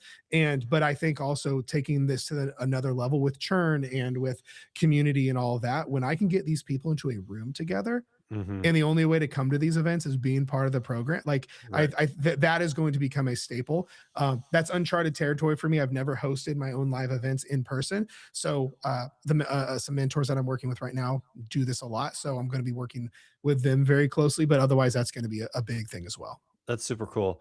I know someone's going to ask it and they haven't yet. When you do contracts, is it 6 months? Is it 12 months? Like, what does that look like for you? So here's the way that we do it. That goes pretty well. We do a minimum commitment of 6 months. And then the way I frame that on like the sales call is that way, like, number one, I know your patterns are going to come in and part of you may want to quit, and that's normal. But I also need to know I have the serious people on the phone that's coming into the program. So I need it. So that way there's almost an identity thing of they're like, oh no, I am serious. So I would do that. But we also have to have long enough to work with them, because a lot of our clients have been burned by other coaches. So I tell them that like, hey, the reality is you're going to need at least a year and a half, 2 years. Like it's going to be a long journey for you. And I'm not going to force you to stay in the program, but we do start everyone with 6 months as a minimum to make sure we have enough time to work through things and that we have the right quality of people coming into the program. But I want you to be here because you actually want to stay here, not because I'm forcing you with a contract. So, and that's kind of how I frame it. And then after that 6 months, does it go month to month, or do you kind of have re-signing? So currently my entire model is monthly. So it's just contracted. So my entire revenue is completely MRR. So which is very lots of peace of mind. So it's not like I start over every month at zero. We are entertaining whether I'm going back and forth, whether we want to actually put in another contract to go like, cool, let's get you to 12, or if we want to just keep it the way it is. But that's still, we haven't fully decided yet. Okay, cool. I love that. All right, man, this has been awesome. I super appreciate, like, I really, really appreciate the transparency around this, because like sometimes when you're looking at some of these bigger businesses, right, it's a little bit of smoke and mirrors, and but I think you've built something that is like, one, it's serving you, right? Two, it is serving the client, right, at a high level. And three, it's sustainable. And so it's Mhm. something that you can continue to do, right? You can provide some more opportunity for other coaches to come and get involved in it, and also serve as like a model for other people to be able to create something in their own niche, in their own world to serve as well, that they can do for the next 5, 10, 15, 20 years, Yeah. rather than just flaming out after 6 months. So Right, right. I play. I man, think I plan on coaching for a really long time. so it has to be sustainable. So I love it, man. I love it. I appreciate it. Thank you so much for coming on. I appreciate you. You can just whenever hit the red button, and then I'll wrap okay, this thing up. cool, brother. I appreciate you. All right. See you, All right, Jared. man. See ya. All right, everyone. That's it. We did it. We did it. 9 sessions in one day. I love this stuff. Thank you guys for hanging out. I appreciate you. The replays should be up in the next probably 3-4 hours. Most of them are already up on the page. So I'm going to throw that link in there one more time. If you haven't grabbed the VIP and want to grab it, that is still there. There is the link to the live schedule. If you do want to grab the VIP, that one is on the live schedule. That will probably be taken down here shortly. I'm probably not going to do a whole lot of work after I get off here. I got to tear down some studios and that kind of thing. So it'll be up for at least a little while, but probably I'll get around to taking it down sometime tomorrow. So if you do want it, definitely grab that. I appreciate you guys for coming out, for learning, for bettering yourself. And ultimately, all I need you to do now is take action and continue to build a better business. Someone asked, can you remind me what the Growth Catalyst Discovery Call is all about? That's a really good question, because we kind of went a different route. And so if anyone signed up for that, I'll do a little email exchange back and forth to see if it's something that's a good fit for you. But something that we're building at Coach Catalyst right now, hasn't really officially launched, but we're creating an entire ecosystem for a coach. So both the front end, the sales, the marketing, the sales pipelines, the automations, the email, yada, yada, yada. That along with the actual fulfillment software of Coach Catalyst. So we are bundling that all together into one big package that we are calling Growth Catalyst. It will become more public throughout. We were going to do a bigger launch during this, but just didn't feel like it was right yet. So we did a little soft one. So anyone that's jumped on that, I think it was under Kane's talk.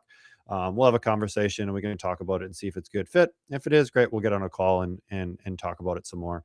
If it's not, we'll just be very honest about it. So it's really trying to bring a coach's entire ecosystem into one place rather than having 50 different platforms. So that's where we're going. Thank you so much for hanging out. Thank you for being awesome. Yes, we could probably replace Kajabi on most everything, slightly different platforms. But if you ever need to talk to us, we're more than happy to jump on calls. We're more than happy to, if you're interested in Coach Catalyst, we'd love to have you come over and check it out. We do demo calls all the time, so don't hesitate to reach out if we can help at all. I do need to check Slack one more time as people are pinging me. Okay, looks like it's nothing important, but yeah, appreciate you guys. Thanks for hanging out. Replays are going to be up. If you need anything, just hit us up, support@coachcatalyst.com, or DM us on the socials. But you guys, whatever time it is, wherever you're at, have a great rest of your day.